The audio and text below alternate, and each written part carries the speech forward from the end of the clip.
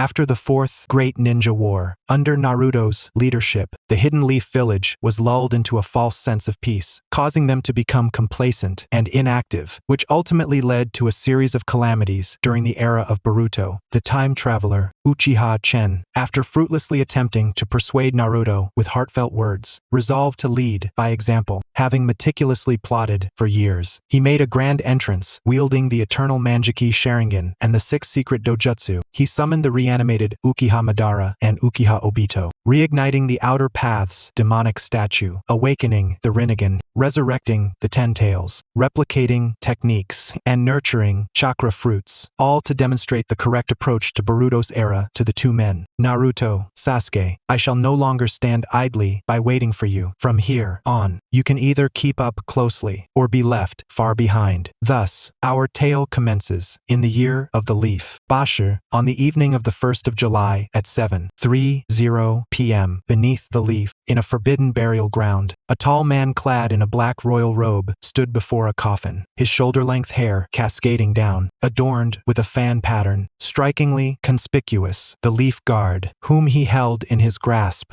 rasped, Uchiha Chen, do you have any idea whose body lies within this coffin? I do. It is Uchiha Madara. Therefore, do you wish to become the enemy of the entire ninja world? The Hokage will not spare you. Go to hell. In an instant, Chen's Sharingan gleamed with a crimson radiance, unleashing a powerful impact that rendered the Anbu unconscious immediately. He carelessly tossed the guard into the corridor, among the fallen Anbu, with his hand resting on the coffin before him. His eyes flickered with a complex brilliance. It has been 7 years, and I have finally reached this point. Chen was a time traveler, having been reborn into this world. In the year of the leaf, Tsushima, he was born in the land of lightning. His parents were once responsible for guarding the forbidden grounds of the Uchiha clan in the land of lightning, but later concealed their identities to evade disaster, transforming into an ordinary couple. This couple was destined to have no children, yet Chen's fate was intertwined with that of his brother. 2 years after Chen's birth, his brother, Jin, was born. The two brothers awakened their Mangekyo Sharingan at an early age, their relationship reminiscent of the bond between Madara and Izuna, brotherly respect and affection. As a time traveler, Chen was aware that the ninja world would undergo significant upheavals by the time of Boruto. Thus, he began strategizing for the future with his brother's assistance from an early age. This initial strategy revolved around the alliance between Chen, Jin, Naruto, and Sasuke. Following the conclusion of the Fourth War, Chen formally stepped into the limelight, intending to enlighten Naruto about the dire consequences of his rule in the leaf, aiming to alter the timeline where Naruto and Sasuke fell into a secondary fate. Regrettably, his warnings were disregarded, and he was instead branded as a dangerous instigator. It was only 7 years ago that tragedy struck when his brother Jin passed away unexpectedly. Chen transplanted his brother's eyes, merging their dojutsu, and awakened a new ocular technique through the Eternal Mangekyo, which now housed 6 rare dojutsu. These included Amaterasu, Tsukuyomi, Kaguya's techniques, and others. In total, including the not-so-rare Susanoo, Chen possessed the ability to wield 7 ocular techniques. What was more formidable than the quantity was the quality of these dojutsu. These rare techniques enabled Chen to perceive a path that bypassed Naruto and Sasuke, breaking through the potential future that lay ahead. He adjusted his plans that had originally been devised during his time with his brother. Finally, today, Chen was resolute in taking a pivotal step in his new plan, reviving Uchiha Madara through Edo Tensei and successfully persuading another reanimated individual to become his right-hand ally. Naruto, Sasuke, I will not remain stationary waiting for you. From this moment onward, you can either keep pace closely or be left far behind. Swish. Chen's 3-mo spun, radiating a stunning array of patterns, revealing the breathtaking Eternal Mangekyo Sharingan. Whoosh. A black vortex erupted from his right eye, drawing both Chen and the coffin into its depths. At 7:38 p.m., before taking action, Chen had already prepared the cave's stone chamber. The walls and ceiling were adorned with forbidden seals. At the center of the grand formation on the ground lay a being that should not exist in this world, white Zetsu. This white Zetsu, enveloped in icy crystals, gradually began to dissipate as the light from Chen's right eye flickered. As white Zetsu regained its consciousness, It opened its eyes and beheld Chen's visage. The fragmented memories instantly reconnected. It's you. I remember you were just a short-haired brat. How did you suddenly grow into a long-haired man like Madara? As the Fourth Ninja War approached its climax, the white Zetsu perished one by one as infinite Tsukuyomi was lifted. Chen utilized his dojutsu, Kaguya's techniques, to freeze time, preserving a portion of white Zetsu for future needs. The one before him was one such instance. I'm surprised you recognized me. How could I not? You look like the offspring of Madara and Hashirama. Chen smiled. That's quite a unique description. I never knew how to characterize my own appearance. Enough chatter. What is the situation here? Why have you suddenly changed? Your time has been frozen by my dojutsu. For you, it has merely been a fleeting moment. Yet, in reality, 15 years have passed. 15 years. You say 15 years have gone by. What about the war? The war has concluded. You should have perished along with your comrades as infinite Tsukuyomi was lifted. It is because of me that you stand here, breathing the air of a world. 15 years later, however, you shall soon enter eternal slumber. Chen cast a glance back at the coffin, standing behind him, where a special seal was affixed at its center. This was a sealing technique designed to prevent the body of Uchiha Madara from being disturbed. Originally proposed to Naruto, and personally set in place as a protective measure, this seal was exceedingly powerful. If anyone other than Chen attempted to remove it, the remains within the coffin would be instantly obliterated and would trigger a space-time technique inscribed by the Rinnegan, coming to exact retribution. Shine. Zing. Chen's right eye focused on the seal. A flash of light occurred, and the seal disintegrated into black motes, annihilating the remains and the space-time technique along with it, rendering it utterly ineffective. Shine could directly obliterate any external objects devoid of a soul, as well as phenomena triggered by chakra, and likewise, it could eradicate any techniques transmuted through a medium. In simpler terms, it could annihilate anything alive. Creak. The coffin lid lifted, revealing Madara's remains. White Zetsu stared in shock at Madara's visage for a long while, then scrutinized the surrounding sealing technique, growing increasingly uneasy. This technique looks somewhat familiar. Hey, you can't possibly intend to use me as a living sacrifice for Edo Tensei like that bastard Orochimaru did with us to resurrect the Hokages, can you? Clever. Chen swiftly traced a line across Madara's shoulder with a kunai, then, with a clang, flung him into the Edo Tensei formation circle, sealing the coffin again. Chen pressed down on the lid while his eyes trembled with the radiance of his dojutsu. After approximately 10 seconds of crackling sounds, the coffin was encased in ice, and with a burst of frost and mist, it vanished from sight. White Zetsu remarked, "All right, so I really have no choice in this matter, do I?" Chen's hand deftly formed seals, while concealed beneath his bangs. His left eye unleashed a brilliant crimson light. Tsukuyomi, Mido, Bubayang, in conversation, refers to water used for irrigation. As a technique of the eye, it can be combined with the application of jutsu to yield the excessive return ocular art. Before his demise, White Zetsu cursed, "Ah, you damned fiend. I curse you to remain a bachelor for life, and should you find a wife, may she be as devoid of pleasure as I am. Apologies, but I am already wed. Indeed, my wife possesses all 6 eyes. Mido, Bibor. Impure world reincarnation. Ugh."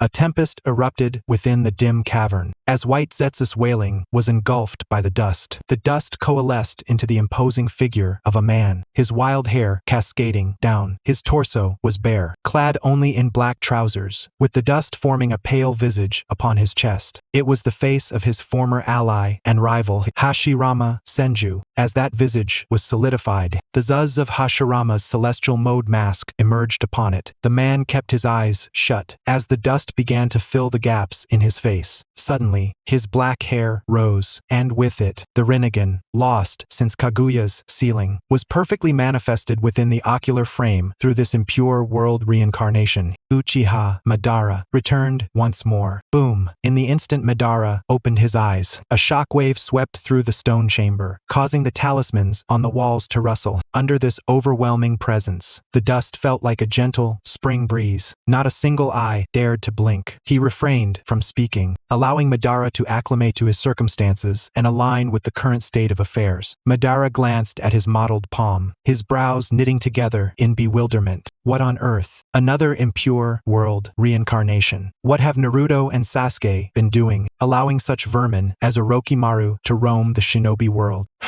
He was cut off mid-sentence, for he had spotted a pair of eyes glowing red in the shadows. Then, surrounding that gaze, were the Uchiha clan's iconic flame-like hair, and it was long. Those eyes, with their complex patterns, could they be the Eternal Mangekyo Sharingan? After a moment of astonishment, Madara's gaze gradually deepened. It appears you are not one to hide in the shadows, like a coward. Aside from Sasuke, there are indeed survivors of the Uchiha clan. This is quite the revelation. Young one, reveal yourself. I am Uchiha Chen. It is an honor to meet you. Uchiha Madara. Chen, is it? Madara scrutinized Chen's left eye. Your left eye bears the marks of having just utilized an ocular technique, likely in conjunction with the impure world reincarnation. Speak, what have you done to my body? In succinct terms, Chen replied, aside from the power of the Ten Tails, you have been restored to your prime state within this vessel. Madara pondered briefly, casting his gaze upon the visage of Hashirama upon his chest, then to his own eyes. Madara's expression towards Chen shifted subtly. With arms crossed, he remarked, setting aside the sage arts of Hashirama, to have retained true ocular power during the impure world reincarnation suggests you possess not only a good eye but also commendable guts. Undeterred, Chen met Madara's right Rinnegan with unwavering resolve. Lie down, and I shall slowly interrogate your intentions. Rinnegan, abyssal prison. Whoosh. Unexpectedly, as the shadow of the abyssal prison launched an assault, Chen deftly evaded. Madara exclaimed, what? Gan. In a moment of extreme backward lean, Chen mused, what a formidable Madara, initiating with abyssal prison. Were it not for this, I would indeed struggle to confront him directly here. Though surprised, Madara acknowledged the cunning.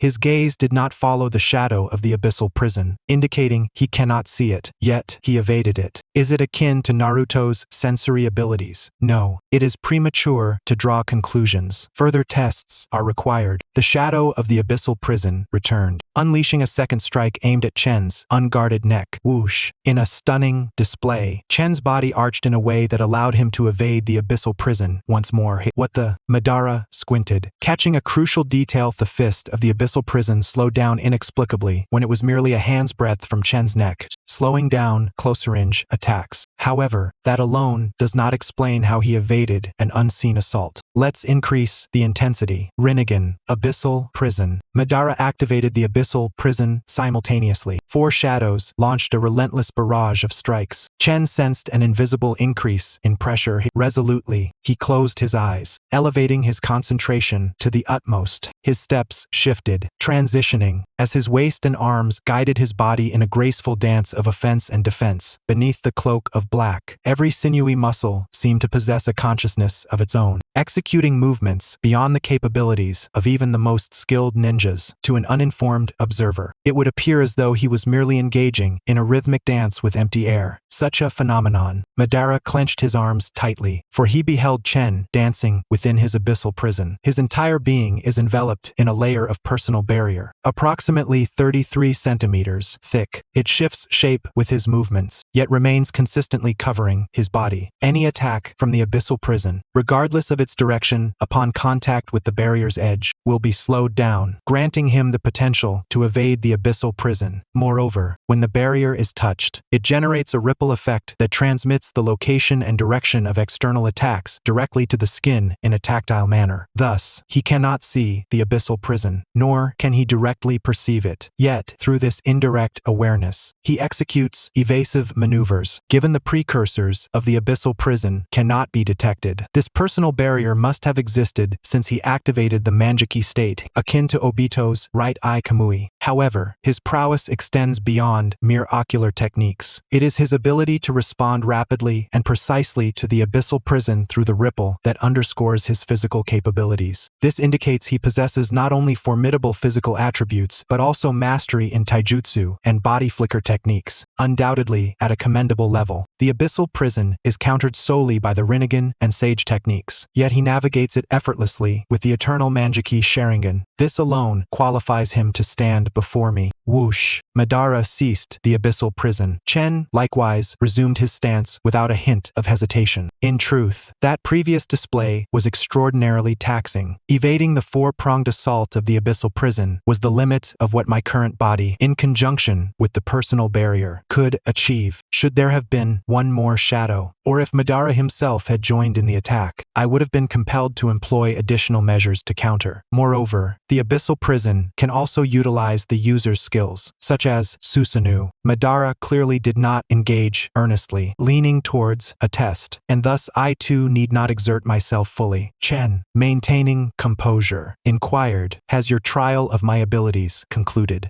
Madara remained non-committal, asking, "Just now, the ocular technique you activated with your right eye, what was its name?"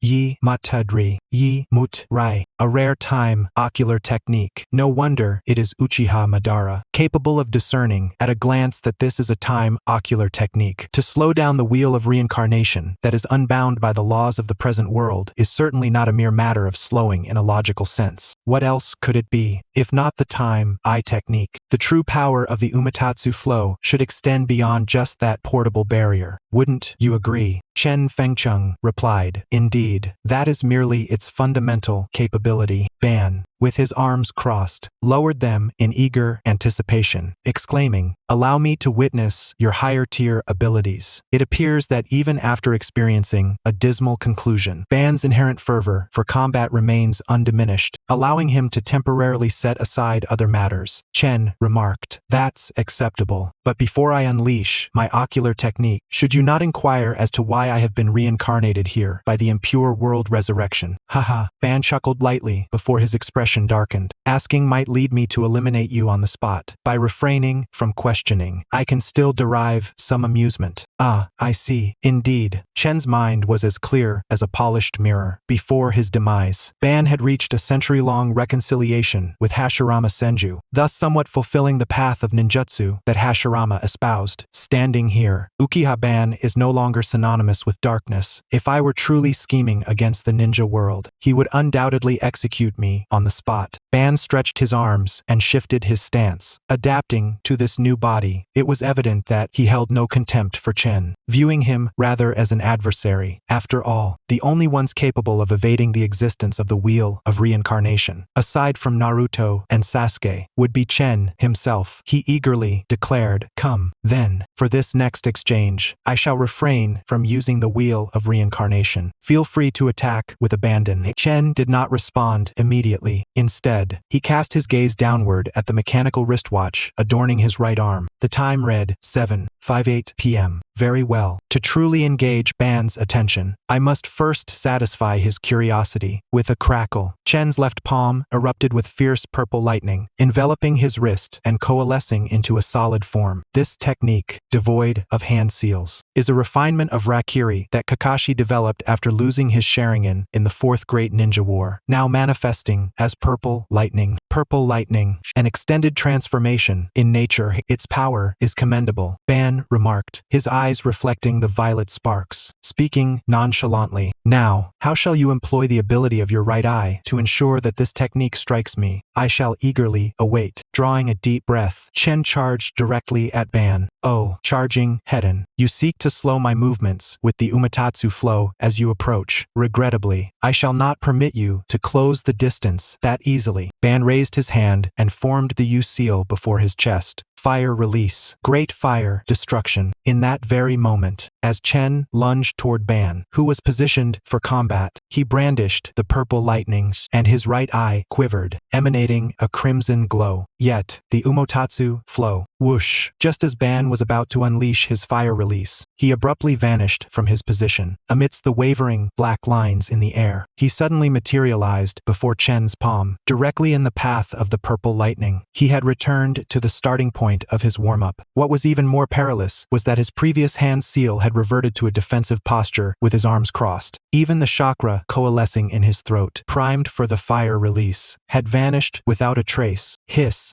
suddenly realizing something. Ban inhaled sharply and attempted to retreat with all his might. Yet, Chen, having already gained the upper hand with his ocular technique, unleashed a flurry of follow-up attacks that flowed seamlessly. Crack! The purple lightning sliced through, dispersing Ban's left arm before he could lower it, simultaneously stripping away the features of Hashirama's face that were revealed on his chest. Ban staggered backward, momentarily speechless, as he gazed at Chen. Chen refrained from pursuing further and instead withdrew the purple lightning, stating, "Time reversal. This is a more advanced application of the Umotatsu flow, and to evade a fatal blow even in such dire circumstances, only the legendary Uchiha Ban could achieve such a feat." Rustle. The earth reformed into Ban's left arm, smoothing over the features of Hashirama's face upon his chest. After a lengthy silence, Ban finally inquired, "What is the limit to which you can reverse time?" "Approximately 5 minutes," Chen replied calmly, for in his plans, both Ban and the other are pivotal figures, and collaboration in the long run is inevitable. Thus, there is no need to conceal such matters that will ultimately be revealed. Ban's gaze grew solemn. The Umotatsu flow is undoubtedly a more twisted ocular technique than that of Obito, and the ability to reverse time likely does not encompass the totality of this technique, nor does it represent the full potential of his eye. Anyone capable of awakening such an eye in any era could never be inconspicuous. Ban, with a serious expression, asked, "You are Uchiha Chen, correct? Your strength is formidable. Why did you not appear during the Fourth Great Ninja War? For during that time, we were still in our developmental stages. My brother and I possessed only the basic Sharingan. Why expend our limited ocular power in a battle we were certain to win? My initial plan was for the two of us to each sacrifice one eye to the other, each awakening an Eternal Mangekyo Sharingan, and after the war, persuading Naruto and Sasuke to form an alliance to collectively fend off external threats. Yet, I never anticipated that my brother would one day leave me, and in such an inexplicable manner, not even being able to summon back his soul through impure world resurrection. Nor did I foresee Naruto's obstinacy. Ultimately, I was forced to inherit my brother's eye and readjust my plans." Chen pondered much but could only utter 4 words. "The time for war has not yet come."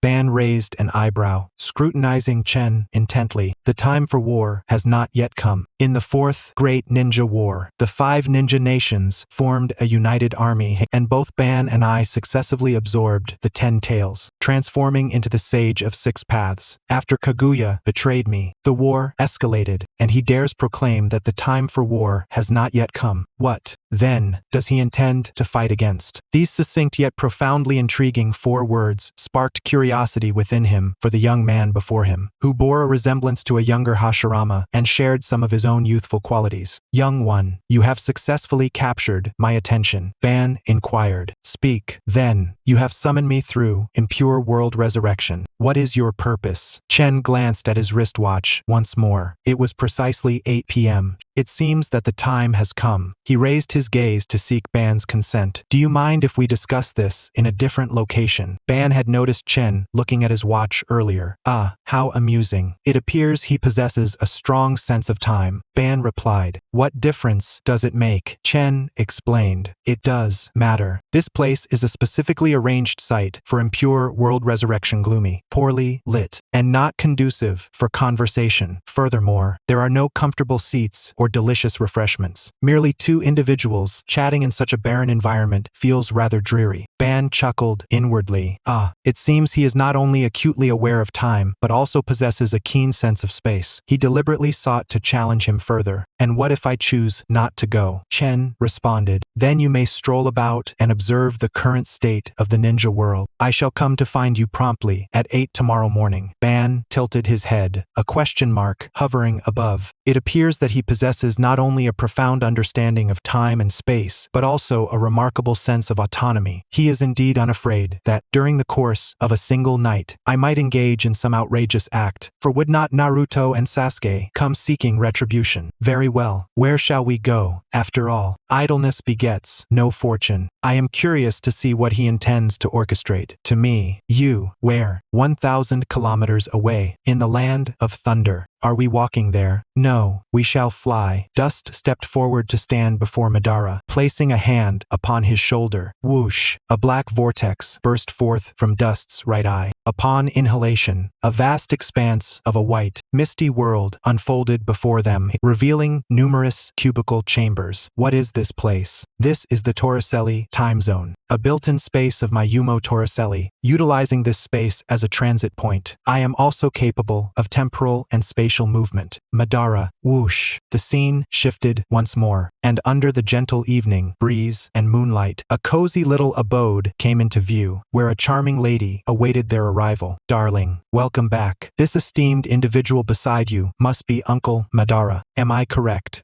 Standing outside the door, there was a woman of exquisite beauty, clad in a blue ninja robe that elegantly enveloped her curvaceous figure. Her long hair cascaded down her back like a waterfall. With her hands clasped behind her, she wore a gentle smile in her eyes. "Do you recognize me?" she asked, gazing at the man before her, who was addressed as Uncle Madara. The woman replied with a radiant grin, "Yes, Chen has already informed me. He will bring you over as a guest tonight." "Oh," Madara said, his gaze fixed upon her, feeling somewhat dazed. There was an indescribable sensation about her face. Was it merely because she knew him yet showed no fear? At that moment, a little girl with a princess-cut hairstyle peeked out from behind the woman's long legs, her curious eyes scrutinizing him. "Is this uncle a relative of Mommy? He looks so much like Mommy." Ah, the little girl's innocent remark struck a chord with Madara, and he finally understood the source of that indescribable feeling. The woman bore a striking resemblance to him, especially in the expression and temperament of her eyes, while Chen resembled him so closely that it was as if he were looking into a mirror. Chen smiled and introduced her to Madara. "This is my wife, Hikari, and our daughter, Suki." Madara shifted his gaze away from Hikari's face and awkwardly greeted them. "You both, hello." Hikari gently stroked Suki's short, fuzzy hair and said, "Suki, call him Grandpa Madara." Suki appeared astonished. "Huh? Uncle Madara is Grandpa? But he looks very young. Not old at all." Madara's stern expression softened upon hearing Suki's innocent words. He bent down to take a closer look at her round little face and asked, "How old are you?" "Grandpa Madara, I am 4 years old this year." "4 years old? Splendid. Just the right age for the battlefield." Suki continued, "Why does Grandpa Madara have such a strange face?" Madara glanced down at his exposed chest, where the face of Hashirama resided. Back in the day, he had danced before the 5 Kage and the allied ninja forces with that face without a hint of embarrassment. Yet now, faced with the innocent question of this little girl, he felt an overwhelming sense of social awkwardness. Could he die from this Edo Tensei with such a body? However, in front of the Uchiha's young descendants, he could not afford to lose face. Indeed, Grandpa Madara was born with a second face. "Are you afraid?" "I'm not afraid. I think it looks cool. Can I touch it?" Suki's little eyes sparkled with excitement. Madara couldn't help but laugh heartily. "Ha ha ha. Good. You have great taste. Uchiha Suki, I commend you. Go ahead. You have my permission to touch as much as you like." With that, he even squatted down, allowing Suki to reach the face of Hashirama with ease. Chen watched this unexpected scene in astonishment, thinking, "Hey, I never imagined Madara would have this side to him." Hikari timely said, "Suki, let your Grandpa Madara in or the food will get cold." Once inside, Hikari took out a set of dark clothing from the closet by the entrance and handed it to Madara, saying, "I apologize, Uncle Madara, for the lack of preparation. Please wear Chen's clothes for now. You are about the same height, so it should fit. I'll get you new ones tomorrow." Madara accepted the robe and wrapped it around his body, glancing down at his Edo Tensei boots, and said, "If it's convenient, please find me a pair of shoe covers." As he walked through the living room, Madara glanced around at the furnishings, which were simple yet warm. On the television cabinet sat a framed photo of 4 people. Pushing open the sliding door to the tatami room, he found a table laid out with a sumptuous feast. Hikari took Suki's hand and said to Chen, "Suki and I will go for a walk now. You two can discuss matters." Chen nodded with a smile. "All right, go ahead." A silent understanding passed between them, filled with the tacit harmony of a couple. After bowing to Madara, Hikari led Suki out of the room and closed the sliding door behind them. The atmosphere turned quiet. Soon, Madara broke the silence. "Hikari is also a survivor of the Uchiha clan, isn't she? Did you figure that out?" Chen replied with a smile, pouring wine into a cup before Madara and then filling his own. "Hikari has another name you must be familiar with." "What name?" "Mu." "Mu," Madara repeated, as a flash of realization struck him. As the leader of the Uchiha clan during the late Warring States period, he naturally thought of the legend within the clan. "Mu? Are you referring to that girl who awakened a rare ocular power during the mid-Warring States period?" known as the 8,000 Spears, and was considered a weapon by the Uchiha clan, ultimately sealed by the Senju and Sarutobi clans? Exactly, Hikari is Mu. She was active in your earlier Warring States era and was sealed when she was 12 years old. After 213 years, I was the one who released her seal 16 years ago. Madara took a sip of wine. Indeed, he found it tasteless. However, emotions were still present. Then she should harbor a deep-seated hatred for this world. Yet she shows none. Chen raised his cup as well. As the warm wine flowed down his throat, memories flooded back. From the girl who once sought to destroy the ninja world, wishing to annihilate the descendants of the Uchiha, Sarutobi, and Senju clans for revenge, to now, where she was gentle and lovely, proudly a wife, and the mother of 2 children. In those 16 years, Chen had given Hikari a redemption that was comparable to what Boruto could not offer. Companionship. Although the scar on his chest still ached, the memories were sweet. Chen reminisced. At first, it was indeed so, but I took a long time to repay her the things she lacked from her former clan and what this world owed her, which is why she has become my wife. Their marriage was chosen on Hikari's 16th birthday, as she was of the early Warring States era, conforming to the coming-of-age traditions of that time. By then, 3 years had passed since the 4th Great Ninja War had concluded. I see. Madara did not inquire further about Hikari and picked up his chopsticks to sample the dishes that he could not taste. Chen refilled his cup. In truth, Madara was somewhat surprised that he could sit here so naturally to dine. It had only been over half an hour since he had been summoned through Edo Tensei, and he was not even certain of Chen's motives for bringing him back. Objectively speaking, Hikari and Suki had indeed brought him joy, which unconsciously narrowed the distance between him and Chen. Madara pondered Chen's thoughts. Speaking of which, his wife and child are still here, yet he dared to bring me directly over. At the very least, he must be sincere in his motives and confident that I would not engage in any harmful actions. However, I cannot comprehend. I am Uchiha Madara. Does he not know that I once nearly destroyed this ninja world with my own hands? After 3 rounds of wine, Madara set down his cup and raised the topic at hand.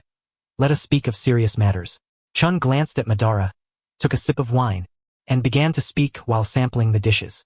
All right, now that the war has ended, the Kagaya clan still lurks in this land, waiting for the opportunity to stir trouble. Naruto and Sasuke, along with the 5 Kage, have lost their sense of crisis over the years, causing the overall strength of the ninja world to regress, making it ill-prepared for the impending crisis. The ninja world is not far from true chaos. Therefore, someone must step forward to change the situation. Madara listened to Chen finish speaking. So, that person is you? That's right, Chen confirmed, but my strength alone is insufficient. I need like-minded comrades to help me realize this plan. He added, this like-minded comrade includes you, right here. Madara's brows furrowed. Chen's words were brief, yet the implications were staggering. Extracting key points from Chen's speech, Madara quickly pieced together a line of thought and began to question. The Kagaya clan, who is stirring trouble, lying in wait there? Why are Naruto and Sasuke, along with the 5 Kage, inactive? How is the ninja world on the verge of chaos? Chen set down his chopsticks and wiped his hands with a napkin. Zizi, the Sharingan spun to life in his eyes. It was too cumbersome to communicate with words. Let us converse directly through our eyes. After a moment's contemplation, Madara's Rinnegan transformed back into Sharingan, locking gazes with Chen. Illusion, Sharingan. You will witness in this illusion a future where I am not involved, one that is about to unfold in the shinobi world. Indeed, Chen intended for Madara to see the Boruto, Naruto Next Generations. On July 2nd, at 12:08 in the morning, in the Hokage office of the Leaf Village, the captain of the guard, who had awakened from the forbidden area, reported the urgent situation of Madara's body going missing. What did you say?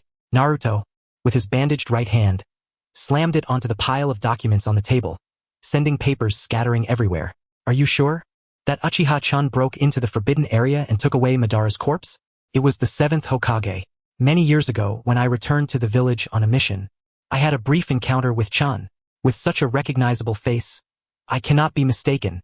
He took down all my subordinates. In a moment of distraction, I fell victim to his Sharingan illusion and fainted. Naruto's expression tightened. What about casualties? The squad leader replied.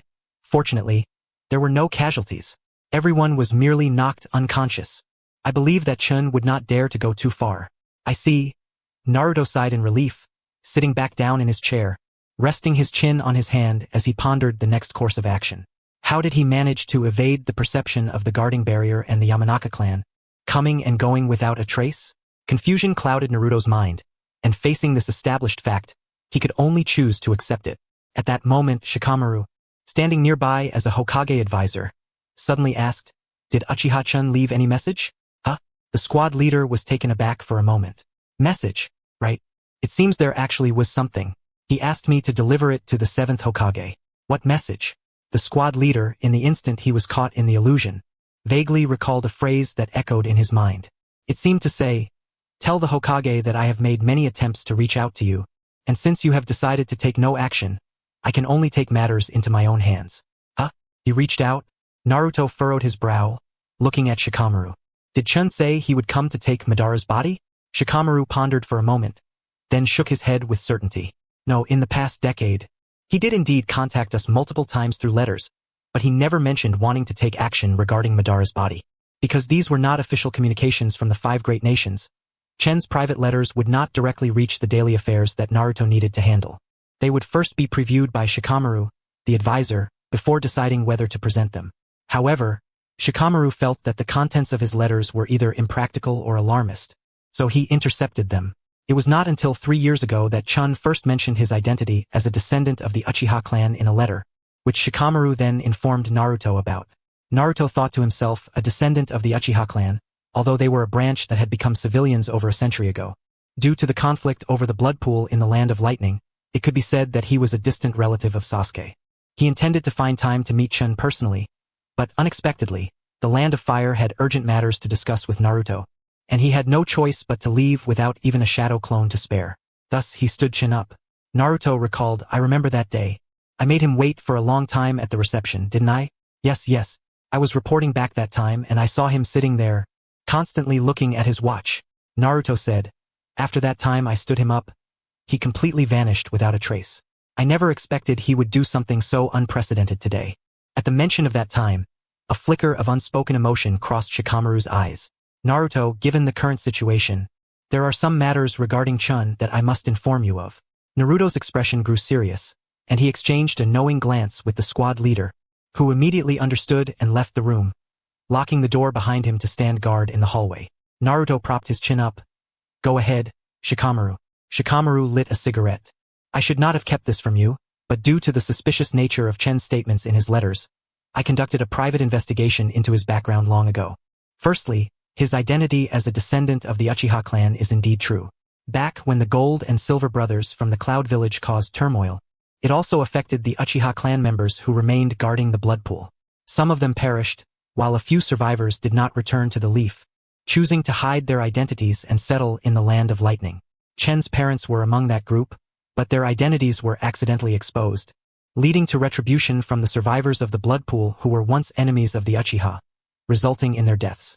This left Chen and his brother Jin to rely on each other. Quite a convoluted backstory, and then, Naruto thought that if it weren't for Madara's incident, he might have been able to empathize with Chen. Later, it was reported that the surviving members of the blood pool were gradually eliminated, including women and children. All survivors from that clan were completely hunted down. There is no concrete intelligence suggesting that these brothers were involved in the revenge, but I suspect they must have some connection. Revenge? Following the same path as Sasuke back then, like the fate of the Uchiha. Shikamaru continued, "Chen and Jin do not belong to any ninja village's system, nor did they join the allied shinobi forces to participate in the Fourth Great Ninja War. If they are civilians, it is not surprising they would avoid the war in the ninja world, but their actions after the war have been too conspicuous. You, as the most outstanding hero of the ninja war, possess the strongest influence in the entire ninja world, and with his ties to the Uchiha of the Leaf, it would be understandable for him to try to reach out to you and find a place to settle down. Yet he chooses to do so in such a sensational manner." Naruto asked, "What do you mean by sensational?" Shikamaru flicked ash from his cigarette and said, "This person even questioned the Hokage's system of direct governance in his letters. He stated that the Hokage, as the highest combat power of the village, should not expend energy on trivial affairs but should instead establish an office similar to a secretariat to take on the responsibilities of the Hokage. The Hokage should focus entirely on training combat strength. Should he be the one worrying about such matters?" Naruto refrained from commenting on this. Later, I heard that his brother died. Naruto was taken aback. "How did he die?" Shikamaru said, "This matter is untraceable, but after his brother's death, Chen's actions began to deviate from the norm. He began appearing in places like money exchanges and underground black market auction houses, which are hidden in the shadows of the ninja world. It is said that in just a few years, he managed to amass enough funds to sustain a ninja village like the Leaf for several years. As someone who does not belong to any ninja village, what is he gathering wealth for? It is hard not to associate him with Akatsuki's stage of gathering wealth. If it were only to this extent, I would consider him merely a reckless underground broker who hoards wealth after losing all ties to people. What truly places him on my list of dangerous individuals is his claim in his letters that Kagaya's clan is still active in this land. What? The 3 words made Naruto jump up.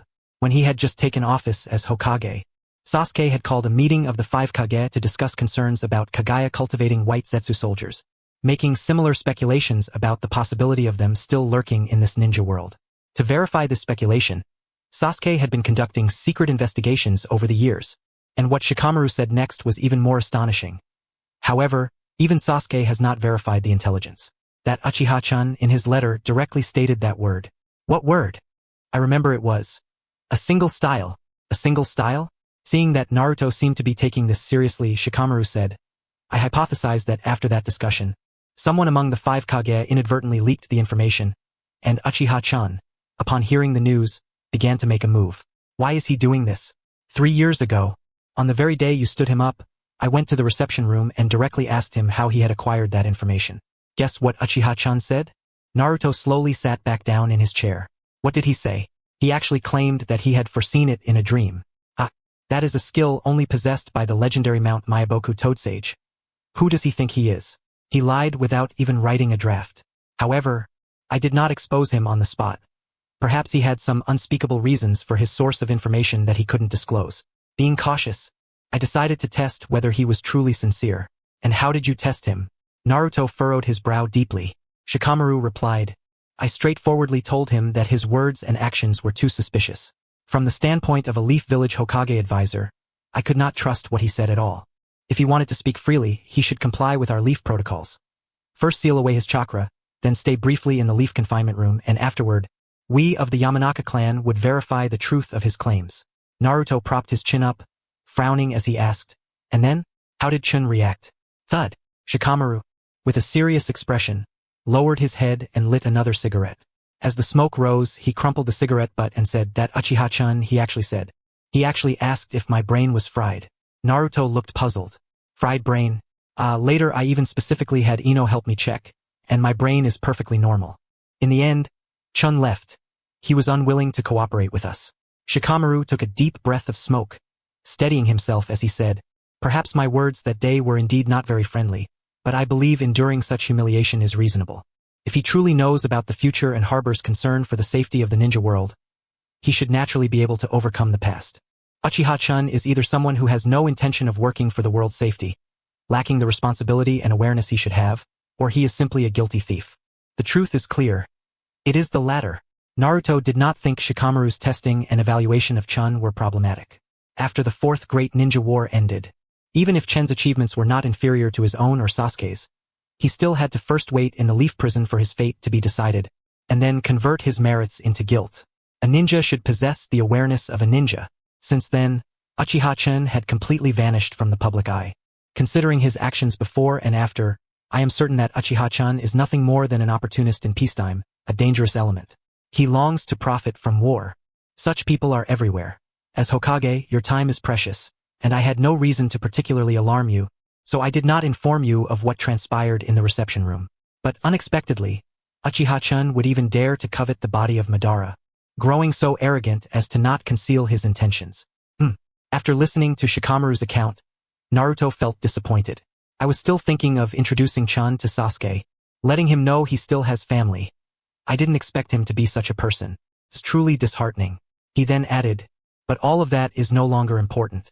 The question is, what does Chun want with Madara's corpse? Shikamaru speculated there are 2 possibilities.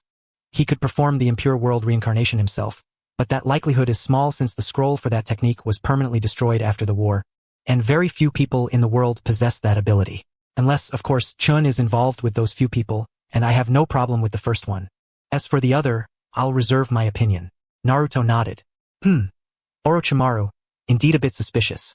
Shikamaru continued, The other possibility is that Chen is attempting to exploit his dark background to profit from Madara's corpse. If Madara's body were to reappear in the world, it would likely cause a stir in the underworld. But no matter which scenario it is, Chen's calculations are unlikely to succeed, as there is a seal placed by Sasuke himself on that coffin.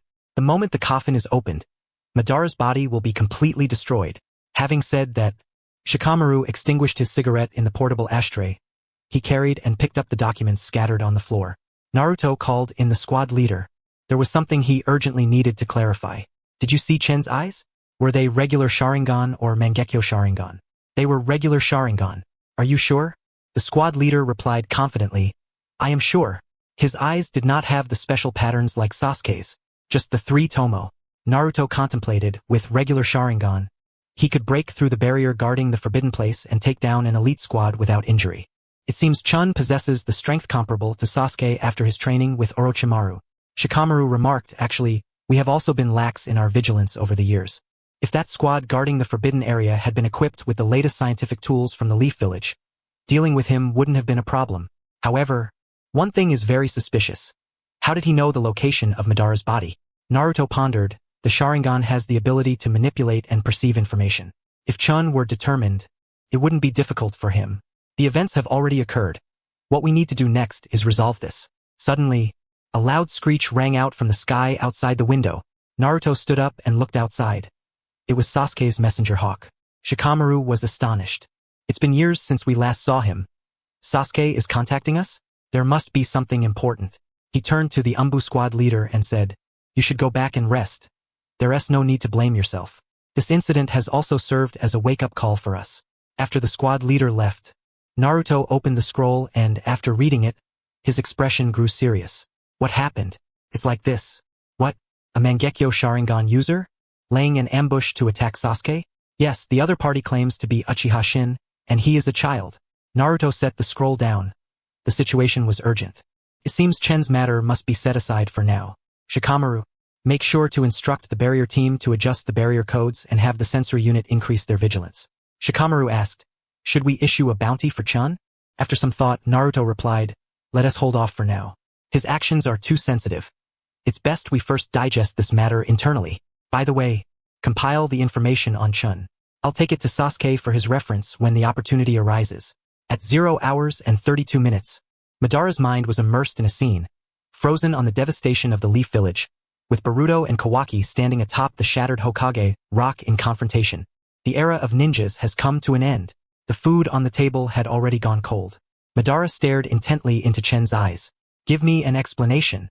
Chen responded, I once had the ability to foresee a certain extent of the future through dreams. Just now, in the illusion, I merely projected what I had already foreseen using my Sharingan. He had prepared this explanation in advance, knowing that his identity as a traveler must not be revealed. Thus, the foresight was a necessary excuse. However, at the time of Chen's crossing over, Boruto, Naruto Next Generations had not yet concluded, and Chen did not know the entirety of the future, so he added the prefix once to leave himself some leeway. Foreseeing the future? Madara did not scoff like Shikamaru. He had witnessed Chen's extraordinary abilities, even being able to reverse time, so the idea of foreseeing the future did not seem outrageous. But Madara would not easily trust him. How can you prove that what you foresaw is indeed the future? Because I had foreseen the occurrence of the Fourth Great Ninja War, and then the war happened in reality, with the specific course of events and details matching those in my dream. Of course, the foresight of the future is predicated on my non-involvement. Any interference on my part would lead to changes in the actual future. Words alone are not enough. How can you make me believe that these are indeed the future and not just a product of your profound illusion mastery, woven into a scene? Madara was being serious. Rather than questioning, it was more about his unwillingness to accept. Whether it's the Kinshiki style, the Momoshiki style, or even the Urashiki style, Madara could accept them all.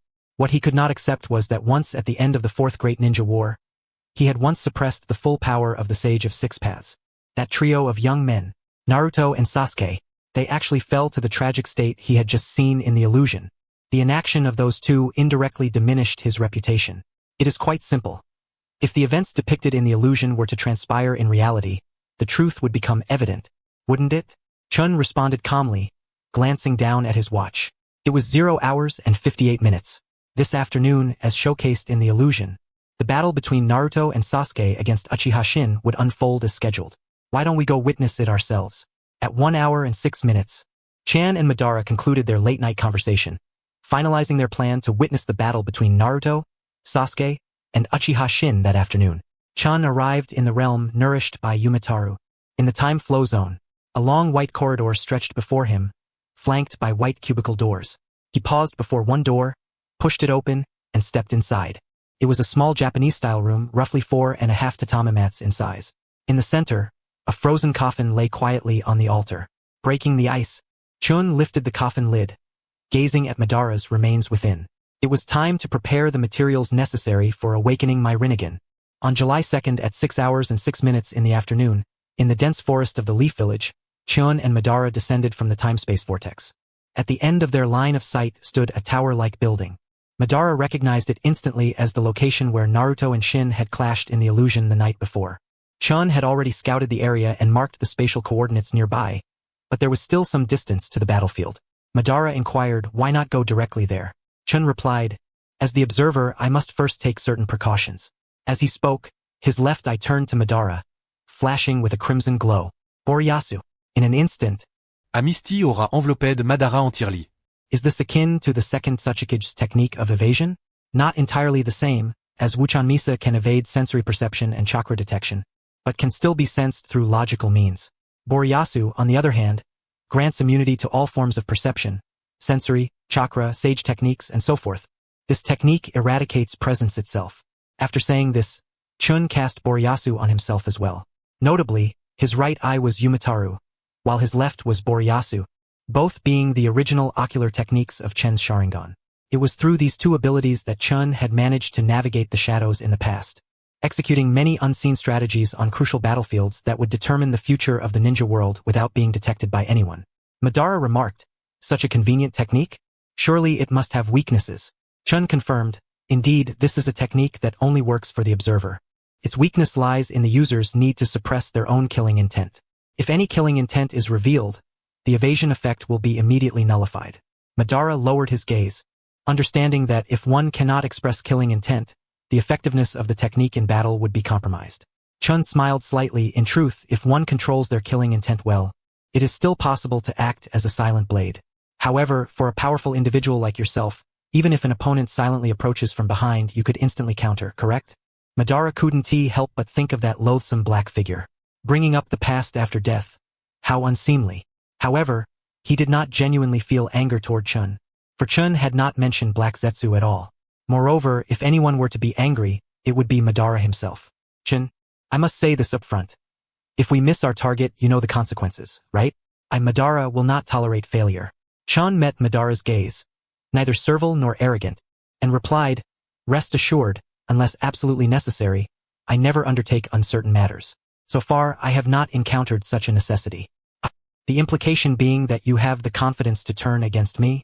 Upon hearing this, Madara felt not anger, but a deeper appreciation for the younger man before him, as he conducted himself entirely from the perspective of a strong individual. With a whoosh, the vortex spun, and Chen and Madara landed atop the treetops.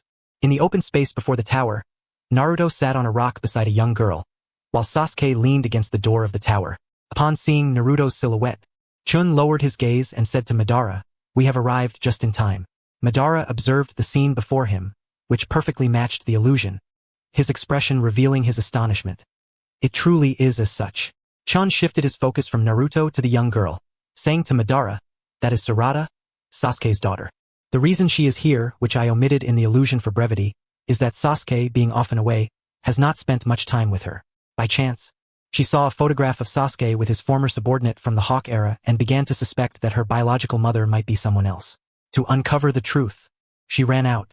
Just moments ago, she and Sasuke had a conversation in the tower, and it seems she was unable to accept that her father did not reveal himself at the earliest opportunity. Naruto is currently comforting her. After listening, Madara stated, I am not particularly interested in these familial matters. What I truly care about is whether Naruto and Sasuke's strengths have indeed declined to the point of being unwatchable, as depicted in the illusion. It is here. Chun glanced at the black vortex that had appeared at the eaves of the tower, then looked down at his watch. It was 6 hours and 32 minutes in the afternoon. Madara's attention shifted, and he saw a bald man in a fiery cloud robe and a boy with an onion-shaped head emerge from the vortex. The bald man had a head covered in Sharingan, all of them being the same kind, Mangekyo, with deep black triangular patterns. It was none other than Uchiha Shin and his clone child. Madara had already previewed Shin's abilities and the course of this battle through the illusion. At this moment, he had only one goal: to witness the true capabilities of Naruto and Sasuke. He silently hoped. At this moment, I am convinced Chen possesses the ability to foresee the future. However, Naruto and Sasuke, as individuals who once pushed even me, Madara, to my limits, I hope you can deliver a resounding blow to him. At the very least, do not allow the embarrassing scene from that illusion to unfold before my eyes. Crush that clown filled with Mangekyo rubbish into the ground. With a whoosh, after Uchiha Shin appeared, his gaze locked onto the two on the ground. He swung his fiery cloud robe sleeves, launching a barrage of shuriken with rings. Swish! His ocular technique activated. The ability was to control the marked objects. Those shuriken had been preemptively marked with his ocular power, and now, under his precise control, they shot toward Naruto and Sarada's location. Naruto sensed the incoming danger immediately and turned his gaze coldly. Clang, clang, clang. With his right arm under the Hokage cloak raised, he unleashed a whirlwind that disrupted the trajectory of all the shuriken. Impressive. As Uchiha Shin activated his ocular power once more, the disrupted shuriken, spinning at high speed, returned with an even more unpredictable trajectory, now aimed at the two. Boom! To protect Sarada, Naruto released the chakra of the Nine Tails. A golden fox head stood imposingly, once again blocking all the shuriken. At that moment, a black cloak rustled as Sasuke leapt into the air, confronting Uchiha Shin. How about this? In a narrow encounter, Shin smirked, casually tossing a shuriken, which, under his ocular technique's control, diverged in trajectory before converging toward Sasuke. Clang, clang, clang. Utilizing his sword technique and the keen insight of his Sharingan, Sasuke swiftly knocked down all the shuriken in an instant. In a blink, Shin lunged forward, engaging in close combat, seizing Sasuke's stabbing blade with his bare hands, while his clone child followed closely behind, thrusting a shuriken. From beneath his bangs, the Rinnegan flashed, and with a burst of heavenly power, he swapped positions, turning to unleash a scorching fireball. Shin, who saw this scene through his rear Sharingan, decisively used his ocular power to pull his clone child behind him, using him as a shield against the torrent of flames. However, the fire's strength was overwhelming, pushing the child forcefully against Shin's back, causing him to cry out in pain. A cry of despair erupted as Shin grasped the Kusanagi sword left in his hand after exchanging positions with Sasuke using the heavenly hand power, and he hurled it towards the ground. Why emphasize the Kusanagi sword being in Shin's hand? Because there was a twist. Just before hitting the ground, it seemed as though Shin could not hold onto the Kusanagi sword, letting it slip from his grasp, while at the same time, he spotted Madara, a sharp glint flashing in his eyes. Shin, somewhat disheveled, struggled to rise, feigning a profound realization. So this is your ocular power, Uchiha Sasuke? Madara's gaze grew slightly impatient. Up until now, the battle had unfolded exactly as Tsuchi had depicted in the illusion. It shouldn't be like this. What are you all dragging your feet about? Moreover, did you truly not notice that group tampering with the sword? Time is running out. Quickly tell me this is not real. You are toying with your opponent, aren't you? Tsuchi promptly warned, control your killing intent, or else Boruto will break free. Suddenly, under the protection of the Nine Tails chakra, Naruto unleashed his unguarded cross-eyed stare. Embedded in his abdomen was the Kusanagi sword wielded by Sasuke. The events that transpired in that fleeting moment were clear to both Madara and Tsuchi. Shin's clumsy fall to the ground successfully allowed Naruto and Sasuke to lower their guard, and he manipulated the previously marked Kusanagi sword with his ocular technique, piercing straight through Naruto. Accompanied by the blade bursting forth from Naruto's back, blood splattering, Sasuke and Sarada stood frozen in shock. Madara's heart sank with a disheartened laugh. Then, on the ground, Uchiha Shin's arrogant taunts echoed. So, how about that? My ocular power is not inferior to yours, Uchiha Sasuke. From the moment Naruto was impaled, this battle descended into garbage time. Madara suppressed his killing intent towards Shin, observing coldly. Naruto's injury led to the dissolution of the Nine Tails chakra mode. Protecting Sarada, the fox's form shattered, and Shin, grinning maliciously, initiated his pursuit. Sarada! Sasuke, worried for his daughter, stepped up as a human shield, taking a solid hit from a shuriken to his back. In pain, he was astonished. My mobility has been compromised. Shin's right eye emitted a mocking gleam, deriding, "Peace hinders humanity's evolution, and you exemplify this perfectly. The cessation of evolution will inevitably lead to extinction." Boom! From the pursuit in the leaves, Sakura Haruno descended, delivering a heavy punch that struck Shin squarely in the chest, exclaiming, "Look what you've done to my husband and daughter. You bastard!" Ah! Shin screamed as he was sent flying, the punch rupturing his internal organs. Tsuchi remarked, "Sakura Haruno, you should have seen her. She is now Sasuke's wife." Madara's eyes betrayed no emotion. A supporting character's brilliance could not compensate for the main character's shortcomings, and such conventional attacks were hardly noteworthy in Madara's eyes. Sakura's forceful entrance directly turned the tide of battle.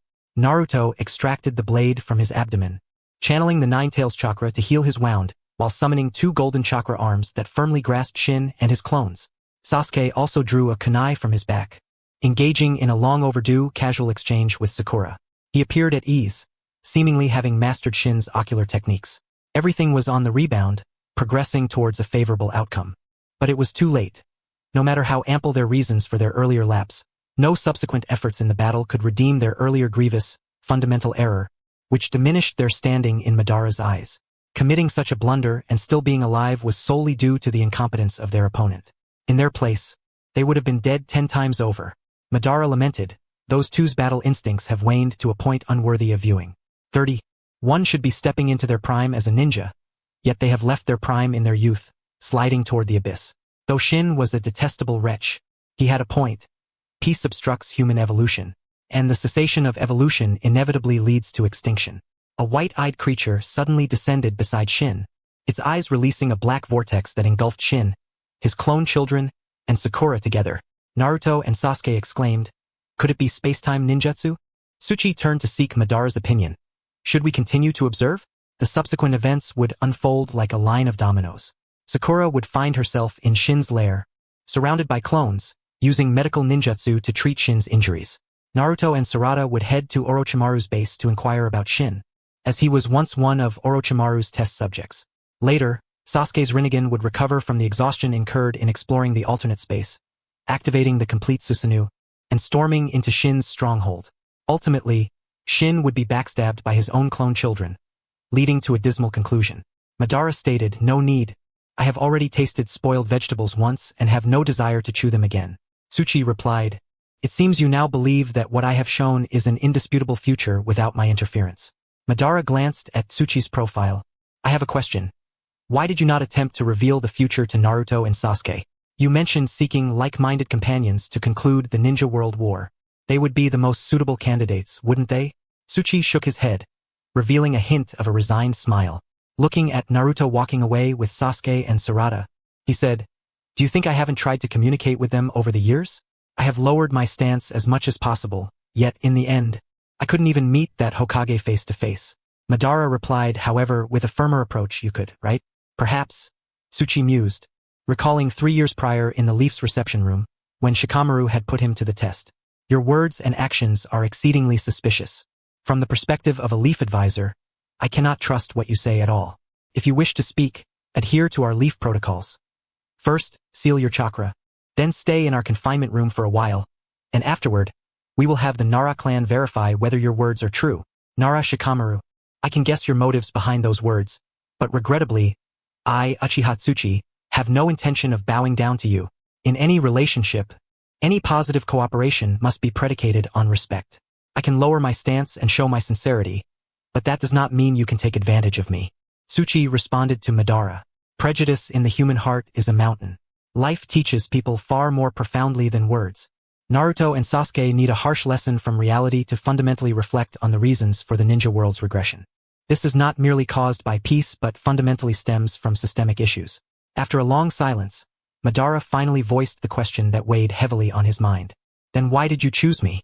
You should know I was once intent on pushing the ninja world into the abyss, right?" "Wait a moment." Tsuchi glanced at his watch. "Evening, 7:49. Time I estimate is about right. I must first retrieve that item." Whoosh! The black vortex spun, and Tsuchi and Madara arrived at the shattered lair. Bloodstains, shurikens, and signs of battle remained. Naruto and Sasuke's fight with Shin had reached a conclusion, and they had just departed. Beneath the fractured rocks, Tsuchi found a white life form, exactly the vessel of Uchiha Shin's space-time ninjutsu. This white creature, due to its peculiar appearance, was humorously dubbed Uchiha Boss by the Naruto fandom. In the midst of the fierce battle erupting in this old lair during the second half, Uchiha Boss was struck down by Sarada with a single punch, taking with him the eye that could only perform time-space movement. Madara immediately realized what Chen intended to recover. You wish to reverse time and restore this item to its state before it was destroyed, do you not? He recalled the scene when Chen had utilized the Umotatsu technique on him, which reverses time within a specific area, restoring everything that existed in that area to its former state. However, if you do that, the girl who destroyed this eye would also be reverted back, wouldn't she? That means Sasuke, through his Rinnegan, and Naruto would be able to find us immediately. Are you prepared to engage them in battle here? Chun casually smiled and replied, "It is not a problem to fight here, but my appearance fee is rather steep. I wonder if they can afford it." Oh? Madara was surprised at this thought. Naruto and Sasuke may not be very experienced right now, but due to their long absence from the battlefield, if they regain their senses, their combat power would still be considerable, as evidenced by their previous encounter with Momoshiki. And Chun clearly had the confidence to not fear those two, hiding quite deeply. Returning to the topic, Chun stated, Umotatsu can reverse time, not only targeting spatial areas but can also specifically target designated individuals. It merely requires an additional step like this. He crouched down and placed his hand on the corpse of Uchiha Boss. Just like this, amidst Madara's astonished gaze, Chen's right eye trembled with a brilliant crimson light. Umotatsu.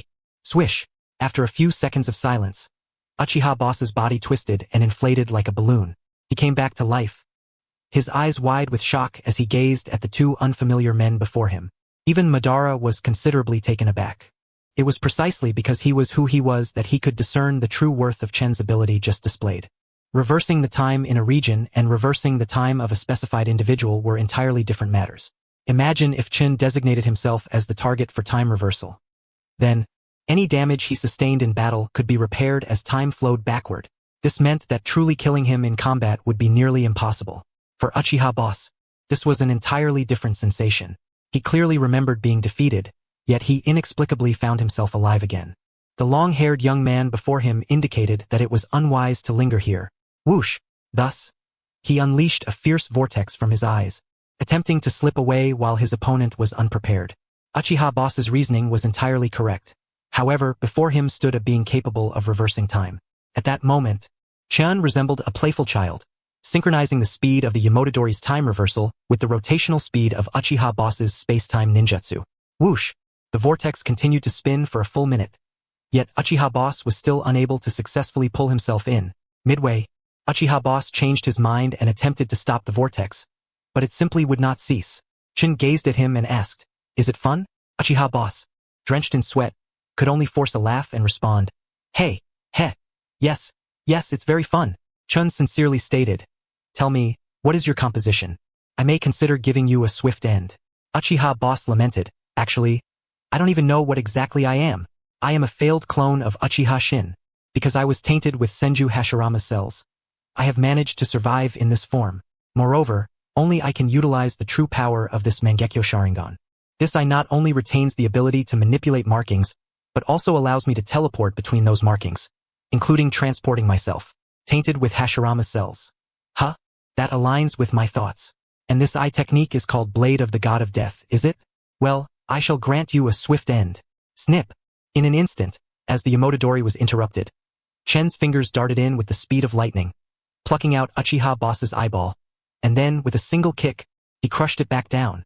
As for Hashirama cells, Chun had long dealt with them over nearly 20 years of activities and had a long-term plan in place. Thus, he truly did not regard the trifling remnants within Uchiha Boss as significant. He looked at the eye he held in his hand. The Umotatsu, by its very nature, possessed time-space abilities due to the existence of the flow of time, rendering any additional embellishment unnecessary. He never intended to claim this eye for himself. This Uchiha could enhance the Edo Tensei and could also transplant the Sharingan, which, after transplantation, would become homogenized with the Edo Tensei. Even if destroyed, it could regenerate. Chun solemnly presented the eye to Madara, saying, "You might find the composition of this eye unworthy, yet it is truly quite useful. Please accept it." Uchiha Madara, possessing formidable ocular techniques and combat skills, lacked time-space abilities. This eye, nurturing the Blade of the God of Death technique, was precisely what could compensate for his only shortcoming. No merit without reward. At this moment, Accepting this I would mean joining forces with Chen, becoming a comrade of like mind. However, he still had unresolved issues within himself. Thus, facing Chen's outstretched hand, he remained unmoved and countered. Give me a reason to accept this I. Chen held his hand aloft, unmoving, and smiled, saying, Does the answer to the previous question count? Then why did you choose me? You must know that I once aimed to push the ninja world into the abyss. Correct? This was the very knot in Madara's heart, and after witnessing the authenticity of Chen's words regarding the future, he was eager to know the answer. Madara lowered his gaze. Go on, I'm listening. Chen spoke with plain yet profound words. Thus far, our lives have been filled with the flavors of loss and regret. Precisely because of this, we are those who have never taken a wrong turn, and we understand what the correct path is. I will fulfill your wish, allowing you to truly cast aside your burdens. Please grant me the opportunity to protect those people and matters that are invaluable to me. Chen's words were like a gentle breeze, stirring waves in Madara's heart, reminding him of the sound of a stone skimming across a lake from his childhood. It turned out that in this world, there was someone who understood him even better than Hashirama, and that person was a Uchiha descendant he had never met before. He realized that Chen did not initiate the Tsukinomi Kikaku for selfish reasons. He understood that never having truly cast aside his burdens was a sore point for Madara. He recognized that his heart had not been laid to rest with death, but rather had been tormented by a vain dream for a lifetime. He knew that, even at the end of his days, he had followed Hashirama's path. Yet he had never truly lost. He knew that deep down, he longed for someone to genuinely put an end to the curse of war in the ninja world. But only he knew that knowledge does not equate to honesty, nor does it signify sincerity. This was a painful lesson that blood had taught him. In Chen's astonished gaze, Madara suddenly stepped forward, gripping his collar. Their scarred faces mere inches apart. Those Rinnegan eyes seemed to pierce through the soul, revealing the true nature of loyalty and malice within. Madara's eyes were filled with a tumultuous madness as a hoarse voice emerged. Chen, I have been deceived once before, wasting half my life. I no longer have any time to squander, so promise me, do not deceive me, all right? Chen was captivated by the stormy aura emanating from Madara at that moment. He had underestimated the pain within Madara's heart and the awakening that accompanied that pain. All right, I promise you, when it comes to matters that determine the future fate of the ninja world, I will not deceive you. Madara replied, enunciating each word clearly. Good, then I shall promise you as well. As long as you remain steadfast on the correct path, even if I, Uchiha Madara, were to be shattered into pieces, I would still ferry you safely to the other side. With that declaration, he swiftly pinched the eye from the hand of Shin, lifted his robe, and pressed the blade of fate, the Sharingan, into the right eye of the face of Hashirama before his chest. There, that should do it. Shin lowered his hand and said, I hope for your guidance. Madara replied, enough with the formalities. It sounds quite awkward. Just call me Uncle Madara like your companion does. Uncle Madara, I look forward to your guidance from now on. Madara nodded in agreement, casting a glance at the watch on Shin's wrist. It was 7:58 in the evening. He recalled that Shin returned promptly at 8 last night. Head back, Shin, and don't keep Light waiting at the door. Also, during dinner, share your plans with me. After preparing a sumptuous feast, Light, as he did the previous evening, took Suki for a walk, leaving the two of them with a private space to discuss matters. While drinking and dining, Shin recounted his plans to Madara as if it were a casual conversation. Madara had already seen the events of Boruto through Shin's genjutsu, so communication was seamless. Uncle Madara, my plan is called the purification plan, and the guiding principle is that to repel external threats, one must first secure internal stability. Thus, the plan is divided into two phases. The first phase is internal stability, which involves eliminating domestic threats. Soon, we will face the trio of Momoshiki, Kinshiki, and Urashiki, as well as Ishiki and his organization that have long resided on this land.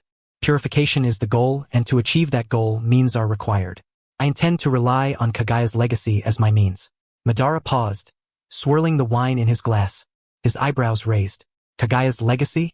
Yet, he did not interrupt Shin's narrative.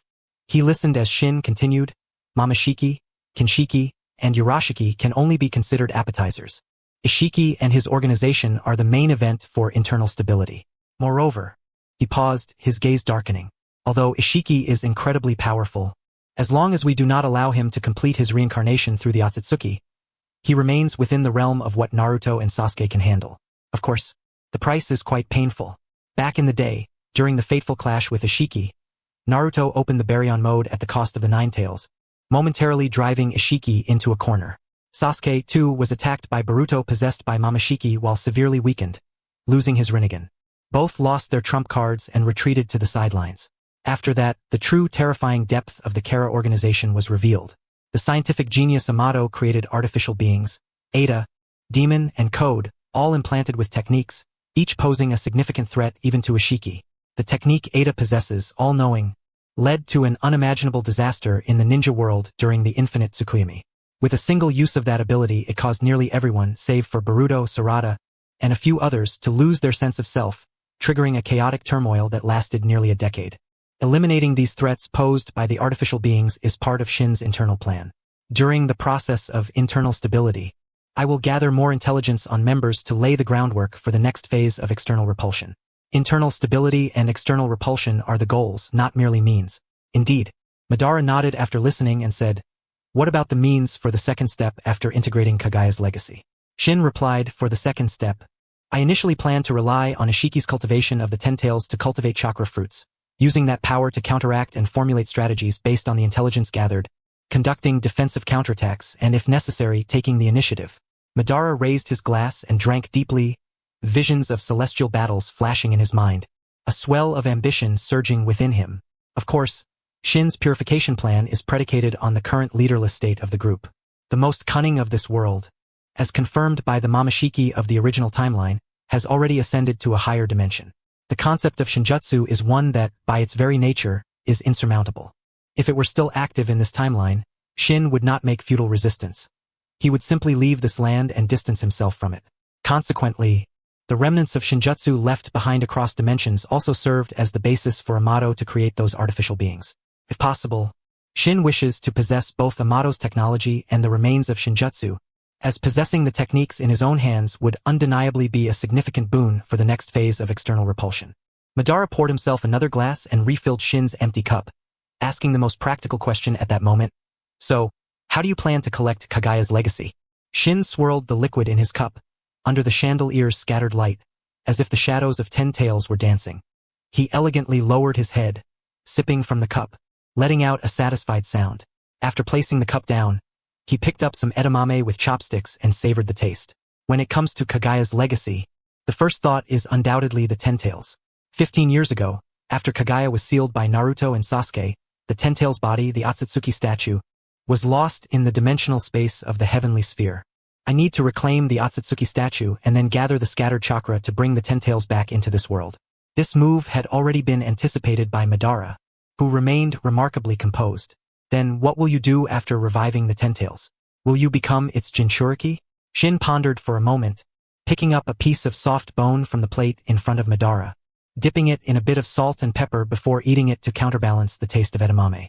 "Let's discuss that later, as I am still uncertain whether the powers of the Ten Tails Jinchuriki conflict with the Chakra Fruit's power. Moreover, in my view, becoming a Ten Tails Jinchuriki is merely one way for humanity to align with power, not the right path. Gaining the Six Paths power through sealing the Ten Tails is already the pinnacle. This power is sufficient to contend with someone of Ishiki's caliber. If one aims to challenge higher tiers, that would not suffice." Indeed, Madara, while immersed in the Genjutsu, had already felt that power.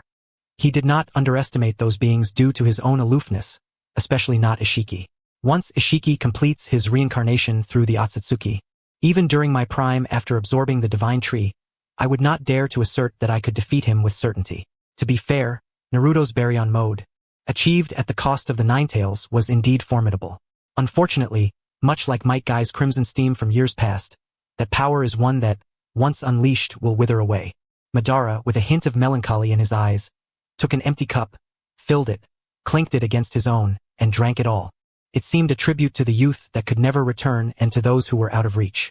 Putting down the empty cup, Madara remarked, "Well, whether you wish to become a Jinchuriki or find another way to wield the Ten Tails, you cannot do so without the Rinnegan." Shin responded, "I already have a plan regarding the Rinnegan." "Oh?" Madara raised an eyebrow, intrigued. "What plan do you have? Share it with me." Shin, having filled himself, picked up a napkin to wipe his mouth, concealing a mysterious smile. "Uncle Madara, allow me to keep a little suspense. The details will be revealed soon. All right, let me see what you can conjure up." Madara stood up and said, "Let's take a walk outside." Wait a moment. Let me tidy up the dining table. Shin picked up the plates and walked into the kitchen. After covering the remaining dishes with plastic wrap and placing them in the refrigerator, he quickly washed the dishes, sorting the waste into dry and wet categories before returning to wipe down the dining table. After nearly 20 minutes of tidying up, Shin finally carried 2 bags of garbage to the entrance. Let's go, Uncle Madara. Madara couldn't help but sigh. Is this what life is like after becoming a man? In terms of this part of life experience, Shin was his first reference point. Wasn't Hashirama the same? After the establishment of the Leaf Village, Madara had never even had the chance to visit Hashirama. This was because not only Hashirama's brother, but also the person in his house did not hold him in high regard. Here lies a tranquil village nestled within the mountains of the Land of Thunder. The moon shines bright amidst the sparse stars, and as one strolls along the mountain path, fireflies dance gracefully in the fields. While admiring the scenery, Uchiha Madara arrives at a clearing and halts his steps. There is something he wishes to confirm. Chin, do you still have my blood? Yes, plenty of it. Chin produces a porcelain vial. Madara dips his finger into it and forms a hand seal. This impure world reincarnation technique, combined with my blood, should be worth a try, even capable of summoning the deceased. He presses his palm against the ground, remaining utterly still. Clearly, the summoning has failed. Madara slowly rises, licking the blood from his fingertips. Although his taste buds offer no feedback, his emotions soar. Indeed, in that fleeting moment of summoning, he could feel that space, yet the distance was too great, and even his Rinnegan could not directly summon it. He turns his gaze to Chin. Chin, since you are determined to reclaim the golem, you must have a method to access Kagaya's dimensional space, correct? Yes. Chin ponders briefly, bringing his hands together. Summoning impure world reincarnation. Boom! The coffin rises, and the lid falls. Upon seeing the occupant within, Madara's eyes widen. This is Naruto and Sasuke, after quelling the turmoil instigated by Uchiha Shin. Those children, clones of Uchiha Shin, were returned to the Hidden Leaf, just as in the original timeline, and placed in an orphanage run by Orochimaru. Sarada realizes she is the biological daughter of Sakura, and the misunderstanding with Sasuke is resolved, leading to a heartfelt reunion between father and daughter. The conclusion of the Uchiha Shin incident brings joy to all. At the village gate, Sasuke is bidding farewell to his wife and daughter, preparing to venture out again, as the crisis has not yet abated. Daddy, when will you be back next? Sarada asks, reluctant to part. Seeing the glimmer of anticipation in Sarada's eyes softens Sasuke's heart. He steps forward, enveloping her in an embrace, then gently places his hand on her small shoulder, gazing into her tear-streaked face, and softly says, "Do not wear such an expression, Sarada." Sarada bites her lip, looking even more sorrowful. Top? At that moment, Sasuke mimics Itachi from years past, extending 2 fingers to tap her forehead. Huh? Then, gazing gently into Sarada's astonished eyes, he says, "Until next time." One cannot help but acknowledge the effectiveness of the Uchiha forehead poke. It instantly dispels the clouds of gloom from Sarada's heart. Ah! Sarada touches her forehead, tears of joy spilling forth, and turns to her mother to boast. "Mom, Daddy just poked my forehead. I'm so happy." Sakura blushes and smiles, stepping up to Sasuke and handing him a lovingly prepared bento. "Here, this is your lunch. Enjoy it while it's warm on your way." "Alright." Sasuke takes the bento, and upon looking down, he notices Sakura's nearly teary eyes. Sakura knows Sasuke cannot be easily dissuaded, so she employs the ancestral Sakura eye technique. It is said that when her father was about to leave on a trip, her mother would gaze at him with such piercing eyes during his farewell that he would end up staying for the night. After their marriage, Sakura learned this technique from her mother, practicing in front of the mirror countless times late at night, and has finally mastered it. Sarada's small eyes dart between her father and mother, revealing her confusion. She is still a child, unable to comprehend the nuances of adult communication. Under the expectant and shy gaze of Sakura, Sasuke pauses for a moment, then suddenly turns to leave. "Well then, I'm off." Did I fail? Clearly, Mom's technique always works on Dad. Is my skill just insufficient? Sakura instantly feels dejected but does not lose heart. Darn it. Next time, I'll make sure to reclaim everything with interest. In the original timeline, the next time Sakura speaks of is merely a week away. On this outing, Sasuke will seek out Kagaya. Within Kagaya's snow-laden palace, he discovers a secret scroll left behind by her and encounters the duo of Momoshiki and Kinshiki, engaging in a fierce battle, during which he decisively severs Kinshiki's horn. This sets the stage for the calamity that befell the Chunin exams. However, just recently, Chen acted in the land of the dead, triggering a chain reaction that led to a divergence at this moment. Sasuke, how about coming back for a bit and spending some quality time with your loved ones before you leave? Naruto, clad in the Hokage's white cloak, leans against the village gate and calls out to Sasuke as he passes by. Sasuke is taken aback, noticing Naruto signaling to him with his eyes, and he understands. Alright then, I'll wait a little longer before I leave. Upon hearing this, Sarada joyfully spins in place, bouncing with excitement. Yay, that's wonderful. Daddy isn't leaving. Thank you so much. Boruto's dad. I admire the Hokage so much.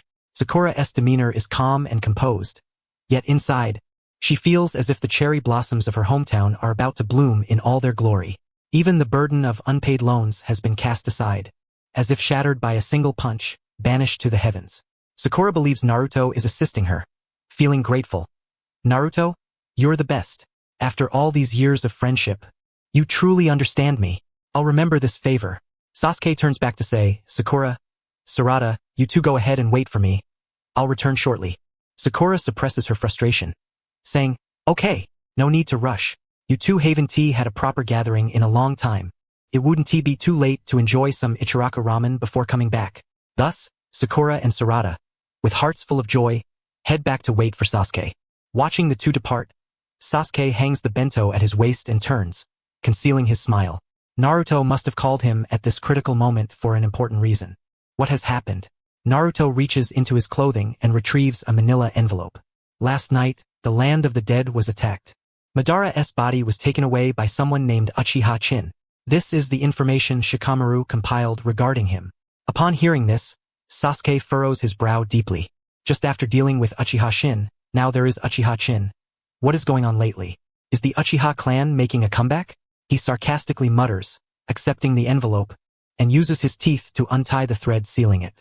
Naruto replies nonchalantly, he is not a particularly formidable character. Honestly, I'd say he is not even as noteworthy as Shin. I didn't intend to alarm you, but Shikamaru thought we should err on the side of caution. How about we discuss a solution while enjoying some Ichiraku ramen? Sasuke opens the envelope and pulls out the sheets of paper, spreading them out. The first half contains background information about Chen, as investigated by Shikamaru. The latter half consists of letters written by Chen in his early years. Sasuke's expression remains impassive as his Sharingan scans the pages, until he comes across a letter revealing information about the Akatsuki and Kagaya. His expression suddenly shifts, and he tightly clenches the corner of the paper. What's wrong? Naruto asks. Sasuke extracts that page and reads it word for word before presenting it to Naruto. What is this?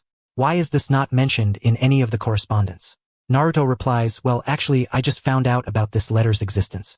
Shikamaru speculates that the information in this letter was meticulously fabricated by Uchiha Jin, and his reasoning is quite sound. Remember the small meeting you held with the 5 Kage years ago? Based on the matter of Kagaya cultivating white Zetsu soldiers, you made the assumption that there were other forces stirring beneath the surface on this land. The 5 Kage and their confidants were all aware of this matter. It was just a slip-up on someone's part that led to the leak of this sensitive information, which Chen has now exploited. Sasuke's gaze deepens. Indeed, this possibility cannot be dismissed. Naruto continues, what I think is most concerning right now is what Chin's intentions are in taking Madara's body. Yet, with your coffin-sealing curse as a peril, he cannot easily succeed. Zing! Sasuke's Rinnegan glimmered as he suddenly changed countenance. What happened? Ichiraku ramen. It seems that's not going to work. What do you mean? The coffin-sealing curse has been erased, along with the Rinnegan space marker I left on it. Hey, is that true? Sasuke clenched the leather document bag in his hand until it distorted. The Rinnegan space marker, like your father's flying thunder god technique, is an ordinary method that cannot be easily removed. The erasure indicates two possibilities.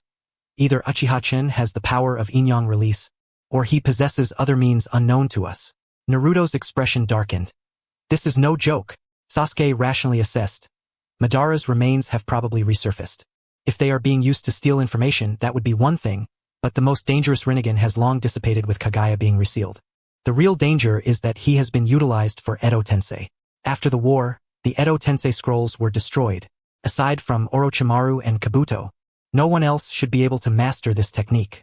Kabuto, as the director of the Leaf Orphanage, is right under our noses. Orochimaru, we just saw him during the day. He was very cooperative and told us about Uchiha Shin's background. Sasuke's gaze darkened. Chen has connections in the underground black market, and Orochimaru is also involved with that side.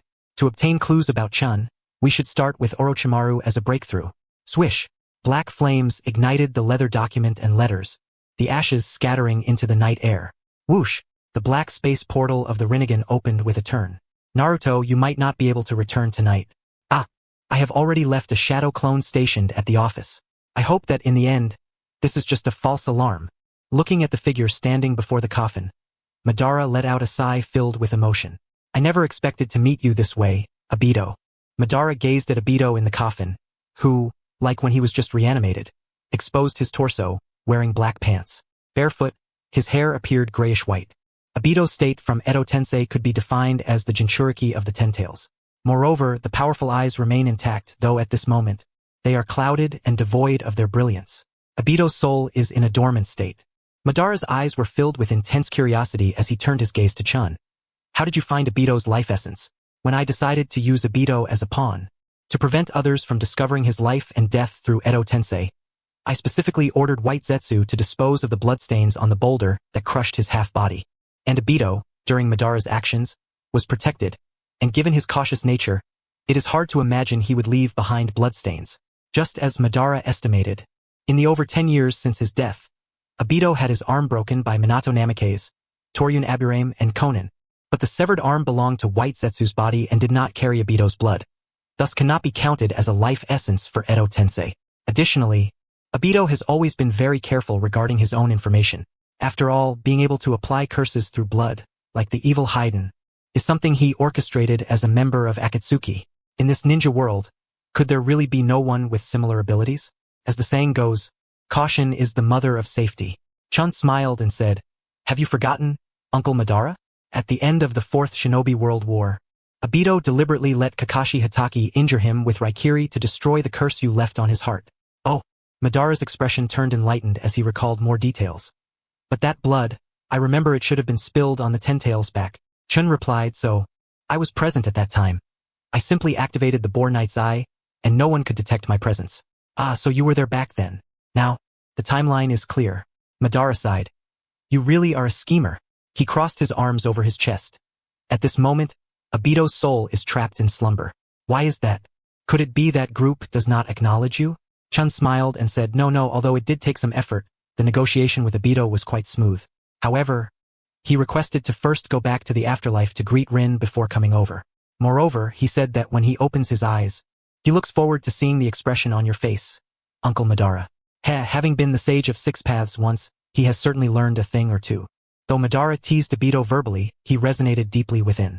Obito, if you can agree to assist Chun, it seems your regrets do not lie with me anymore. You also feel ashamed of your heavy sins, having died without accomplishing anything, right? In front of Rin, you also wish to be a true hero, rather than just being cared for and doted upon by her, right? Shall I awaken him now? Chun asked, forming hand seals and inquiring Madara. Madara lowered his arms from his chest, welcoming the man he had once admired, redeemed, utilized, harmed, and abandoned, back to the same starting line. Uchiha Obito awakened from Edo Tensei. Creak. Chen, why did you close the coffin again? This is a small request from Obito.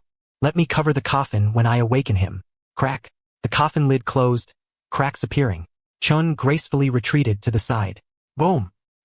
Madara's gaze suddenly narrowed, instinctively raising his palm to shield himself from the oncoming storm and debris. Crash. Dust fell to the ground as Madara lowered his hand from his face and focused on the emerging figure within the dust. Obito, is this entrance of yours somewhat personal? From the haze, Obito's relaxed voice echoed. I was Madara for decades, yet I always wore a mask and lived as a shadow. To experience your arrogance, to be honest, I have always wanted to try it once. Madara brushed off the dust from his robe and said, having experienced it, how does it feel? Stepping out of the haze, Uchiha Obito's eyes shone with a pair of fully blooming Sharingan, radiating brilliance.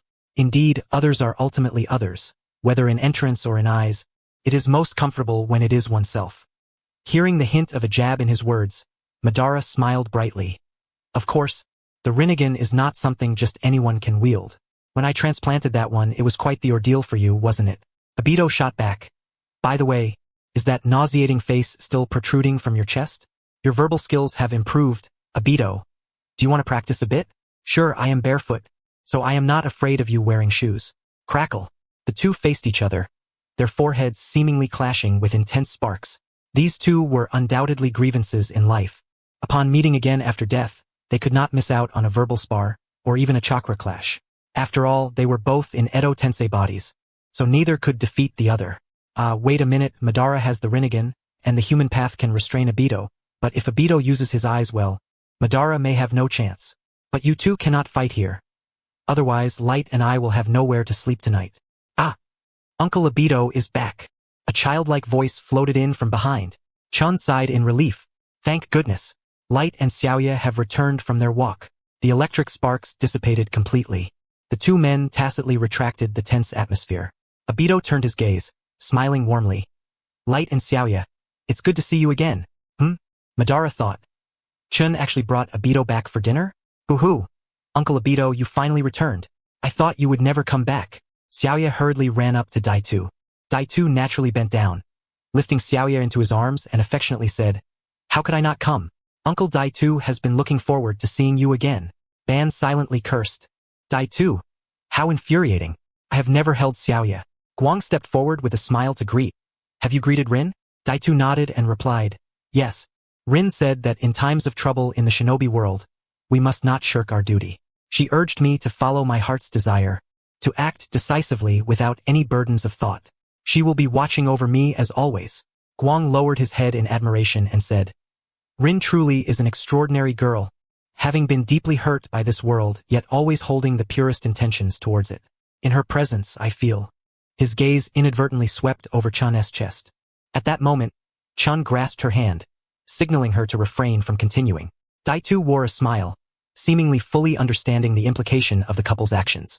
Bon inwardly cursed. It seems Daitu knows more about Guang's matters than I do. Just then, Daitu turned to Chen, handing Xiaoya over to Guang, and stepped forward, firmly grasping his shoulder. In a tone only the two could hear, yet devoid of profound depth, he said, Chen, at the moment of my demise, I wanted to become Hokage Uchiha Daitu. But for you, I spent a month sketching a blueprint, once again abandoning my previous aspirations. The fact that Ban can stand before me indicates you have achieved something significant. However, if you truly wish for me to acknowledge you, you must demonstrate it through actions. For you, Naruto, are even more worthy of trust. Do you understand? Daitu possessed an unwavering resolve that even the Ten-Tails could not shake. To persuade Daitu to lend his strength, Chen painstakingly spent an entire month convincing him that Naruto and Sasuke's current approach could not adequately address the impending crises of the shinobi world. As Ban had surmised, Daitu harbored deep regrets within. He sought to atone for past sins and return to another world, to become a man truly worthy of standing beside Rin. Chen firmly grasped Daito's cold wrist, gazing intently at his weathered face. If there ever comes a moment when you find me untrustworthy, you are free to leave. Everything I, Uchiha Chen, do, past, present, and future, is to ensure that our children, and their descendants, can thrive under the nurturing reign of peace. Very well. If you can uphold this conviction unwaveringly, I shall follow you to the ends of the earth. Daitu released his grip and glanced at Ban, addressing Chen. The elements of the plan have all been assembled. Shall we commence immediately? There's no need to rush. Haste makes waste. Tomorrow I will take you to a place. Firstly, to formally welcome you and wash away the dust of travel. Secondly, to allow you to truly understand who I am. The true you? Yes. I have mentioned that I seek comrades who share the same ideals.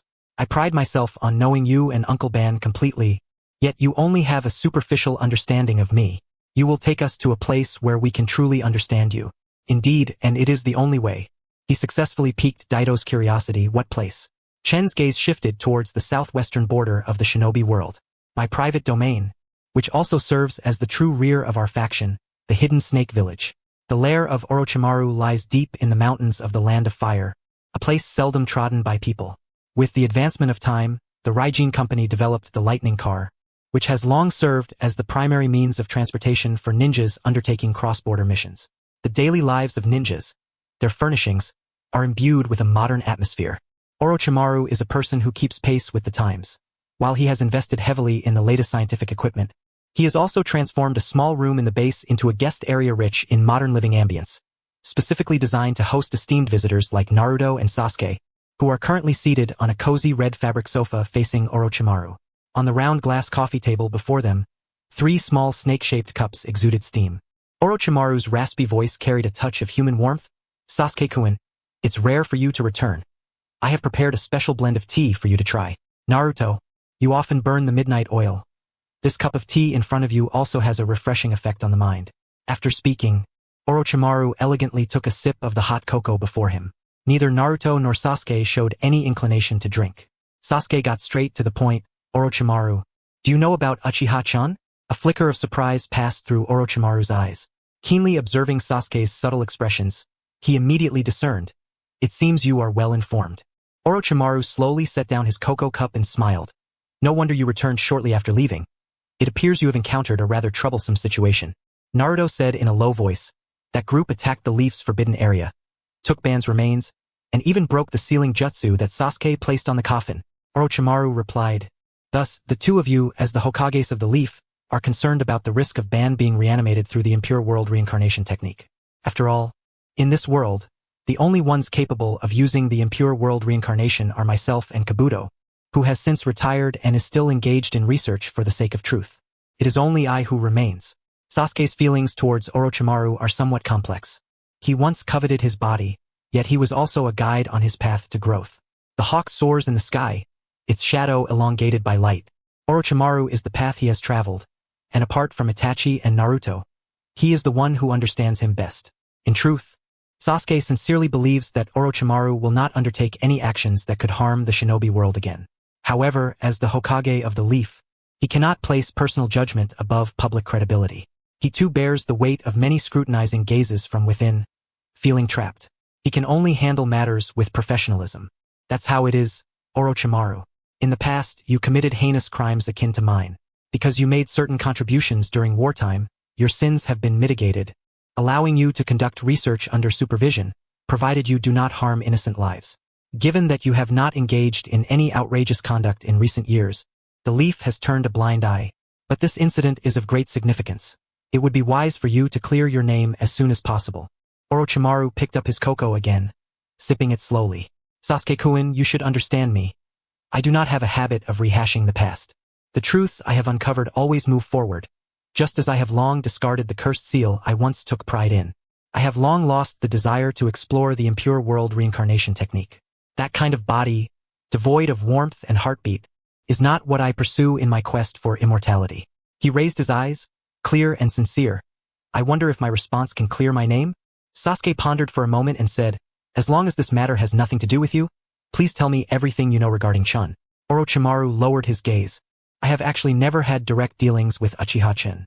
The first time I heard his name was from a friend of mine, Yuyaen. Yuyaen. He is a survivor of the Bloodpool clan, right? Sasuke inquired.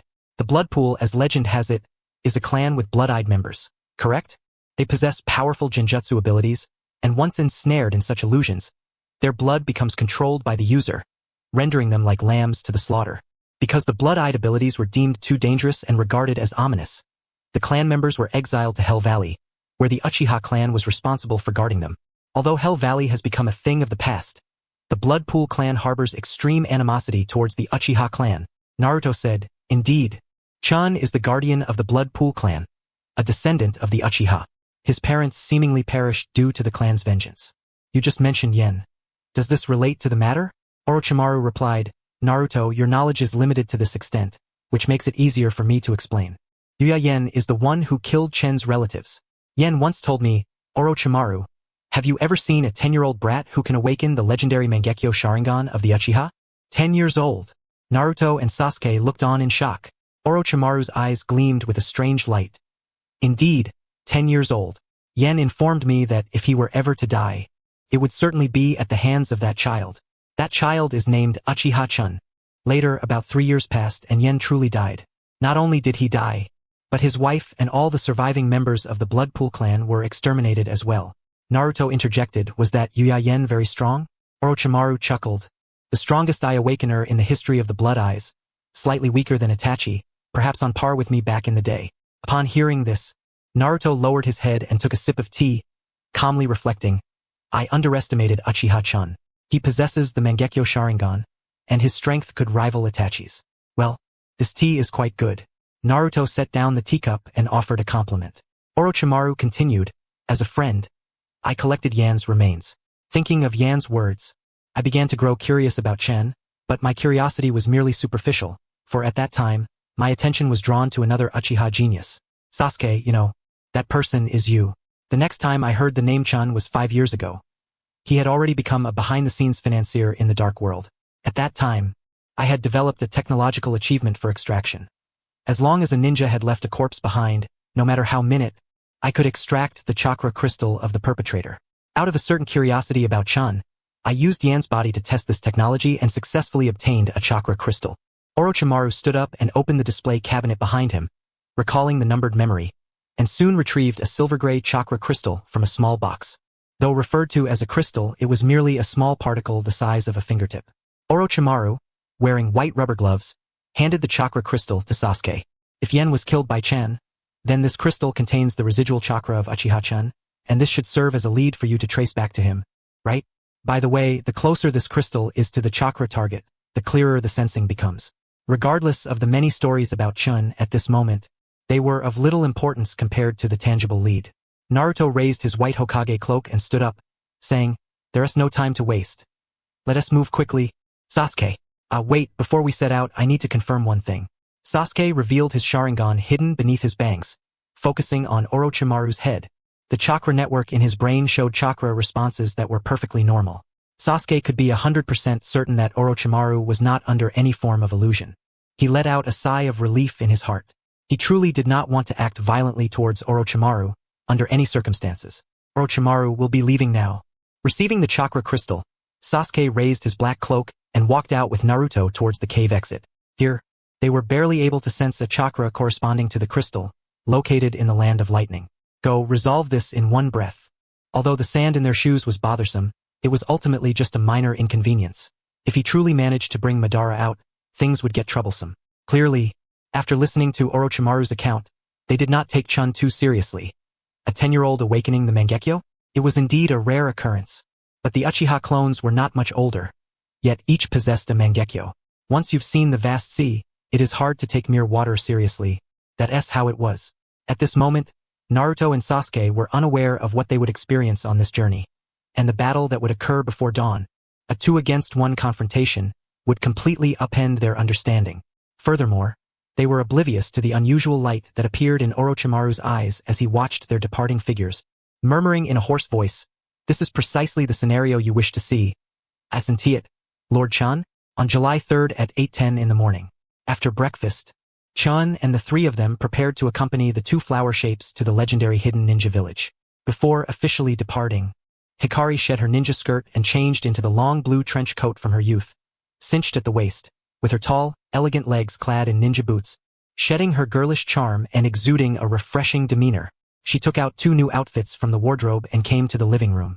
Madara and Obito were sitting face to face on the sofa, while Hikari placed the outfits neatly on the coffee table between them. Uncle Madara, I went to the nearby town's ninja clothing store yesterday and found that the standard battle armor you used to wear is now discontinued. So, I picked a style from the current selection that I thought would suit you well and had the tailor make some modifications. Do you think it fits? Oh, that's thoughtful. Madara picked up the outfit before him. It resembled Chen's black robe, but was deep red in color, and besides the temporary addition of the Uchiha crest, there were also rose embroidery on the cuffs and collar. Oh, what S with the roses? Hikari squinted playfully and smiled. Because Chen gave you the nickname Battlefield Rose, I took the liberty of adding them. Haha. Battlefield Rose is a fine name. I like it. Madara replied with a pleased expression, taking off the black robe of Chen and hanging it on the coat rack before changing into the new outfit. After he finished changing, he turned around to admire himself and nodded in satisfaction. Not bad. It fits perfectly. Hikari's gaze shifted to behind her. Obito, this is the style you used to wear. I prepared it shortly after you returned to greet Rin. Oh, Madara noticed a small detail. Hikari would take the liberty of adding rose embroidery to his clothes, yet did not do so for Obito. Was she the type of girl who would be more playful in front of her seniors? Rather than feeling upset, Madara found it rather nice. Obito unfolded the outfit before him. It was indeed the cloak he wore during his time as Toby, but the color had changed from purple to light gray, making it easier to match with his current grayish-white hair. This really brings back memories. Obito said as he donned the new outfit, asking, "No mask? A mask?" Obito pondered carefully and said, "Of course, if Madara and I are seen by others, it would be an event that could shake the current ninja world, and it would bring trouble to Chen, wouldn't it?" Madara nodded in agreement, saying, "Yes, that's a point. Although I've never worn a mask in my life, I could break that rule once in death." Chen had dressed Little Moon in a small sun protection outfit and held her hand as they walked into the living room, overhearing this conversation and saying, "As for today's destination, it's no problem. As for whether to wear them after today, I respect both of your wishes." Before leaving, Madara picked up a photo frame from the TV cabinet. As mentioned earlier, it was a family photo of four. Besides Chen, Hikari, and Little Moon, there was also a girl who appeared to be about 7 or 8 years old. She was Chen and Hikari's daughter, born in the same year they married, Uchiha Yuki. Little Moon resembled Chen, while Yuki was practically a miniature version of Hikari. Uchiha Yuki, at 12 years old, was just at the age of first stepping into the world of ninjas. Madara felt a peculiar sensation. From the very first glance at this photo, he felt a connection with this child. He should be able to see her on this trip to the hidden ninja village. Madara placed the photo frame back on the TV cabinet. "Let us go." Chen activated his space-time ability with his right eye, pulling everyone in. Bang! Just as a few individuals had just departed, Naruto and Sasuke, in search of the elusive chakra of dust, directly emerged into the living room of dust through a spatial gate. How infuriating! The intense chakra sensing suddenly vanished without a trace. Had they arrived too late? After searching fruitlessly, Naruto approached the television cabinet, picked up a photo frame, and gazed at the family portrait of Dust and his 4 companions, lost in contemplation. Whoosh! As the spatial vortex settled, a group of individuals appeared in a narrow valley. The gentle sound of flowing water could be heard beneath their feet, and ahead lay a mist-shrouded expanse.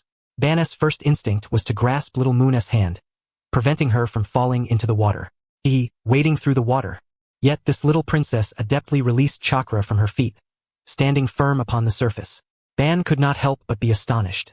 At merely 4 years of age, she had already mastered the technique of chakra release. Dust chuckled and said to Ban, "You need not laugh, Uncle Ban. Nowadays, early education is highly advocated, but I believe the child is still too young. Let her first learn these basic skills. Techniques like the transformation jutsu and shuriken jutsu, as well as basic fire release, have yet to be taught." Ban and Obito simultaneously thought, "Ah, this truly is early education." Leading the way, Dust approached the mist and began to introduce Ban and Obito. This place is situated at the junction of the land of wind, the land of earth, and the land of birds, in the southern valley of the small nation. The world perceives this as barren land, but in truth, it conceals a legendary training ground for ninjas from the era of the 6 paths, known as the Peach Blossom Spring. The territory of the Peach Blossom Spring is marked here. Due to its protective barrier, it exists in a state of isolation. Even though ninja footprints have spread across this land, the traces of the Peach Blossom Spring remain a mystery. I discovered the Peach Blossom Spring and built the hidden dust ninja village there. Ban inquired curiously, "A legendary training ground from the era of the 6 paths? Isolated for 1,000 years. How did you find it?" Dust replied, "I once had a master, a descendant of the Ashura lineage of the 6 paths. I encountered him during the lowest point of my life. He was my benefactor. My achievements today are inseparable from his teachings, and even the clues to the Peach Blossom Spring were left to me before his passing." "Oh, your master, you say?" Ban had already gained a certain understanding of Dust's mannerisms. For a long time, he had been playing the role of an observer with the aid of Boruto. This meant that his actual combat experience was quite limited. However, after their brief encounter the night before, Ban observed Dust's movements and consciousness. He was undoubtedly a formidable character. It must be related to the training from that master of his, right? Surely he was not an ordinary person? No, he was a wandering monk with no surname. I simply referred to him as Zen Master. Then he must possess considerable strength, I presume? Dust, with his back to Ban, quietly chuckled to himself. Well, not particularly strong. The Zen Master did not practice any ninjutsu. He and his ancestors adhered strictly to the Ashura lineage's principles, resisting the allure of the diverse techniques of the Indra lineage, and committed to inner cultivation, which gave rise to his unique meditative skills. This was the sole focus of his life's work. He imparted the skill to me. Zen meditation, which is also known as meditation, Dust continued. Haha, so in the end, he is merely a monk who can sit in meditation, Ban remarked dismissively in his heart, thinking of the reincarnated Indra. Meditation, I have heard of it. It is nothing more than a technique for calming the breath. For a ninja to refine chakra, a certain level of tranquility is indeed required. Dust replied calmly, no, the tranquility required to refine chakra is not even the beginning of true meditation. Genuine meditation is profoundly deep. At its highest realm, one can enter samadhi. And what can one achieve in samadhi? In samadhi, I can engage in combat with imagined enemies, allowing my body, spirit, and consciousness to simultaneously grow akin to real combat experience. I began training with the Zen master at 13, taking 3 years to attain samadhi by the age of 16. Now, 16 years have passed since then, during which I devoted 6 years entirely to accompanying my daughter, Snow, through her childhood. 10 years. The actual time spent training in samadhi is 10 years, but in these 10 years, my combat experience is equivalent to 100 years, comparable to the intensity of battles from the Warring States period. Dust casually described this, yet both Ban and Obito simultaneously displayed expressions of shock and bewilderment. Is that even possible? Can time be accelerated in samadhi? Moreover, aren't imagined enemies merely constructs of your own consciousness? If you yourself are inexperienced, how formidable can the opponents you imagine be? Dust smiled and explained, Uncle Ban, before entering samadhi, I shared your thoughts. Yet it was only after truly entering that I understood the intricacies that words cannot convey to those who have not experienced it. I can only say that the 6 paths indeed possess a profound system. It is no wonder that Ashura and Indra fought relentlessly over the inheritance of ninjutsu. Ban's eyes flickered. Although he could not yet comprehend samadhi, he finally grasped one thing. Dust's few instances of actual combat, coupled with his seasoned skills, could indeed stem from this. However, the reason I regard the Zen master as my benefactor is not solely because he taught me samadhi. As the mist came to an end, Dust halted before a dead end surrounded by a mountain wall. He raised his hand to form a secret seal, and with a thunderous sound, a door appeared. This was the sole entrance to the Peach Blossom Spring, the Peach Blossom Gate. Creak. Lowering his hand, Dust pushed open the Peach Blossom Gate. Light shone through the gradually opening door as Dust's deep voice echoed. Uncle Ban, Obito, you may not believe this, but I was once a rather unruly and tempestuous individual, and it even led to the death of my kin. Under the bright sky, with grass providing shade, the scenery here was indeed beautiful. It was worthy of being called the Peach Blossom Spring. Ban, having retained his sage mode from the Edo Tensei, immediately sensed that this place was not merely remarkable for its scenery. The natural energy here was incredibly rich. Having crossed only a single door, the concentration of natural energy was several times greater. The legendary sacred lands of the 3 sages, the mysterious mountain, the earth cave, and the wet-bone forest could hardly compare. My hidden Dust Ninja village is located within this Peach Blossom Valley, Dust remarked, leading the group along the ancient stone steps through the forest. Ban asked, Dust, you mentioned that you used to have a tempestuous personality, which led to the death of your kin. What exactly happened? Dust's gaze fell, as unknown past events surged in his mind. The formation of one's character is shaped by their experiences. In reality, Dust, originally Lin Chun, was a left-behind child. His parents, compelled by livelihood, went out to work, leaving him to be cared for by his grandparents in the countryside. His grandparents were elderly and in poor health, and the only thing they could provide was food to prevent him from starving.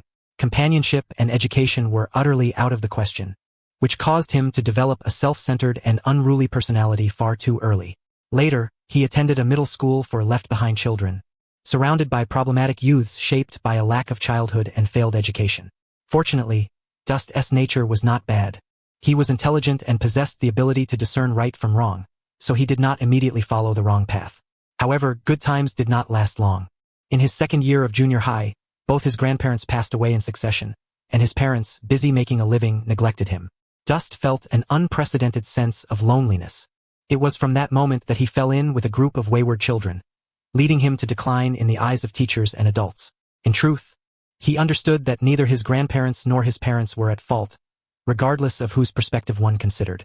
The fault lay with him, perhaps. He lacked the ability to self-regulate, unable to escape the loneliness by himself. He was at fault. He lacked the ability to exercise self-restraint, unable to be the obedient and sensible child in the eyes of teachers and adults. He was at fault. He recognized his mistakes, yet he compounded them. Eventually, he became the only student in the history of that mediocre middle school to achieve a top 100 ranking in the city, gaining admission to a prestigious high school's top class. Although the outcome was favorable, however, his capriciousness, irascibility, and impulsive nature coupled with a tendency to resort to violence when confronted with challenges, had deeply ingrained these vices into his character. With this ticking time bomb within him, Chen commenced his high school life. The considerable pressure of academic demands compelled him to devote a portion of his energy to his studies. By chance, he became enamored with the anime Naruto, which is characterized by its themes of combat and fervor. Initially captivated by the dazzling hand seals and the mesmerizing effects of ninjutsu, he gradually found himself moved by the intricate bonds of love and hatred among the ninjas, yearning for a life in that world. Thoughts of how wonderful it would be to be born into the Naruto universe occasionally flitted through his mind as an escape from reality. Although he had become a model student in the eyes of Teacher Chong, a profound sense of alienation from the real world lingered deep within him. As fate would have it, the ticking time bomb was about to detonate. One day, a girl he had never seen before, accompanied by a local thug, accused him of cornering her in the girls' restroom after evening study. Without hesitation, the thug stormed into the classroom with his accomplices and, in front of teachers and classmates, beat and humiliated Chen. His reputation was shattered. A top student was branded with the stigma of having violated a girl in the restroom. The school, considering his good grades, merely issued him a probationary punishment. His classmates began to distance themselves from him, whispering and pointing fingers. Teachers expressed their disappointment, lamenting the waste of his academic potential, proclaiming he would become a scoundrel in society. When Chen confronted the girl privately, questioning her motives for slandering him, she nonchalantly applied blush while gazing into a small mirror, arrogantly declaring that it was his fault for resembling her former boyfriend, who had treated her poorly. Chen uttered not a word.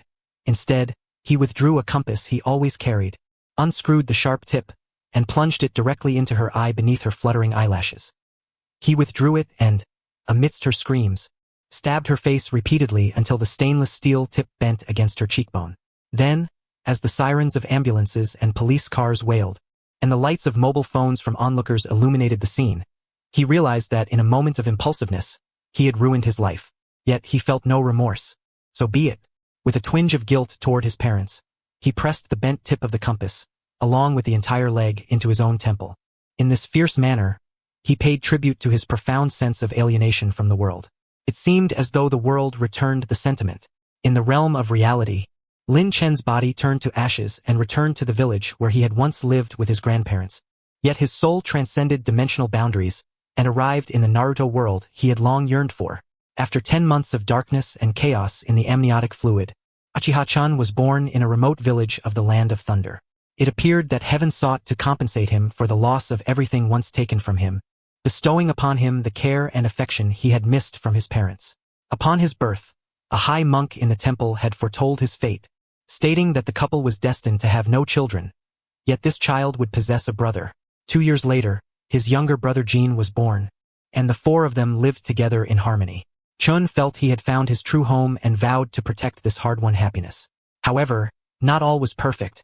The small mountain village where Chen resided was highly unwelcoming to outsiders. His parents had concealed their identities to escape from vengeful pursuers, and in order to care for their 2 young children, they had to endure numerous compromises. Chen's character was shaped by his reality, and his soul had come to inhabit this new body. Here, in the world of ninjas, there were no longer the constraints that had bound him in reality. It was a fertile ground for the growth of violence. Yet, to spare his parents further distress, Chen resolved to endure. Regardless of how the locals insulted and abused him, even to the point of physical violence, he always clenched his teeth, reminding himself to endure, to endure. This small mountain village could only confine him temporarily. There was a broader world awaiting him outside, until that fateful day when his brother Jin was maliciously lured away and nearly killed by a pack of wolves. The years of suppressed tenderness within him transformed into a ferocious beast, finally erupting uncontrollably. He could only recall snatching a shuriken from his father's hidden ninja tool pouch and rushing out, unexpectedly evading the punches and kicks that he had always tried to avoid. By the time he returned, there were 27 corpses lying on the ground. In his eyes, 2 more tomo had appeared. Just as before, after venting his rage, he felt a sense of relief, yet it would bring turmoil upon his parents and brother, leading to a life of wandering and fleeing for the next 2 years. Born in the Land of Thunder yet bearing the Uchiha bloodline, the truth inevitably came to light, and the Blood Pool clan learned of his existence. The one seeking vengeance was none other than the most formidable expert of the Blood Pool clan, Uchiha Jin, who had once bested Sasuke's father in the Sasuke True Light Chronicles. Chen's parents chose to divert Uchiha Jin's attention, sacrificing themselves to buy their 2 children time to escape. The blood eye technique was a cruel power that ensnared its victims in illusions and manipulated their blood, turning them into human projectiles. Chen would never forget the moment he witnessed his parents' demise, tears streaming down his chin, mingling with the blood and flesh of his mother and father. The dark and oppressive emotions caused the 2 tomo to spin, directly flashing into the Mangekyo. That year, he was 10 years old. From that moment on, Chen was completely consumed by hatred, transforming into a brutal Asura, embarking on a relentless quest to hunt down the Blood Pool clan. He spent 3 years eradicating every last survivor of the Blood Pool clan, along with Uchiha Jin, achieving his revenge. In that moment, he truly understood that revenge was ultimately a form of self-satisfaction. The death of others would not bring any solace, and those around him would also suffer the consequences. During the 3 years of vengeance, even the kind-hearted Jin, who was the polar opposite of Chen's violent nature and treated everyone with gentleness, miscalculated during the battle against Uchiha Jin, and awakened the Mangekyo Sharingan out of despair at the moment he believed he had perished. Skipping over the events of the real world, when Chen recounted this part to Madara and Obito, he felt a surge of emotion, saying Jin and the others, in the end, had no idea that I had intentionally triggered his awakening by using the blood-eyed illusion. Of course, the idea of transplanting his brother's eyes to help him awaken the Eternal Mangekyo Sharingan never crossed Chen's mind. Instead, he wished to assist his brother in gaining that power. As revenge drew near its conclusion, Chen's inner turmoil and suffering did not yield the anticipated liberation. On the contrary, he sensed that the regret over his parents' deaths and the violent fire within him would eventually consume the one person he held dear, stirring feelings of disgust from the depths of his heart. However, this disgust was no longer the same as the disdain he once held for the real world. Chen deeply loathed himself in this ninja world. Why had heaven granted him a second chance at life if he could not cherish it properly? He felt unworthy of this cherished world. The thought of death began to take root within him. Unable to continue protecting his brother, he thought it might be better for Jin to use his brother's eyes to safeguard himself. At that moment, Chen held this naive notion. Thus, he finally spoke again. However, I never expected that Jin and the others, upon seeing me die, would immediately consider ending their own lives and following me. Oh, my foolish brother. And so, my revenge was completed. In a moment of impulsiveness, I caused the deaths of my loved ones, and then spent 3 years paying the price for that fleeting moment of recklessness. At 13 years old, the same year Naruto and Sasuke were born, the gears of fate for Team 7 began to turn, flourishing as they embarked on their journey as ninjas. At the age of 13, I, too, found myself in a state of physical and mental exhaustion, akin to the dregs of medicine that had been boiled dry, feeling as though I had lost my motivation to move forward. At that time, I believed I could no longer continue my journey as a ninja. Fortunately, when the heavens seemed to have closed all doors, I encountered a Zen master during the most bewildering period of my life. He sat upright on the pinnacle of a stone, his hands clasped together, his eyes calm and profound. At first glance, I determined that he was a wise sage, and thus sought his guidance on the meaning of life. I recall that the Zen master performed a peculiar gesture. He stared into the vast emptiness of the sky for a long time, then shook his head, coughed vigorously several times, and lowered his head, sighing that everything was fate. I pondered deeply, still unaware of what the Zen master had seen or what he meant by fate.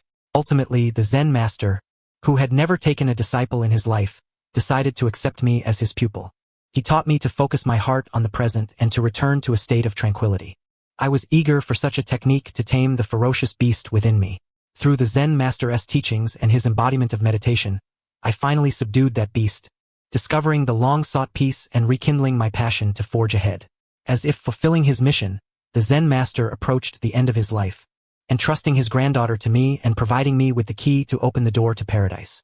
That year, I was 16, and Obito began to manipulate Akatsuki, initiating the plan to hunt the tailed beasts. Naruto and Sasuke's generation of ninjas also grew up.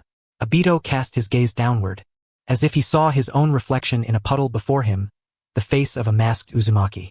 At 16, I also crossed paths with Hikari that year, but let us set aside the personal matters for now. Speaking of which, I instinctively touched my nose. I realized I had gained a new ability, foreseeing the future through dreams. After I shared my visions of the future with my younger brother, he resolved to support me wholeheartedly. Together, we began our actions, what we specifically did during our endeavors. I believe you both have some inkling, don't you?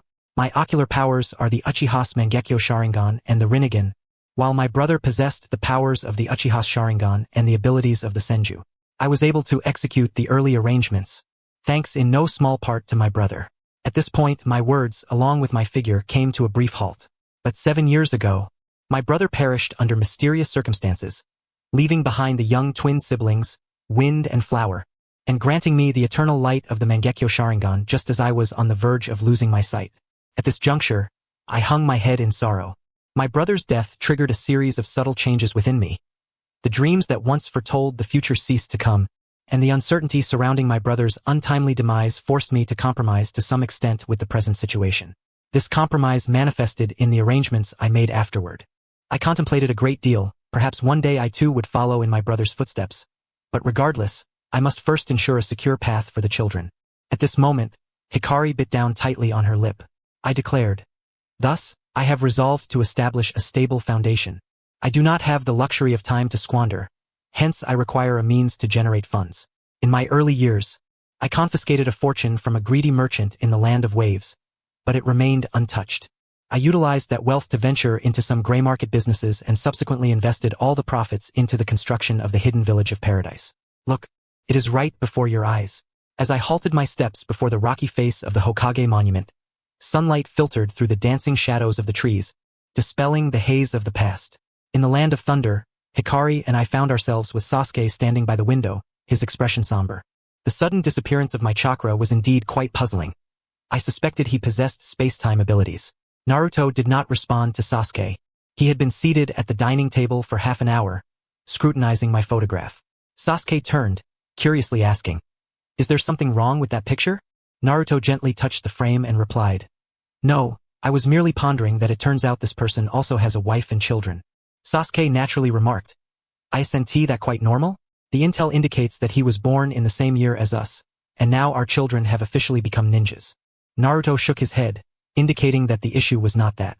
He clearly has a wife and children, yet he still engages in those shadowy dealings, spreading dangerous rumors as if he relished chaos. Even the likes of Madara, who once posed an existential threat to the ninja world, have become entangled. Quite frankly, if he were a recluse, that would be one thing. But now, I'm furious. As a father, he shows no consideration for others. Sasuke remained silent at Naruto's words, clutching my chakra crystal and stating, "This chakra crystal allows us, far away in the land of fire, to vaguely sense his presence in the land of thunder. Now that his chakra response has completely vanished, he must have traveled to an even more distant area between the two lands.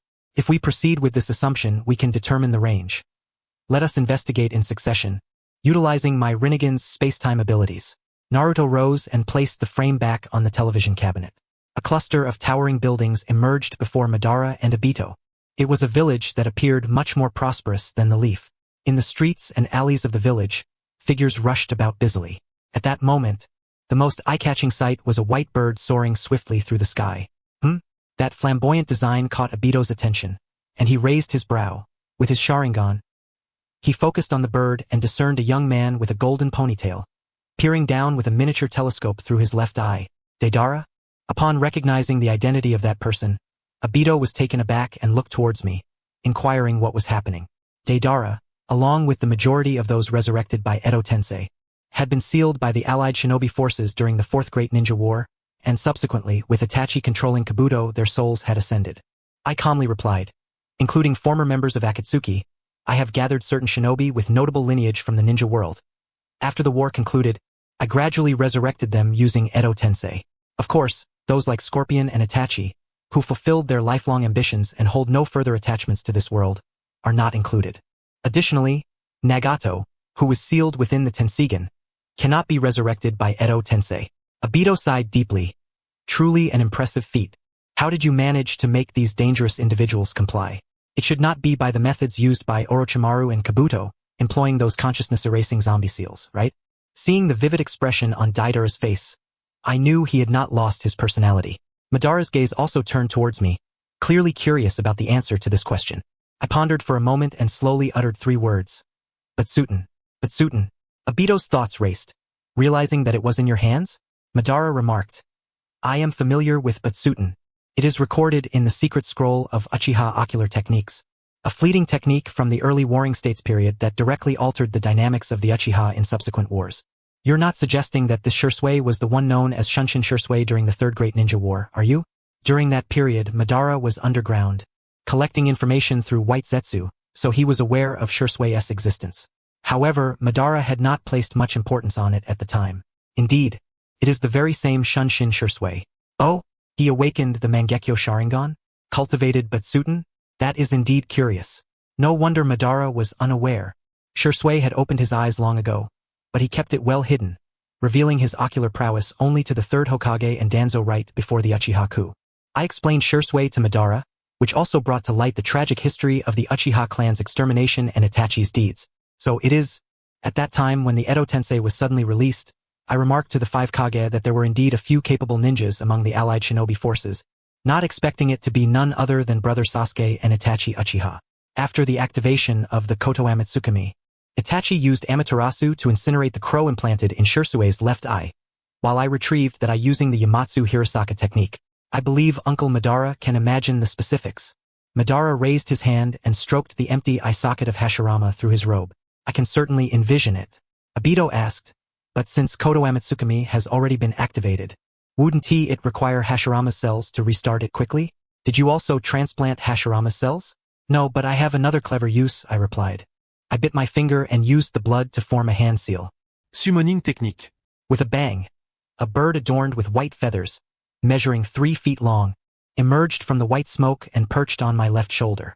The bird turned its piercing gaze, its right eye socket a pitch-black void, while in the left eye socket was a prominent Sharingan with a 4-pointed shuriken pattern.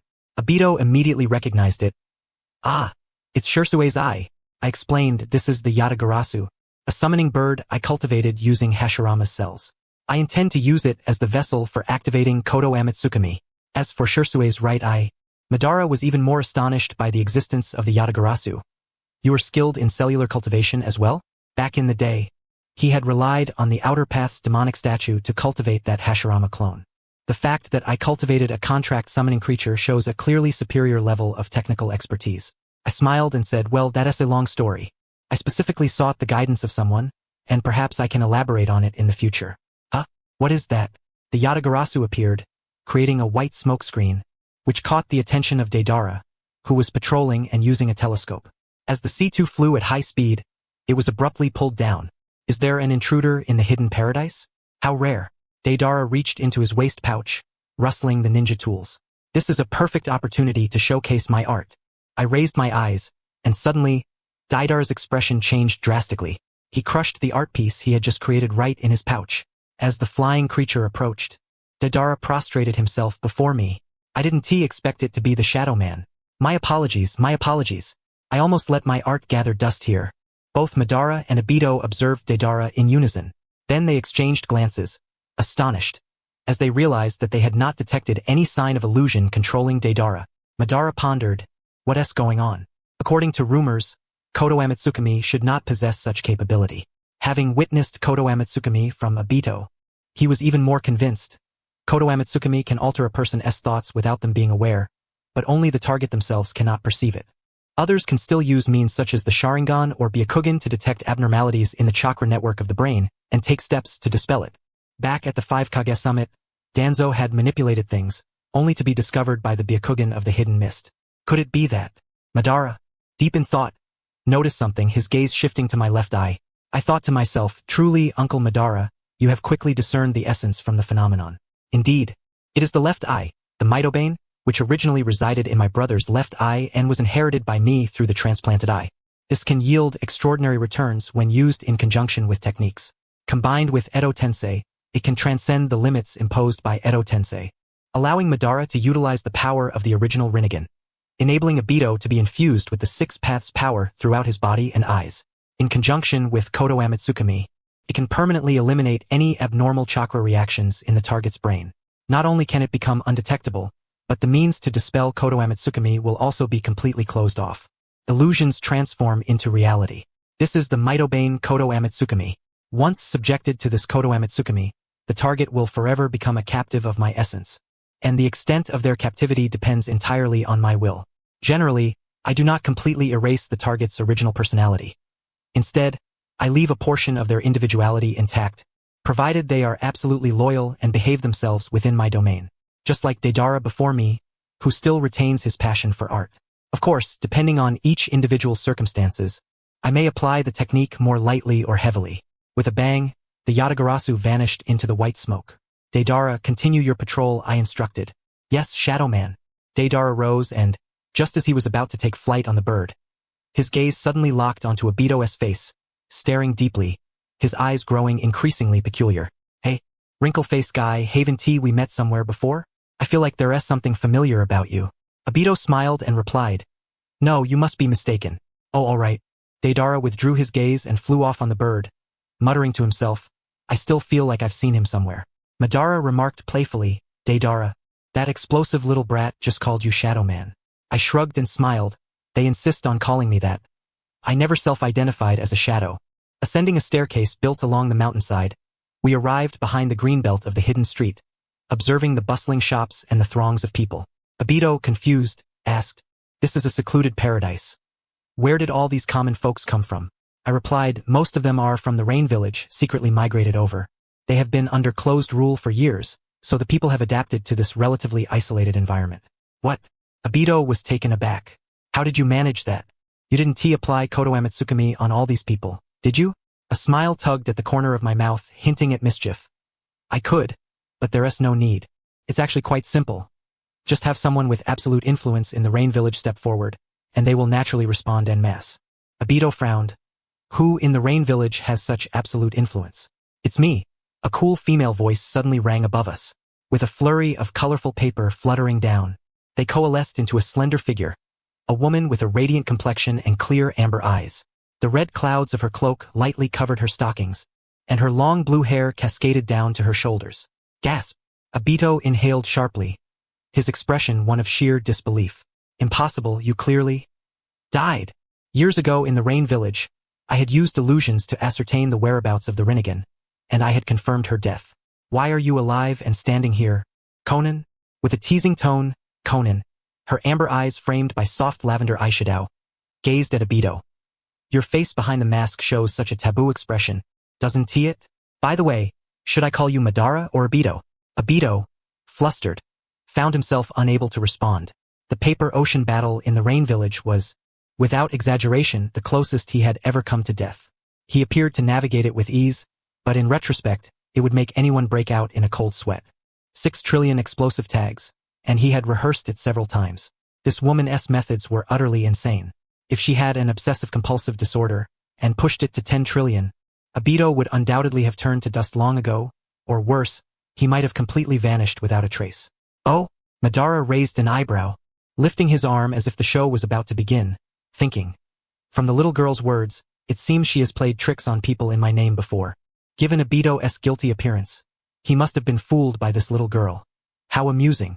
Aunt Conan, a sweet voice called out from behind, and Obito suddenly felt as if he had been granted a reprieve. The amber-colored eyes lowered, as she busied herself with her slender waist and petite head, raising a hand to gently stroke her soft, princess-style hair. With a smile, she remarked, It must have been at least half a year since we last met. Hasn't it? Little you has grown quite a bit. Hee hee.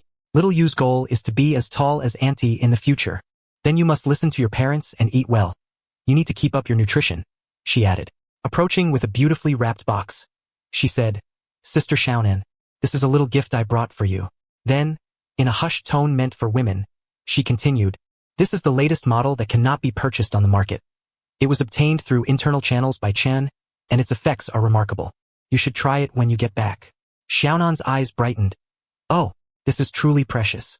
Sighing, she added, Chun rarely comes by, and I have to trouble you to handle these little matters. Just a small beauty and skincare supplement to express my sentiments. Well, I shall accept it. Xiaonan took the gift and nodded respectfully to Chun, saying, Regarding the financial allocation matters, I need to consult with Jiaodu's finance department, so I won't disturb your elegant outing any longer. Please take these 2 esteemed guests and broaden your horizons. Chun nodded with a smile. Yes, go ahead. With a flutter of her arms, Xiaonan transformed into a paper-like figure and dispersed into the air. At this point, Obito's tense expression finally relaxed. He looked at Chun with a blank face and said, Bro, give me an explanation. Chun patted his shoulder and replied, let's walk and talk. They proceeded along the shaded path beneath the trees. You must have sensed it. I and my brother were present during your battle with Xiaonan. After Xiaonan's death, you used the Umotatsu to reverse her time and brought her back to life, didn't you? Chen's gaze was lost in the distant memory as he spoke. Yes, but back then, my ocular power wasn't as strong. The Umotatsu could only reverse time by 3 minutes at most. After you escaped from the paper technique using Izanagi, you pierced Xiaonan with a black rod from behind, and the conversation and battle lasted for a full 5 minutes. Even if I reversed time, I could not reset Xiaonan to an uninjured state. He paused, then added, moreover, time reversal cannot revert the state of consciousness. The genjutsu you used to interrogate her about the Rinnegan caused Xiaonan significant mental trauma. With her severe injuries compounded by psychological distress, Xiaonan was in a near-death state, and neither my brother nor I excelled in medical ninjutsu. So how did Xiaonan survive in the end? Chun vaguely recalled watching as blood continuously flowed from Xiaonan's wound, staining the water's surface, feeling utterly powerless to save her. Fortunately, my brother had a moment of inspiration and suggested using the Amito wave energy to amplify my Umotatsu and give it a try. Obito's eyes widened in realization. Ah, that was used to amplify the ocular technique when we revived Madara. Chun nodded, saying, exactly, the excessive reward is the key to unlocking the deeper capabilities of the Umotatsu, including time freezing. Madara pondered deeply. Time freezing. Indeed, in simple terms, it means halting the temporal progression of an individual just like this. Chun stopped in front of a sycamore tree, reaching out to touch its bark, his eyes glowing with a reddish brilliance. Amito wave energy Umotatsu. With a crackling sound, a layer of frost began to cover the bark, spreading throughout the tree. During this process, neither the branches nor the leaves were affected in their motion. Even the places already covered by frost were no exception. After 10 seconds, the frost enveloped the entire tree, rendering all its details in a state of absolute stillness. With a snap, the sycamore tree vanished in a swirl of cold mist, leaving a deep pit in the stone circle that had surrounded it. Chun retracted his hand. This is the time freezing of Umotatsu. If the palm maintains contact with the target for over 10 seconds, it can freeze it. Madara contemplated. So it requires continuous contact for 10 seconds? In actual combat, such opportunities are rare, unless one completely restrains or subdues the opponent. He asked, what happened to that tree just now? Chun replied, it went to the Tolia time zone. You have been there, haven't you? Ah, that white space. I remember there were many white grid-like rooms. Yes, those grid rooms exist specifically to store these time-frozen entities. Madara lowered his gaze. Wait a moment, Chen. Don't you find it strange? Since this excessive reward is triggered by the Amito wave energy, why does the Tolia time zone, which corresponds to this reward, already exist within your eyes? Chon sighed. As expected of you, Madara. You instantly spotted this oversight. He continued, I had long realized this as well and found it quite peculiar, but I have yet to solve this mystery. Could it be? Madara's mind sparked with a hypothesis. The time-freezing ability of Umotatsu has always existed but does not belong to the Sharingan domain. It is only through the Amito wave energy that it can be activated prematurely. If this is indeed the case, then when you awaken the Rinnegan in the future, this ability may be unlocked, and with the Amito wave energy, perhaps it could evolve even further. The truth of the matter would only be confirmed when that day truly arrives. Obito redirected the conversation to his main concern. Chan, what happened after you froze Xiaonan's time? As he stepped forward, Chan said, she was frozen in a near-death state, which is not something an ordinary medical ninja can heal. We needed to find someone who could save her in the shortest time possible for her to truly escape danger. Obito pondered, there are very few medical ninjas in the entire ninja world capable of such feats, and it seems they are not ones you can easily approach. Chen's gaze deepened as he replied, exactly. Those on different paths do not conspire with one another. The Bietian exists precisely for such moments. To be honest, I have applied Bietian on 2 of the legendary Sannin. However, I did not enslave their personalities. The setup does not hinder my actions and provides me assistance when necessary, and nothing more. Did you also use Bietian on Xiaonan? No, Chen smiled. Obito thought to himself, oh, how curious. Just before Xiaonan's death, she raised her arm towards the rain and declared a rainbow in the sky, saying, I am darkness and Naruto is hope. She seemed aware of what you intended to do, yet she was willing to stand by your side. He refrained from probing further into Xiaonan's topic and instead shifted his focus. The legendary Sannin brought to mind another battle that took place in the hidden rain village. The last member had already sunk into the rain-soaked sea. Chen, he isn't hiding in this village like that woman, is he? Turning around a corner, he asked the Sannin Jiraiya. Chen smiled slightly and replied, "Unfortunately, I did not save Jiraiya." Obito was taken aback. "Oh, you didn't go to witness the battle between Pain and Jiraiya?" "I did, but after much deliberation, I chose to give up." Obito curiously asked, "Why is that?" "Obito, do you remember when I showed you in your genjutsu the member of the Akatsuki organization, Kashin Kishi?" "Of course, I remember, the one who resembled that particular figure. His true identity is a clone of Jiraiya." "Exactly. The chief scientist of the Akatsuki, Amato, used Jiraiya cells to create the clone, Kashin Kishi, as a trump card for when he faced off against the original." Chun deduced that Amato had found Jiraiya's corpse and completed the cloning and modification of Kashin Kishi.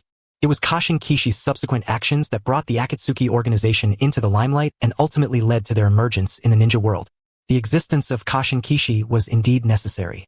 Otherwise, the existence of the organization known as One Style, concealed in the shadows of the ninja world, along with the Shell organization, remains unknown as to when it might surface, at which point the situation could become uncontrollable. Thus, after much contemplation, I relinquished my attempt to rescue Jiraiya. Obito sighed, realizing that you had already considered such a far-reaching situation back then. Chen, at this moment, did not disclose that he had not rescued Jiraiya, but had instead collected the blood from Jiraiya's arm that was interrupted by Pain's Azura path. He did not directly take the severed arm, as during that time, Akatsuki had a habit of disposing of bodies using white zetsu. If it were discovered later that the severed hand had vanished into thin air, it would expose the presence of a third person at the scene, which would be detrimental to future actions. To this day, Chun still had not used that blood to perform the impure world reincarnation on Jiraiya. The connection between Jiraiya and Maiboku was exceedingly close, and his method of synchronizing sage mode through the two sages could very likely expose some of his secrets directly to the sage side. That was something Chun did not wish to see. After all, the frog sage is the true seer of the future through dreams, and it is wise to maintain a sense of reverence. "Mom, meat buns, I want some." At this moment, Xiaoya pointed at the Samura meat bun shop along the street, her mouth glistening with drool. The shopkeeper was a young woman with her hair tied up in a bun. She glanced at the few of them and welcomed, "You all look a bit unfamiliar, just moved here? Come and try our meat buns. It's an old brand. I guarantee you'll be back for more." Guang held Xiaoya's hand and stepped forward, placing the money down. "2 baskets, please." "All right. By the way, where is Grandma Samura?" "Oh, you know my grandmother? She was a regular customer." The woman opened the steamer and quickly wrapped the buns. "My grandmother passed away last month. After the angel came to deliver the news, I came from Rain Hidden to accompany her on her last journey. I felt that my grandmother's skill should not be lost, so I decided to stay and inherit this shop. By the way, my name is Samura Masako." During the opening of the Peach Blossom Spring, for various reasons, not all of the Rain Hidden villagers were willing to come along. Grandma Samura, how disappointing," Guang lamented. However, Masako remained calm. "My grandmother lived a long life without illness, over 100 years, and passed away peacefully. It is a joyous occasion." Guang took the meat bun that Masako handed over and asked, "Are you still getting used to living here?" Masako displayed a genuinely happy smile. "Yes, I realize this is truly a good place. Under the governance of the Shadow People and the Angels, the people live in peace and work happily, and the policies here are much more humane compared to the rule of pain in Rain Hidden." Before passing, my grandmother held my hand and kept saying how the Shadow People's kindness has yet to be repaid. During my time here, what touched me the most was that I could see new faces without having to be on guard. Sigh, back there I heard that again. Ninja criminal forces have begun to infiltrate. Masako sighed, sigh, although it no longer concerns me. When will Rain Hidden be peaceful? When Naruto and Conan said goodbye years ago, he had patted his chest, promising to become Hokage and bring peace to Rain Hidden. Conan believed in him and paid the price with her life. Yet years have passed, and Rain Hidden remains in that desolate state, a breeding ground for the unscrupulous. As one drinks water, one knows whether it is cold or warm. Conan did not hold a grudge against her junior, but disappointment was inevitable. The Angel of Rain Hidden is not the kind of woman who would betray her stance and beliefs simply because of a rescue favor. She voluntarily stood by Chun's side after witnessing the reality, sharing his burdens. "We will wait here. Chun will surely return." Naruto thought of a way, which was to wait for Chun to return. Sasuke frowned and said, "What if he doesn't come back?" Naruto confidently replied, "He will definitely return." "Sasuke, you don't feel it in your daily life, but the atmosphere here is quite vibrant. Moreover, everything is tidy and clean. Clearly, this woman in the photo is as much of a good wife as Hinata." Sasuke asked, "Is it possible that he tidied up himself?" Impossible, Naruto asserted authoritatively. After marriage, men, no matter how attentive, sometimes cannot attend to every detail. Naruto clenched his fists, suppressing his anger. Uchiha-chan, this woman beside him must be on par with my own in terms of virtue. Ah, that makes me even angrier. She surely doesn't know what Uchiha-chan has done outside. To be honest, I feel sorry for her. After hearing Naruto praise her virtue several times, Sasuke walked over to the TV cabinet and picked up the photo frame to examine the woman beside Chun, whose face radiated happiness. Naruto, don't you think this woman resembles someone? Who? I can't quite put my finger on it, but there is something familiar about her eyes and brows. It must be an illusion. At least I'm sure I've never seen her. Perhaps. Sasuke put down the frame and pulled over a chair to sit opposite Naruto. Let us wait here and see. While waiting, he brought up another matter. By the way, Naruto, during my recent patrol, I passed through Rain Hidden Village and discovered some troubling signs there. What happened? The population has plummeted drastically. I inquired, and it seems that in recent years some criminal forces have taken root there, and the people could not bear it, gradually relocating. Naruto's expression was unexpectedly calm as he asked, Sasuke, didn't you intervene? Sasuke replied, no, I've seen too much out there in recent years. These evils that breed in the dark corners are like weeds. After cutting one wave, another wave appears. The root of the problem lies within the greed and desires of the human heart. A sense of helplessness and gloom flashed in Naruto's eyes. Indeed, after becoming Hokage, I realized that there are many troubles and helplessness that come with the position. Many things cannot be changed just by becoming Hokage. After all, a Hokage is merely a village chief, with authority limited to managing one village. Just as you mentioned the issues in Rain Hidden.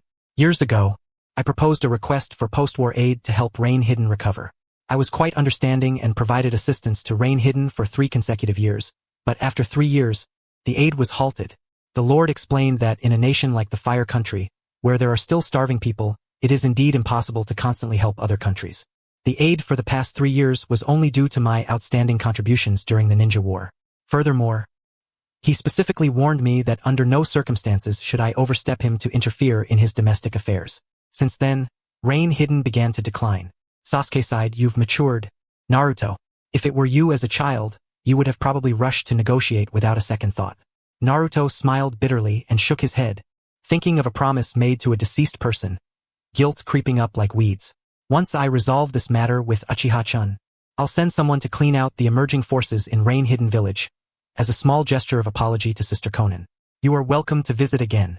Xiaoya bit into a meat bun, her little hands pulling out one bun after another from the bag to distribute to the elders before her. Mom, here. Dad, here. Grandpa Ban, here.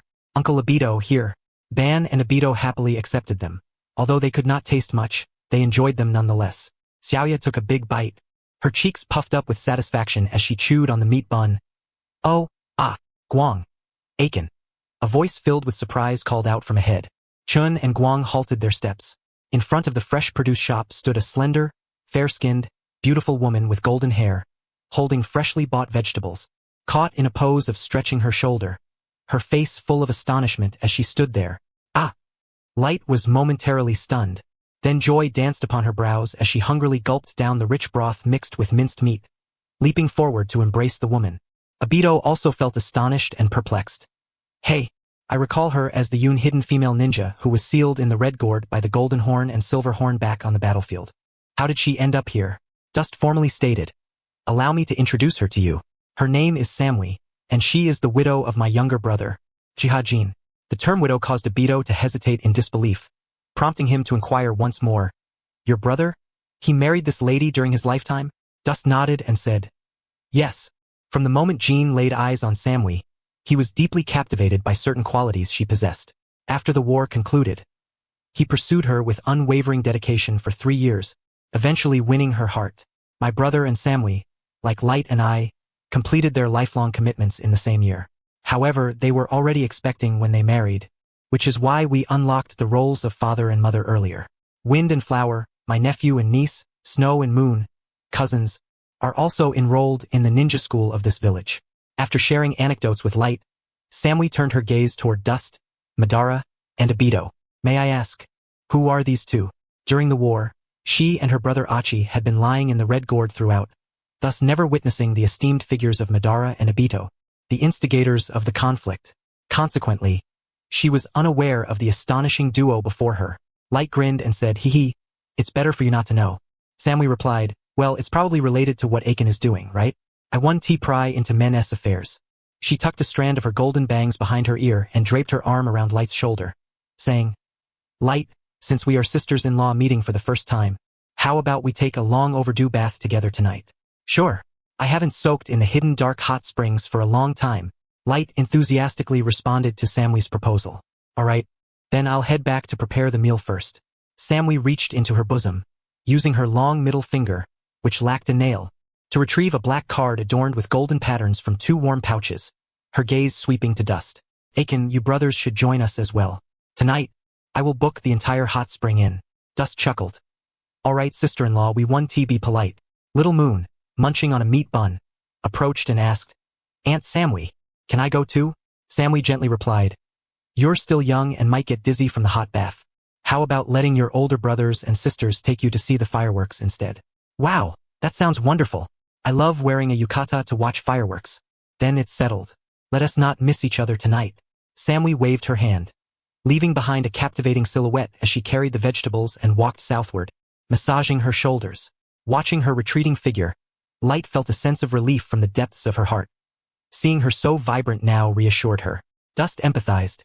Indeed, when my brother passed away, it felt as though she had lost her soul. She must gather herself for the sake of the children. Light held Dust's hand and softly said, You've worked hard too, dear.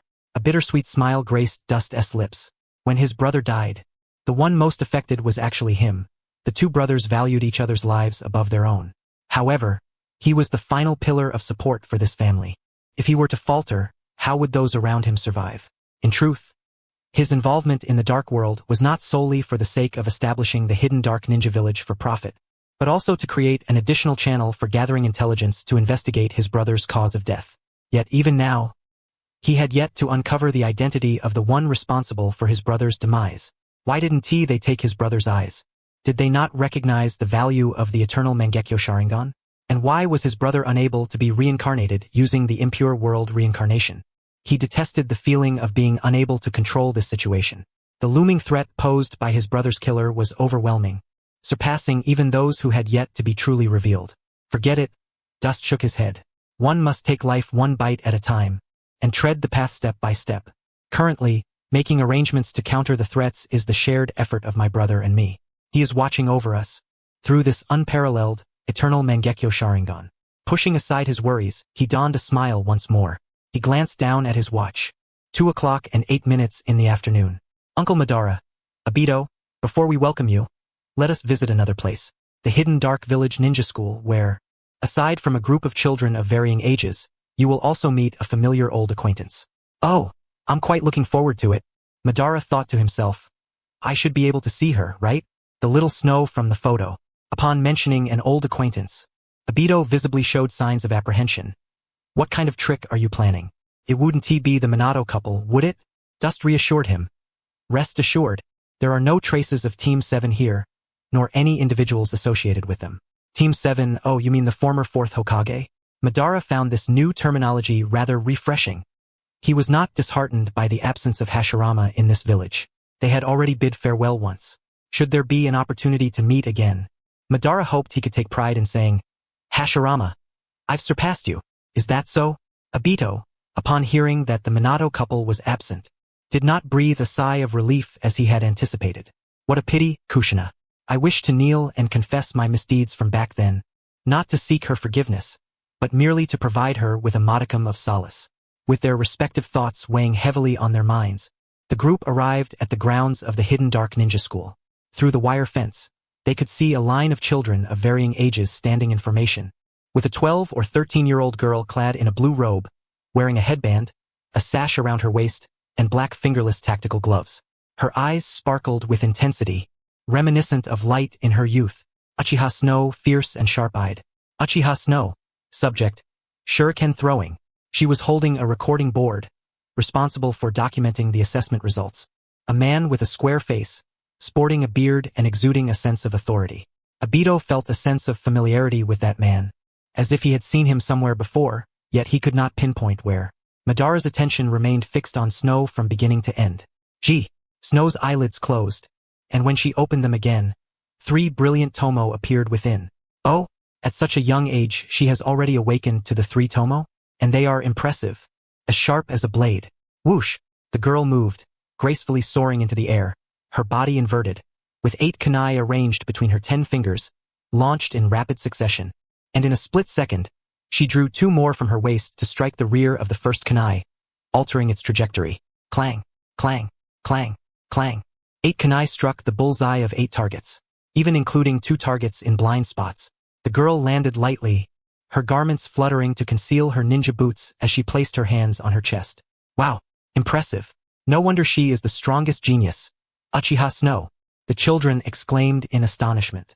The middle-aged teacher recording the results muttered, "That girl truly possesses an abnormal talent. Her shuriken technique is already on par with that of Uchiha Itachi from the Leaf Umbu back in the day." Next subject, Hand Seal Ninjutsu Assessment.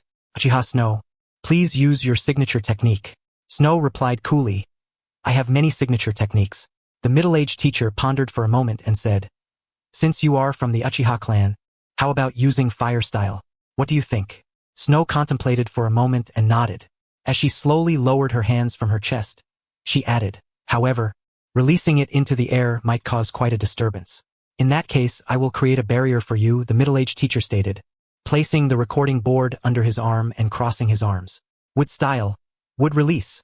Boom, boom, boom. Before them, the land was pierced by countless tree vines that burst forth from the earth, swiftly transforming into towering forests. Uchiha Obito narrowed his gaze slowly.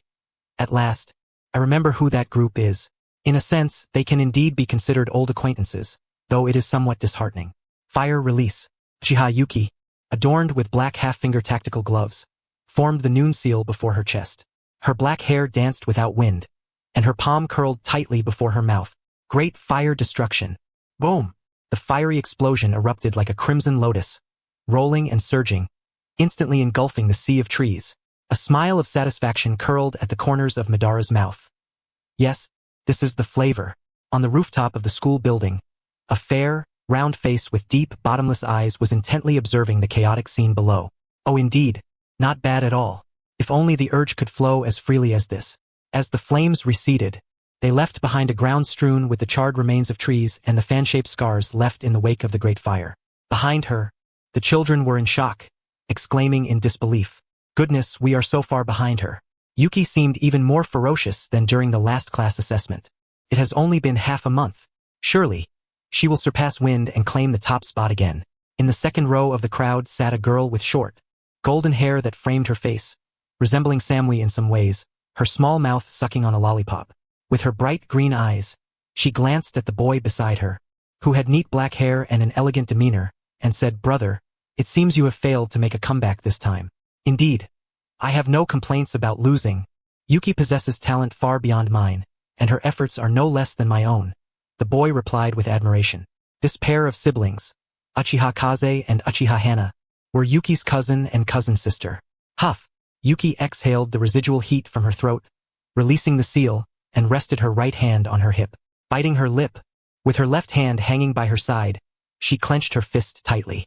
"Is this all I can manage now?" Under the watchful eyes of her peers, filled with admiration and envy, she turned to walk towards the line. Yet a hidden worry flowed through her heart. At this level, I am not even close to my father, let alone my mother. When will I be able to assist my father? This year. Those threats to the ninja world will appear. My father will surely be very busy then. I cannot leave all the care of little Yuki to my mother alone. I must become stronger. Madara's gaze remained fixed on Yuki's face, and only after she took her seat did he turn to Dust and say, "That child's eyes are indeed remarkable, unlike the pampered children of this era. She ought to possess such eyes." Dust looked at Yuki's petite and delicate figure and spoke in a complex tone. "Yuki has been quite sensible since she was young. Well, how should I put it? In our old saying, she was born to repay kindness. Moreover, she is exceptionally intelligent, adept at discerning matters. From the people and events around her, she has managed to deduce that I am concocting something, and she has tried to probe me in subtle ways, leaving me feeling somewhat passive. In truth, I personally do not wish for the children to become involved. I once considered hiding the truth from her. However, the Uchiha clan's tragic fate and Itachi and Sasuke's lessons are still fresh in my memory. Often, people are self-righteous, making decisions on their own, thinking they are doing what is best for the children, yet they may inadvertently push those children, who ought to grow up healthily, to the brink of a twisted personality.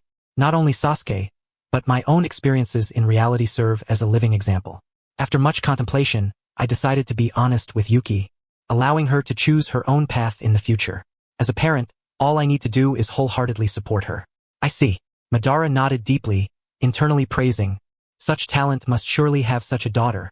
Upon arriving at the ninja school, all focus was drawn to Yuki, and Dust felt a mix of pride and comfort, yet did not forget the primary purpose of his visit. He introduced to them the important individuals he aimed to protect. Seated in the third row, behind a short-haired boy and a golden-haired girl, were Kaze and Hana, his nephew and niece. They were also exceptionally talented, especially Kaze, who had already awakened the three-tomo Sharingan and excelled in lightning release, body flicker technique, and swordsmanship. Madara nodded appreciatively, saying, well, since he is your brother's child, he must be quite capable. At this moment, Obito joined the discussion. However, while lightning release, body flicker technique, and swordsmanship are indeed Uchiha abilities, I believe his mother, being from the Cloud Village, has a role to play as well, right? Indeed, that child's swordsmanship was taught by Samui. By the way, Obito inquired with interest, why would Samui, from the Cloud Village, willingly follow to this hidden Dusk Village? Dust replied, in fact, it is not just Samui. Her brother, Achi, has also come along. Under Obito's inquisitive gaze, Dust began to elaborate. Samui, as my sister-in-law, is somewhat aware of the past plans that Jin and I carried out together. She understands that those plans conflict with the 5 hidden villages' adherence to their principles, and can foresee that leaving her and Jin's children in the Cloud Village may one day lead to a dilemma, a situation that would be unfavorable for me as well as for her and the 2 children. Samui, my esteemed sister-in-law, embodies one quality I respect greatly. She never muddles through matters, nor does she hesitate. She understands that short pain is better than long suffering. She even helped me convince her brother Achi, and the way they bid farewell to the Cloud Village was quite wise and dignified. Ninjas are not allowed to become rogue ninjas but are permitted to return to civilian status. The 2 siblings submitted a petition to the Raikage to return to civilian status, promising to never engage in any actions detrimental to the Cloud Village for the rest of their lives. Upon arriving in my hidden Dusk Village, they chose not to wear headbands to become ninjas, but instead remained as civilians, thus honoring their commitment to their homeland. To me, it was never necessary for my sister-in-law and her brother to be involved in my plans. Their ability to stay by my side with their children is the best support I could ask for. Moreover, as I say this, Dust held onto the wire mesh, a meaningful smile appearing at the corners of his mouth. Achi, while being an average ninja in terms of strength, has become a winner in life in another sense. How so? We in the Hidden Dusk Village are focusing on cultivating the 12 elite forces, and more than half of them are contributions from Achi. Madara and Obito, have you seen those children with golden hair and identical appearances in the crowd? Madara and Obito looked over and indeed saw at the back of the line 7 children with golden bowl-cut hair, all looking remarkably alike. However, they were quite young, seemingly only 6 or 7 years old, attending merely to observe and learn, not participating in the ongoing test. Achi married a local girl in the same year he joined the Hidden Dusk Village, and the following year they welcomed 7 male infants. Have you noticed those numbers tattooed on their shoulders? They are numbered 2, 3, 4, 5, 6, and 7. Dust smiled. These 7 little ones, I can hardly keep track of their names. They are still young, with corresponding numbers on their shoulders. Baby, second baby, third baby, fourth baby, fifth baby, sixth baby, and 7th baby. Although the 7 little ones are still small, their talents have already begun to emerge. The 3rd baby excels in fire release, the 4th in water release, the 5th in lightning release, the 6th in wind release, and the 7th in earth release. Obito asked, what about the 1st baby and the 2nd baby? Dust replied, the 1st baby possesses yang release with extraordinary physical strength and can be trained as a taijutsu ninja, while the 2nd baby has yin release with outstanding chakra control, making him a promising genjutsu ninja. Obito remarked, it really is quite lively. You mentioned that the 12 are being cultivated as elite forces, with Yuki, Kaze, Hana, and these 7 little ones, that makes 10. What about the other 2? One of them is not present. She is the granddaughter of the Zen master whom I mentioned earlier, named Jinghua. When the Zen master entrusted her to me, she was still just a little one, and now she has become an official ninja of the Hidden Shadows Village, embarking on her travels. Traveling, not executing missions? Our Hidden Shadows Village is self-sufficient and does not require government funding, hence we do not need to undertake missions for the sake of livelihood. And what about the last person? Chen pointed to the boy on the training ground who had just finished throwing shurikens. Ganzu. He is responsible for assessing and recording the evaluations as the academic director of the Hidden Shadows Ninja Academy, as well as being my son. Ban looked at the middle-aged man who was swiftly writing on the record board and said lightly, "Oh, that Dune ninja, his name is he. Yes. After he came to Hidden Shadows, he also got married and had children. The name Ganzu was given by me. He is a talent in the making, born with Dune abilities, and moreover, he possesses a variant of Dune." A variant of Dune? This piqued Ban's curiosity. Ganzu now conducting a ninjutsu assessment. He raised his head and cast an encouraging glance. Ganzu nodded in acknowledgement, took a deep breath, and formed the hand seals. Dune. Phantom bamboo dance. Chen remarked. Ganzu's Dune creates an explosive growth of bamboo that possesses remarkable extensibility and piercing power. Crack, crack, crack, crack. Dozens of sections erupted from the ground, intertwining and crisscrossing, piercing through a solid granite rock on the training ground, and lifting it into the air. That piece of granite weighed over 1,000 pounds, and the bamboo supporting it was compressed like a bowstring, creaking ominously, yet it did not break. Ban offered an evaluation of Ganzu that was worthy of a lifetime of pride. Quite interesting. Obito did not express an opinion but turned to Chen, asking how he had thought of specifically bringing he into your village. With his Dune abilities, someone of your caliber should look down upon him, right? I knew you would ask that. Chen smiled slightly and replied, "Do not underestimate he. His Dune mechanism is complete, it is just that the values are insufficient. If there were external means to enhance those values, he would be a force to be reckoned with. During the Fourth Great Ninja War he, under a special white zetsu's cover, once temporarily blocked the way of the Kages. Well, it seems you were already lying down at that time and missed that spectacular scene. Special white zetsu." Obito's eyes flickered intensely. Could it be? Yes, that was the old acquaintance I truly wanted you to meet. Obito's gaze lifted. Above the eaves of the school building, that figure wrapped in a black robe simultaneously raised his white, curly face. The two locked eyes across the distance. Obito's thoughts seemed to be abruptly pulled back to that dark underground lair. At that time, he was wrapped in bandages, sitting on a cold stone bed, while white zetsus surrounded him, playfully trying to cheer him up during a brief moment of warmth. "I never expected to see you again, Afe. In order to prevent Afe from dying with the release of the infinite Tsukuyomi, I manifested and froze time. Wrapped in Afe, I also became a witness. Killing him would have been somewhat excessive, so I froze he as well. When the time was ripe, I unfroze Afe and imposed a different will on he. Of course, it was merely to correct the fiery will within him to a darker will. Such matters have become trivial." Obito vanished in a flash, heading straight towards Afe. "Uncle Ban, are you not going over?" Ban shook his head, saying, "No, there is no need to join the commotion. I have always regarded Afe as a pawn just like the other white zetsus, even though he indeed possesses a more substantial personality and combat capability compared to the others." The latter half of the sentence was what Ban kept to himself. "Fortunately, I did not realize that Afe actually had felt pity for Obito. Otherwise, I would have dealt with Afe long ago, and Obito would have lost a friend he could converse with." On the rooftop, Obito and Afe officially met. "Long time no see, you guys are still alive. Long time no see, but you are dead. How have you been all these years?" "Not bad. It's just that I still cannot comprehend what being alive truly feels like. You are still so frivolous. Have you not researched something serious? Does watching he poop count?" Afe pondered for a moment. Obito's mouth twitched. "You have a rather peculiar taste. Actually, I wanted to see Konan poop, but she is extremely guarded, and I have never succeeded. Would you like to ambush her with me tonight? After all, you are now invincible." "I must decline, as I have no interest in excretion, especially not that of a woman." Afe shrugged. "Well then, Afe?" Obito's gaze became unusually serious as he looked at that curly face. "Although it is not in the atmosphere between us to speak such words, let me say it just once." Go ahead." Afe's tone seemed to become considerably more earnest. Obito's eyes, filled with the dark energies of the impure world reincarnation, revealed a long-lost warmth. "It is truly wonderful to see you again." Afe remained silent for a long time. The vines coiling around his head emitted a deep tone that had never belonged to him. "Then let me say one thing as well, Obito, about the past. I am sorry. I regarded you as a friend, but I could not help you, for I could not defy the will of Madara that controlled me, the will of the golem." A gentle breeze swept by, seemingly smoothing out some of the wrinkles on his face. "Thank you for being able to hear you say this. I feel this trip was not in vain." Afe raised a finger. "So, About my earlier proposal, will you reconsider it? Obito waved his hand. I am still unable to comply. On the training ground, the evaluations of the students had concluded. Wani-chan, here. Little Yu cheerfully waved her small hand to greet. Daddy! Mommy! Schwer was overjoyed, nearly jumping up on the spot. Wow, is that Snow's mom and dad? This is the first time meeting them. I heard they hold a high status in this village. They must be quite formidable ninjas.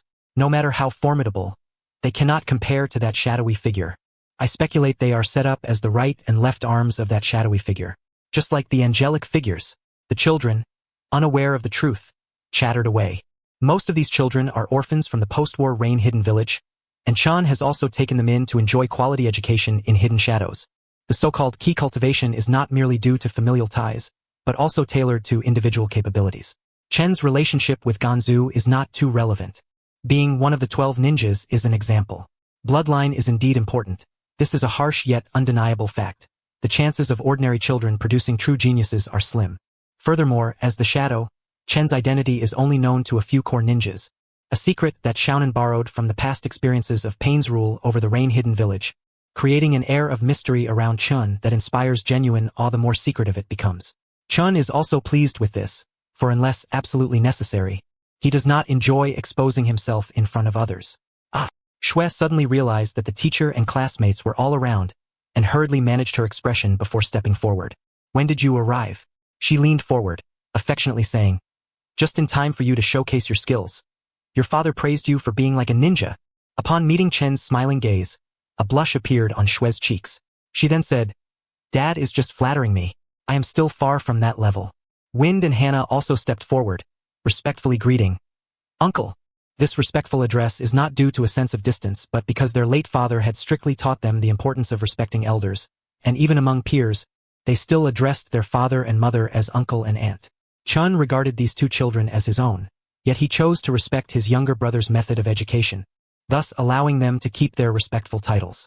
He kindly looked at the two and said, well, tonight your aunt and I, along with your grandpa Ban and Uncle Obito, will be staying in the village. You three should take your little sister Yu and go watch the fireworks together. Feng and Hua were both born after the war and were unaware of the plans, so they did not recognize Grandpa Ban or Uncle Obito. The siblings exchanged glances at Ban and simultaneously exclaimed, Hello, Uncle Obito. Suddenly, the atmosphere turned quiet, and Guang couldn't help but burst into laughter. She leaned forward and patiently explained to the two children, Little Feng, Little Hua, the gentleman before you is Grandpa Ban, while the one on the rooftop talking to your principal Fei is Uncle Obito. What an embarrassing mix-up it was for the two of them. Especially Ban, who had a face that could easily silence a crying child. It was Hua who reacted quickly. I'm sorry, Grandpa Ban. It's just that you look too young and too energetic. Truly not like a grandfather at all. My apologies, he. After saying this, she lowered her head while pressing down on Feng's. Little Feng hurriedly echoed. Yes, that's right, Grandpa Ban. It's quite all right, Ban thought to himself. After all these years of being a stand-in for Obito, I suppose I've played his part once, and now we're even. Grandpa Ban, however, was aware of the plans. This man is none other than the legendary ancestor of the Uchiha clan, Uchiha Ban. He is also an indispensable ally in my father's plans. Yukino slowly raised her gaze and happened to lock eyes with Ban. What impressive eyesight. Just this brief exchange of glances was enough to sense an imposing aura of authority emanating from him. Ban smiled slightly, and his Sharingan began to shimmer with brilliance. Sister. Little Yu's call jolted Yukino back to reality. Her father and the others had already left, leaving only Little Yu by her side. Just now, that was... The voice of Ban, filled with anticipation, echoed in her mind. Little girl, if you can learn the forbidden techniques I demonstrated to you in the illusion before we return to this village next time, then I will officially take you as my disciple. Why does he want to teach me the Uchiha forbidden techniques? And why would he want to take me as his disciple? My father is nearby. He must not be able to hide this from him. Does that mean this is my father's tacit approval? Well then, I must gather my motivation. Uchiha Yukino decided to respond to her father's expectations with all her might. After leaving the training ground, they continued to tour the other facilities of the hidden shadow village. Ban asked Chen a question. Chen, do you expect those children to go to the battlefield in the future? No, Chen replied candidly. In the future, only top-tier combat power will have significance on the battlefield. Fighting in a military formation is merely a way to send oneself to death. I established this hidden shadow village to protect people, providing a stable and comfortable environment for them to grow into who they wish to become, nothing more. For me, only when they are safe can I fight without reservations. Even if I die in battle, even if this land falls, they will still have a place to call home. Ban thought to himself, Chen, you are more responsible than I imagined, yet you are also deeply bound. Around the corner, Ban lowered his voice so that only the two of them could hear and posed a soul-searching question. So, what you desire is stability. Ban, are you trying to interrogate my ultimate human desires? Well, there's no need to hide it. Chen spoke in a low tone, no. Stability is a compromise made out of necessity for survival. What I truly want is something far more extravagant. What? Chun clenched his fist beneath his robe, gazing into the distant sky and said, freedom, unbound by any external forces. No need to compromise on anything against my will, absolute freedom of body and mind. That is my ultimate pursuit. In the evening, at the Hidden Shadow Tavern, Chen and Guang accompanied Ban and Obito for a luxurious welcome dinner. Afterwards, the group arrived at the Samui Private Hot Spring Inn. Drip, drip, the steam rose, and the sound of the spring echoed. A bucket filled with warm water was poured over their damp hair, and a wave of heat flowed through their bodies, shedding their garments and revealing themselves to one another. Regardless of gender, was the best way to foster friendship. Let us start with the women's bath. Guang, her body ripe and full, was embraced by the hot spring, glowing with a rosy hue. Just a moment. She was enjoying the time bestowed by the Creator when suddenly, a pair of warm hands pressed against her back, and Samui skillfully slipped through her smooth armpit, launching a surprise attack. Hey, Samui, what are you doing all of a sudden? Guang exclaimed. Samui poked at her elastic sides, her sultry voice ringing out, Guang, that part of you is looking more feminine than the last time we met, all thanks to a Chun, right? I am Uchiha Mu. 213 years ago, during the Warring States period, I was born as a weapon of the Uchiha clan. After being used by my clan, I was ultimately sealed by the Senju and Sarutobi clans. 16 years ago, a brat named Uchiha Chun lifted my seal and awakened me in this era. I had thought that Chun would follow the example of the Uchiha clan and continue to use me as a weapon. To be honest, I was just waiting for him to speak, because I needed an excuse to vent my hatred towards the world. As long as he spoke, I would use my 8,000 spear powers to help him with anything. But he never gave me such an excuse. Finally, one day, I could not hold back my impatience and urged him to tell me what he wanted me to do. His answer made me momentarily doubt my life and calm down. He said, I want you to be my wife. What are you talking about? Just as my mind was crashing due to loading incorrect content, he began to explain earnestly, even mentioning my parents giving me my name. To be honest with you, Guang, I know everything about you, and I am certain that you are my ideal counterpart. I questioned him furiously, what if I don't want to? Are you planning to kill me or seal me again? At that moment, Chun fell silent for a moment before revealing a calm and gentle smile. No, I am simply expressing my desire, not forcing you. If you do not wish to, I am prepared to live my whole life as a bachelor. Even though I had not spoken much with anyone, I could sense that in Chen's eyes was a purity that surpassed even the Uchiha's own purity. How could he say such earnest words with a straight face? This guy might be a real oddball. After that, it seemed he forgot about this conversation entirely, which made me feel as if I had imagined it. Yet he still would not let me leave his side to act on my own. Not to restrict my freedom, but because this era, the Warring States period I was in, was still dangerous. I absolutely believed in Chen's words, because, compared to me, Chun was still strong. On that day, when I stood up from the coffin of the seal and saw the damned fan pattern on Chen's robe, I could not suppress my killing intent and launched an attack on him. But he used overwhelming ocular techniques to nullify all my attacks. So strong. You truly are a weapon. I couldn't help but think that. Before that incident, I had never even thought of escaping from him. Because deep down, although I wanted to take revenge on this world, I was also afraid of returning to the solitary and helpless state. Ha! How ridiculous, right? As for that incident I mentioned, it was the day I suddenly realized something. Even though I always said out loud that I hated him, in my mind his face kept appearing again and again. No matter where I was, or what I was doing, my gaze would always unconsciously drift toward him. And I actually didn't resist when he called me by my given name, Guang. Even more, when I heard him call me Guang, my face would inexplicably start to heat up, and my heartbeat would become chaotic and irregular. I even began to indulge in wild thoughts. If what Chun once said really became reality, it might actually not be so bad after all. I felt like my heart had been completely thrown into chaos. It felt like I had been hit by a genjutsu even more terrifying than the moon reader technique. I felt like I was about to lose myself completely. Help, I feel like I'm no longer myself. What truly made me realize my feelings for Chen was something that happened not long after. At that time, I often complained about him whenever I felt frustrated, whether it was big or small. That night, Chen was in deep meditation training. Because I kept nagging beside him, during his mental simulation of a sword duel, he lost focus, and in the imagined battle he was struck through the chest. I was completely stunned. Only then did I learn that during deep meditation, injuries sustained in simulated combat could manifest in the real body. And because chakra is fully concentrated in the brain during such a state, the body becomes extremely vulnerable. Any injury becomes even more severe than normal. That was the closest Chen had ever come to death. He couldn't even activate his Mangekyo Sharingan, let alone the normal Sharingan, let alone reversing time or healing injuries through ocular techniques like Izanagi. None of it was possible. Watching Chen lying in a pool of blood, pale and barely conscious, I was utterly at a loss. Chen's younger brother, Jin, thought I was responsible and rushed at me in rage. I had already prepared myself to die, but Chen stopped him with a hoarse voice. Then he looked at me with those pure, sincere eyes. Guang, it's not your fault. I was careless. If I'm not around, you must walk the shinobi world carefully. Protect yourself at all costs. Don't be deceived by those who approach you with ill intentions for power, and don't act recklessly out of impulse. Please take care of yourself, protect yourself. Cough. Chen finished speaking with all his strength and coughed up blood, collapsing before me. At that moment, an indescribable sorrow surged within me, like blades harder than Susanoo itself, piercing through my chest from all directions, tearing at my heart. Only then did I finally understand what this long confusing emotion was. Yes, it was love. I had already fallen for Chen without realizing it. When I came back to myself, my vision was blurred. Tears I thought I had long since exhausted began to flow again.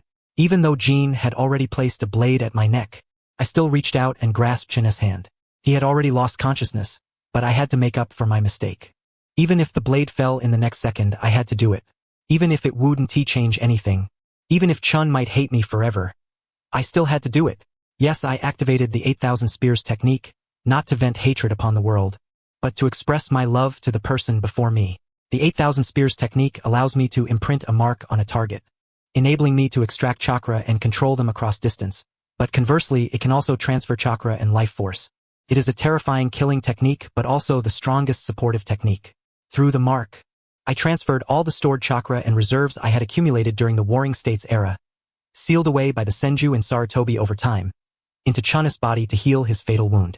Thank heavens I did not lose Chen, but that scar would forever remain on his chest.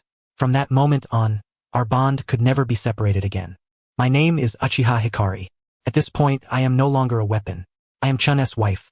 Ah! Hikari's ears turned bright red at Samui's vulgar teasing. She snapped back angrily. What nonsense are you talking about, you vulgar woman? It's not just his contribution. This kind of thing also depends on genes and nutrition. Okay. And about that part of the body, Samui, aren't you the spokesperson for it? You're basically Chen's so-called Oppa planet person. Hikari's reaction pleased Samui greatly. She thought amusedly. So Hikari really has become a mature married woman. Only when teased like this does she show her lively side. Oppa planet person. Huh? Samui's amber eyes lazily drifted toward the mist-covered curves in the hot spring, and she sighed. Oh, what a pity. My man has been gone for years. I haven't been properly satisfied in a long time. Hikari forced herself to ignore it. Don't respond. I can't hear anything, but Samui's teasing only grew stronger. Hey Hikari, after all these years, hasn't Chen lost interest in you? Didn't say that? Hikari suddenly shot up from the water, her wet hair flying upward as all three of her heads turned to glare at Samui. What kind of brain full of fat and tissue is in your head? You idiot, Samui. I'm telling you. Chen is still very interested in me. We even have plans tonight. Oh, that reaction is quite interesting. I think I understand Chen's preferences now. Why you? Samui smirked. Hikari realized she had been tricked again. Damn it, Samui. She just wanted to hear me say those embarrassing things. Meanwhile, in the men's bath on the other side of the wall, Madara, his broad shoulders resting against the hot stone, had two faces half submerged above the water, all three eyes watching Chen. Was that just my imagination? I thought I heard Guang getting very excited. Probably your imagination, Chen replied with a faint smile. Samui must be teasing her again. Women sometimes joke in rather improper ways. Chen lazily moved in the water. Madara's gaze followed him. As Chen rose and sank through the water, His sharply defined muscles cut through the surface like blades. So that Chen is one of those lean but extremely powerful types like the first Raikage back then. No wonder he could react so quickly against my limbo clones. All of it is supported by this powerful physique. As Chen surfaced again, Madara noticed a scar on his chest, like a centipede crawling across his skin. A sword wound quite old. He glanced sideways at Obito, who was quietly soaking on the far side of the hot spring, then looked away. Obito probably knows the story behind that wound, but I don't. Still, if I ask Shin directly, would that seem too deliberate? Too awkward? Even I, Uchiha Madara, who has seen countless battlefields, why am I so curious about a scar on a junior's body? But if I don't ask, it's itching at me while Madara was internally conflicted. After so many years, this scar still aches a little. Could it be that soaking in hot water caused it to flare up? At this moment, by a twist of fate, Chun was caressing the scar on his chest, murmuring to himself. Ban's eyes suddenly brightened, and the corners of his mouth involuntarily lifted, only to be swiftly tempered into an expression of profound amusement. For a proud Uchiha man, pain serves as the finest stimulant. Chen, you still have much to refine. Perhaps, yes, this scar. Chun excitedly triggered the keywords. This scar has a true origin. This scar holds exceptional significance for me. Oh dear, the scar of mine. Ban comfortably seized the conversation. So, how did this scar come to be? Chun began to recount the tale in a natural flow. Well, it's a long story. No worries, we have time. Take your time to explain. Uncle Ban, allow me to share my story. Having fully indulged in the hot spring, the pores were sufficiently opened, allowing the subcutaneous oils and dirt to become less stubborn. Guang and Samui, the two sisters-in-law, arrived at the bathhouse. Samui took it upon herself to scrub Guang's back, parting her cascading wet hair, revealing Guang's smooth and beautiful back before her. She diligently worked with the bath towel. The scene was as evocative as ever, yet the conversation turned notably earnest. The presence of Ban and Obito indicated that Chen's plan had officially commenced. Did it not? Indeed. Receiving an affirmative response, Samui paused, holding the scrubbing towel. So, what role do you play in this plan? Guang, with hands still in her hair, took a moment of reflection before responding. Chun has never included me in his plans. Why is that? Your abilities should be of help to him. Samui resumed her movements. Guang, while rubbing her hair, recalled. I asked him why, and he said that raising children is a matter he does not want me to be distracted by. He would handle the external affairs while I take care of the internal ones. But I know this is an excuse.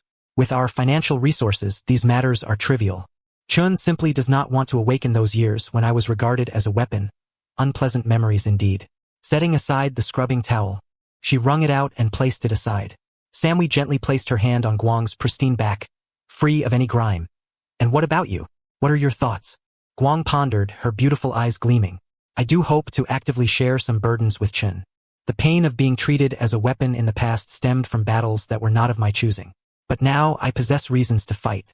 Just as Chun once told me, you are no longer a weapon but a person in your own right.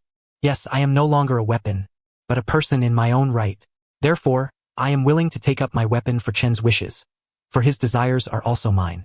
Guang picked up a bucket of water and poured it over her head. Splash! The water washed away the foam, and she gently shook her wet hair, a radiant smile blooming on her face. But we are still far from that point. Chun has made ample preparations, and his current strength is indeed reassuring. Moreover, with formidable allies like Uncle Ban and Obito, there may be little room for me to intervene in the plan. Guang stretched her arms. Samui, let me scrub your back now. The two switched places. Guang took the scrubbing towel and began to wash Samui's back. They chatted about various topics, eventually arriving at a familiar refrain. By the way, Samui, I was quite surprised that you were willing to come to the Hidden Darkness Village, even persuading Achi to join. That truly took me aback. How many times have we discussed this topic? Samui replied as usual. Working like a beast in the hidden cloud, just to earn meager mission rewards, is not comparable to living a life of luxury here without having to do anything. Is that so? It seems you are determined to stick to that argument, Guang chuckled. Samui's amber eyes held a calm, unspoken thought. 7 years ago, after the funeral of Jin, perhaps half a year later, Chun privately confided in her. Samui, I am truly sorry that my brother left you and the children behind. Personally, I hope you find happiness in your future. If you meet someone suitable, you can marry again at any time. You need not worry about being mistreated. I will always be your mother and your support. As for Xiaofeng and Xiaohua, you need not worry either. Regardless of where they live in the future, I will ensure their safety for a lifetime. It was at that moment that Samui decided to leave the hidden cloud, not merely for Chen's sake but for her children. Ajin, it was I, Uchiha Samui, who chose my own man. Since I have followed him, I shall forever be an Uchiha. I will never remarry in this lifetime. However, Chun, I am truly grateful for your words. Both you brothers are men of deep affection and loyalty. In the men's bath, Ban maintained his posture.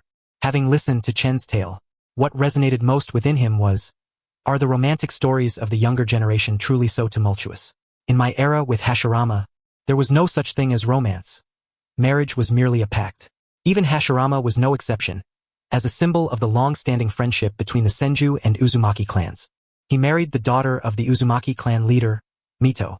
Well, with Hashirama's character, he managed to turn a political marriage into a vibrant affair. Chun glanced at the waterproof watch on his wrist. 7:57 in the evening. That should suffice for the bath. Chun stood up from the water. Bonesh's gaze shifted downward. And Obito's attention followed suit. This is, if the ninja world had its own Jurassic era, what they witnessed could undoubtedly be termed as such. Ban's heart stirred. Indeed, Hashirama still. Chen, whether your strength can be deemed the strongest, I have yet to witness your full might, so I shall reserve my judgment for now. However, regarding this matter, I am willing to call you the strongest. Splash. Ban rose from the hot spring, revealing a pair of black pants beneath. Aren't you going to scrub your back? Chin? No need.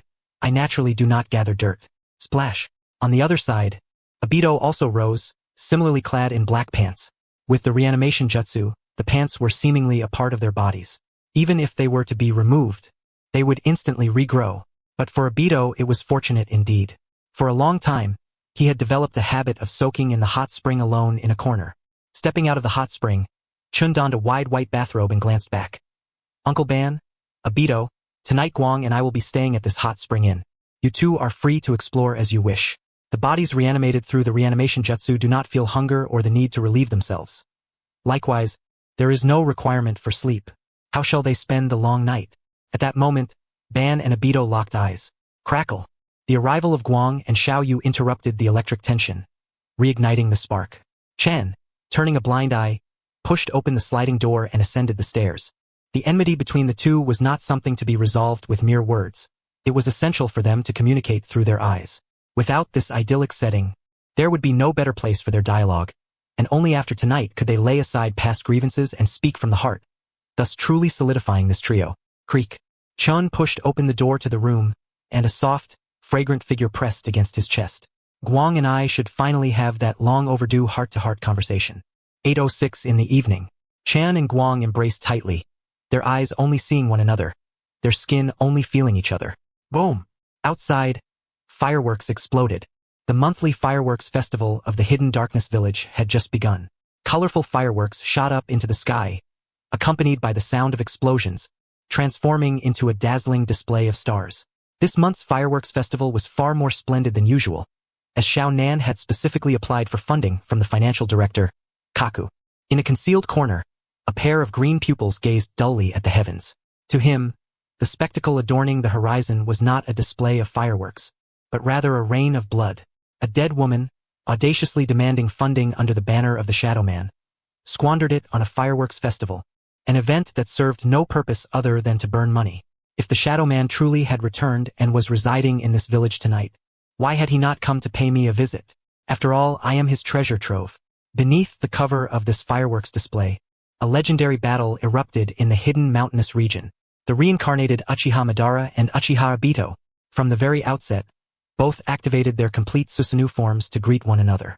Obito unleashed an attack equivalent in power to that which he had once used against Kakashi, the Wind Shuriken.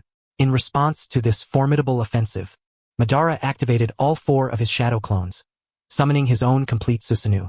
Regardless of whether they were visible or not, various tomo and fireballs, not to mention meteorites from the heavens, let us refer to them collectively as energy projectiles, rained down upon Obito. The Wind Shuriken is indeed powerful? Very well, it is indeed formidable. Any contact results in displacement. One can disregard the quality of the attack. If quality cannot triumph, then let us rely on quantity. Ultimately, the overwhelming barrage of energy projectiles from all directions surpassed the limits of what the Wind Shuriken could withstand. An increasing number of energy projectiles broke through, bombarding Obito's solitary Susanoo. The armor shattered, and his face was torn apart. Obito ventured through the onslaught, disregarding all light and energy projectiles. Madara, unhurried, clasped his hands together, invoking the grand technique of his former rival and dear friend, Hashirama Senju. When the sage art would release, 2,000 hands descended from the heavens. It stood towering above. The only one fortunate enough to witness this battle, Deidara, felt a tremor resonate from the depths of his soul. Art, this is art. The celestial transformation into a Buddha, with thousands of fists, resembled a meteor shower passing through. Obito bellowed, and the complete Susanoo stood once more, its might surpassing before, as the wind shuriken formed a black curtain of blades, cascading forth. Meanwhile, on another front, Light, are you ready? Yes, please, dust. With its light intertwined with the dust, shimmering as if it might exist. Time passed, minute by minute. The moon had long ascended to the treetops, and the stars twinkled outside the window. During these lengthy hours of waiting, Naruto had shared everything that had transpired in the village with Sasuke, while Sasuke recounted his own experiences from his outings. Yet, the homeowner still showed no signs of returning. In the pitch darkness, Sasuke asked, "Shall we continue waiting?" Naruto pondered for a moment but ultimately decided to wait longer. He was certain that Dust had gone out on business, possibly returning late, or even spending the night outside, but he would definitely return. This was the instinct he had cultivated over more than a decade of living a two-point life. Then let us wait outside. Staying here for too long feels uncomfortable. Indeed, they stepped outside onto the corridor. The cool summer breeze brushed against Sasuke's face, bringing clarity to his mind. By the way, Shikamaru mentioned that regarding the rumors about Dust, someone among the 5 Kages has leaked information. Who do you think is the most suspicious? This was something Naruto had not considered deeply before, but now he had to confront this issue. Uchiha Dust had been residing in the land of lightning, and beyond the 2 mountains ahead lay the hidden treasure of the Cloud Village, the Yunlei Gorge. Correct? Thus, I have reason to suspect that there may have been some oversight on Darui's part, though I believe it was unintentional. Sasuke nodded lightly, but with a deeper concern in his eyes, he said, "Whether it was intentional or not is no longer important. I am primarily worried about another matter." Naruto turned his gaze to the profile of Sasuke and asked, "What matter?" Sasuke replied, "Years ago, Obito had manipulated the 4th Mizukage with his Sharingan, controlling the Mist Village for a decade. So, could Uchiha Dust also do something similar? His residence is far too close to the Cloud Village." Naruto suddenly gasped. "Are you suggesting that he could have used the Sharingan to manipulate Darui? If he dared to tamper with Madara's corpse, we cannot rule out such a possibility. Furthermore, as confirmed by Orochimaru, he possesses the Eternal Mangekyo Sharingan, which heightens that potential. I believe it is necessary to verify this in the Cloud Village." Not long after Sasuke's somber words, the moon was suddenly shrouded by dark, flowing clouds. The wind rustled through the distant acacia grove. Raindrops, like silver needles, followed closely, striking against the handrail of the walkway before them, producing a hurried sound. "Rain at the door, it seems it will rain all day." A frown creased Naruto's forehead. If Sasuke was worried about the situation, it could very well trigger a chain reaction of suspicion. If the Reikage were under Genjutsu, might the Tsuchikage, Mizukage, and Kazekage, as well as the various nations, also be at risk of manipulation? Speculating further could lead to an endless loop. Naruto said cautiously, "As Hokage, it would not be appropriate for me to intervene in this matter. Sasuke, you should investigate it." Sasuke nodded. "All right. Fortunately, this place is not far from the Cloud Village. Even if Uchiha Dust has returned, I can reach you for support immediately." Naruto leaned against the wall and chuckled. In truth, the two of us together would be overestimating Uchiha Dust. In this ninja world, there is no one who requires us to join forces against them. Sasuke unfastened the bento that Sakura had given him earlier and handed it to Naruto, saying, "It is better to be cautious. Every Eternal Mangekyo Sharingan represents 1 or 2 powerful techniques. Though Uchiha Dust's strength may be average, he can still inflict injury upon both of us, as evidenced by him being an exception." Indeed, that is true. Naruto accepted the bento, sitting cross-legged, and said, "Go on, I will save half for you. It will still be warm when you return." With a whoosh, Sasuke shook off his black cloak and leaped into the pouring rain, racing toward the direction of the Cloud Village. Neither Naruto nor Sasuke noticed. In the rain, beneath the ominous acacia grove, a white head slowly sank back into the ground. This situation must be reported to that talented individual without fail. July 4th, 3:15 in the morning. On the bed, Light had already fallen into a deep slumber. Dust pulled out a towel, folded it, and stowed it away in the compartment of his travel bag. After all, when out and about, one must not be too careless. He donned a bathrobe and wooden sandals, holding a glass of red wine, and stepped onto the small balcony of the inn, enjoying the cool summer night breeze while savoring the after-dinner wine. A glance downward revealed a white head peeking out from the flower bed beside the cornflower, its eyes glowing a light brown, eagerly looking up at Dust. Dust placed the wine glass on the small table on the balcony, closed the sliding door, and waved to signal the person below to come up. The white head emerged from the flower bed, leaping onto the balcony railing, respectfully proclaiming, "Dust. Who else could it be but White Zetsu?" During the Fourth Great Ninja War, excluding Tobi, Dust had saved a total of 200 White Zetsu. This number was insignificant compared to the 100,000 White Zetsu, yet it was the maximum he could achieve without sacrificing himself or affecting other operations. After the establishment of the hidden ninja village, Dust had unsealed 108 of them. After ensuring their absolute loyalty by bestowing them with the ability of the Mitobo, he divided these 108 White Zetsu into 2 battalions, one internal and one external, each consisting of 54 members. Why divide the White Zetsu into 2 battalions? Because the isolated environment of the paradise made it so that even the White Zetsu's telepathic perception of each other's abilities would fail. To ensure the absolute secrecy of the paradise, only 2 individuals can open the paradise gate: the true master, Dust, and the agent entrusted with authority, Conan. For her part, Conan would never step a foot away from the paradise. That was her conviction. There was no one left outside for her to worry about. The intertwining of internal and external communications, the probing for intelligence, and the role of foot soldiers all define White Absolute. However, it cannot be the case that every time White Absolute relays information, a portal to the Peach Blossom Spring is opened. Hence, the existence of 2 detachments. The internal formation and the external formation still emulate the shell structure. Moreover, 1 individual from the internal formation and 1 from the external formation form a 2-person team. The number 108 is divided into 54 groups, each assigned the same number, with members maintaining one-on-one contact. In the event that the Peach Blossom Spring is closed, only partners can establish a single line of communication across the portal to relay information. This method can only be employed by Chen, and it is strictly one-on-one with an irreversible limitation. If a member of the external formation, White Absolute, encounters misfortune outside, then the partner remaining in the Peach Blossom Spring, the internal formation's White Absolute, will likewise perish. Death serves as a means of information transmission as well. Yet, to this day, there have been no instances of White Absolute's demise. As for the remaining White Absolutes, they reside in the Toryu time zone, serving as the living sacrifices required for the impure world reincarnation. Over the years, many have been utilized, and as the completion of impure Madara approaches, the remaining number is nearing single digits. The White Absolute before Chun bears the number 18 in the internal formation. Its partner in the external formation, also number 18, is specifically tasked with monitoring the vicinity of Chen's residence in the Land of Lightning. It respectfully announces, "Chan, external formation number 18 has sent a message. Naruto Uzumaki and Sasuke Uchiha are currently lying in ambush outside your door. It appears they have been waiting for quite some time. Furthermore, Sasuke suspects a connection between you and the Hidden Cloud Village and has gone to investigate. However, he should be returning shortly." Chun nods and instructs, "Understood. Advise external formation number 18 to prioritize their safety and temporarily withdraw from the territory." White Absolute number 18 from the internal formation inquires, "Shall we not continue monitoring?" Chun replies, "It is futile. Those 2 will not depart before I return." "Well done, you may take a rest."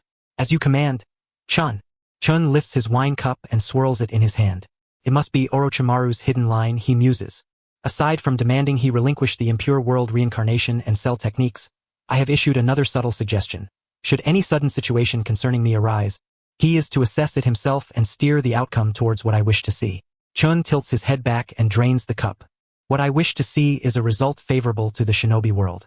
So, is it advantageous for you that Naruto and Sasuke are seeking me at this moment? Very well, I will trust your judgment. Returning to his room, he leaves a note explaining the situation, pressing it down with the wine cup on the bedside table. Then, Chun leans down, gazing at Guang's peaceful sleeping face, and gently kisses her on the glossy lips. Guang lets out a soft murmur in her sleep and turns over, her fair, long legs exposed beneath the blanket. Chun smiles affectionately, removes his bathrobe, and covers her legs with it. He takes a black robe from the hanger and dons it. Glancing at the watch, he notes the time. 4:15. It has been a long time since he ventured out at night. the back mountain of the peach blossom spring. Boom! As Obito is subdued beneath the bright gate, Chen recalls the two flower-shaped beings, thus splitting them apart. Watching the man approach from the remnants of the true thousand hands, Obito sighs, to think you could continuously suppress me with the true thousand hands, until I reach my limit. You truly are remarkable. Even Hashirama Senju could not accomplish something similar. Madara contemplates and replies, the natural energy of the peach blossom spring is far more abundant than that of the outside world, which is why I can allow the transformation into the Buddha to regenerate, matching the rate of consumption. In other words, I could not achieve such a feat outside. Therefore, Obito, you have not mastered sage techniques, which is why you fell before me. Obito is taken aback. He never expected that the victorious Madara would not be arrogant but rather actively provide him an out. Madara, you have truly changed. Who has not changed? The only constant in this world is that everything is in flux. Madara sits down before Obito. Naruto and Sasuke have changed. The winds of the shinobi world have shifted. Even you and I, for the same purpose, willingly utilize each other and be utilized in return. I saved your life, and you returned the favor. We should have lived out our days without further interaction. Yet here we are brought together once more because of Chen. Haha. Obito finds it amusing. Reflecting. This is what they call not being able to avoid fate, right? In the past, we were enemies, but from now on, we are comrades. Madara forms hand seals to open the bright gate and extends his hand to Obito. Obito's eyes harbor deep complexity. It is from this moment that he truly lets go of his prejudice against Madara. Madara, you arrogant man, to lower yourself to assist your juniors, what determination you must have to do so, just as I have. We have both experienced profound despair in this world, and after enduring many ups and downs, we have ultimately rediscovered ourselves.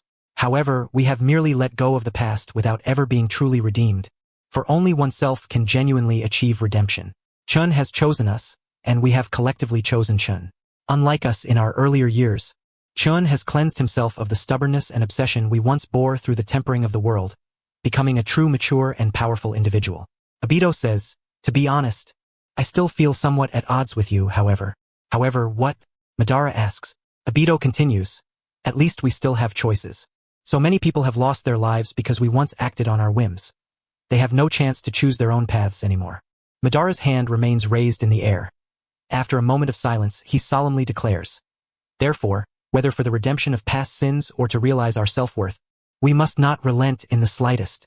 He extends his hand forward once more. Obito, let us assist Chen together. Obito grasps the hand extended before him. Their two hands, both marred with cracks, clasped together, looking into each other's eyes, establishing a bond that must be unbreakable and steadfast, unlike any before. Very well, from now on, we are partners. Seems I have arrived just in time. Chen smiles as he lands before the two men. Madara and Obito turn their heads simultaneously, releasing their hands. Madara raises an arm, and Obito places his hands on his hips. It's the first time I've seen you out at this hour. Is something going on? Yes. An urgent matter has arisen, and I must return for a while. An urgent matter. There are few things in the shinobi world that could truly be deemed urgent enough to disrupt Chen's routine. Madara's gaze sharpens. Naruto and Sasuke have come to see you? Chen smiles. Indeed, although they did not seek out this peach blossom spring. Rather, it is I they have sought. I hear they have been lying in wait for nearly a day. Madara thinks to himself. This conflict has arrived much sooner than expected. Obito asks, Chen, do you need us to make an appearance? No, the time isn't right. Speaking now would be futile. This is a conclusion I have drawn from encountering setbacks over the past decade. Madara observes solemnly. Then you intend to take action. Chen smiles. Yes, I can handle it myself. You two may simply watch from the sidelines. You truly are something, Chen. Madara thinks, before coming to the dark, I was skeptical about your capabilities, but it seems that is no longer the case. A glint of amusement returns to Madara's eyes. You brought us here just to be spectators? No, I am not that bored. Chen replies with a slight smile, glancing at his watch. For 30, since my rest time has already been disrupted, I might as well make the most of it. I'll first send those two back, and then we will head to the starting ball space to unseal the outer path golem and officially implement our plan. At 5:02, the rain continues to pour down at the gate of heaven in the land of lightning. Naruto sat on the corridor walkway outside the house, a half-eaten bento box beside him. In front of the cedar forest, a shadow darted into view. Stepping through the puddles, Sasuke landed before Naruto, shaking droplets of water from his black cloak. So, the The possibility of Darui being manipulated by Genjutsu has been ruled out. Naruto exhaled deeply. If even the rakeage of the 5 nations had been under Genjutsu, the implications would indeed be vast. When had he been manipulated? What significant decisions had he made in the ninja world during this time? Were other Kage also affected? An exhaustive investigation could lead to a seismic upheaval across the 5 nations. At present, the matter still lay between leaf and dust, and with Sasuke and him stepping in, a confrontation could resolve the issue, just as they had dealt with Uchiha Shin the previous day. However, I have come across some new intelligence regarding Dust. He once had a brother, right? Yes, Sasuke confirmed. Shikamaru mentioned him, named Jin. Darui had said that Jin was married to a former cloud ninja named Samui, and they even had children together. Ah, is that so? Naruto exclaimed, his mouth agape, envisioning that pair alongside Hinata, not to mention Tsunade, amidst grand mountains. Sasuke continued, after Jin's death, Samui chose to return to civilian life, taking her brother Atsi and their 2 children, leaving the village hidden in the clouds, after which they vanished without a trace. This doesn't seem related to Dust, does it? Sasuke shook his head and replied cautiously, I do not know much about Samui, but she is said to have participated in the 4th Great Ninja War. She is an experienced ninja. It is hard to imagine such a person would leave the village that nurtured her for many years, especially with 2 children to raise. Staying in the village would be the most secure option. Naruto stroked his chin, nodding in agreement. Indeed, that makes sense. Sasuke lifted his cloak and sat beside Naruto. So I was thinking, could Dust have had a hand in Samui's unusual actions? According to Shikamaru's intel, Dust amassed a vast fortune. Yet, his residence is rather ordinary. If such a large sum of money is not for personal luxury, then where did it go? It inevitably leads to contemplation. In any case, Dust's background might be more complex than we imagine. No worries. After tonight, we will bring him down and take him back to Leaf, where Ishii can interrogate him. Naruto smiled as he picked up the bento box and handed it to Sasuke. It seemed the matter concerning Dust was not as pressing as Sasuke finishing his meal. Sasuke accepted the bento box, resting it on his lap, and picked up his chopsticks, pondering aloud, I feel Ishii might not be able to handle Dust. I may need to step in personally. Using the Rinnegan, I can compel him to divulge his true nature, the flow of his wealth, and his intentions regarding the theft of Madara's body. Then decide on how to deal with him. After saying this, he lowered his head and began eating, but just as a piece of tamagoyaki reached his mouth, he halted. Both he and Naruto simultaneously looked up towards the end of the cedar forest through the rain. Whoosh! A black vortex settled. Dust glanced at his watch. 5 hours, 7 minutes, and 43 seconds. He addressed the air behind him, you two, please move as far away from me as possible. Madara and Obito had their presence erased by Kagaya, and after exchanging a glance, they swiftly leapt away. Dust slowly raised his face. At that moment, a flash of lightning cut through the night sky, revealing a breathtaking Eternal Mangekyo Sharingan. Thus, what followed? Boom! Naruto landed before the house amidst the torrential rain. His body enveloped in a brilliant golden light, transforming into the Nine-Tails chakra mode, the golden cloak expanding into a chakra storm that caused the rain to fall more gently. Sasuke, finish your bento first. I will deal with this troublesome fellow. I'll come with you. Sasuke set down the bento box. No, Naruto firmly interrupted. That is the bento Sakura made for your wife. Do not waste it. But he possesses the Mangekyo Sharingan techniques, Sasuke argued. Naruto, with a glint of determination in his eyes, replied, I know. But the one thing that cannot be countered in this world is overwhelming speed. After being stabbed by Shin yesterday, I feel as though I have regained my reflexes. I intend to use my speed to overwhelm his ocular techniques and take him down in an instant. As he finished speaking, Naruto transformed into a streak of golden light, sweeping through the forest and charging forward. Let us go, Nine-Tails. Be careful. I can sense his chakra is quite formidable. Do not worry. I am well aware. As he caught sight of Dust, anger swirled in Naruto's eyes. Where have you taken Uchiha Madara's body? Speak the truth. Whoosh! Just as the explosive golden fist was an inch from Dust's face, it suddenly slowed down. I'm sorry, but within that inch before you is my domain. Dust deftly evaded. Observing from above, Madara couldn't help but chuckle. Ha! Dust can even dodge the Reaper, let alone your instant movement, Naruto. If it were you 15 years ago, you might have had a chance to meet him. Boom! The golden light crashed down, obliterating a massive boulder. Naruto crouched amidst the rubble, bewildered. What just happened? That delay I felt?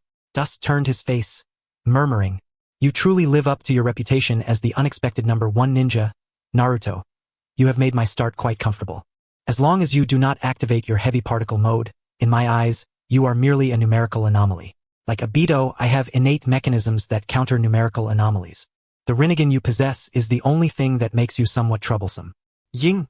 Dust's right eye focused on Naruto, flashing with a crimson glow. Fugyoku Kazai. Crack. A dark silver aura-clad skeletal hand suddenly grasped Naruto tightly from behind. Naruto stared in shock at the Susanoo skeleton that appeared out of nowhere behind him. Susanoo? How could it possibly appear behind me? Fugyoku Kazai. Dust's right eye's third ocular technique. Like the Amaterasu, it is inherited from his brother Jin's Mangekyo. This technique possesses both storage and strike properties. Storage means that chakra or techniques can be stored within the eye, while strike means that stored techniques can be unleashed at a focal point through ocular techniques. With Fugyoku Kazai, Dust can preemptively store techniques in his right eye and release them at will during battle, consuming only the ocular power of Fugyoku Kazai, rather than his current chakra. Susanoo, elemental jutsu, secret techniques, any technique constructed with chakra can be stored. Of course, Sage Chakra is no exception. Next, I will be utilizing my ocular techniques. This mode is indispensable. Ying! Dust's scara turned deep gray, with a silvery sheen forming around his nose and eyelids, making his chakra and aura even more unfathomable. Dust, you truly. Madara gazed deeply. Wetbone Forest Sage Mode. The Wetbone Forest Sage Mode 5 years ago. Dust learned about the sacred site of the Wetbone Forest through Tsunade.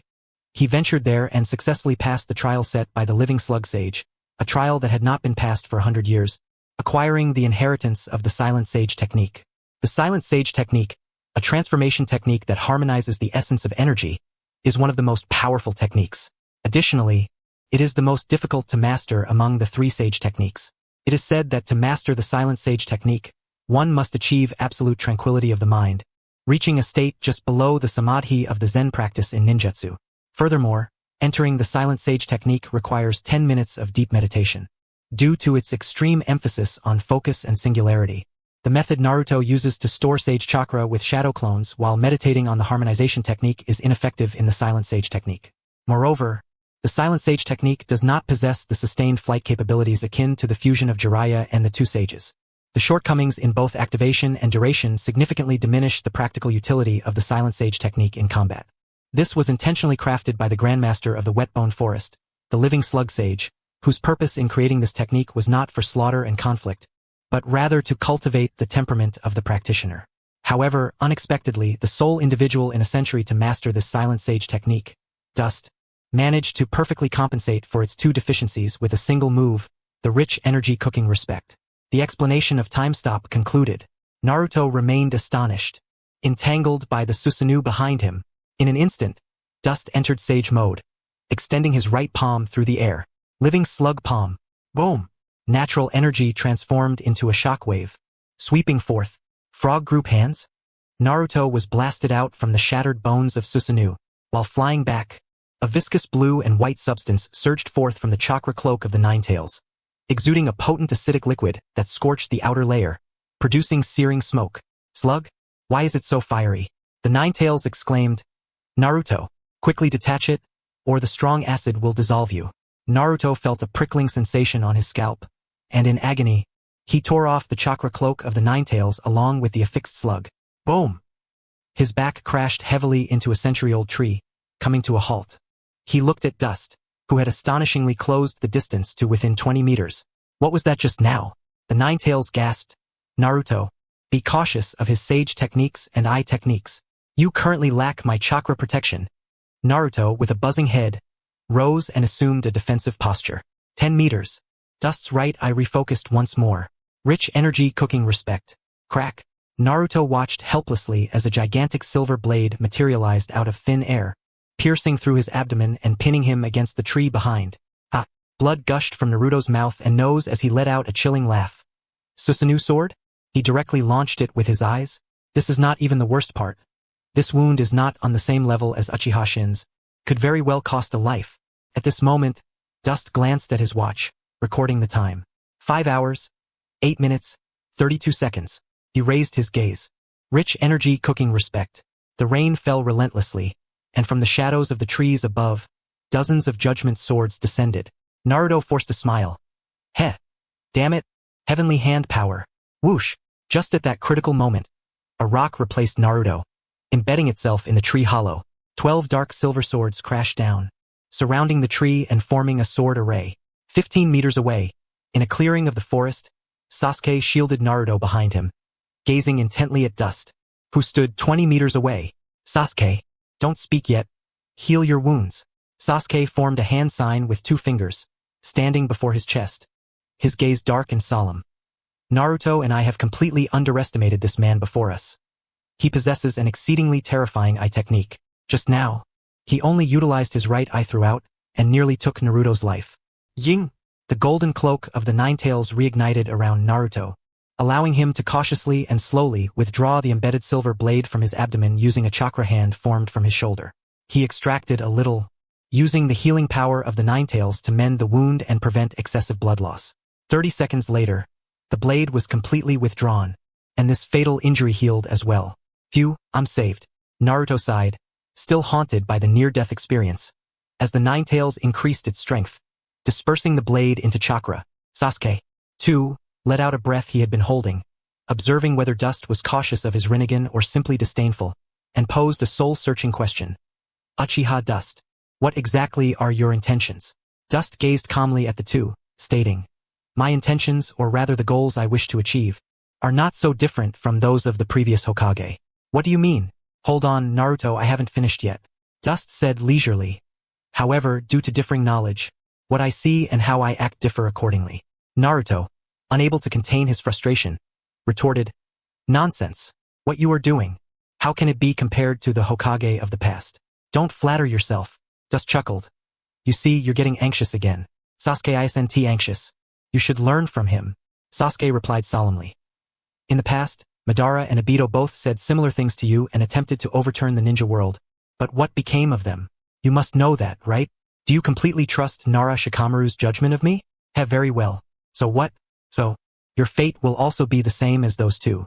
Sasuke, with Chidori's lightning emanating from his palm, concentrated the black flames of Amaterasu atop it. This technique, called Kagaya's Thunder, is a transformation formed by merging Amaterasu into Chidori, which he had previously used during the climactic battle with Naruto, resulting in him losing his left hand. He shared a tacit glance with Naruto. Got it. Naruto immediately understood, humming. In front of his left palm, the Sage Art Spiral Shuriken coalesced. Sasuke flicked his wrist, using the black cloak as cover, and threw 2 explosive-tagged kunai into the nearby ground. Then, facing Naruto, they both struck towards each other, simultaneously unleashing their Rinnegan beneath their bangs, suddenly directing them at Dust. Heavenly hand power. Whoosh! Heavenly hand power manipulated the air, and Dust was abruptly pulled before Naruto and Sasuke, caught between Kagaya's Thunder and the Sage Art Spiral Shuriken. Dust, here comes the hand.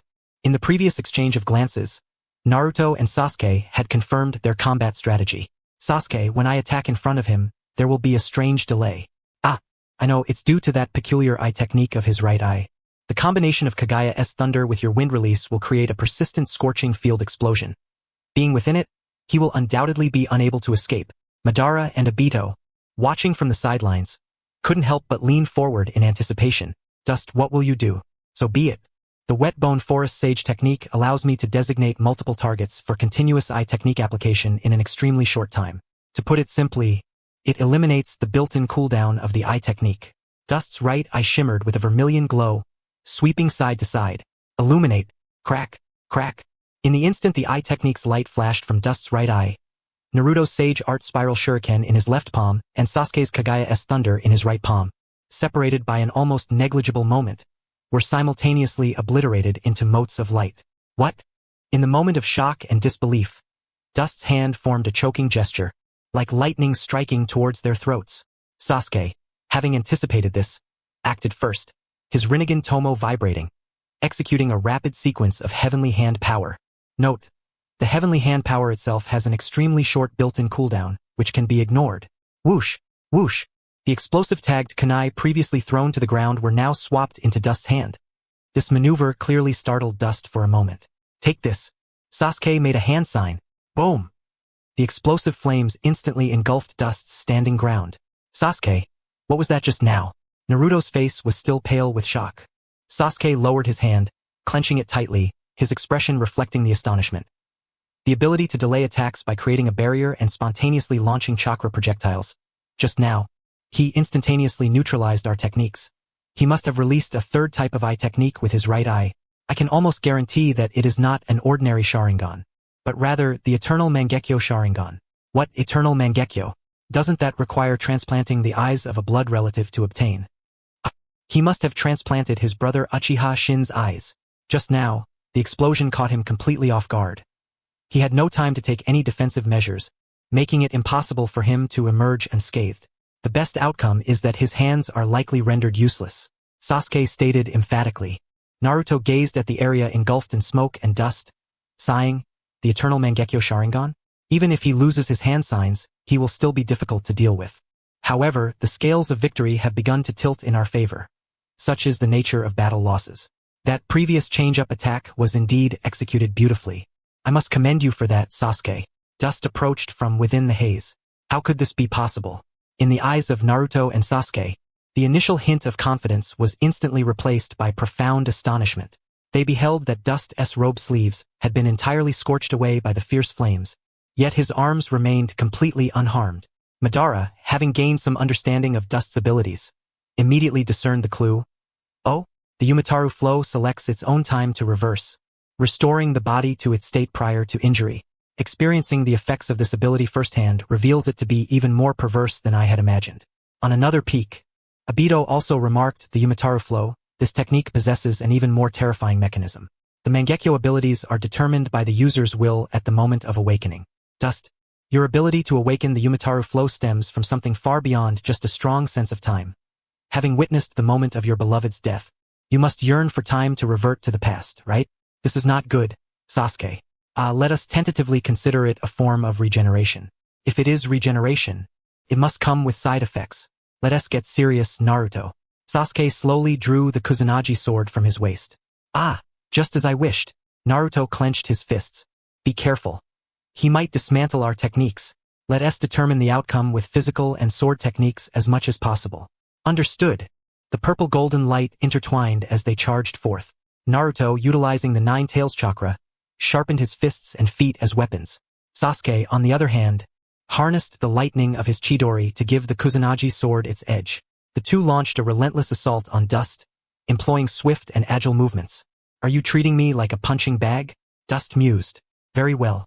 His right eye flickered with crimson light, and in this forest clearing, he engaged both Naruto and Sasuke in a fierce contest of martial arts. No matter how fast or fierce their attacks were, Dust always managed to evade them effortlessly. While he primarily relied on dodging, each time he launched a counterattack, it was accompanied by a momentum that resembled a soaring phoenix. Naruto and Sasuke, with no option to evade, could only choose to retreat from the sharp onslaught or block with all their might. Clang, clang. The two were forced back by the incoming fists. Naruto, did you notice? When our fists and feet approach him, they slow down, but his punches accelerate suddenly when they reach us. This is utterly diabolical.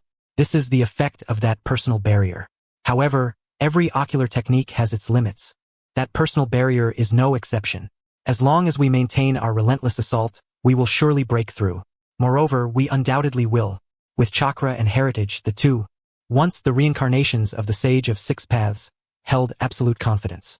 The facts proved their strategy to be correct. Therefore, Dust would not obediently dance to their tune. As the two charged once more, Dust unleashed a living slug palm towards Naruto. Whoosh! Naruto's body evaded in midair like an eel, just as he had once dodged Madara's attacks. Using the same trick on me again? You won't catch me off guard a second time. To hit me, you'll need to ambush me like before with a sudden Susanoo. Madara thought to himself. It seems Naruto is gradually regaining his combat instincts. Although the living slug palm had missed, it had nonetheless slowed Naruto's advance. Sasuke, wielding the Kusanagi sword, struck first. Dust's right eye glanced sharply. Shine! Crack! As he beheld the blade crumble in his hand, leaving only the hilt of the Kusanagi sword, Sasuke was taken aback. His ocular technique can even decompose something not made of chakra? That attack on Naruto was to create a one-on-one scenario to accurately seize my Kusanagi sword. Crack! Dust's hand, shaped like a crane, seized Sasuke's wrist, shaking him to drop his sword hilt, while his other hand, like lightning, caught the falling hilt and tucked it away into his ninja tool pouch. The entire sequence flowed seamlessly. At that moment, Naruto shouted, "Sasuke, switch with me." Whoosh! Sasuke instantly understood and used the heavenly hand power to switch Naruto into Dust's line of sight in a captured wrist position. Boom! Naruto forcefully broke free from Dust's grasp, igniting the chakra of the 9 tails into a colossal fist descending upon Dust. Shine! Crack! The giant fist shattered upon impact. However, it revealed a mini-tailed beast ball tightly clenched within. I understand the mechanism of your ocular technique. It can only act on a single target, right? Shine! Crack!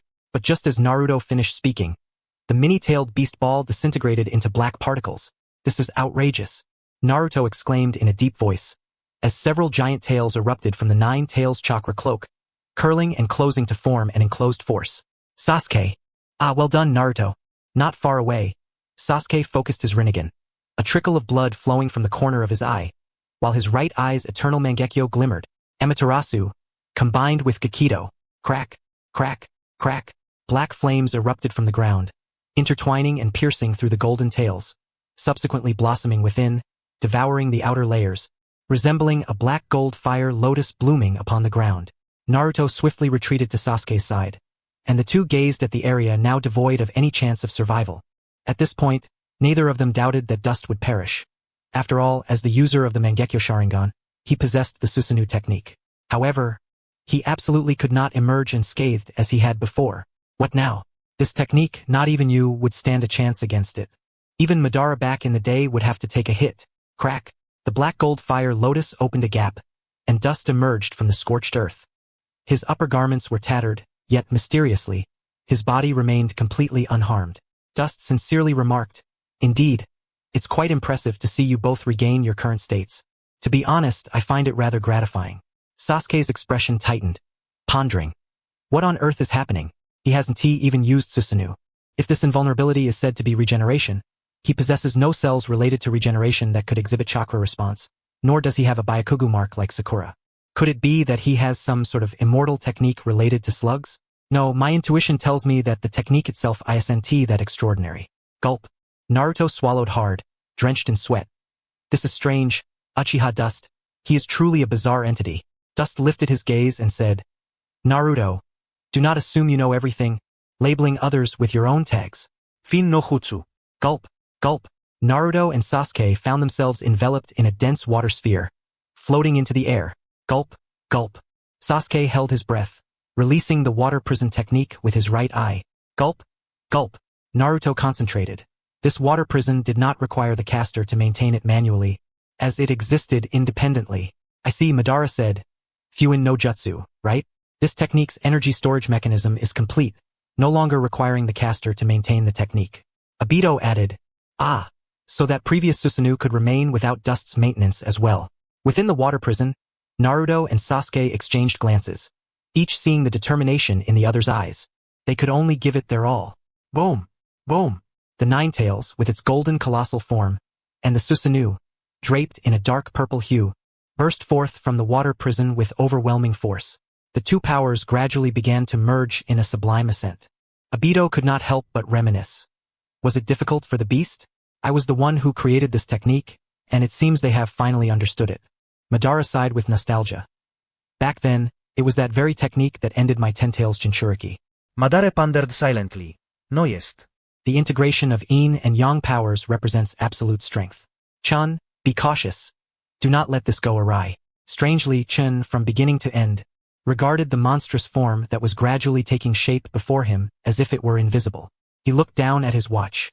5 hours, 13 minutes, and 17 seconds. It was time they needed to be sent back. Chun dashed to the side and ran away. He was attempting to flee. Naruto, summoning the tailed beast bomb, smacked his forehead. "Oh no, I forgot he possesses the ability of annihilation. Naruto, it's alright, use this technique. He cannot be annihilated." Huh? I recall the mini-tailed beast bomb cannot be. Suddenly, Naruto had an epiphany as he glanced at the black flames still burning on the ground, smacking his forehead. "Oh, we can use the chakra of the 9 tails tail and combine it with Obito's technique. He hasn't decomposed it. Could it be?" Sasuke nodded. Precisely, his right eye's decomposition technique and physical abilities relate to the target size. With the actual size of your tailed beast bomb, he cannot annihilate it. Then let us unleash it. Naruto expressed concern. But what if we truly kill him? He is a child's father. If possible, I want to give him a chance to reform. Sasuke said solemnly. Naruto, I must inform you of something. He has yet to utilize his left eye's abilities. Ah! Naruto's expression turned grave, and after reflecting, he clenched his fists, gathering the tailed beast bomb to its peak, locking onto Chen's figure and launched it. Ying! As Chen ran, he glanced back, his eyes shimmering with light. Mubu can illuminate. Crack! The Nine-Tails' ultimate tailed beast bomb, in the astonished gazes of Naruto and Sasuke, was annihilated into a myriad of black specks. Chen halted before the ancient tree surrounded by the sword formation, once again checking the time. 5 hours, 13 minutes, and 25 seconds. In a moment of doubt, Madara suddenly thought of something, his eyes widening in shock. Could it be that Chen intends to? Without any hesitation, Chen's right eye shimmered with crimson brilliance. Umotatsu! Whoosh! Time flowed backward, the black, blurry lines quivering. The sword formation vanished, and the stone filling the tree's hollow disappeared.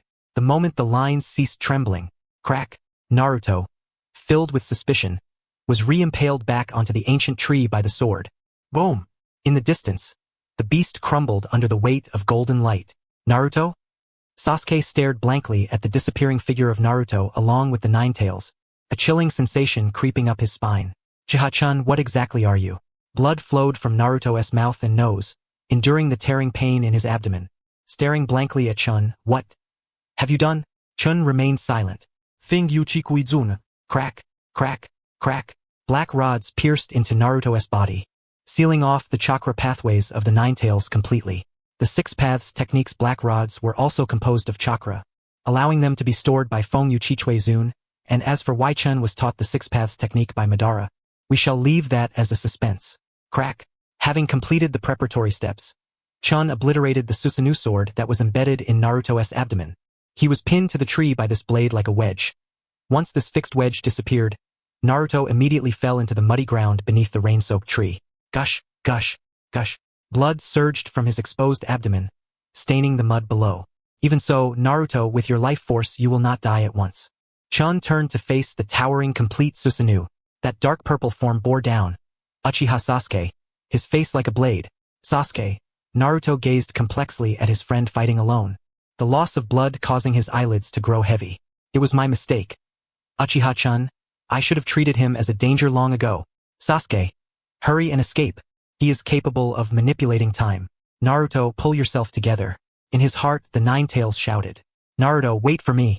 Sasuke's Susanoo raised its foot high, preparing to descend upon Chen. This footfall could bring down mountains. Chen's right eye focused on the bottom of that foot, continuously trembling with light. Feng Yu Chi Chuizun. Boom, boom, boom.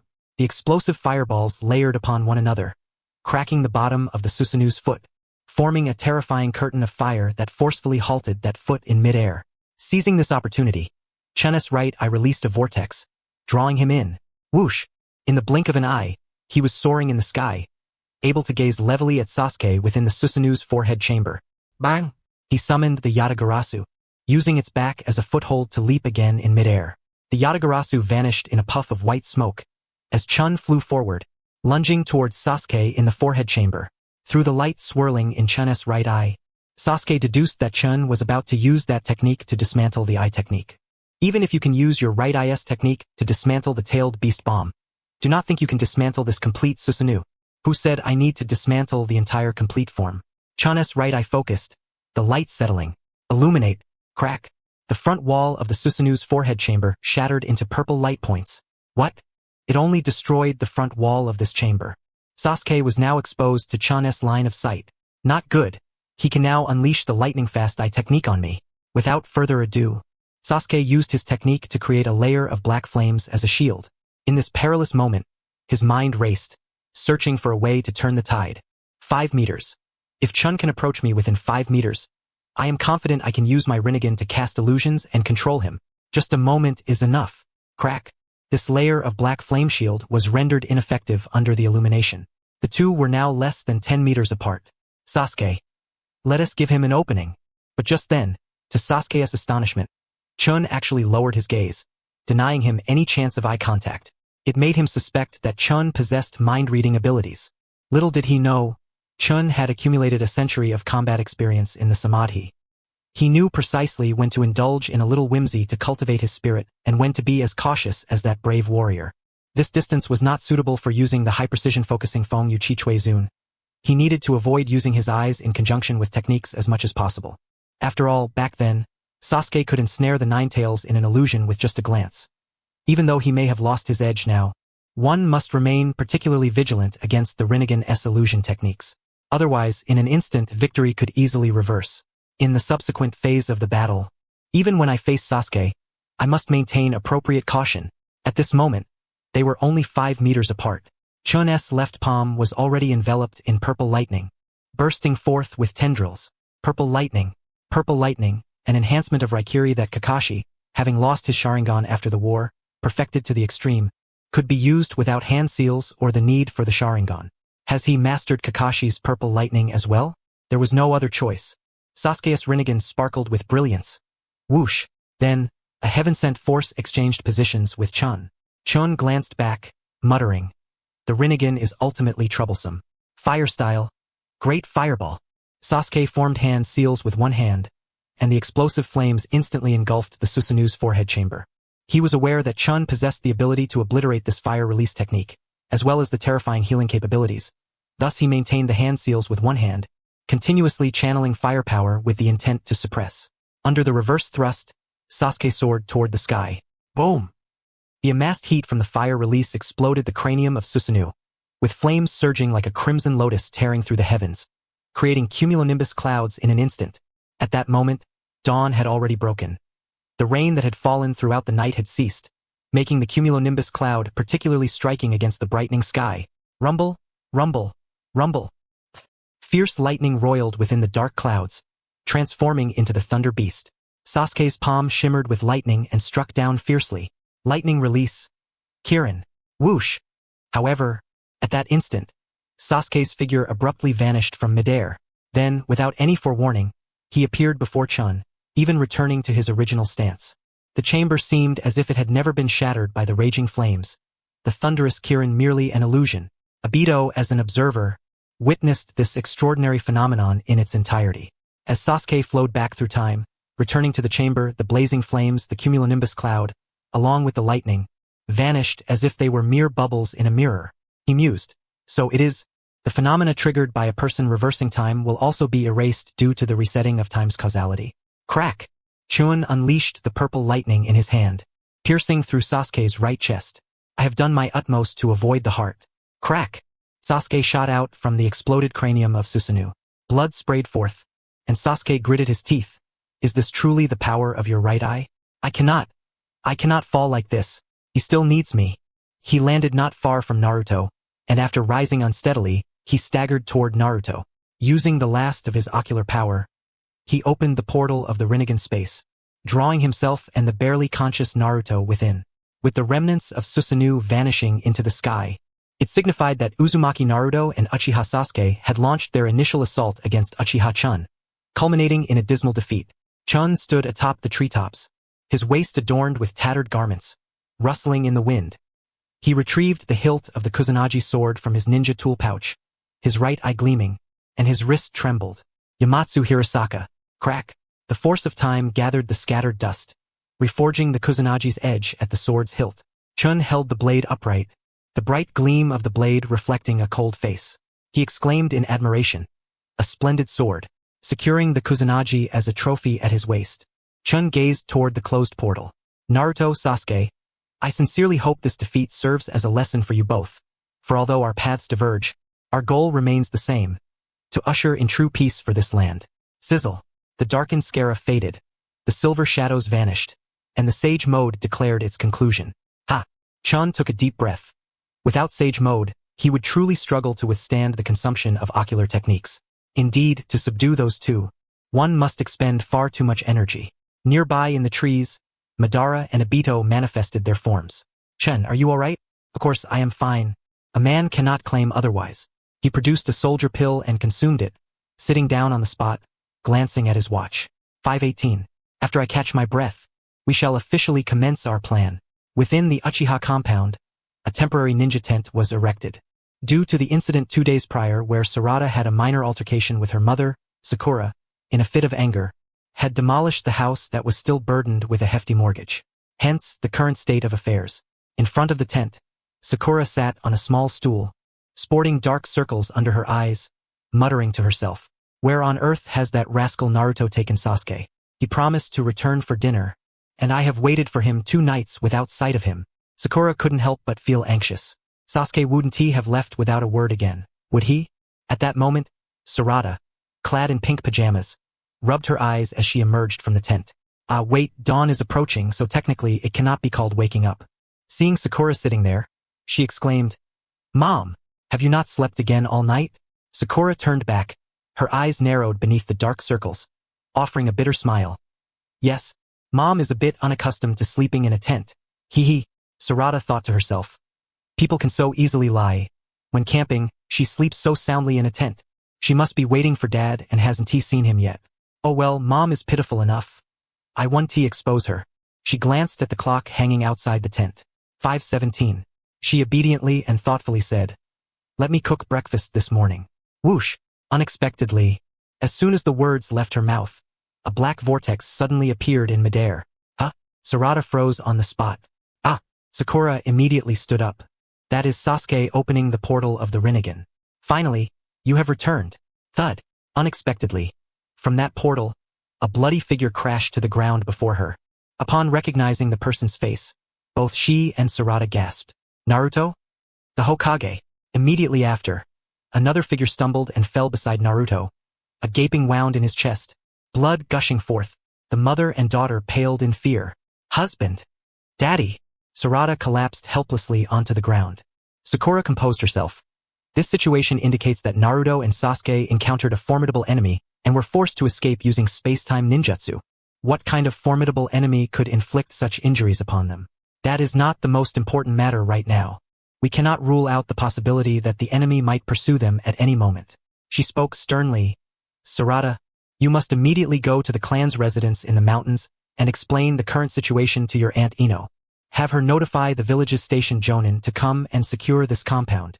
Also, have her inform the medical unit led by Shizune to come assist me." But Mom." Sakura turned around, tears glistening in her eyes, yet her voice was as strong as iron. "Hurry. Right now you are a leaf ninja, not just my daughter." Yes. Sarada, not bothering to wipe away her tears, leaped out of the compound. As she jumped onto the roof the same day she awakened her Sharingan, a single tomo appeared vividly in her eyes. Sizzle. Moreover, from it emerged a brand new tomo, pushing the original tomo downward. "Dad? Hokage. Uchiha Sarada 2 tomo. Activated." 5:20. After concluding the battle, Chen returned to the interior, surveying the surroundings. Aside from the picture frame that had been shifted in the television cabinet and the chair that had been pulled out from the table, there were no other changes in the arrangements. Those two still had some decency. They broke into my space, yet did not rummage through recklessly, nor did they leave anything inappropriate behind. Approaching the television cabinet, Chun picked up the picture frame, meticulously wiping it with a towel, pondering. Light and Xiaoxue, as well as Xiaoya's appearances, must have all been seen by Naruto and Sasuke, but there is truly nothing to be ashamed of. I ventured into the forbidden ground of the corpse without wearing a mask or leaving any survivors, for I never intended to act stealthily. Bon remarked. Our location has now been exposed. Given Ye's temperament, once he regains his composure, it is likely he will send someone to pay us a visit. Indeed, this was a truth, however it mattered little. There are opportunities to be found everywhere. Chun cleaned the picture frame and returned it to its original place on the television cabinet, then turned around to reveal a charming smile. To be honest with you both, I possess legal residences in the 5 ninja countries and in several surrounding small nations. Once we finish this matter, let us spend some time in the land of water. Chun licked the corner of his mouth, just as I was thinking. Ban and Obito exchanged glances, each thinking in unison. Is this what it means to be a wealthy man, calm and composed? Chun stepped into the cloakroom and emerged in a brand new black royal robe, having equipped the spoils of war, the Kusanagi sword, with a beautiful scabbard that he hung at his waist. Let us set off then, heading first to the summit of this mountain, where the terrain is relatively open and serves well as a starting point. On the way up the mountain, Ban gazed at the altered landscape from the battle, replaying the 10-minute confrontation in his mind. Turning to Chen's back, His eyes were filled with a sense of awe for the youth's prowess. Chen's strength exceeded even his imagination. A person like him, possessing such an array of extraordinary ocular techniques, was exceedingly rare even in the era of the Sage of Six Paths Umuta Lu Zhao. Feng Yu Chi Chui Zun, Mi Du Bo Nang, Bo Er Yi Su. Thus far, Chen had demonstrated 5 different ocular techniques, 3 in his right eye and 2 in his left. Let us review. Umuta Lu was the original ocular technique of Chen's right eye during the period of the kaleidoscope. Feng Yu Chi Chui Zun was the original ocular technique of the right eye during the period of Jin. These 2 right eye techniques merged to create Chen's current eternal kaleidoscope right eye. Therefore, Zhao should be the new ocular technique birthed from this eternal kaleidoscope right eye. It is indeed worthy, provided the ocular power is sufficiently strong. Zhao theoretically can turn all phenomena into nothingness, capable of breaking myriad spells. As for the left eye, Bo Er Yi Su and Mi Du Bo Nang are the original ocular techniques from Chen and Jin's left eye kaleidoscope periods, respectively. Thus, there remains one more. Is it possible that Chen's left eye, along with the eternal kaleidoscope Sharingan, has birthed a new ocular technique? I wonder if we shall be fortunate enough to witness it on this journey. Upon reaching the mountain top, a radiant sun was just beginning to rise above the horizon, heralding a new dawn in the ninja world. The plan's first step was to recover Kagaya's legacy, necessitating entry into Kagaya's dimensional space and resummoning the outer path golem, which required both Obito's and Ban's ocular powers to accomplish. Why was Obito's power necessary? Because, during Naruto and Sasuke's battle against Kagaya, Obito had once marked the spaces within Kagaya's domain with his power and successfully achieved dimensional travel. At this moment, Obito, with his eyes obscured, spoke in a low tone. I did indeed use my power to mark the various spaces within Kagaya's realm, but that dimensional effect was limited to the spaces within Kagaya's domain. Moreover, it was only accomplished with Naruto's shadow clone chakra and that pink-haired girl's so-called Byakugan chakra assistance. Now, to connect such distant spaces instantaneously from the outside, even with the markings, it is impossible to complete. Chun raised his hand to obscure his left eye, smiling, it matters not. Mi Du Bo Nang exists precisely for this purpose. Obito looked at Chun in surprise. Mi Du Bo Nang, you can share it with me? Ban interjected first, of course. Have you forgotten, Obito? Chen's Kagaya's bird of paradise utilized Mi Du Bo Nang to completely erase the chakra traces from his brain. Huh? Obito paused for a moment, then suddenly realized, oh, I remember now. I had indeed forgotten recently. Ban secretly criticized him. Obito, could it be that you had not noticed at all? Chen chuckled. It is also my fault for not explaining beforehand. Mi Du Bo Nang can be shared, provided I touch the person with my palm, and during the casting process, my palm must not leave their body. I see. Obito closed his eyes, and with a sound, when he opened them again, the kaleidoscope pattern had appeared within his pupils. Chun moved behind Obito and placed his left palm on his spine. Obito asked, should you use Mi Du Bo Nang first, or should I use my power first? Theoretically, they could proceed simultaneously. However, I will go first. Chun declared, turning his gaze to Ban. Uncle Ban, I leave the emergency work to you. Emergency work? Ban furrowed his brows slightly. Buzz. Chun's left eye shimmered with a crimson light. Mi Du Bo Nang. Come on. Obito, you have been empowered. Ah. Obito's pupils shimmered with brilliance. Power. Whoosh. A superdimensional vortex with a radius of 10 meters erupted from his eyes into the void ahead. Crack. At the center of that vortex, a black spatial rift opened slowly, resembling a clam shell. Obito felt a shock of realization. How powerful! This feeling of effortlessly breaking through the limits of ocular power seems to surpass the combined effects of Naruto and that pink-haired girl's enhancements back in the day. Mi Du Bo Nang is indeed a powerful auxiliary ocular technique. It feels as if nothing can stop my power now. Obito felt as if he had reached the pinnacle of his life. Crack. In a moment of thought, the central rift had been pried open to the size of a small round mirror. A familiar scene emerged, and a torrent of steaming, murky liquid surged forth, causing Obito's expression to change. Not good. The first connection is to that acidic sea space. Obito's body may be made of earth, but Chun is a living being of flesh and blood. Boom! At that moment, Ban stepped forward, and with a brilliant blue aura, he erected a skeletal barrier in front, blocking the corrosive acid. Hiss, hiss, hiss. He watched as a circular hole was instantly corroded through the skeletal barrier and narrowed his eyes. Acid, strong enough to instantly corrode Susanoo. Is this what you call an emergency? Chen? Whoosh! The rift expanded until it completely overlapped with the vortex of power, and the scene of the roiling murky flow in the acidic sea space became fully visible to the three of them. The murky flow of the acidic sea erupted like a breached dam, seemingly ready to engulf the skeletal structure of Susanoo. At that moment, Obito concentrated his ocular power, reigniting his might. Mi du boneng power. Crack! The surging murky flow was torn apart and diverted by a second layer of vortex, which then created a new rift at the center, revealing a new spatial scene that covered the acidic sea. It was a realm filled with searing magma and volcanic landscapes. It's that initial space. Obito revealed a look of nostalgia. The magma space had relatively stable magma, unlike the acidic sea that was completely filled with pressure. Thus, it did not splash out with the rupturing of the spatial wall. However, it was still unsuitable as a landing point. Next, Obito's pupils sparkled once more. Mi du boneng power. Crack! As the opening widened, some raised diamond shapes could be faintly seen. Let us enter first. Chen, you should take a moment to catch your breath. Very well. Chen nodded. After all, he had just experienced a battle against Naruto and Sasuke, and his ocular power was not in abundant supply. My palm must not leave, Ban said, lifting the skeletal hand of Susanoo with his foot, dragging both Chun and Obito along as they leaped into the space beyond the portal. Whoosh!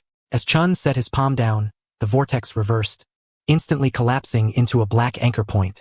Before the anchor point disappeared, it transmitted a strange tremor. Crack!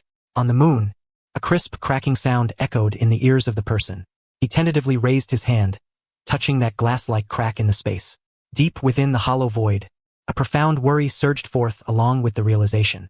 Since 13 years ago, when he was defeated by Naruto on the moon and lost the power of the Rinnegan, he had remained on the moon, silently watching over his beloved Hyuga Princess Hinata, as well as the fate of Hinata and Naruto's child, Boruto. Boruto. The fate of Boruto has undergone a distortion. He shall no longer bear the burden of the Savior's destiny. What has transpired on this earth?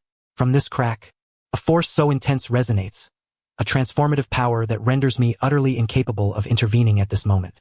Oh, Princess of the Byakugan, I fear I can no longer watch over you and Boruto. Where will this world ultimately lead? The very fabric of space has become unstable, and the only certainty I possess is that beings from the heavens will descend from this place. And I too shall wait, unexpectedly. What awaits me is not eternal slumber. Amidst that frosty haze, who is it that approaches me? At this moment, I can see nothing clearly. Chen himself did not foresee this. In initiating the plan, his communication with the celestial forces in the spatial realm unexpectedly led to the emergence of a spatial rift, an event that would ordinarily only occur when Kenjin invoked the bull-headed deity in the original timeline. This occurrence was premature and allowed the Sharon to glimpse a drastically different future through Boruto. The gears of fate have never ceased their motion. They have merely engaged different tracks, ultimately guiding the express train of the ninja world toward the future that Chen's longs for. Upon landing, an abrupt feeling of heaviness caused Chen's to step back 2 paces to stabilize his form. The sky during the day was adorned with a pink halo, surrounded by a pale green land, dotted with numerous orderly triangular elevations. Is this the supergravity space? It is Chen's first foray into such territory. Back in the day, he had not been reckless enough to delve into the realm of Kagaya with a Boruto Knight's essence, as that would be akin to seeking death. Madara was once absorbed by Kagaya, and he had experienced that battle amidst a sensory overload of deep water and fire, thus retaining only vague impressions. Among the 3, it was Obito who felt the most. It was here that he had once defended Naruto and Sasuke, suffering grievous wounds that scattered him to ashes. However, time has passed, and the ashes he left behind have long since been swept away by the winds to every corner of this space. He gazed at the places where he had once fallen, his gaze lowered, emitting a sigh of nostalgia. Who could have imagined returning to this place? The final curtain of my inconsequential life? The Uchiha residence had already been surrounded by the Leaf Shinobi, 3 layers deep in vigilance. The abode was also occupied by a large slug clone, towering at the front tent. The small slug division was employing Sakura's chakra to sustain the slug technique, lying flat on a medical stretcher before Sasuke to heal him. However, that alone was not sufficient. Shizune and the medical team members were gathered nearby, collaboratively initiating the healing regeneration technique. Sasuke's condition was gradually stabilizing, and Shizune, as his assistant, wiped the sweat from his forehead, turning her gaze towards the other stretcher. Sakura, how are you doing over there? Do you need assistance? On the medical stretcher before Sakura, Naruto lay sprawled, with medical ninjutsu-enhanced seals covering his abdomen. Sakura had tied her hair back, the seal on her forehead unbound, stripes crossing her cheeks and arms, connecting to her hands that were enveloped in emerald green healing energy. I am managing fine here. I do not need assistance for the time being. Naruto possesses the chakra of Kurama. In theory, he should be able to heal himself, but the problem lies with these needles blocking his chakra points. However, their origins are unknown, and I dare not touch them lightly. As Shizune switched chakra frequencies, she cast a sidelong glance at the needles on Naruto's body, furrowing her brows and speaking in a serious tone. It is wise not to touch them. Those needles are highly suspected to be the black rods of Pain's 6 paths. Pain's 6 paths. Sakura narrowed her eyes slightly. Shizune continued. Indeed, I was the one responsible for recovering Jiraiya's body for analysis back then. I would never be mistaken. Those are the same medium of homogenization. What, so it is Pain? Sakura, maintaining one hand on healing, surprisingly freed her other hand. A chakra scalpel of deep blue covering it, and swept towards Naruto's lower body. Crack. The needles embedded in his leg, knee, and calf were swiftly removed. Immediately after, she swept in the opposite direction. Crack. The needles in Naruto's ribs, collarbone, and shoulders were also eliminated in succession. Sakura, your powerful maneuver left Shizune astounded. I had thought it was Madara and Obito using the truth-seeking balls. Thus, I had always refrained from touching them. It turns out they were merely fragile rods. Sakura, devoid of emotion, stated, Kurama, you can hear me, right? The blocked chakra points of Naruto have been cleared. Immediately transmit chakra to the affected areas to assist in healing Naruto. Kurama remarked. Humph. Truly remarkable. No wonder you have managed to tame both Naruto and Sasuke. Whoosh. As a vast amount of chakra was transmitted, Sakura's healing energy surged like water, rapidly mending the wound on Naruto's abdomen at a visible speed. Observing Naruto's eyelids tremble, he regained some awareness. Sakura spoke solemnly. Naruto, I know it is excessive to ask you to speak now, but the situation is critical. I hope you can briefly explain to Shikamaru what has transpired. At that moment, Shikamaru, waiting at the door, quickly approached, accompanied by many remaining elite shinobi, speaking sternly. I sensed something was amiss when your shadow clone at the office disappeared. What on earth has happened? Naruto could only laboriously utter 4 words. Uchiha-chan. Sakura's brow furrowed. Uchiha. Chen? I have never heard of this name among the Uchiha. Just resolved an Uchiha Shin, and now another Uchiha-chan has emerged? How could Sasuke have so many lost clan members? Shikamaru exhibited an expression of disbelief. Uchiha-chan. Did he transform you and Sasuke into this state? Naruto nodded vigorously. Hey, what kind of means did he employ? Did he truly use Edo Tensei on Madara? What? Edo Tensei, Madara? The mere mention of this ignited a storm of reactions, drawing nearly suffocating gazes from all present, including Sakura and Shizune. What in the world is happening? Time passed, and soon gasps erupted from the crowd. The name Uchiha Madara alone rekindled the long-forgotten shadows of the Fourth Great Ninja War among the people. In the profound silence, Naruto raised his palm to shield his eyes. He did not wish for those present to see the fear that still lingered in the eyes of the Hokage when recalling the aftermath of battle. He endeavored to regulate his emotions, striving for a calm tone to convey this reality. No, that fellow, he did not use Edo Tensei on Madara. At least, I did not witness Madara appearing through Edo Tensei. He defeated both Sasuke and me solely with his own strength. After Naruto's words, there was a chilling silence. The name Uchiha-chan was etched into the hearts of everyone present. Dad! I want to see Dad. Let me in. From beyond the courtyard wall came the urgent call of a young boy. Young master, you cannot enter. This area is under lockdown. It is very dangerous. The voice of the guarding shinobi was filled with difficulty. Step aside. I want to see how badly my dad has been beaten. The pineapple-haired boy forcibly squeezed through the crowd. On the stretcher, Naruto closed his eyes sorrowfully. Boruto, I am sorry to let you see your father in such a pitiful state. Meanwhile, Obito, under Chen's amplification of the mid-ob wave, effortlessly breached the barrier of the supergravity space, revealing a scorching desert before them. A desert space, the very place where Sasuke had gone missing. We had exerted great effort to bring him back. Continuing to manipulate the power, the scene of the desert space transformed into a frigid landscape. Obito moved slightly, and Chen nodded to Madara. Madara understood, using Susanoo to lift the two of them as they stepped inside. Upon settling, the whirlpool of power receded. Before me lies the familiar glacial landscape, yet unlike any day before, today the snowflakes drift like goose feathers in the icy expanse. Uchiha Obito gazes back in reminiscence. When Kagaya left his body, he lost consciousness, and when he next opened his eyes, it was in this realm of ice and snow. After hearing Naruto Uzumaki and Sakura Haruno briefly recount the progress of the war, he immediately threw himself into battle, until he was buried within the realm of supergravity. If the realm of supergravity signifies an end, then this icy expanse marks a beginning, a true place for atonement for his past deeds. When I first opened my eyes in this snowy realm, I resolved to leave my life here to repay my past sins. Little did I know that after a series of twists and turns, I would find myself back here again. Obito, filled with emotion, reaffirmed his determination. This time, I will leave no regrets. Continue, Dust. Dust gazed at the swirling snow within the icy space, lost in thought. In the original timeline, it was likely around this season that Sasuke ventured alone to a place called Kagaya, where he found the scroll left by her. Moreover, he encountered the duo known as Momoshiki and Kinshiki. Kagaya, I am unsure of your exact location, but outside the hall where Sasuke battled Kinshiki, snowflakes like these drifted from the heavens. Upon reflection, this icy realm, no, it is more than just an icy realm. All the spaces within Kagaya's dominion are quite extensive. What are you thinking about, Dust? Madara's question brought Dust back from his reverie. Oh, nothing much. Regardless of whether Kagaya exists in this space or not, we should not complicate matters any further. The acid sea, the lava, the supergravity, the desert, the ice and snow, every auxiliary space has been traversed. Our next destination should be our objective.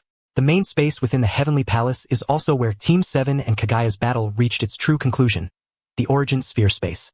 Dust collected his focus, channeling the power of his left eye, while Obito remained wholly concentrated and in sync. Mitube noi. Whoosh! In an instant, the wall of the icy realm shattered, revealing the deep crimson soil of the wilderness, appearing before them through the spatial portal. Undoubtedly, this was their destination, the origin sphere space. Madara's Susanoo bore the two of them into it, and the spatial portal closed. In this icy expanse, only the white snow in the sky silently adorned the desolation. Time passed without measure. Whoosh! A black vortex stirred the fabric of space unpredictably, and a towering figure descended upon this place. His fists were as large as bowls, clad in a white haori that obscured half his face and his entire body. One white eye was visible, and a horn protruded from the edge of his hood, tilted toward the sky. After scanning his surroundings, he spoke with a respectful tone to the young man seated on his shoulder, who was relatively smaller in stature, draped in a veil and wearing high-heeled wooden sandals. This should be the exact location where the spatial reaction occurred, Momoshiki.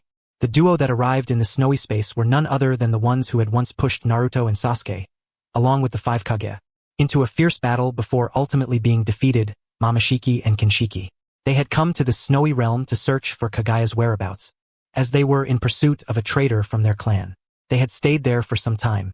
Originally, they were expected to encounter Uchiha Sasuke, who was seeking information left by Kagaya, and engage in a brief yet intense battle after a few days. However, due to Dust's actions in the corpse-restraining forbidden area, a butterfly effect altered Sasuke's course of action, resulting in the loss of his initial encounter with Momoshiki. Subsequently, Dust, in his quest for the origin sphere space, inadvertently led Momoshiki and Kinshiki here through the icy realm.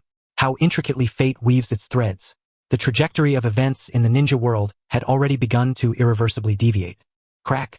Beneath the veil, Momoshiki's temples bulged with veins as he scrutinized the environment with his white eye, ultimately fixating on the spot where Obito and Dust had just cooperated to open the portal.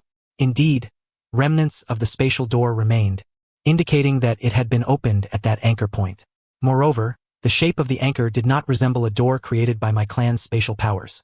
Rather, it appeared to have been savagely torn open, akin to the fangs of a hyena. As his words fell, a playful smile crept upon Momoshiki's lips. Can we leave the confines of our nurturing fence? How intriguing. Kinshiki hesitated and said, Momoshiki, do you think it possible that they share a similar objective with us, being from our clan? Momoshiki gently shook his head, confidently replying, No, my clan lacks individuals who engage in opportunistic behavior. However, we do not possess such savages. They are undoubtedly the lower beings of Kagaya's domain. Kinshiki inquired, Momoshiki, what shall we do about the intruders in Kagaya's territory? Momoshiki grinned broadly. What else is there to say? Pursue them, and wipe them out. That is the most prudent way to deal with lower beings. The two vanished into the time-space vortex released from Kinshiki's right eye.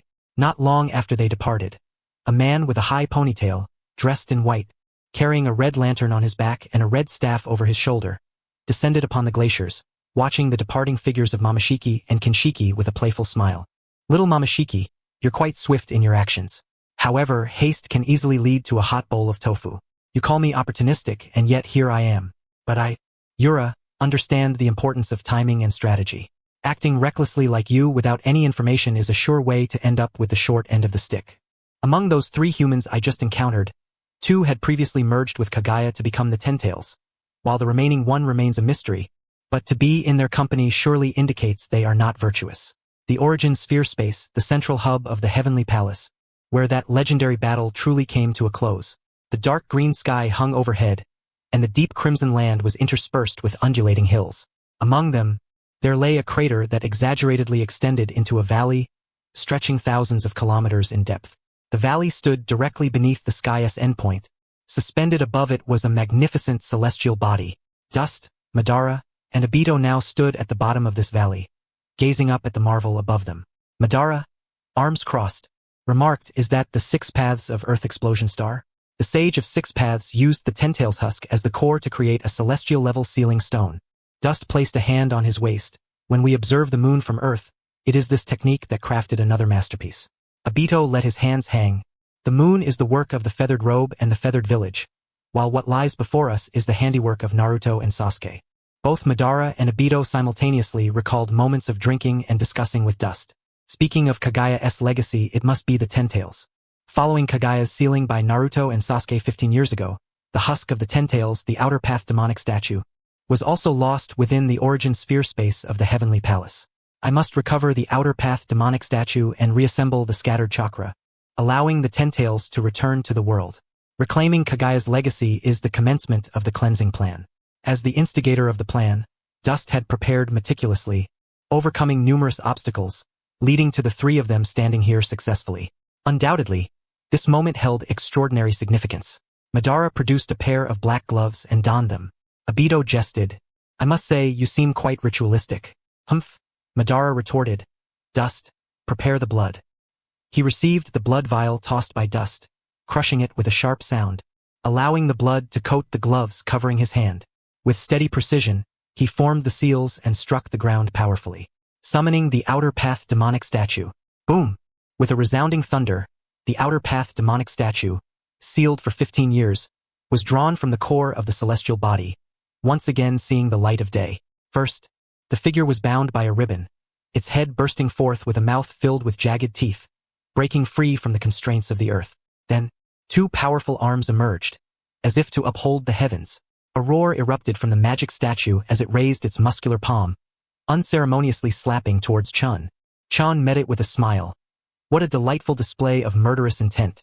Do you think I am the easiest to bully?" He remained still, as Ban would take care of it. "Impudent." Ban coldly raised his gaze, the Rinnegan shimmering with light. Crack!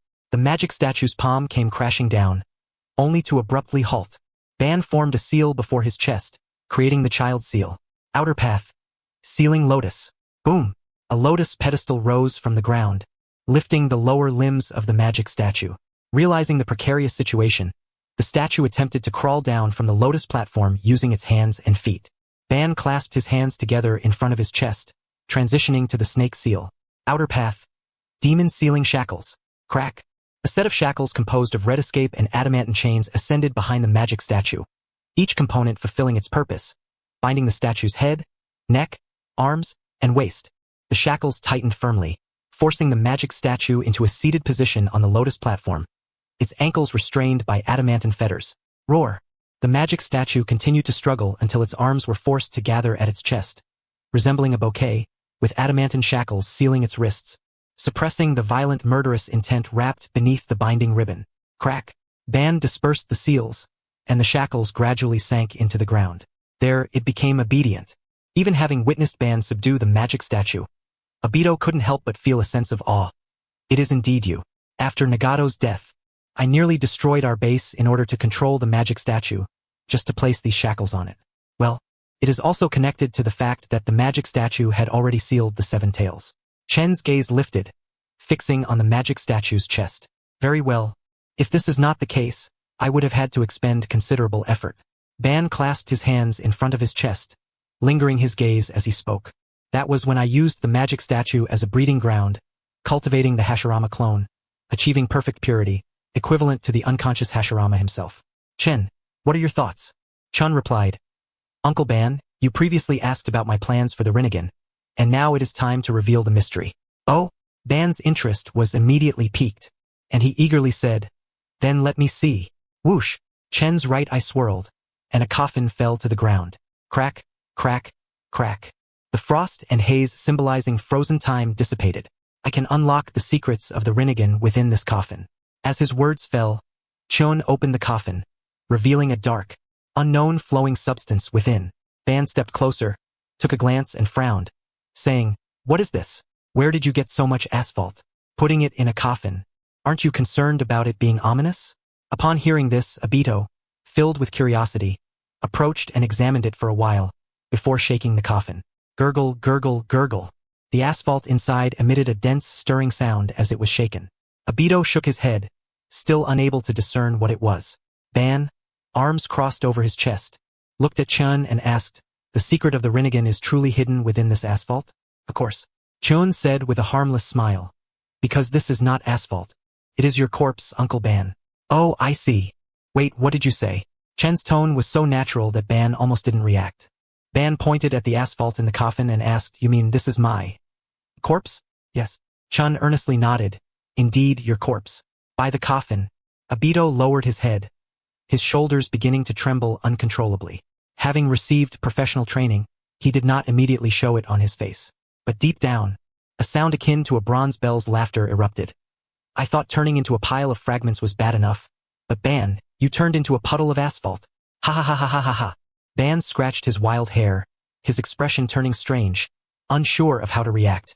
Lifting his hand, Ban gestured towards the asphalt in the coffin, saying, well, although it is no longer important, shouldn't you give me an explanation? Of course. Chun adjusted his attire for the ritual. After the war in the ninja world, your body left on the battlefield was recovered by Konoha. Subsequently, there were two voices regarding the handling of your corpse.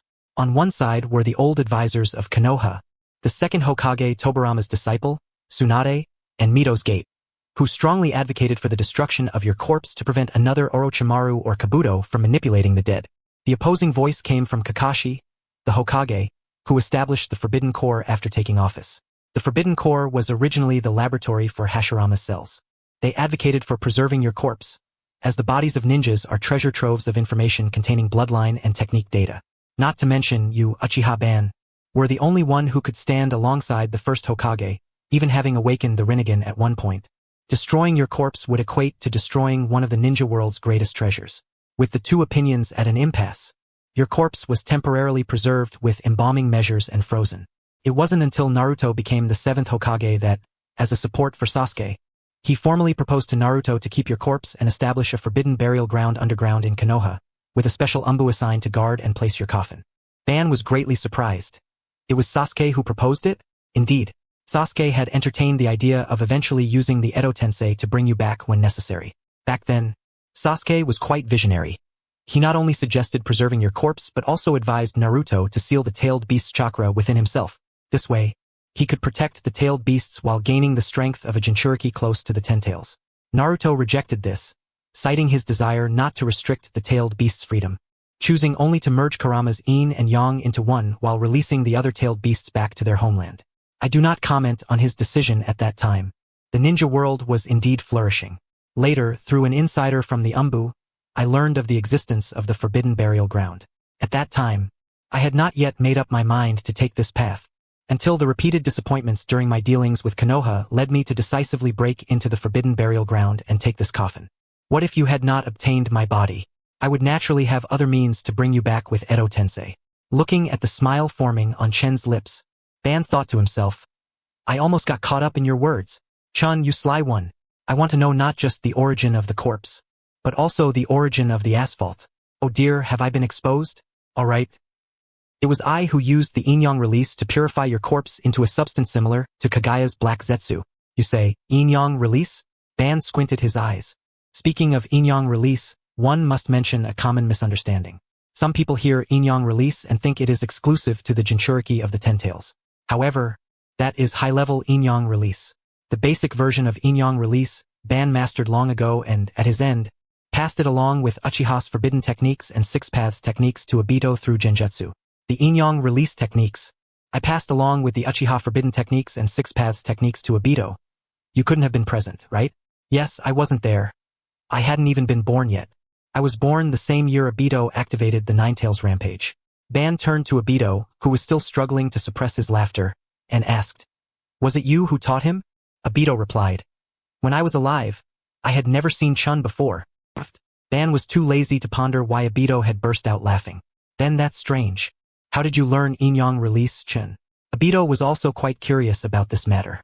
Yet, Dust remarked, "It was indeed you who taught me, Uncle Ban. Is this yet another cold joke?" This time, Dust did not beat around the bush. "In the state of meditation known as Samadhi, I envisioned you, imparting the Yin-Yang ninjutsu, along with the Six Paths techniques and the Uchiha forbidden techniques to me." "Envisioned, I? Imparted to you?" Ban nearly doubted his own hearing. Indeed, Dust spoke with conviction, and Ban's mind surged. "That Zen master taught you Samadhi, is it really so simple?" Dust had mentioned the Six Paths of Ninja sect, which indeed had a system, but Ban never anticipated it to be layered upon layers. Of course, such an envisioning must meet certain conditions. It is not a complete fabrication.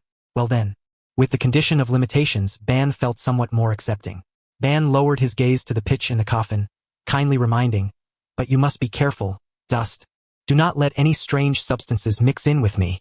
This is what they call once bitten, twice shy. Rest assured, Uncle Ban. For safety's sake, I have thoroughly tested it with the light. The method is to first crush it with the light, then restore it with the Umotatsu.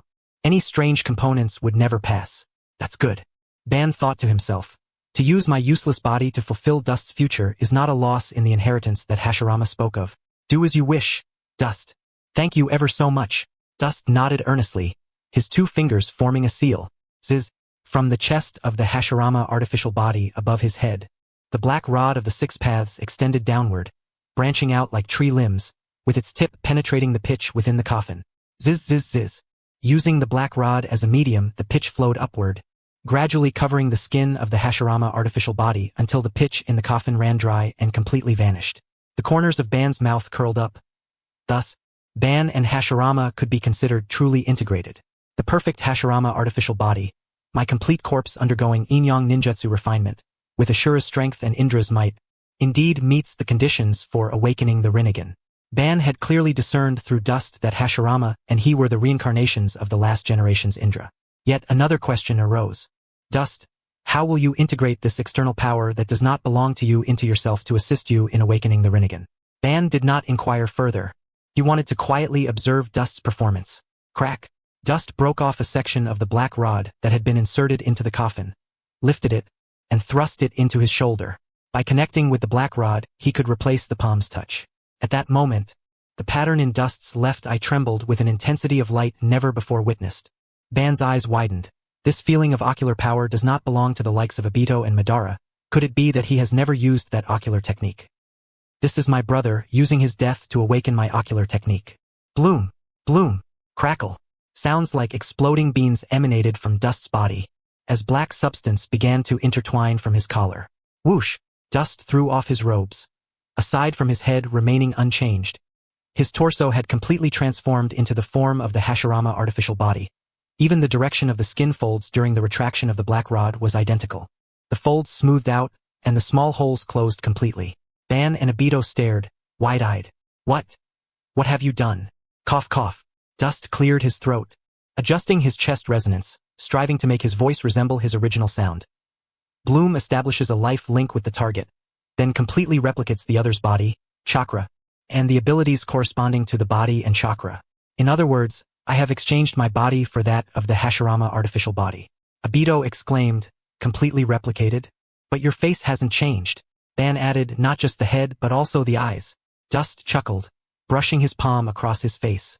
With a swish, his face transformed into the black face of the Hashirama artificial body. When he brushed his palm again, his face reverted to its original form. The face, or rather the head, can freely switch in the bloom state without affecting the powers obtained through replication. As for the eyes, there's no way around it. Bloom is fundamentally an ocular technique, and eyes and ocular power cannot be replicated by bloom. So that's how it is. Bloom exists to replicate the body and obtain abilities related to the body. Ban quickly processed the concept of Bloom and asked the life link, can I understand it as a shared life state? For example, if you copied my body and then stabbed yourself, I would also be injured, correct? Dust smiled slightly and replied methodically, Uncle Ban, first of all, I cannot replicate you. Bloom only works on living beings, while you are a reanimated corpse. Of course, if you were alive, I could achieve what you just mentioned. Obito thought to himself, is it similar to Haydn's death curse? Quite impressive. He mused, if you use Bloom to replicate the opponent's body, achieve shared injury through the lifelink, and then undo Bloom to revert to your own body, wouldn't the opponent be the only one hurt, thus completing your aim? Dust smiled, it's impressive that you thought of that so quickly, but Bloom has its limitations. If I am injured in the Bloom state, it will feed back to my own body. Even if I undo Bloom, the injuries will remain. Based on this mechanism, using Bloom to replicate the opponent is rather unwise, as once the opponent sees through it, they can simply resort to self-harm and drag me down with them. Of course, if I started with the idea of perishing together with the opponent, that would be a different story. Oh, I see. After digesting this, Obito nodded. Suddenly, he thought of something and inwardly scoffed. What do you mean? It's surprising I could think of it so quickly? Do you think I'm not clever enough? At this moment, Ban noticed that Obito had overlooked a detail. The old wound on Dust's chest had healed. If this were not a scar but an open wound. Dust, if you were injured first and then used Bloom to replicate another's body, could you cover up the original wound? As expected of you, Uncle Ban, able to analyze to such depth in an instant. Yes. However, I have the Umotatsu which allows me to reset my state at any time. Thus, the injury replacement mechanism of Bloom generally would not come into play. At this point, Obito asked Dust, is this ability a one-time use? If you replicate a body once, then undo it, would you need to replicate it again to use the same body? This question is indeed quite valuable. Obito, I admit I borrowed from the data book. Hoshino is your lower limit, not your upper limit. Theoretically, Bloom replication is a one-time use, but Dust raised his palm and pressed it against his right eye socket. I possess the Yamitsu Kisaragi, which can store the state of Bloom, allowing me to turn the experience card into a permanent form. Of course, this permanence is relative. If the battle damage is excessive, it would not be advisable to store it again. Ziz ziz ziz. Dust stored the current replication state, returned to his body, and donned his robes once more. Yamitsu Kisaragi. Crackle. He transformed, his body becoming voluptuous, with flowing purple hair and a slender waist. A voice of a mature woman emerged. Leaf female ninja, Yuzuki Yugao. Crackle. This time, he morphed into a golden-haired, fair-skinned beauty of the mountain peaks. 3 ninjas, Tsunadeheim. Crackle. Brown-red curly hair cascaded down like a waterfall, alluring crimson lips, a tall and sexy figure. The Mizukage of the hidden mist, Terumi Mei. Crackle. Sporting a stylish bob cut, a particularly long leg, and an exceptionally youthful femininity. The Tsuchikage of the hidden stone, Kuratsuchi. Crackle. This time, it was a middle-aged beauty with silver long hair and dark skin. The secretary of the Rakage of the hidden cloud, Mabui. Crackle. This time, there stood a girl with blue hair, graceful in stature and fair in countenance. She is Jinhua, the granddaughter of the Zen master. Dado exclaimed, you certainly have quite a stockpile, but are there no men among them? Jinhua smiled lightly and replied, I value ability over gender. Indeed, those ninjas from earlier all possessed unique abilities. Wait a moment, does that Yuki count? Jinhua's voice, like silver bells, chimed. Her? What I value most is her previous identity in the Umbu, which allows me easier access to the leaf and the forbidden grounds. I learned about this from Yuyuki. Dado felt as if there was still something subtly amiss. Ah, a beautiful woman's visage flashed through his mind, and he suddenly remembered. The one in the linen robe, the former secretary of the Cloud Hidden. I recall that she possessed the ability to teleport remotely. Back during the war against White Zetsu, it was mentioned that she was stationed at the Coalition Command Center, and she should have been blown away by the Ten-Tails-tailed beast bomb alongside Madara and me.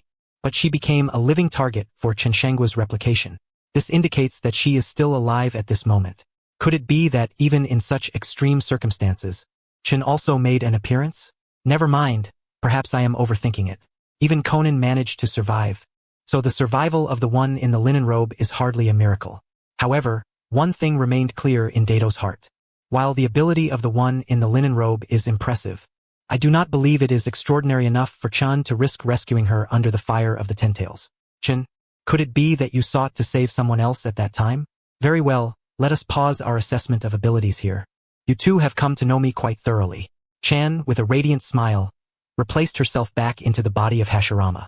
After all, revealing all of Xinghua's hidden abilities here would be quite inconvenient. At that moment, Madara spoke in a serious tone. Chun, are you planning to continue acting with Hashirama's body? Once we leave this space, our next step will be hunting the tailed beasts, right? Once the Ten Tails is revived, you and this body relying on the magic statue can only survive in a symbiotic state for so long, and that will also come to an end. Furthermore, you are aware that there is another necessary condition to awaken the Rinnegan, are you not? The power of Indra and Ashura must be unified into one, which is even more demanding and perilous. I am Uchiha Chun, a traveler from another world. Yet I have never considered my identity as a traveler to be something noble or remarkable. I merely once stood from a god's perspective. While the natives possess a broader view and more information, that is all.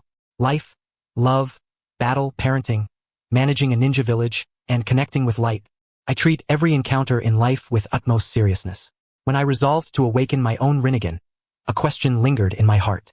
What makes me stronger than the protagonists of this timeline, Naruto and Sasuke? Is it because I am a traveler who knows information they do not? Or is it merely due to my fortunate fate of awakening a dojutsu beyond their knowledge?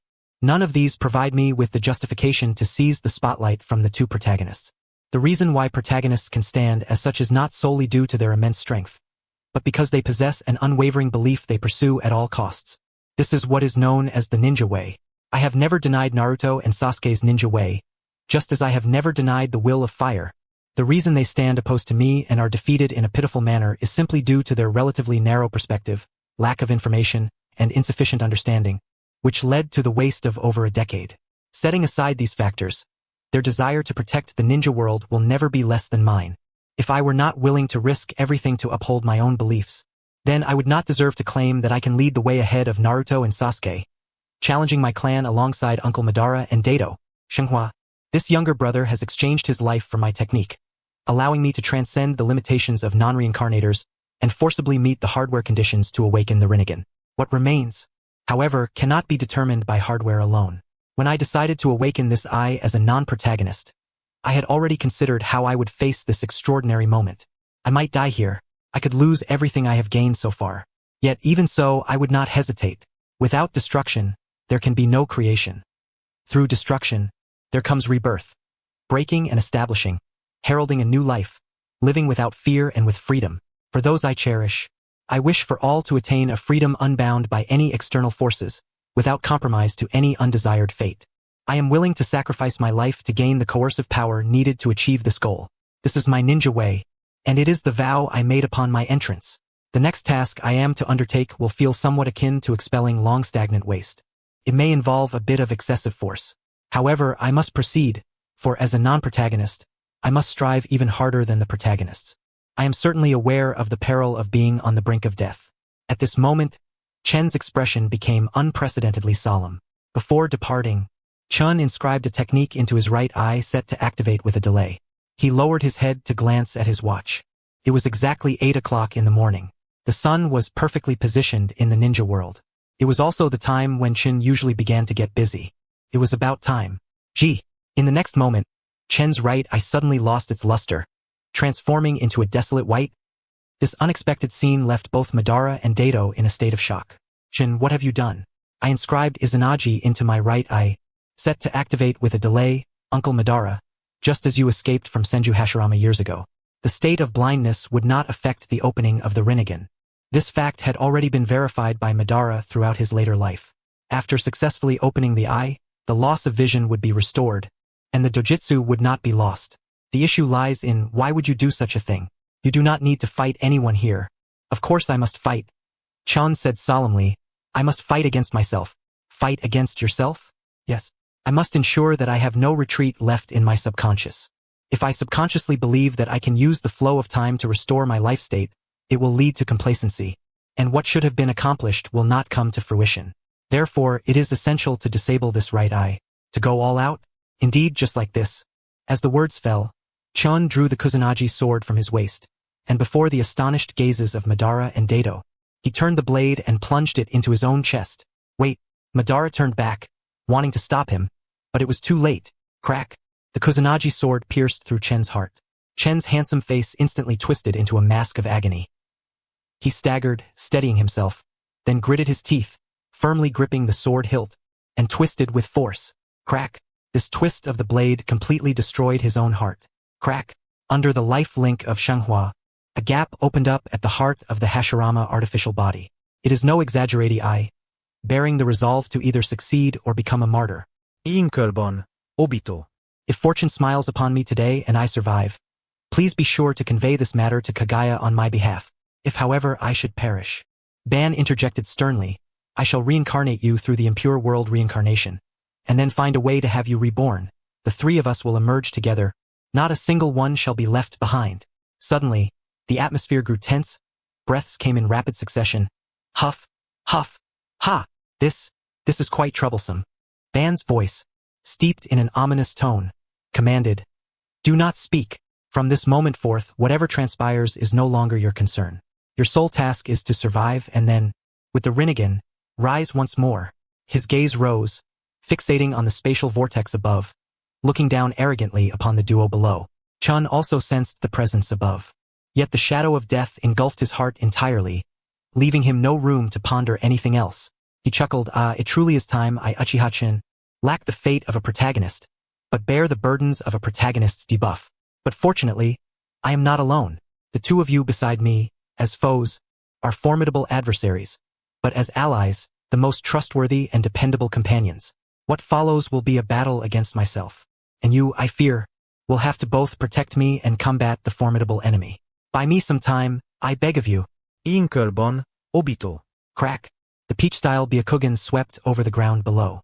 It detected what seemed to be the shell of the Tentails. A lowly creature, three of them, perhaps? Oh dear, is one of them about to meet its end? At this critical moment, peach-style, gold-style, the dire confrontation begins. Heaven and earth stand in opposition. Ban gazed at the bloodied and seated Chun, thinking, Chun, I stopped you earlier because self-destruction will not awaken the Rinnegan. Approaching death is not the main objective. What is truly needed to awaken the eyes is to face an inability to fend off death, harboring a strong sense of unwillingness, along with a fervent desire and yearning to live on, which will generate the unique energy required for the Rinnegan to manifest in the mind. Self-destruction, being subjective and impure in motive, will weaken the response chain needed to awaken the eyes, resulting in the required special energy being ineffectively expressed. However, Chen, if it is you, I am willing to anticipate a miracle. Ban spoke in an authoritative tone. Obito, immediately pull Chen into the time-space, then stay by his side, never leaving him. I recall there was another called Urashiki during this period, who also possessed time-space abilities. Be extra vigilant. What about you? Obito inquired. I will stay back and deal with them, Ban replied. Do not worry, in front of those people, the impure world reincarnation body is not absolutely perilous. After cautioning Ban, Obito quickly pulled Chun into the time-space, and then he himself slipped in as well. You shall not escape. No matter, let them go, gold-style. Peach-style smirked with a domineering and sinister smile. As long as the head Tentail's shell remains here, it suffices. The two that fled, if we wish, we can pursue and deal with them at any time. That does seem to be the case, gold-style concurred. Whoosh! In the time-space, it settled. Obito stood guard upon a platform, fully alert. Just moments ago, Chun's world plunged into a chaotic darkness. A tearing pain emanated from his chest, radiating to his neck, shoulders, and back. With his blood circulation obstructed, he began to breathe rapidly, his complexion paling. Fortunately, he had experienced a similar sensation years ago. He felt grateful in his heart, recalling how he had been disturbed from his meditation by light, resulting in an accidental brush with death, allowing him to preemptively rehearse this critical state between life and death. This body, equivalent to that of Senju Hashirama, possessed an exceptionally robust cellular healing ability. Even if the heart were pierced, it would still regenerate astonishingly. Therefore, after piercing the heart, he needed to twist the knife to ensure the destruction was thorough enough to trigger this near-death experience. Even to reach this extent, the healing ability would slowly begin to repair the heart cells, which would be his capital for rising once more. Of course, the premise was that his will was steadfast enough to endure this prolonged heart restoration process. For this, Chun still held confidence. Soon, he entered a state of hypovolemic shock, his blood pressure plummeting. Feeling as if he had plunged into an icy abyss, his consciousness began to blur. Suddenly, Chen's awareness sank within the ocean of chaotic darkness, as a face emerged below, parallel to his inverted visage. Upon recognizing the figure, Chun opened his left eye. Jin. Chun called out his name. Indeed, the face before him, with short hair and bearing resemblances to Tobirama and Izuna, was his brother, Uchiha Jin. Blood trickled from his dark eye sockets down to his cheeks. His voice filled with resentment and distortion. Brother, did you not promise to protect me for a lifetime? Chun understood that the real Jin would never blame him. Thus, he was still able to maintain clarity. Realizing that the Jin before him was a manifestation born of his regret and guilt, a tangible embodiment of negative emotions, akin to how Naruto once saw his dark self from the real waterfall. Chen's memories were once again drawn back to the autumn of the 73rd year of the leaf. In the barren expanse of the beginning sphere, Ban's Rinnegan shone like a blade, surveying the two above. Gold Style and Peach Style, within Chen's illusion, displayed the duo from their trio. Ban stood beneath the magical statue, his long hair swaying in the wind. The Rinnegan gleamed like a blade, scrutinizing the pair above. Come at me, Ban gazed at them, his thoughts meticulous. It was evident this was not a mere chance encounter. They had likely hidden in a certain space we passed through earlier, detecting our emergence in time-space and pursued us. 17 or 18 was the ice and snow space, for within Chen's illusion, the location where they clashed with Sasuke was a palace filled with drifting snow. Peach Style, beneath her veil, scrutinized Ban closely. Oh, a Rinnegan and quite powerful chakra. The shell of Kagaya's tentails is indeed being manipulated by his Rinnegan. Gold Style, go and take him down. At your service, Peach Style. Buzz. Gold Style manifested a gigantic red halo on his back, its waves of power and weaponry. He respectfully stated, however, it may soil your veil with the filthy blood of lowly creatures, so please step aside from my shoulder for now, Peach Style. Peach Style rose to her feet, floating into the air, appearing to have no intention of striking. Ban raised an eyebrow. Oh, self-proclaimed, disdainful of combined efforts. Good, that suits my intentions. For the sake of Chen's safety, that is the priority. Chun had already entered a state of shock due to his heartbeat halting. Hashirama's cells would significantly delay the process of death. Now it was a race against time. Would awakening come first, or would Chun succumb? Ban could not ascertain. The only thing he could be sure of was that Chun must not sustain any form of secondary injury. Ban's gaze shifted to the front of the outer path statue, which was establishing a life link with Chen, the artificial body of Hashirama. Absolutely must not let this statue be affected. One-on-one, it was nearly perilous. During the confrontation, I must keep as far away from the statue as possible, yet not too far, to prevent Peach Style from launching a surprise attack on the statue. Lowly creature, now is not the time for you to be looking around. Gold Style descended with overwhelming pressure, his massive hand wielding a crimson blade of light, sweeping downward. Destructive martial arts. Ban swiftly evaded 10 meters away, rapidly forming seals and merging his palms. Boom! The light blade cleaved the ground. The red sword energy surged forward, threatening Ban, yet was fiercely deflected by Ban's joined palms, igniting golden flames that sent it flying back. Before him, his palms gradually parted, and the golden flames ignited, stretching outward into the form of a sword.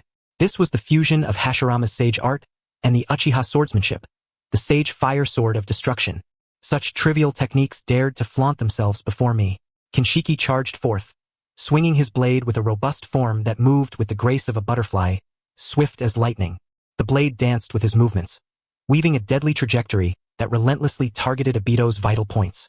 Clad in a crimson rose-patterned robe, Obito navigated through the interwoven blades with ease, his golden flame sword unleashing torrents of searing fire. Clang, clang, clang. With each collision of sword and blade, flames were violently shaken off the golden sword. Yet these flames did not extinguish in the air.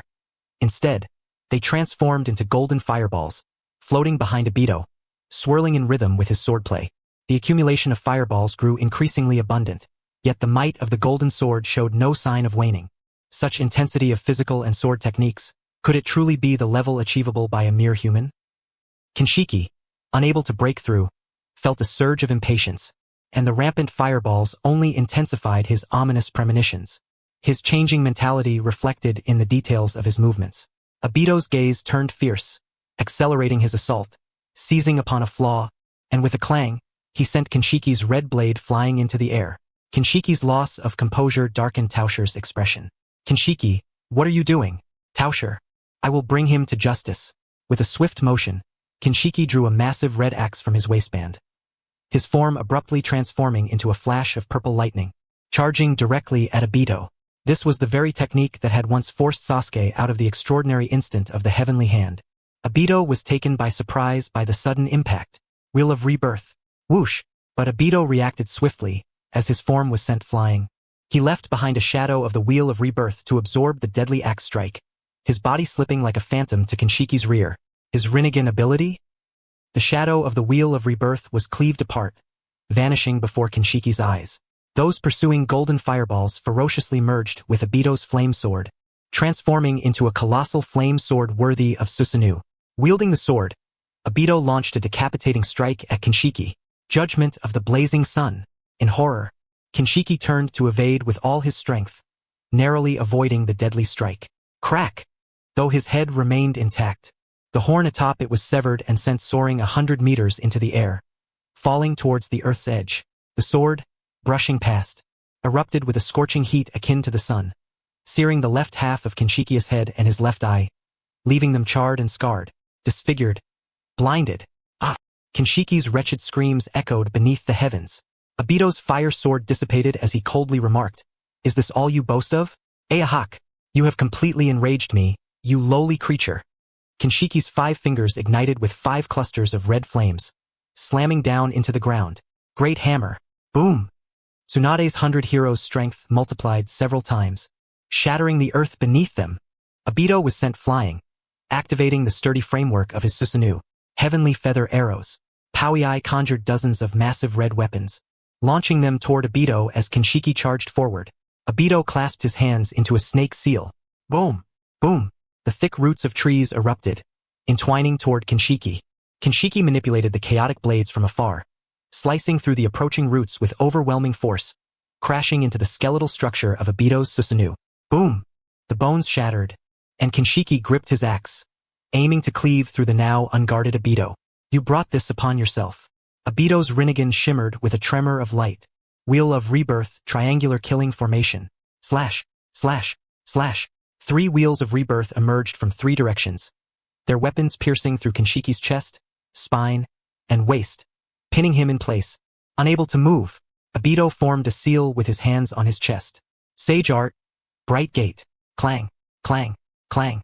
3 crimson torii gates descended from the heavens, stacking into a formidable formation that completely suppressed and sealed Kinshiki's massive form. Let us eliminate one first. Obito's gaze turned icy as he leaped into the air, transforming his seal into the noon position. Sage art. Great fire extinguishment. Boom! A torrential sea of flames coalesced into an oval fireball akin to a small meteor, crashing down upon Kinshiki. Upon impact, Kinshiki would be reduced to ashes. Kinshiki was no match for him.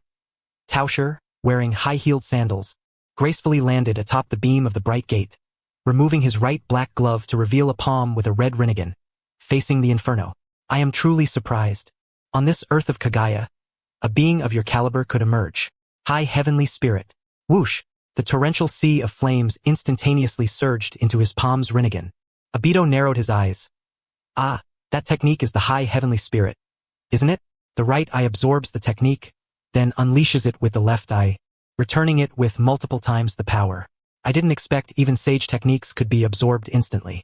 Tauscher removed the left glove with his teeth, exposing his hand prepared to unleash the Rinnegan. With the power of that fire technique I just used, if amplified several times and sent back, it would be enough to shatter a complete Susanoo defense. However, that's no problem. That attack lacks yin-yang release, and my Edo Tensei body can instantly. At this moment, a dangerous smile appeared on Tauscher's lips. I noticed you keeping an eye on the Ten-Tailed shell during your battle with Kinshiki. You seem quite concerned, don't you? Tauscher grinned, directing his left palm's Rinnegan towards the outer path's golem. Obito's pupils constricted suddenly. Not good. From Tauscher's left palm's Rinnegan, the sage art, great fire extinguishment, after amplification, transformed into a force comparable to the celestial disturbance, crashing toward the outer path's golem. The high heavenly spirit's amplification factor was at least 4 times. Realizing Tauscher's intent in an instant, Obito concealed himself beneath his blood-red robe, his blade drawn, and his eyes abruptly absorbed into himself. Just as the fiery onslaught was about to engulf the golem, he flowed with the current, spreading forth a lizard-like barrier. As the flames touched the barrier, they rapidly collapsed, flowing back into it, The Hungry Ghost Path sealing technique absorbed the flames. Although its efficiency could not compare to the high heavenly spirit and could not amplify and return the attack, its silent efficacy could protect the golem behind him, making it the most suitable response in this moment. Oh, you handle the Rinnegan quite adeptly, considering you are a lowly creature. Whoosh! Chakra rods formed a matrix, piercing through the trailing flames, shooting toward him. So how will you absorb this? Obito observed coldly as Susanoo rapidly formed a long-legged stance. A series of 8-spoked shuriken flung forward to intercept the chakra rod matrix. Clang! Clang! After a fierce clash, a single 8-spoked shuriken broke through the formation. From Tauscher's astonished gaze, it zipped past him. Clang! Whether intentional or not, that shuriken was imbued with an extraordinary range, soaring over the apex of the suppressed Kinshiki's bright gate and embedding itself into a distant mountainside. Tauscher clenched the torn edge of his veil, gritting his teeth as he ripped it apart. Do not get too carried away, lowly creature. Tauscher violently swung his sleeve, the chakra rods raining down once more, and this time, he empowered them with the Roten's might. With overwhelming penetrative power, they directly pierced through Obito's Susanoo. Not good. This trajectory of the black rods covers the Hashirama artificial body. In a critical moment, Obito instantaneously blocked the attack. Crack! The residual force of the black rod shattered Obito's right side, tearing his robe. Tauscher descended in an instant, seizing Obito by the throat, sneering, "So it turns out you are not concerned about the tentacle shell itself, but rather this unclear entity embedded in the shell's chest?" Ignoring the emotionless face of Uchiha Obito, Peach-style fixed his gaze upon the dust particles drifting around his right half. "Moreover, you, with your soul affixed to the dirt, have formed this grotesque body. A living dead, perhaps? It seems to be a unique technique of the land of Kagaya, a lower being, yet sometimes sparks of intelligence might also emerge. To me, it matters not. You shall all become my prey, the lowly, unknown beings behind you, the tentail's husk, and the two hiding away, shall not escape either." Alchemy of the heart. Peach-style's right palm bore the Rinnegan, beginning to consume Obito's chakra.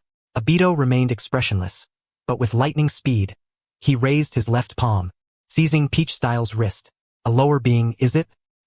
Such strength in your wrists." Peach-style frowned, attempting to withdraw his wrist, yet found it utterly immobile. Immediately, roots surged forth from the gap in Obito's right half, crawling up his body.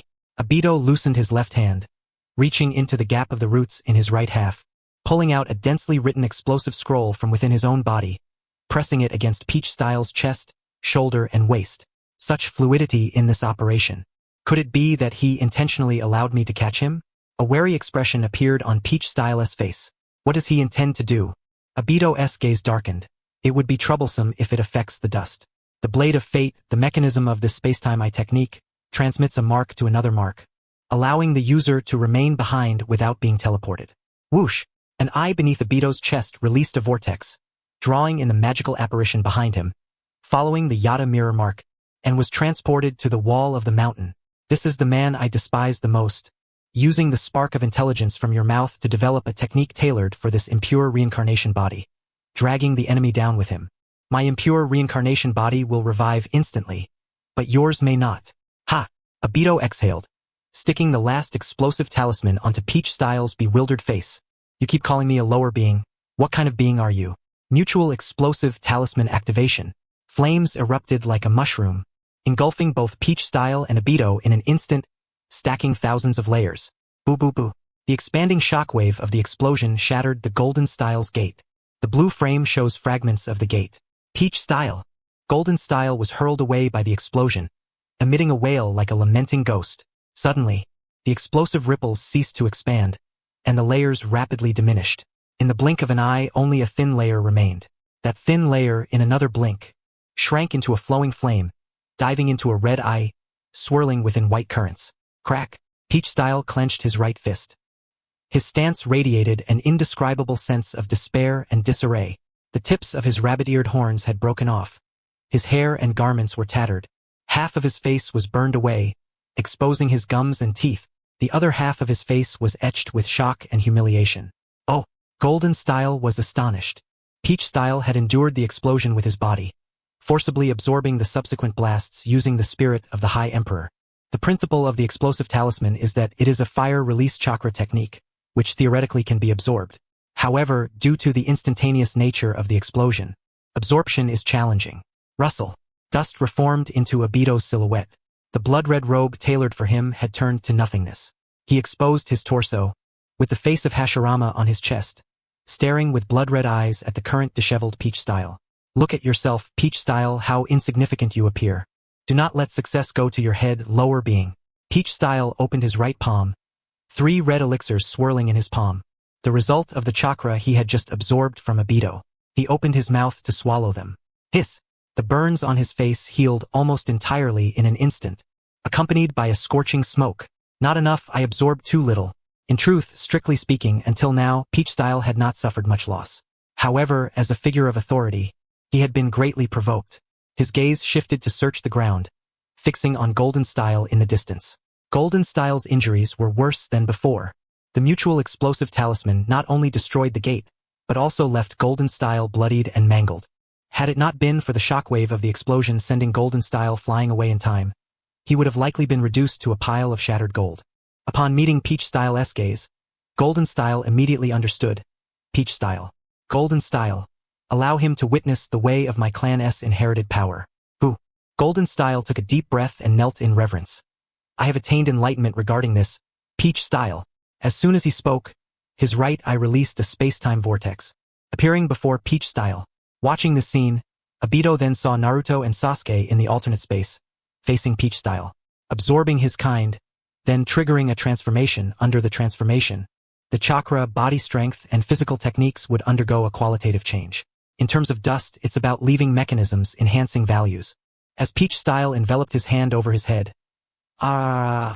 Golden Style screamed as he was transformed into a small heart-shaped fruit, adhering to Peach Style's palm. The moment Peach Style consumed the fruit, the scorching smoke completed the healing of his injuries. Then, his horns elongated grotesquely. His body grew tall and robust, black stripes piercing through his open white robe, running across his horns, forehead, cheeks, and all over his body. His Byakugan and palm Rinnegan turned golden, and a golden Rinnegan opened on his forehead. Roar!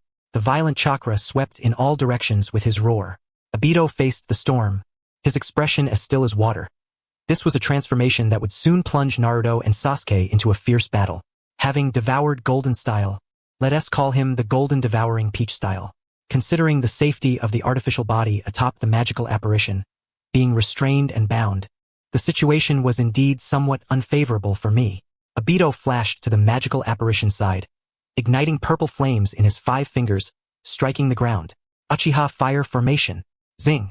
Walls of flames, burning like red lotuses, rose up, seamlessly constructing a closed barrier, completely enveloping the magical apparition within. Now, I should be able to relax my hands and feet a little, right? Boo! Golden Devouring Peach Style exhaled a breath of scorching air. Inheriting the weapon wave power from Golden Style, it had already fused into his body. He casually manifested a red glowing crescent blade, charging forth with the weapon. A point of red light flickered, then the blade surged like the wind. Obito sensed the yin-yang escape aura from Peach Style's blade. Thus, he withdrew momentarily to evade the blade's edge, then alternated between the wheel tombs to counterattack. Peach Style's golden Byakugan gazed intently, and then the crescent blade circled around him, opening and closing, managing to contend with the 4 wheel tombs' coordinated assault without losing his footing. Obito's mind raced. His Byakugan can see the wheel tombs, and after transforming, his body's capabilities and overwhelming physical techniques allow him to maneuver with the wheel tombs. It seems that in the illusion of dust, Peach Style was successfully ambushed by Naruto's son, Boruto, with the so-called invisible Rinnegan, due to being in an extremely weakened state. Chakra-based projectile techniques could be absorbed by his right-hand Rinnegan. However, creating a life entity escape with life force as the driving force does not fall within the scope of his absorption. Note: trees do not possess a soul or life. Obito formed the snake seal with his hands, summoning the tree realm. Boom! He unleashed sage power, and countless roots surged from the depths of the earth, intertwining and densely packed, resembling hundreds or thousands of giant pythons entangled together, slithering towards Peach Style to constrict him. Ha! Peach Style roared, swinging his crescent blade in a sweeping motion, cutting through the approaching trees with overwhelming force. Yet from the severed trees behind, even more dense roots pressed forward. My wild martial fusion slash, capable of cutting through trees and splitting the earth. No matter how many come, I shall accept them all. The crimson glowing crescent blade danced in the hands of Tao Shi, slicing through the air with a force that no tree could withstand as it approached within a 50-meter radius around him. Uchiha Madara had retreated to 100 meters away, taking cover behind the tree realm, protecting the outer path of the demonic statue, the Uchiha Fire Flame Array. It seems you are not merely bluffing. Then I shall raise the stakes. The Azure Susanoo of Madara, formed of skeletal bones, transformed into a head, in conjunction with his true form, creating different seals. Heavenly obstruction, trembling stars, a meteor, blocking out the sun, hurtled forward, trailing fiery friction. As it approached the edge of the six paths, earth exploding stars, crashing into the blank space encircled by the tree realm, the stage of Tao Shi. Merely useless tricks. Canine command. Tao Shi, with one hand on his blade, struck the ground, channeling his earth attribute chakra, augmented by the High Emperor's spirit, creating 8 fearsome canine heads, lunging towards the base of the meteor. Boom! As the fire attribute chakra coursed through the canine heads, directed towards the interior of the meteor, cracks erupted like a volcanic eruption, instantly engulfing the entire meteor. Boom! With a thunderous explosion, the meteor shattered into countless volcanic projectiles, shooting through the air in a sonic boom, striking various corners of the earth and igniting fiery waves. Tao Shi stood proudly with his blade. See? Right? Madara smirked at the corners of his mouth. Then, what about the second one? Boom! Following closely, the second meteor came crashing down, overwhelming the canine heads, and then barreling towards Tao Shi. Damn! Tao Shi's expression changed drastically. Wielding his blade, he summoned all his strength to launch a counterattack. Desolation martial arts, fusion of clouds cut. Slash! A blinding light shot upwards, cleaving the second meteor from head to tail.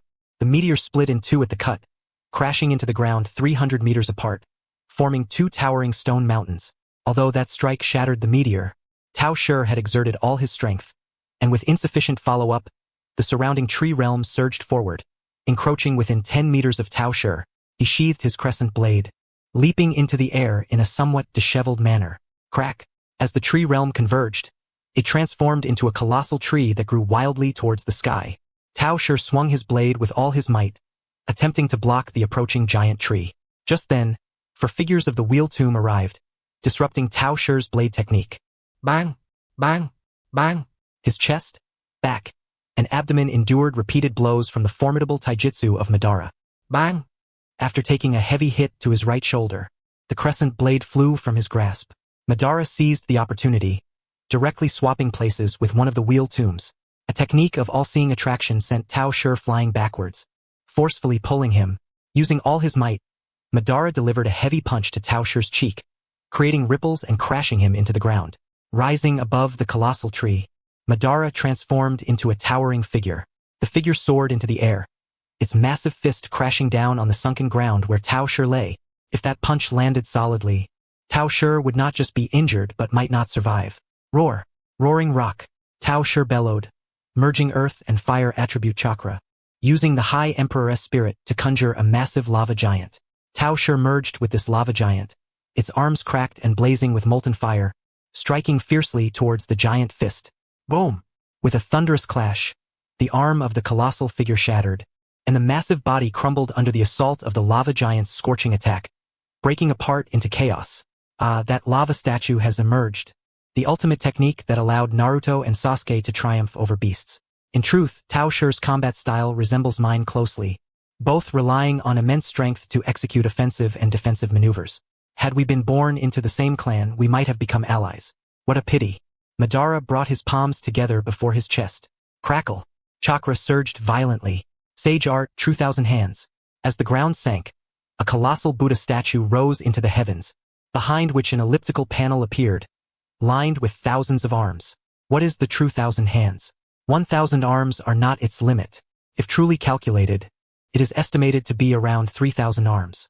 Tao Shi, being a heavenly being, naturally has witnessed such overwhelming strength. Inside the roaring rock statue, Tao Shi's heart trembled at that moment. He was astonished not by the power itself, but by the realization that such power could be wielded by someone he held in contempt as a lowly being. How could such a lowly creature possibly possess this intensity of strength? Madara stood atop the Buddha's head, arms crossed over his chest, his Rinnegan gazing down at the diminutive figure of Tao Shi. His intention was to make Tao Shi realize the futility of his efforts, because the sage art, true thousand hands, once fully unleashed, would inevitably impact the protective demon statue of the Uchiha Fire Flame Array. The strength of that array could withstand the continuous explosions of the 8 Tails and 9 Tails tailed beast bombs, yet it could not withstand the onslaught of the Buddha transformation. Within the roaring rock statue, Tao Shi's jaw twisted, his teeth grinding audibly. He knew all too well that he was powerless against this behemoth. However, having already invested in this battle, he was unwilling to back down. Lowly being, don't think you can take me down so easily. I am acutely aware that the humanoid being upon the 10-tail shell is your weakness. His gaze shifted from the thousand-handed Buddha before him to the Uchiha Fire Flame Array standing behind him. The strength of that array, if the roaring rock were to unleash its full power, could potentially break through. Tao Shi's face contorted with rage as he commanded the lava giant, advancing with earth-shaking steps towards the Uchiha Fire Flame Array, seeking death. Madara's expression turned cold, and the hundreds of fists at the upper right corner of the thousand-handed Buddha charged up and then descended in unison. Just this barrage of punches nearly shattered the lava giant's stone back, causing molten rock to seep onto the ground like blood. Yet Tao Shi remained undeterred, propelling the remnants of the statue into the air, summoning all his strength for a punch aimed at the Uchiha Fire Flame Array. Boom! The fist suddenly halted before the barrier. It turned out to be the shadow of the wheel tomb, unleashing Susanoo, directly blocking the punch. Following that, over 100 colossal fists descended, completely dismantling the lava giant into fragments. Tao Shi escaped through the gaps in the debris. Had he not absorbed that earlier attack, he would have truly been at a loss. He raised his left hand. Rinnegan aimed at the barrier of the Fire Flame Array. What was it called again? Oh, Mutual Explosive Talisman. Heh, I really wonder what kind of spectacle it would be when augmented by the High Emperor's spirit. TCH. At this moment, caught off guard, Madara decisively abandoned the True Thousand Hands, using the blade to absorb himself. Whoosh! In the next moment, he appeared within the Uchiha Fire Flame Array, atop the demon statue, then released his complete Susanoo. As he landed, the 4 figures of the wheel tomb manifested above the demon statue, simultaneously releasing their complete Susanoo. 5 Susanoos, all equipped to the outer path of the demon statue. Catch up to me, Susanoo, 5 wheels of crossing tribulation. As he caught sight of the figure of Chen in his mind, memories of the past were also pulled back to that autumn in the 73rd year of the leaf. In the 73rd year of the leaf, Chen and Jin attended the Lantern Festival in the Land of Earth, after which they each gathered their acquaintances, leaving for a brief moment. Jin had already collapsed by the riverbank of the Immortal River Shrine. When Chen arrived, Jin had already shown no signs of life, his eyes fixed on the sky as if he had witnessed something profoundly terrifying before his death.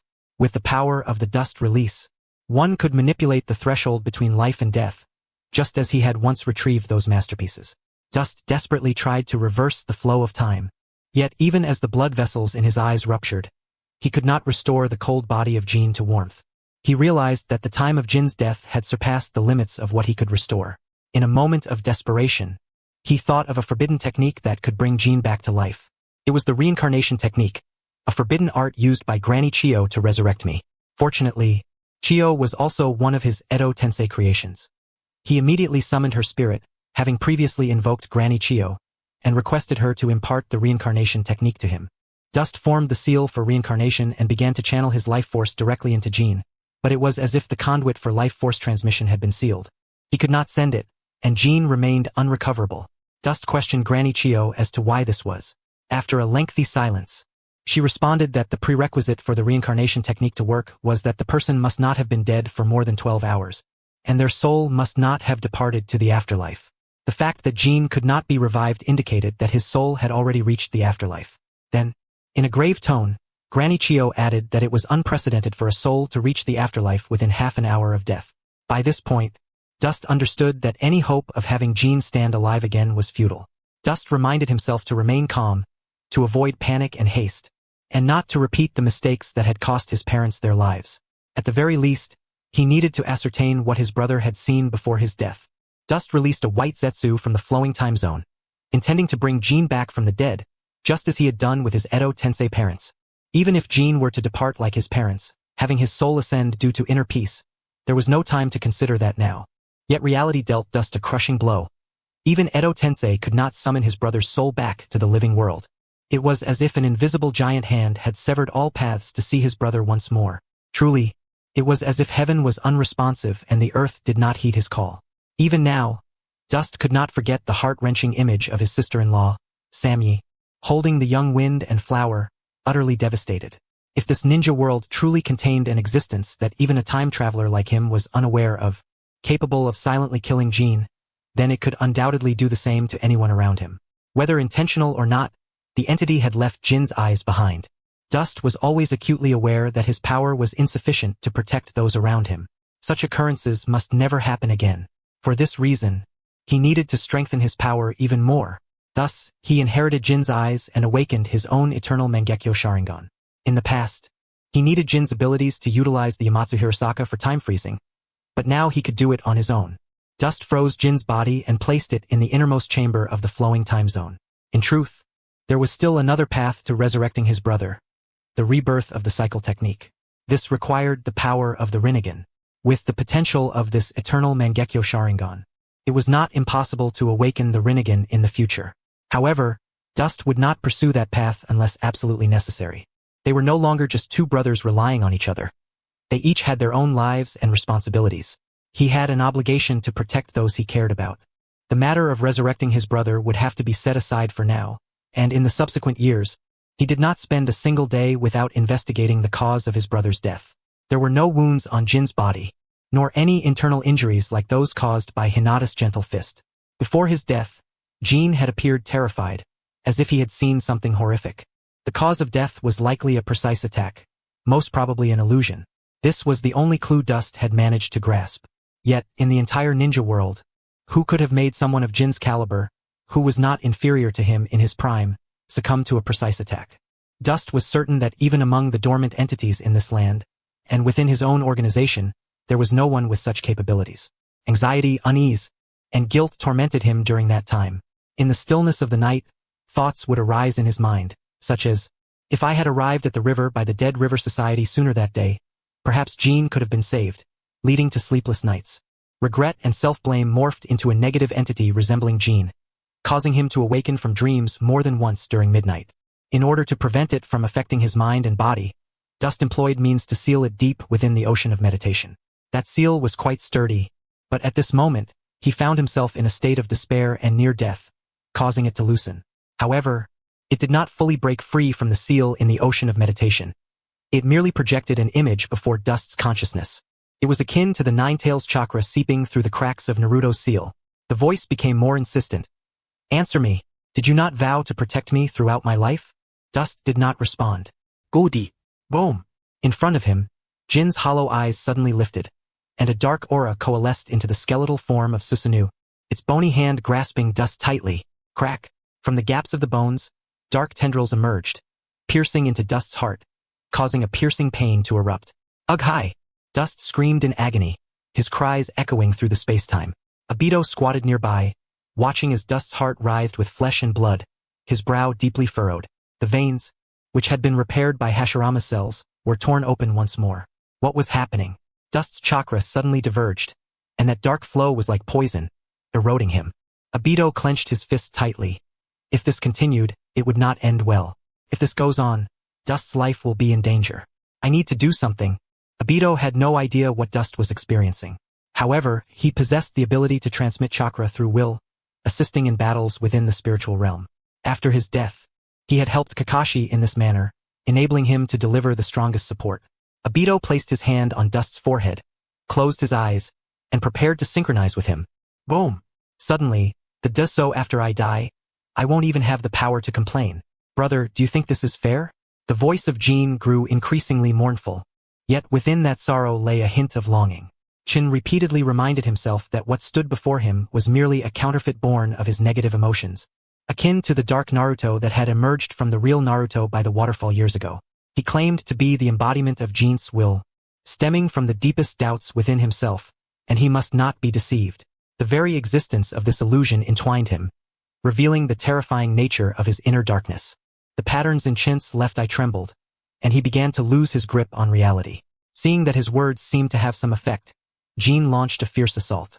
I still want to help my brother, to assist him in healing his wounds and unlocking the power of the reincarnation eye. But with just this projection, I cannot achieve that.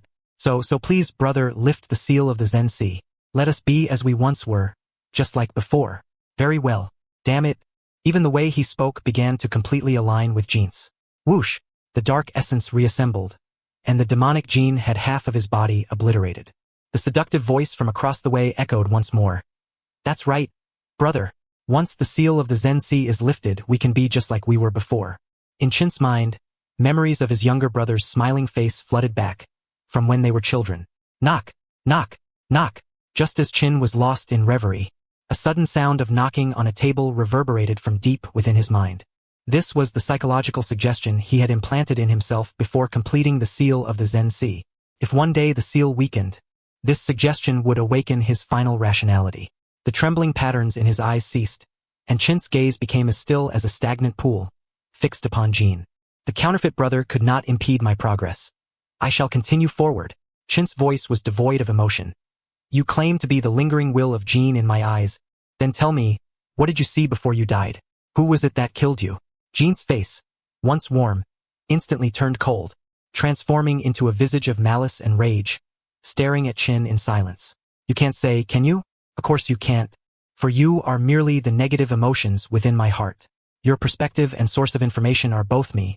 You could never know what Jin saw before his death, nor could you know who killed him. Ha, how interesting, the voice on the opposite side murmured coldly. Brother, wouldn't it be better to just honestly lift the seal of the Zen Sea? We could get along just like before, and you wouldn't have to suffer so much. Brother, Chen sneered, still calling me brother. You truly are incorrigible. The figure before him had already sunk deep into the role.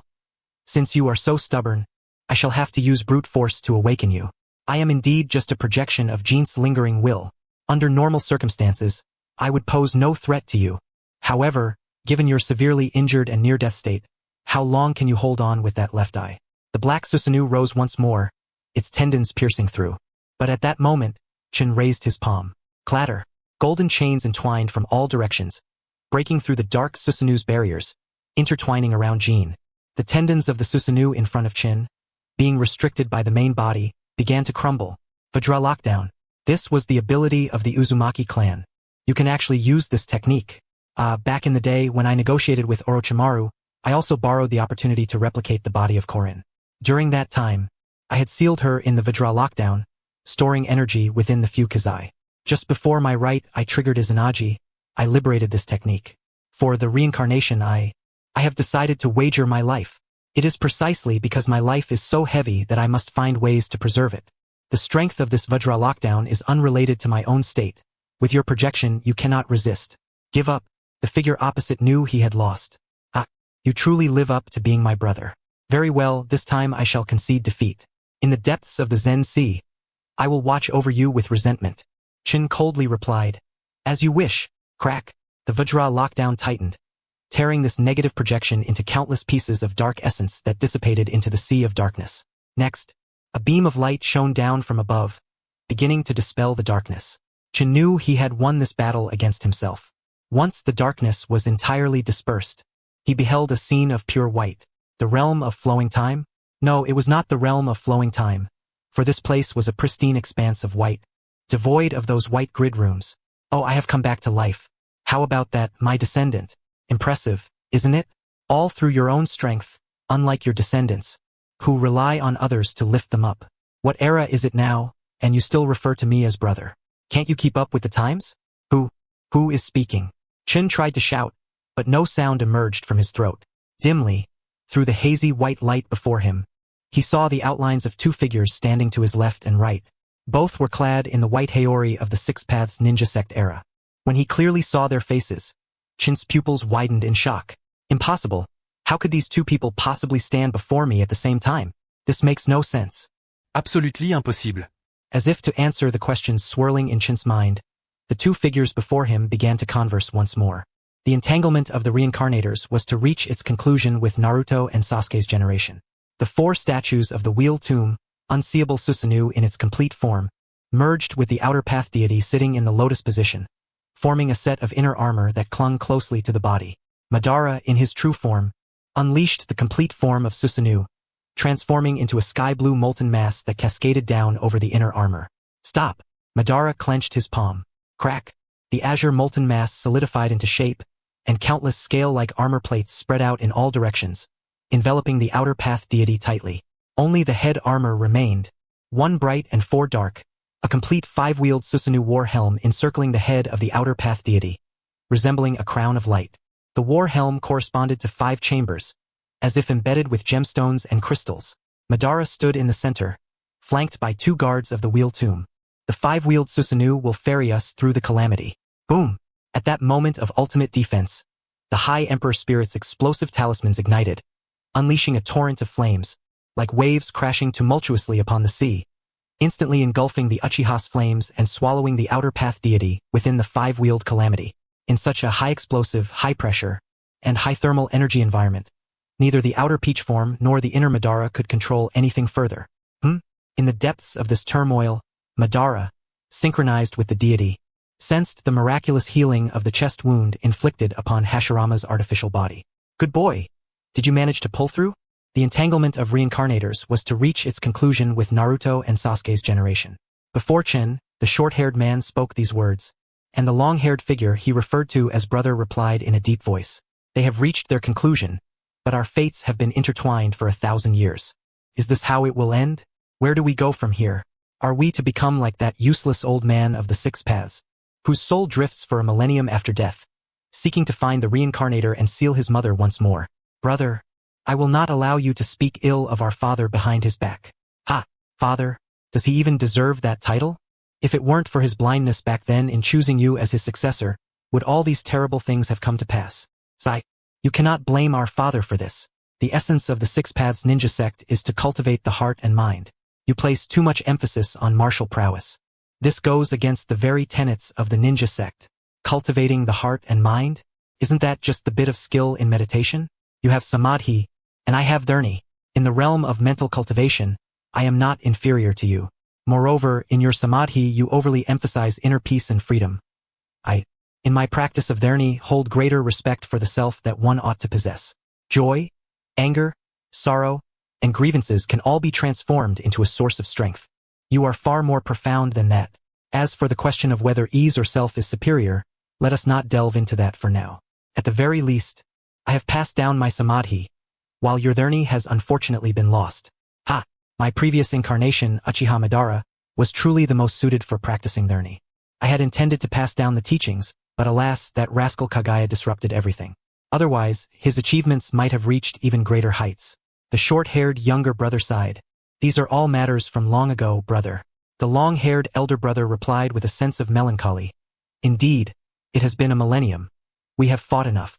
However, the game between us brothers is truly nauseating. How about we have a trial instead? Trial? How do we conduct this trial?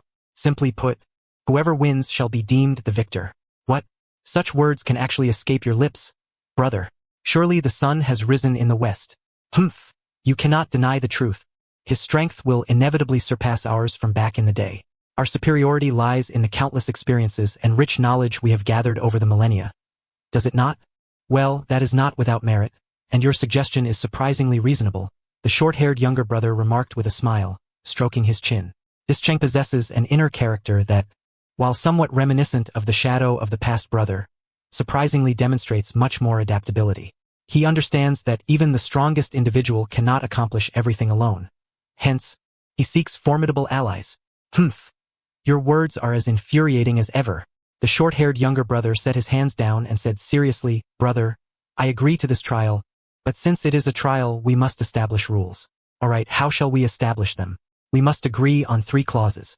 First, each shall act independently, without interfering with the other. When one person is speaking, the other must endure, even if they find it intolerable. That suits me perfectly. Appearing alongside you makes me feel utterly nauseous. I feel like vomiting right now. Second, in matters at hand, we must hold a united front. We cannot have infighting at critical moments. I am not sure how you define matters, but proceed. Third, for the third. The younger brother hesitated, and the elder brother, growing impatient, said, Let me state the third. No matter whether it concerns the 2 reincarnators of this world or that lingering old man from the 6 paths, we must draw a clear line from this moment on. Can you manage that? This. Taking advantage of the resonance with Chung. Do you not see clearly? That old man's ideology is flawed. The future world requires someone like Chung, unfettered by morality, placing the world first. daring to fight and act as a human. Alright, all for the sake of the world. Brother, just for you being able to say that, I agree to your third point. Thus, this remarkable dialogue came to an end. The two turned their gazes towards Chung. However, this trial might not commence immediately. Indeed, the timing and conditions seemed to still be somewhat lacking. You heard that, Uchiha Chung? Chung nodded thoughtfully. Then let us look forward to the moment we meet officially. The two spoke in unison, their forms dissipating like shadows.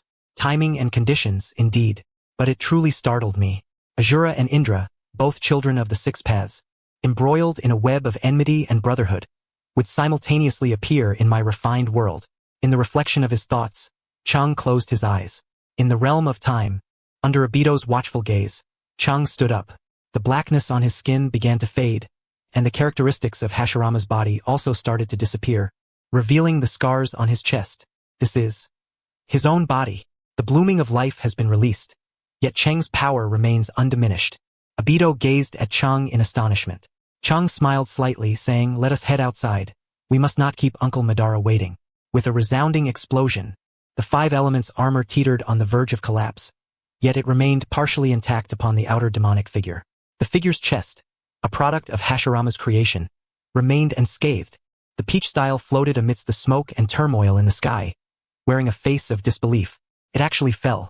I utilized the amplification of the Supreme Ancestor, and it exploded. On top of the demonic figure, only the front chamber remained. Madara stood with his arms crossed, expressionless, saying, "What kind of joke is this? The five elements armor is my strongest defense at this stage, and yet you have destroyed it to this extent, and you are still unsatisfied? Damn it!" The peach style, seething with anger, clenched his fists. There was no more stock of the Supreme Ancestor's power left. Given Madara's display of combat intelligence, he likely would not provide him with any more openings, though he could also unleash unmatched strength. It would be difficult to surpass the previous amplification explosion of the Supreme Ancestor's barrier. Is there truly no way out? Facing someone he deemed beneath him, the peach style was humiliated to find himself entertaining thoughts of retreat. Damn it, what am I thinking? Am I going to flee with my tail between my legs? I am the peach style, possessing the noble bloodline of the celestial beings. The crimson light of the crescent blade gathered once more in his hand.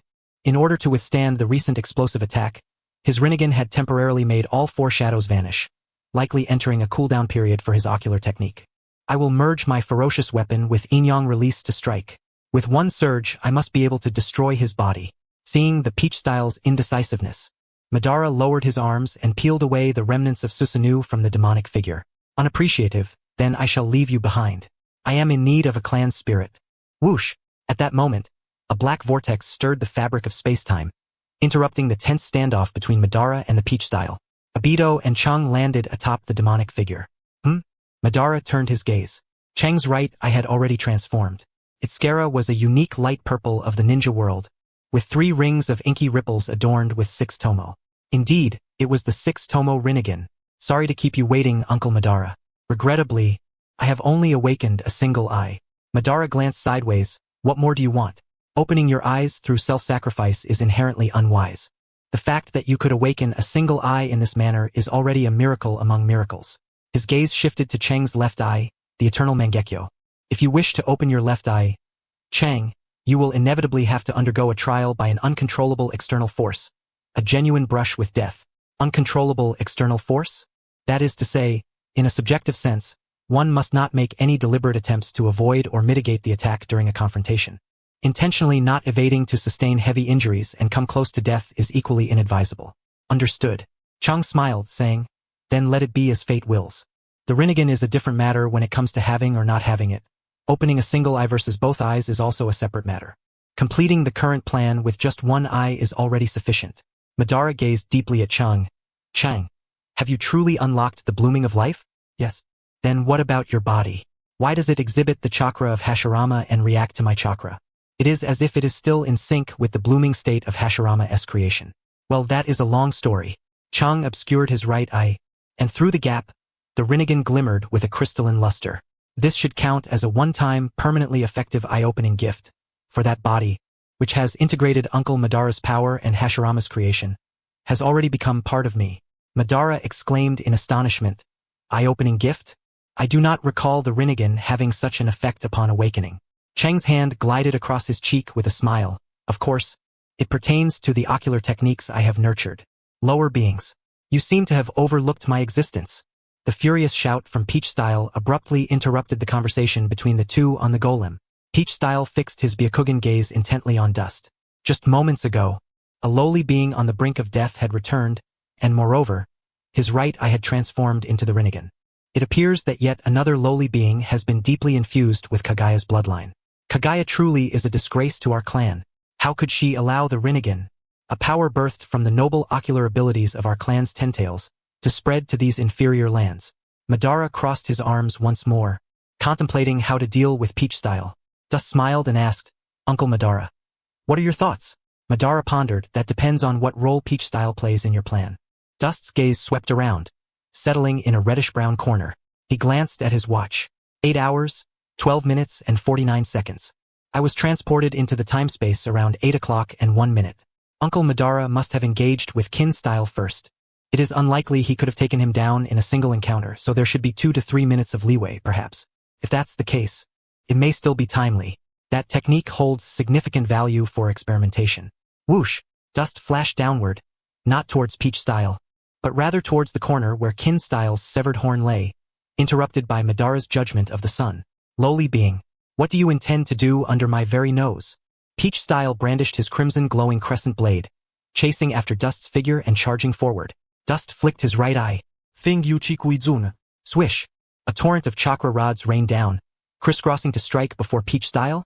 Startled, Peach Style reacted, his hand swinging the red glowing crescent blade, narrowly managing to deflect the surrounding chakra rods.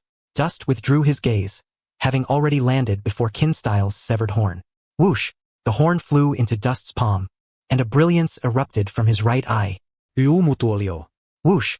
Black lines vibrated, and along that severed horn, Kin Style's muscular form reappeared under Dust's palm, his face filled with shock. Dust murmured, what a limit. Fortunately, after activating the Rinnegan, the time rewind limit has turned into 10 minutes.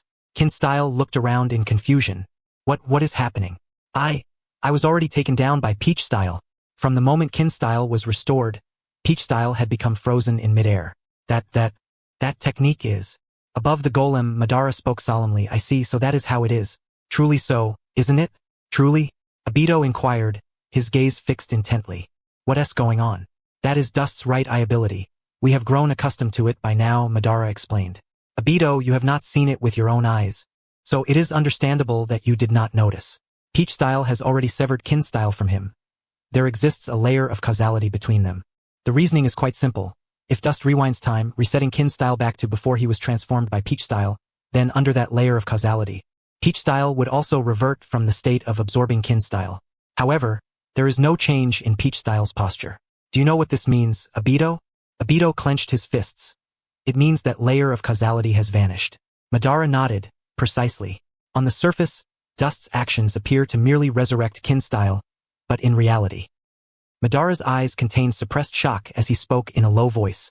Dust has turned Kin Style into two. The Kin Style that was absorbed by Peach Style and the living Kin Style. Dust had already witnessed the scene he desired to see. Crack crack.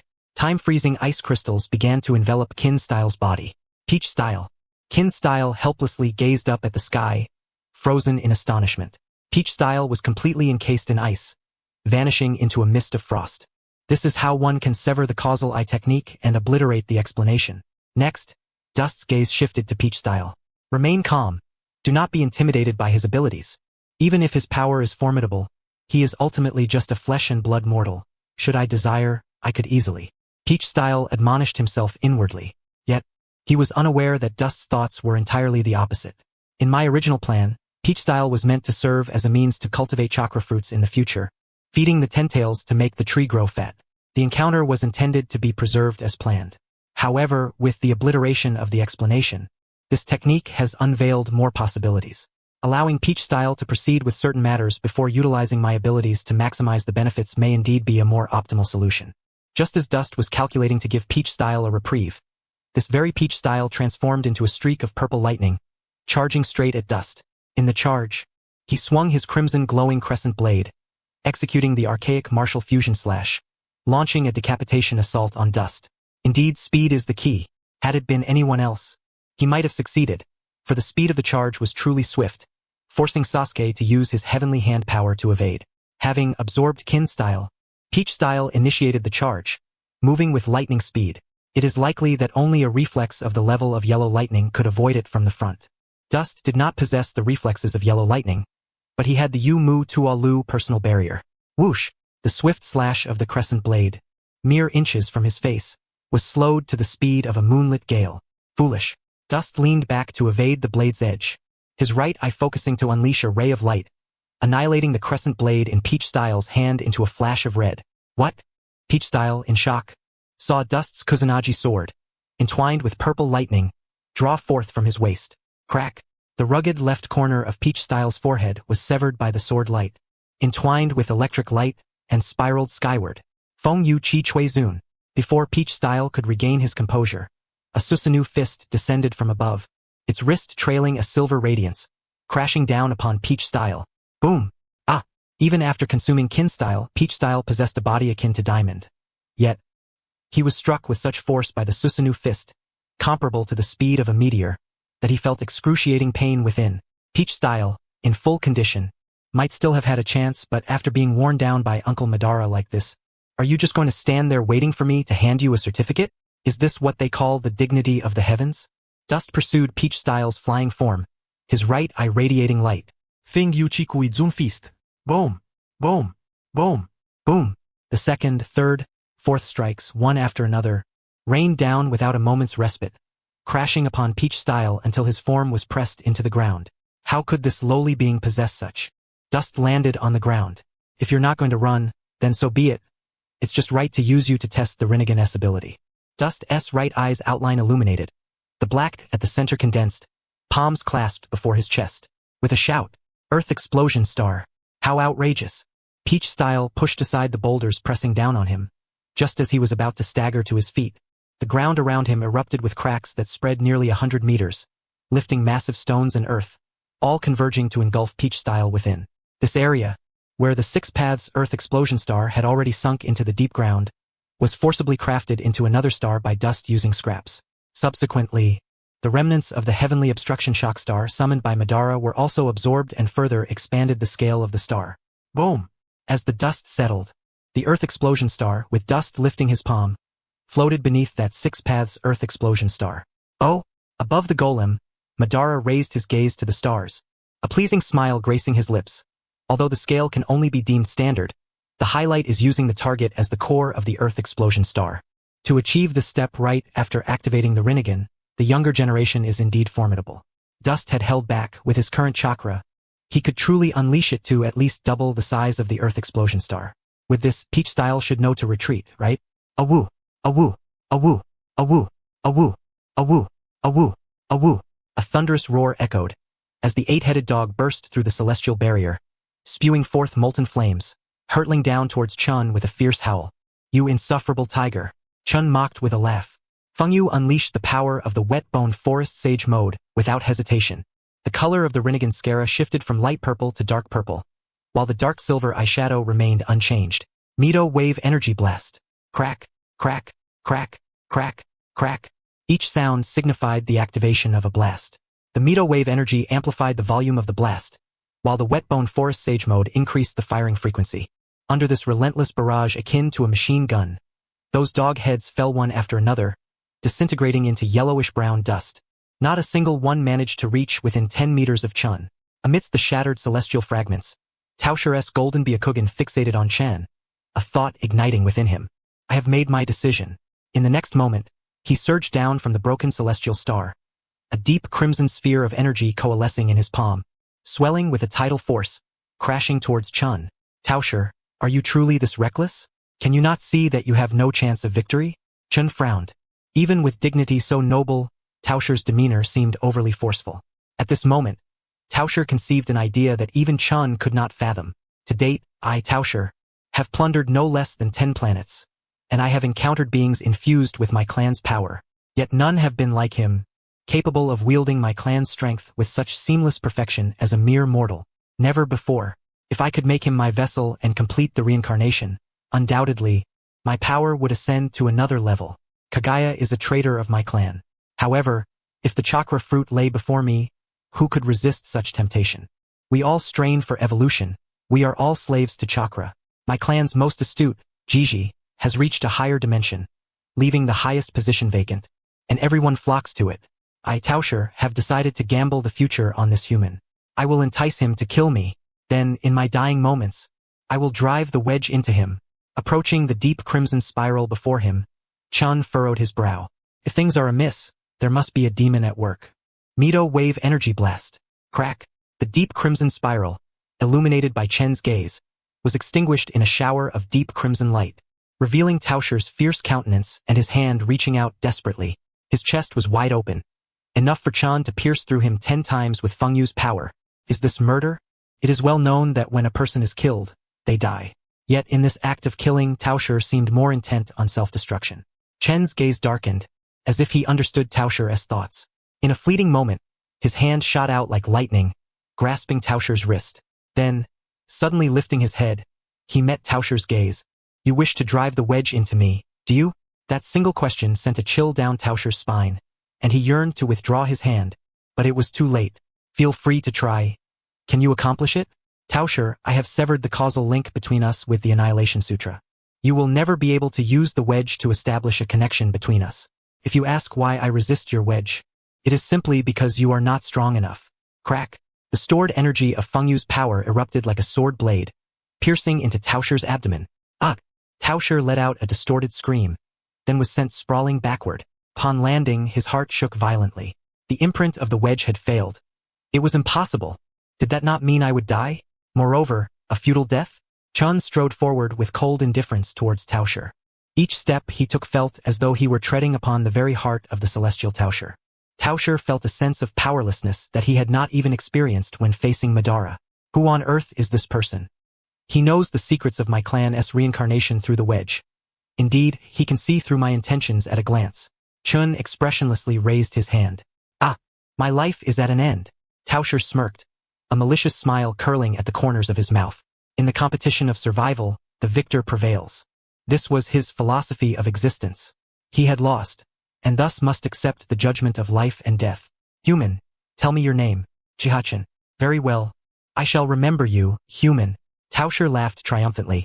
You shall carry the glory of defeating Tauscher as you continue forward, until that moment of destruction. This Tauscher truly embodies the spirit of Boruto's Tauscher. Tauscher, you do possess an air of celestial elegance.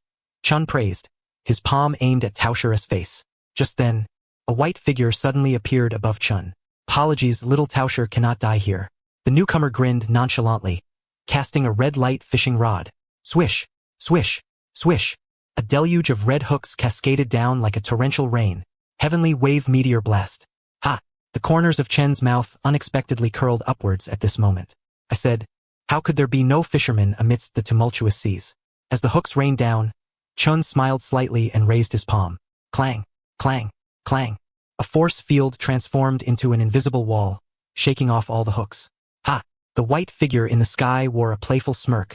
He did not launch another attack but instead threw out the fishing line, ensnaring Tauscher and pulling him upwards.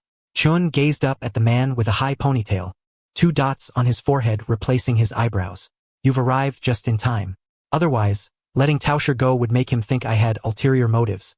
Even though I truly do.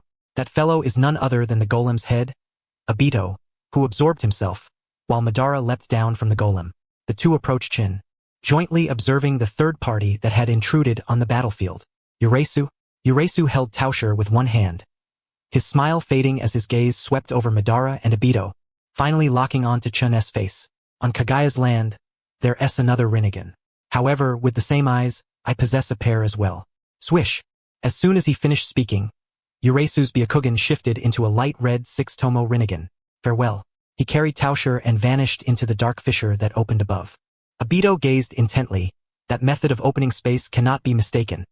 It is Kagaya's, from the Horin Yasaka. He turned his gaze to Chen. Shall we pursue? Chen replied, no. There is no need. Madara added, if the 3 of us join forces, we might be able to keep those 2 here forever. Perhaps. Chen gently shook his head. But Urasu possesses a treasure that can manipulate time. Obito recalled, you mean the illusion called Jing, which allows for time travel, right? That should not be of much use in the heat of battle. No, I mean it's not Jing. It's another item, the name escapes me. but it resembles a black box. When thrown at the opponent, it can freeze time within a certain area and then banish the frozen target to another place. I once saw it displayed in the future. For the sake of saving time, I refrained from showing it to you both earlier. In the original timeline, Urasu descended to the moon with higher directives and used the item Chen mentioned on Sharon. In the current timeline, time has not advanced to that point, so the black box treasure should still be in Urasu's possession, posing a threat to the three of us. To avoid a fatal misstep, it is unwise to confront Urasu directly at this moment. If the intention is to release the peach style in order to maximize benefits shortly thereafter, then there is even less reason to confront the Pulla style here. Pulla's gaze was wary as he observed the three individuals, his entire being gradually slipping into the yellow Springs Good slope. His thoughts raced. That one named Uchiha Chun possesses the Rinnegan, which can reverse time. In theory, he could rewind time and recapture me. If he truly attempts to do so, I will have to resort to that precious treasure bestowed upon me by the only style I can use once. Little Peach, to save you, I am risking the use of this irreplaceable treasure. You owe me a favor, and I must ensure you repay it well. Whoosh! The yellow Springs Good slope completely shut. Within the realm of beginnings, there was no trace of Peach style and Pulla style left. No, there was still something. Chen's gaze shifted to a short distance away, where the ruins left by the Earth explosion star were scattered. He raised his palm, and the gravitational force drew the severed horn of Peach style, cut by the Kusanagi sword, into his hand. Madara remarked intriguingly, "Are you preparing to split Peach style into two?" Indeed, Uncle Madara sees through it all. I only used the additional annihilation explanation on the golden style once, and he has already discerned the underlying principles. Chun replied, "It's not that I can turn it into two. If I rewind time now, Peach style will simply return to its original state." "Oh, how so?" "The premise for splitting into two is to exist in different forms in this world. For instance, in the case of the golden style, when Peach style absorbed it, it existed within Peach style in the form of chakra, which would allow me to bring the golden style back as a living being. If the golden style were still alive, I would not be able to produce a living person." "Oh, so you mean that one cause cannot yield two results?" "Indeed, Chen. Your Rinnegan awakening is the eye technique of causality." Chun looked at Madara in surprise. "Indeed. Did you know this all along?" "Ah." Madara clasped his hands over his chest. "Chun, have you not noticed that your eyes have long been tainted by causality? The power of causality lies within the time-freezing ability you borrowed from the Uchiha. You froze the time of White Zetsu before the infinite Tsukuyomi was lifted, and subsequently unsealed them one by one. However, this operation is ultimately meaningless because the ties of causality still remain. Once White Zetsu is unfrozen, it will die just the same. The reason White Zetsu did not perish is that the layer of causality was no longer present." Chun was astounded that you could pay attention to such details. In truth, Chun had also noticed, but he had not thought as deeply as Madara. He merely felt that White Zetsus being able to land safely was due to a certain effect of the annihilation explanation.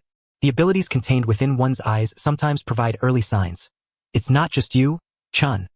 Similar events happened to Obito back in the day. Madara's gaze turned to Obito. Before he awakened the Eternal Mangekyo Sharingan, he had already experienced a transcendence. During the Nobai Bridge incident, after being buried by rocks, his body miraculously passed through the layers of earth and landed in my base, which later became a sign of his ability. When Obito had the two-tomo Sharingan, he already had signs of the Eternal Mangekyo, and you, when you had the Eternal Mangekyo, already had hints of the Rinnegan. So that's it. I have indeed had signs of the annihilation explanation since a long time ago. Madara looked at Chun, obscuring his right eye. Annihilation explanation, is that your Rinnegan's eye technique? Yes, severing the causality of this world is indeed the power of the annihilation explanation. Good, very good. Madara and Obito exchanged glances, both able to see the swirling emotions in each other's eyes. Who would have thought that our long-held aspirations would manifest as a technique in Chen's eyes? Perhaps, our meeting in this era and our efforts towards a common goal are also the inevitable result of many prior causes. Chen, let me see how far you can climb in this world entangled with causality. Chan stored Peach Style's horn into a scroll, preparing to turn it into a specimen for commemoration upon returning. Madara asked, "Next, shall we head home?" "No." Chun looked up at the obstructing heavenly star above. Although the magical statue had already been summoned, Kagaya's true body, the moon rabbit, was still sealed at the core of the stone.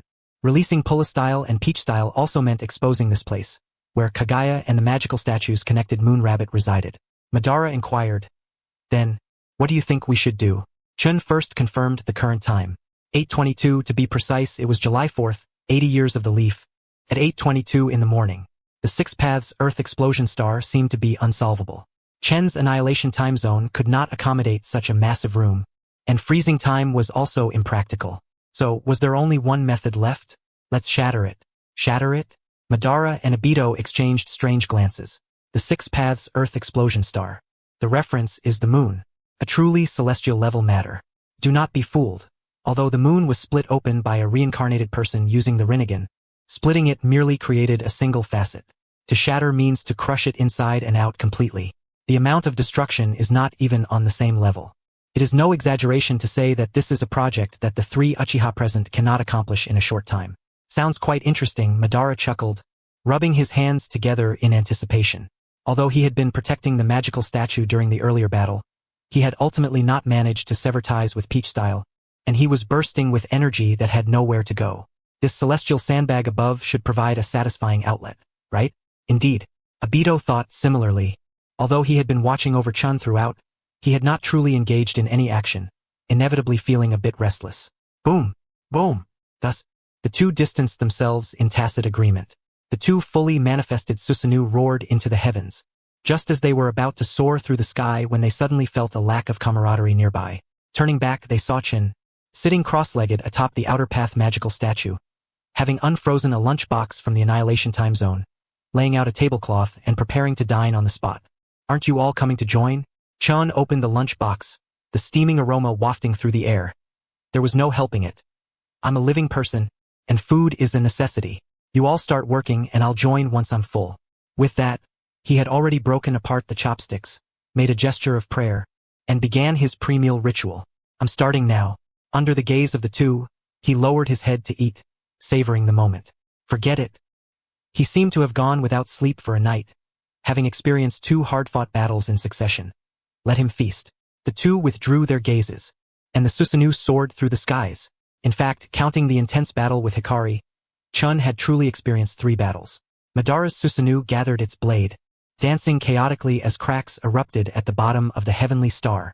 This flurry of slashes was enough to shatter the heavenly obstruction star. However, for the Six Paths Earth explosion star, it was merely akin to a light scratching. Obito began to exert his strength, with the wind shuriken howling as it spiraled in, crashing into the heavenly star and erupting into a powerful vortex, leaving behind a scar the size of a bowl after it settled. This truly is a project. The two, with the spirit of Yu Gong moving mountains, tirelessly continued their bombardment. 20 minutes later, Chun let out a satisfied burp and rose to his feet. Humans have 3 urgent needs, and ninjas are no exception. He took out a portable toilet and set up a tent, constructing a makeshift restroom atop the magical statue. Before stepping inside, gently lifting the outer tent, Chun admired the meteor shower streaking across the sky while enjoying the tranquility from below. It was quite a pleasant experience. Madara and Obito, during their breaks from attacking, happened to witness this scene. Madara remarked, "He truly understands how to enjoy life." Obito replied, "Too bad he didn't bring Akatsuki along." 10 minutes later, the sound of the flushing toilet echoed, and Chun had resolved his personal matters. He turned his thoughts to, Hikari must be exhausted from last night. At this hour, she probably won't be waking up yet. Crackle. Stored within the Fengyu Chichue Zun, the dust transformed into light. She closed the outer tent, lifted her garments, and took her seat once more. I might as well take care of Guang's affairs as well.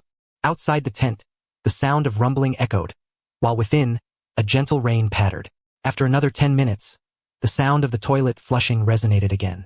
I had resolved Guang's life matters too. The dust unraveled the blossoming, returning to her own body. After tidying up the tent and the portable toilet, the dust leapt from the top of the external magic statue. Boom! The complete form of the silver Susanoo stood majestically, alongside the azure and cerulean of Madara and Obito, perfectly in sync. Uncle Madara, Obito, thank you for waiting. Obito scrutinized and remarked, "You didn't use this technique during your battle with Naruto and Sasuke, which made me feel as if you wouldn't employ this move at all." The dust chuckled and replied, "I simply prefer not to complicate straightforward issues." Buzz. A silver spear materialized in the palm of the dust Susanoo. "This is the primary weapon of my Susanoo, the destruction spear." Obito inquired, "The destruction spear, is it powerful?" Boom! The dust smiled. The Susanoo charged power, and the destruction spear transformed into a soaring beam of silver light. With a thunderous roar, The entire base of the heavenly star had already sunk. Obito calmly praised. Its penetrating power is formidable. It could likely be compared to the arrows shot at full power by Sasuke's Susanoo. Rumble. Following that came the explosive silver fire wave, erupting from the base of the heavenly star, followed by hundreds and thousands of silver spear fragments propelled outward. The deep recess at the base of the heavenly star formed an exaggerated honeycomb-shaped gap.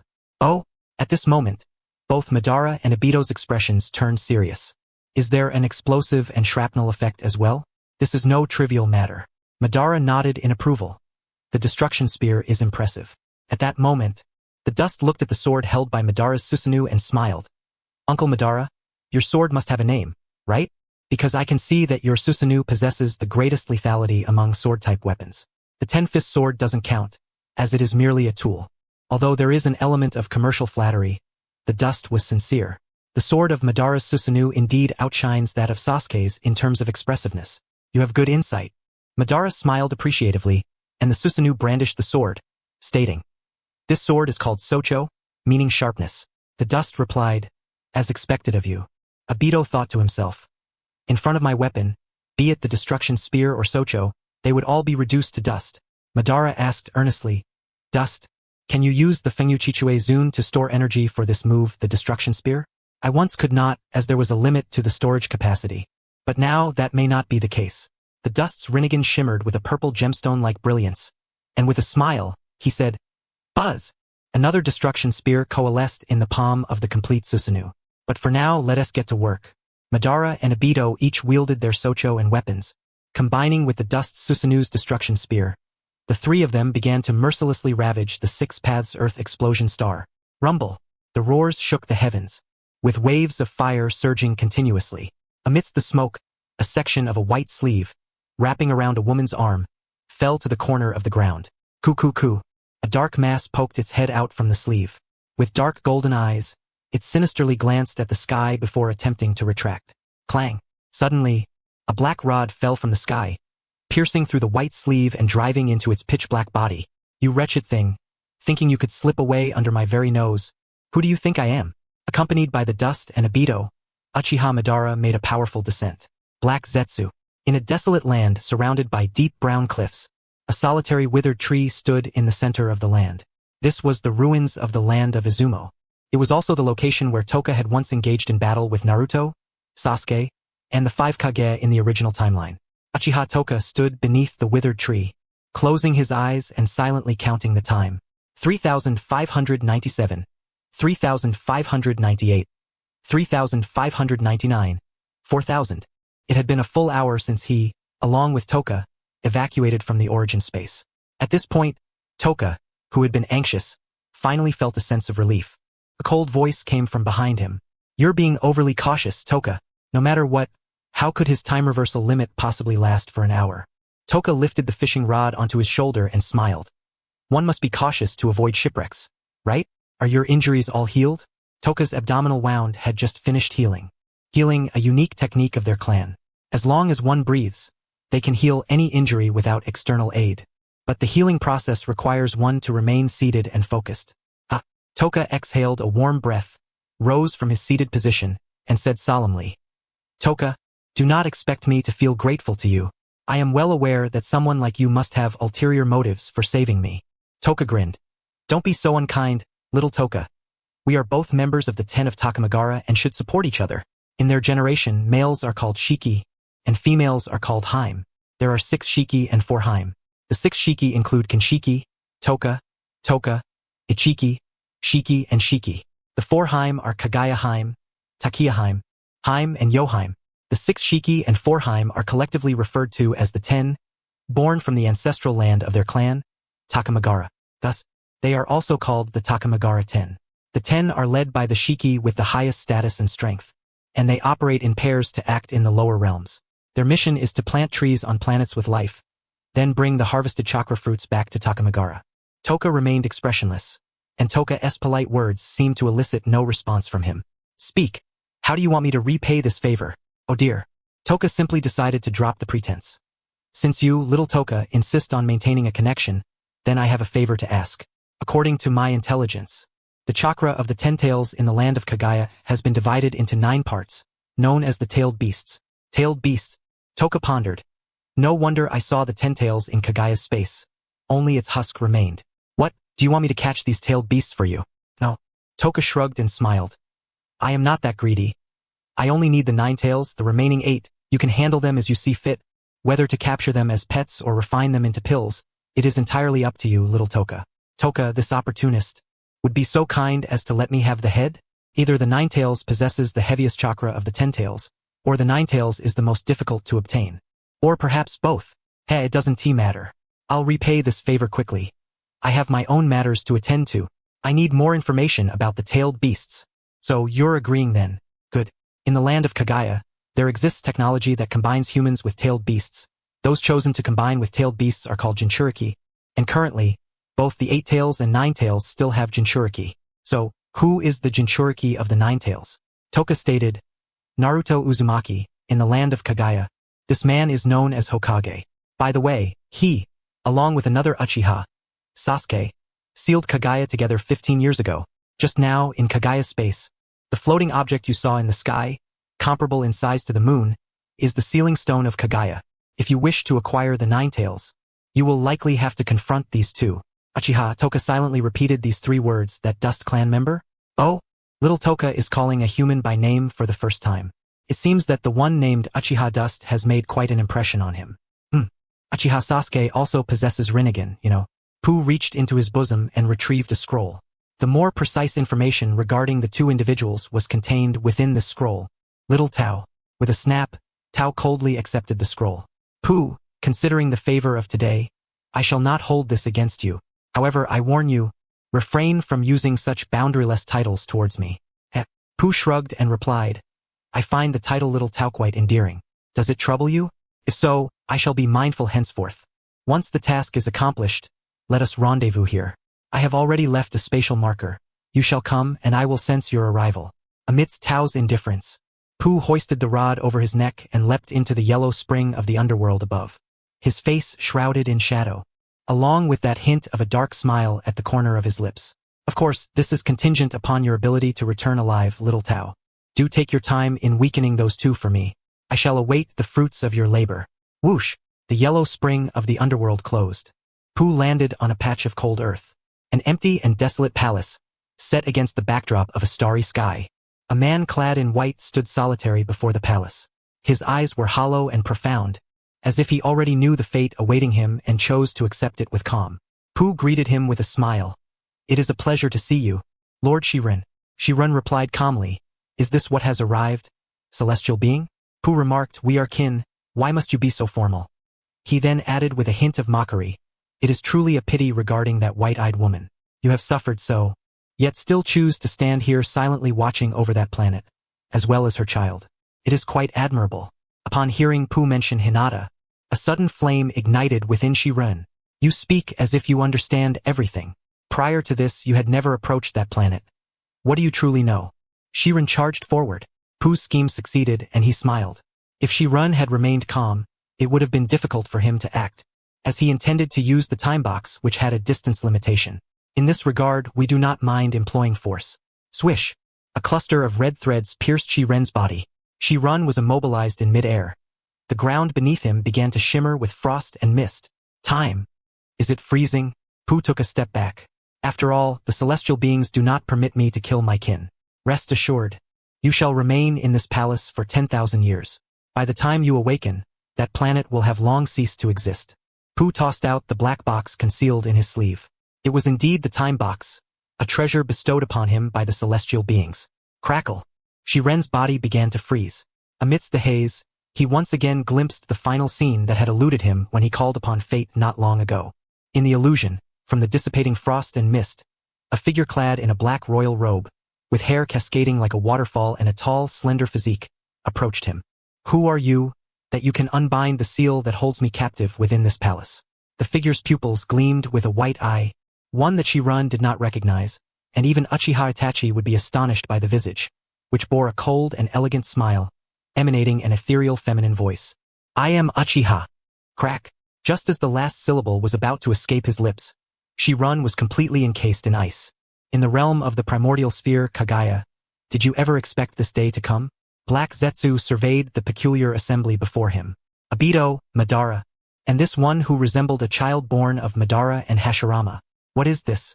Though I have been sealed and my sense of time muddled, I can vaguely sense that approximately 15 or 16 years have passed in the real world. Given Naruto and Sasuke's nature, could they allow 3 such individuals to appear? What has transpired in the ninja world during my absence? Black Zetsu's gaze fixed upon the Eye of Dust. The Rinnegan? Could it be that Naruto and Sasuke have encountered some misfortune, and these are new reincarnations of Indra? However, the ages do not quite align. At that moment, Madara's cold voice interrupted Black Zetsu's thoughts. You seem rather composed? Black Zetsu. Black Zetsu scoffed. What expression do you expect to see on my face? Madara? Shock? Annoyance? Or fear?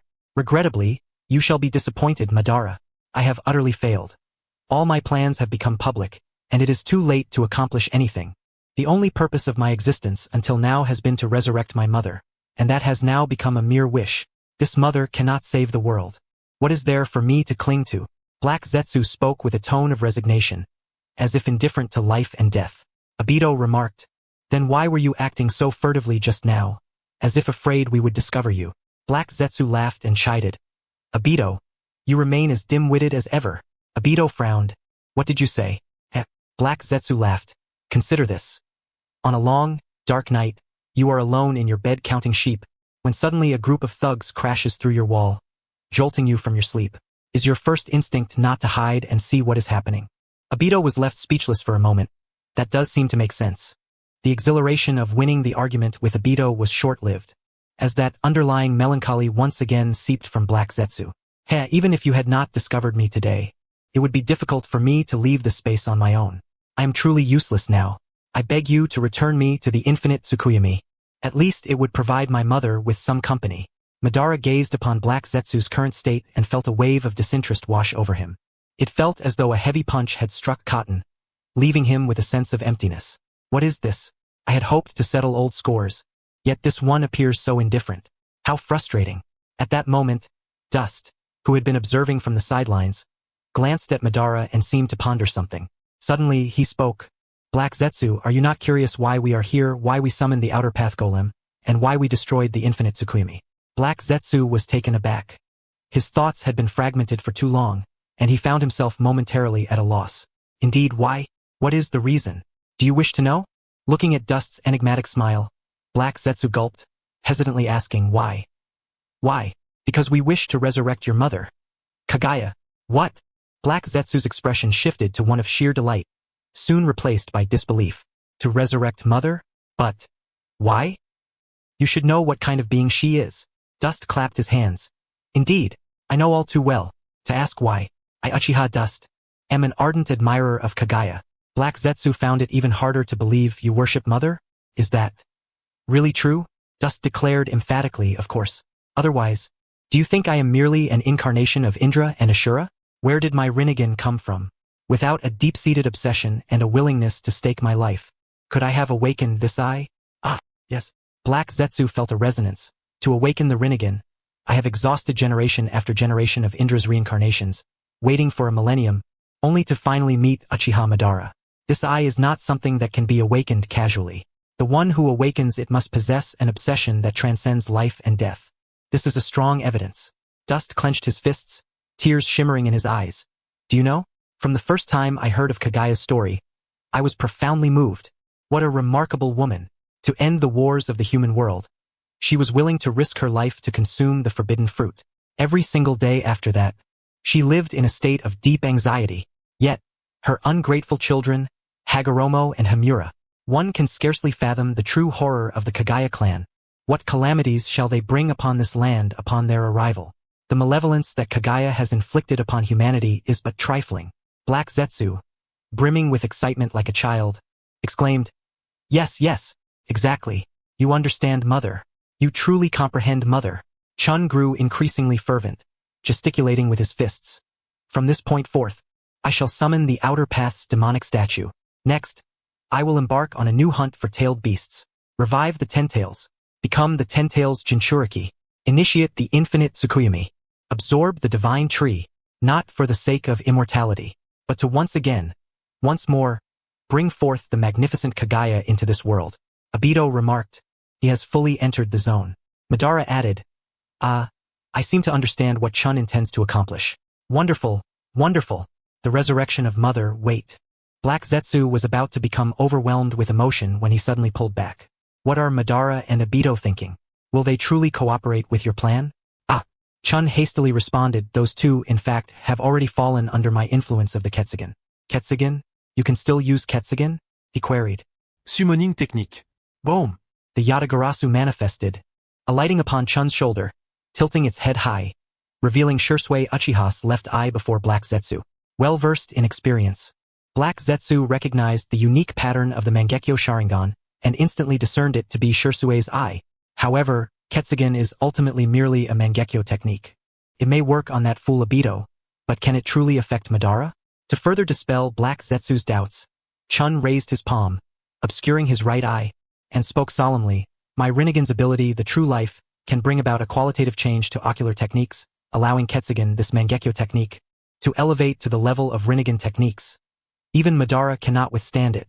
Black Zetsu glanced around.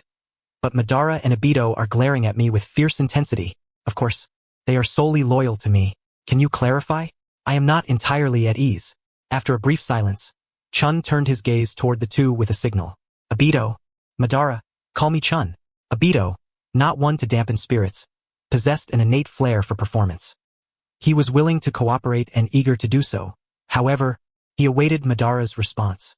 He initially believed Madara would not be able to utter the words.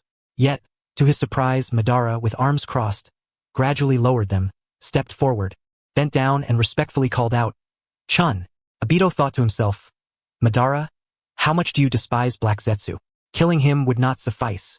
You must utterly annihilate him. Thus, he approached Madara's side and also bent down, calling out, Chun. Black Zetsu, having formed a conclusion, thought, Obito I can accept, but how could a proud man like Madara lower himself to address a younger person in such a manner? I absolutely refuse to believe such a thing could occur. He is truly here to resurrect Mother. Black Zetsu, suppressing the agitation in his heart, asked, Chun, you must know what the cost of resurrecting Mother is, right? Chun's eyes radiated fervor. Indeed, it is nothing more than initiating the infinite Tsukuyomi and then sacrificing my power and body to Kagaya. From the day I resolved to revive Kagaya, I have pledged to offer up everything. Heaven's mercy, Mother, in this world, besides me, there exists another who understands you and is willing to give everything for you. Ha ha ha ha ha ha ha ha ha ha ha ha. Faced with this unexpected joyous news, Black Zetsu could no longer suppress his elation, bursting into laughter, tears streaming down his face. Who would have thought that after enduring 15 long years in darkness, I would encounter someone like Chun, who is so devoted to sacrifice? Though I find him foolish indeed, yet I cannot equate him with fools like Obito, for he truly understands Mother. Is it ultimately my sincere devotion to my mother that has moved the heavens? Chun, could you first help me remove the spikes from my body? I have something heartfelt to say to you. Of course. Chun readily stepped forward and extracted the black rod embedded in Kagaya's severed sleeve. Black Zetsu writhed, transforming back into human form. Chun picked up Kagaya's severed arm, his eyes swirling with unspoken thoughts. He turned and walked toward the demonic statue of the outer path. Black Zetsu followed him. Are there still tailed beasts and Jinchuriki remaining? What about Naruto and Sasuke? This matter allow me to explain slowly. Madara and Obito followed closely behind. Chun halted his steps beneath the statue, gazing up in reverence, imbued with a sense of pilgrimage. Black Zetsu also stopped, looking at the statue, his eyes filled with tenderness. Mother, wait a little longer. Soon, your child and Chun will bring you back into this world. At that moment, Madara quietly quickened his pace, stopping behind Black Zetsu. Hun. To kill and obliterate one's heart. You truly understand me. He raised his palm, aimed at the back of Black Zetsu's heart, and struck upward. Crack. In the instant his arm pierced through, the pent-up frustration within him erupted with a single word. Satisfying. Snap. Black Zetsu watched as a hand emerged from his left chest, rendering him numb. Ah? He stuttered, what's happening? Chun? This is not what you described. Chun casually replied, what is different? Black Zetsu's eyes twitched, recalling Madara's face filled with cold mockery. You said Madara was manipulated by your Ketsugen. How could he suddenly reach from behind and strike me? Chun stood to the side, grasping Kagaya's hand, the elongated fingers parting like a comb as he ran it through his hair. His actions were not only bizarre, but his words also seemed nonsensical to Black Zetsu. Ah, how strange. Could it be that your little black back is filled with irresistible temptation, causing Madara to be unable to resist a probe? Is this a distortion of humanity or a moral decline? Never mind whether it is distortion or decline. You quickly let Madara extract his hand. I cannot move. Crack. Just as Black Zetsu finished speaking, another hand emerged from his right chest. Two hands stood neatly in front, while behind him, two figures mirrored the same stance. The owners of the hands, Obito and Madara, stood beside each other, each maintaining the same posture. Black Zetsu struggled to tear his gaze away from Obito's face, which was etched with scornful lines. Turning his head, he saw Chun smiling, yet that smile bore a distinctly sinister undertone. Black Zetsu finally began to comprehend. You are playing me? Madara's cold mockery echoed from behind him. Black Zetsu, does it feel good to have your triumph and relaxation suddenly shattered? Obito's scornful words followed. You seem to enjoy being clever, treating everyone as fools, but now without a doubt you are the most foolish one. Ha ha ha. Black Zetsu erupted into mad laughter, his laughter turning sinister. Uchiha-chan, you despicable creatures. You are truly despicable and shameless. Black Zetsu, in terms of despicability you could be a heavenly teacher. You trample upon the lives and dignity of others, and today, falling into our hands is your retribution. Zzz. Behind him, the two who had once become the Six Paths began to harness their familiar power, using Black Zetsu's yin-yang body as a material to refine a Seeker's Orb in their idle hands. Whoosh! The Seeker's Orb in Madara's hand transformed into a half-moon-shaped staff, resembling a crescent moon. Whoosh! The Seeker's Orb in Obito's hand transformed into a full circle adorned with a sun-like staff. These two forms of staff heads symbolized the tendencies of yin and yang. Observing the Six Paths Sage's feathered robe staff, it represented the ultimate harmony of yin and yang, truly embodying the complete essence of the Six Paths. Having been drained of the two Seeker's Orbs, Black Zetsu found himself void of strength, slipping from their arms and collapsing into a puddle on the ground. Clang, clang. Ban and Obito stood with their staffs in hand, gazing at Chun, both conveying the same sentiment. We have vented our frustrations. The authority to handle the situation is now in your hands. Chun reined in his smile. He bore no personal grudge against Korezetsu, nor did he feel compelled to put Korezetsu's position in jeopardy. His earlier statement was merely to support his brother, nothing more. At this moment, Korezetsu had already sensed his dire fate approaching. He gathered his frail form to manifest a round, pancake-like face, with two golden dots for eyes, looking pleadingly at Chun. Clinging to his last hope, he posed a soul-searching inquiry to Chun. Chun, you simply cannot stand me and wish to use me to vent your frustrations on these two behind me. However, you said you wanted to resurrect Mother. That cannot be a lie, can it? Can it? I absolutely refuse to believe that you would go through the trouble of coming here and disrupting the God Tree just for someone as insignificant as me. How to say it, regardless of whether Chun harbored such thoughts, Korezetsu was destined to remain here without obtaining the answers he sought. Of course, we did not come here specifically for you, because we intend to fully eliminate Kaguya here. What? No, I beg you, do not do this. Mother has made mistakes in the past, and I am willing to bear the burden alone. You can humiliate me, torment me, or even kill me if you wish, but I implore you, spare Mother. She has already lost her power and is trapped in the sealing stone, unable to do anything. Why must you go to such extremes? The dark pancake-like form contorted, pressing its forehead against the ground at Chen's feet, as if bowing in supplication. Chun lowered Kaguya's hand, bent down, and seized Korezetsu. Umotatsu. With the trembling of black lines, Korezetsu's shriveled body regained its fullness. Naturally, the staff in the hands of Ban and Obito did not vanish. Umotatsu. Time manipulation activated again, this time freezing. Crack, crack. Amidst the sound of ice forming, blue-white frost spread across Korezetsu's skin. Yet, Korezetsu remained fixated on his mother's safety, paying no heed to this miraculous ocular phenomenon. Even in the second before time was completely frozen for him, he continued to murmur, "Please, do not harm Mother. Please, do not harm Mother. Please, do not harm Mother." As the frost mist dissipated, Korezetsu's form had vanished from the ground. After a long while, Ban finally inquired, "Chun, what are your plans regarding Kaguya?" Just moments ago, during the exchange between Chun and Korezetsu, two extreme methods of dealing with Kaguya had been proposed, and Ban felt that neither reflected Chen's true intentions. Chen's gaze fell low, fixated on Kaguya's severed arm. This arm, adorned with a half-sleeve, had been torn off by Naruto's monstrous strength years ago. At the climax of the God Tree's destruction, Naruto had thrown Korezetsu, who still clung to life within that sleeve, into the God Tree to seal him away. Uncle Ban, to be honest, I have not yet decided on how to deal with Kaguya. Oh, even you, who are adept at strategizing, have yet to come up with a plan. Indeed, from Kaguya's perspective regarding her clan, there is a possibility she could be persuaded to join us, but that is merely a possibility, and there are also disadvantages. First, reviving her is costly. It requires the Ten Tails, a Jinchuriki, and the infinite Tsukuyomi, not to mention absorbing the God Tree, which amounts to retracing the paths you and Obito have walked before. Secondly, Kaguya possesses capabilities that are quite troublesome. Had she not been fixated on reclaiming Naruto and Sasuke's chakra, she would not have lost. Eliminating a single person is far too easy for her. Obito empathized, placing a hand on his abdomen. Indeed, not to mention the potential to eliminate us all. Back then, all she needed to do was use her heavenly obstruction to switch the environment to the acid sea space, and that would suffice to wipe us all out. Chen remarked, high investment, high risk, and uncertain returns. Purely from an investment standpoint, Kaguya does not represent a blue-chip stock. Therefore, I do not currently plan to recruit Kaguya, but neither do I intend to kill her. Until I can find a method to approach Kaguya with low cost and low risk, I plan to freeze her first. As Chen spoke, he bent down to pick up Kaguya's hand, and as the soft, cold sensation coursed through his palm, a spark of inspiration flashed through his mind. He turned his gaze toward the outer path's golem. More precisely, it was the artificial body integrated into the power pillar of Ban, located on the golem's chest. Chen tightened his grip on the hand, a sudden heartbeat racing through him. Could this idea be too radical and insane? Yet, if it truly succeeded, it would be an unprecedented achievement.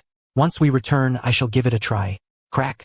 Chen sealed Kaguya's hand with the half-sleeve into the time zone of Umotatsu. He lowered his head to check his watch. It was already 10:23 in the morning. The climax of the God Tree's destruction had only obliterated 1/6. The interlude caused by Korezetsu had delayed things for a while. It was time to hasten the pace. 3 complete Susanoo forms, rising once more with grandeur. We must strive to finish before dinner. We must catch a glimpse of that rabbit mother. An unexpected torrential rain enveloped the Leaf Village in a heavy and oppressive downpour. Raindrops battered against the windows of the hospital, on the top floor of the Leaf Hospital, in a special care ward. At the bedside near the door, Sasuke was receiving an foredrip, having just recounted the battle with Chun. Kakashi, Shikamaru, and Rinnegan were all soaked in cold sweat from the shocking revelation. Rewinding time, that ability seemed far too exaggerated. In comparison, Obito's powers from back then paled in comparison. Since stepping down from the position of 6th Hokage, Kakashi had ceased to involve himself in the daily affairs of the Leaf, yet this situation was too severe, necessitating his input. The black eyes above the mask exuded a greater sense of restraint and composure than in previous years. He cautiously asked Sasuke, "Are you certain? The technique that Chun finally pierced through your chest was indeed the purple lightning?" Sasuke affirmed, "Yes, it requires no hand seals, no eye coordination, and possesses even more overwhelming piercing power than Raikiri and Chidori. It was undoubtedly purple lightning that he used." Kakashi reflected on that moment. It had been merely 5 years since he created purple lightning, with Sasuke being the only one to have mastered it without a teacher. Additionally, it had recently been tested in conjunction with the newly established Scientific Ninja Tools Division. It should have been impossible for anyone to stand nearby and secretly learn. Therefore, purple lightning, did Chun create it himself? Possessing the terrifying abilities of a time-rewinding ocular technique that could obliterate objects, having learned Sage Mode, and even possessing a talent for self-created super techniques, the world of ninjas truly was brimming with talent. At this moment, Sasuke, still shaken, remarked, "To be honest, it's unbelievable that I survived. Looking back, I still feel a sense of dread. If Uchiha-Chun had rewound time at the place of my final space gate, both Naruto and I would have met our end there." Kakashi pondered, if he did not rewind time at that moment. "I believe there are 2 possible motivations. He cannot or he does not want to. We can approach his situation from these 2 angles. In fact, there is another possibility." Shikamaru spoke up. "That is, he is afraid." On the bed by the window, Naruto cast a glance. "What do you mean?" Shikamaru explained. "Chun fears that Sasuke might pose a threat to him." Upon hearing this, Rinnegan was astonished. A threat? But at that time, Sasuke was already exhausted, and he could hardly maintain his eyes. "I was just about to say that," Shikamaru continued. "From Sasuke's earlier description, I am certain that Uchiha Chen's time rewind would be subject to causal constraints. If he rewound Sasuke's time, Then the chakra consumption from Sasuke's space gate would be reflected back due to causality. By that time, Sasuke realized that escape was futile and would inevitably use the chakra that originally opened the spatial gate to launch a last-ditch counterattack against Dust. The cost of such an action was something Uchiha Dust could not bear. This was one of the reasons he dared not proceed. Naruto inquired, "Is there a second reason?" "Indeed." Shikamaru nodded and said, "The second reason is that Uchiha Dust lacks the courage to take the lives of the two Hokage from the leaf. For doing so would make him an enemy of all shinobi, and he would undoubtedly face the united forces of the 5 ninja villages led by the 5 Kage. In this ninja world, there would be no place for him to hide. Therefore, Uchiha Dust could not truly bring himself to harm the two of you." In his heart, Shikamaru marveled. As expected of Mr. Shikamaru, Naruto's capable advisor and assistant, it was like a knife piercing the heart, instantly analyzing the enemy's psychology. Naruto asked, "Kakashi-sensei, what do you think about what Shikamaru just said?" Kakashi lowered his gaze and pondered. "Although it makes a lot of sense, I can't shake the feeling that something is subtly off. However, since it is Shikamaru's judgment, there must be sufficient grounds for it." He carefully chose his words. "Perhaps, as Shikamaru said, but I believe there are too many doubts surrounding Uchiha Dust. Until we thoroughly clarify things, it would be unwise to engage him in conflict again. I think we should explore Uchiha Dust's training in sage arts to probe into his background. Naruto, what do you think?" Kakashi-sensei's suggestion seems reasonable. Naruto closed his eyes in contemplation. Uchiha Dust, in sage mode, can utilize techniques similar to the toad summoning body technique. Upon impact, my body would release a potent acidic fluid akin to a slug, and combined with his unusually calm state after performing sage arts, it must undoubtedly be the wet bone forest sage arts of the living slug. Kakashi was taken aback. The wet bone forest, I heard that since the Warring States period, no one has successfully mastered the slug sage arts. Could it be that Uchiha Dust has achieved it? Sasuke, pulling the 4 needle from his wrist, got out of bed. "I can't delay any longer. I need to have Sakura summon a slug." Thud. Before he could finish, his body swayed and collapsed at the edge of the bed. "Hey, Sasuke." Kakashi rushed forward to support him, speaking earnestly. "You have exhausted your ocular power and are recovering from serious injuries. You should rest properly and not rush things.